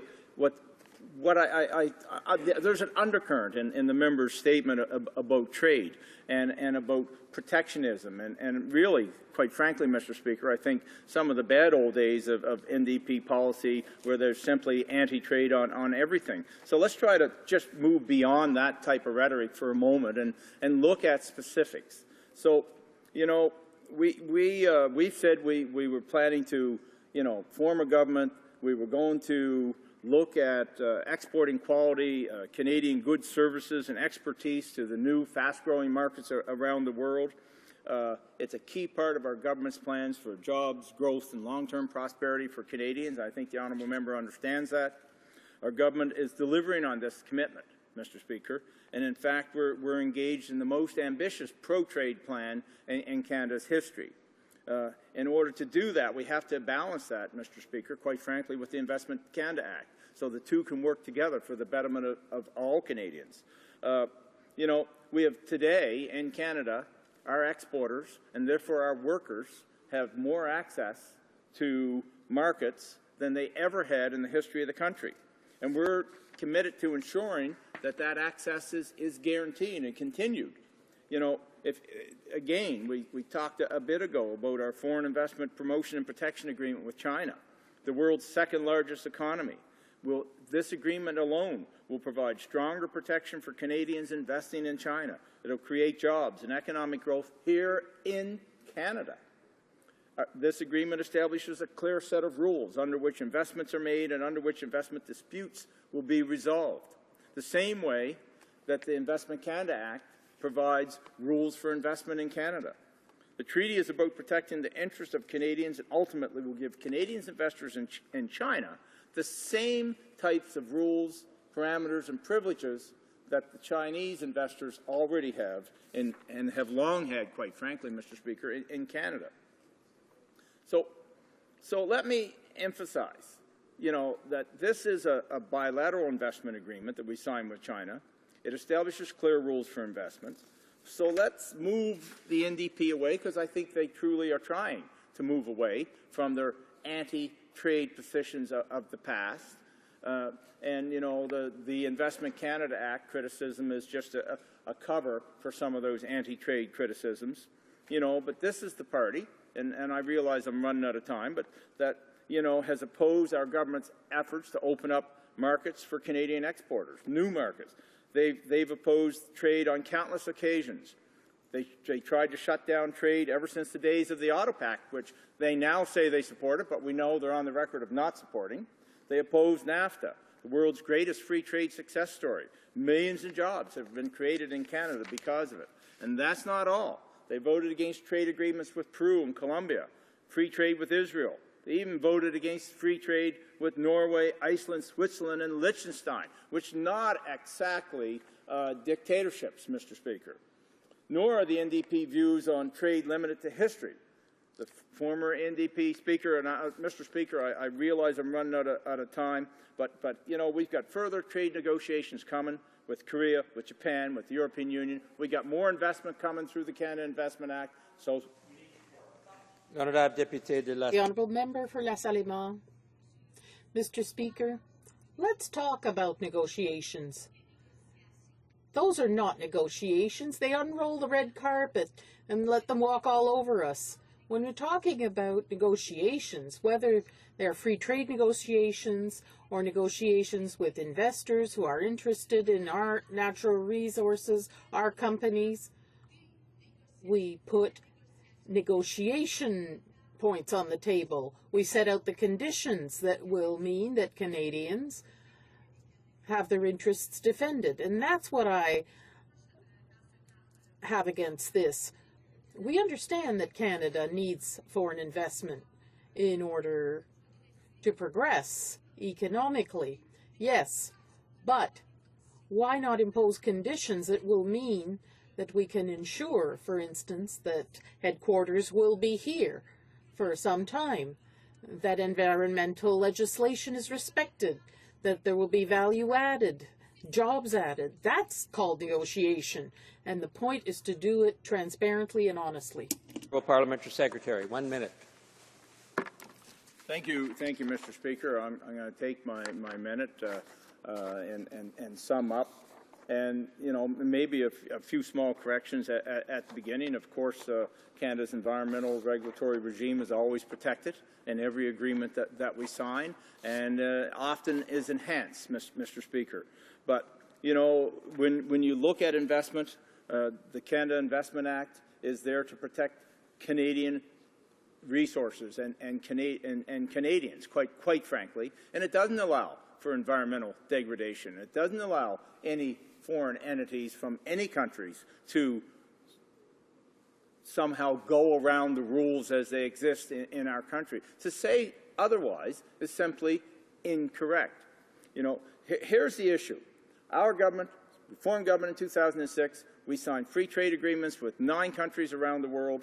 We are very much looking out for Canadian interests, for Canadian industry, and at the end of the day, that means looking out for Canadian jobs and Canadian workers. Thank you, Mr. Speaker.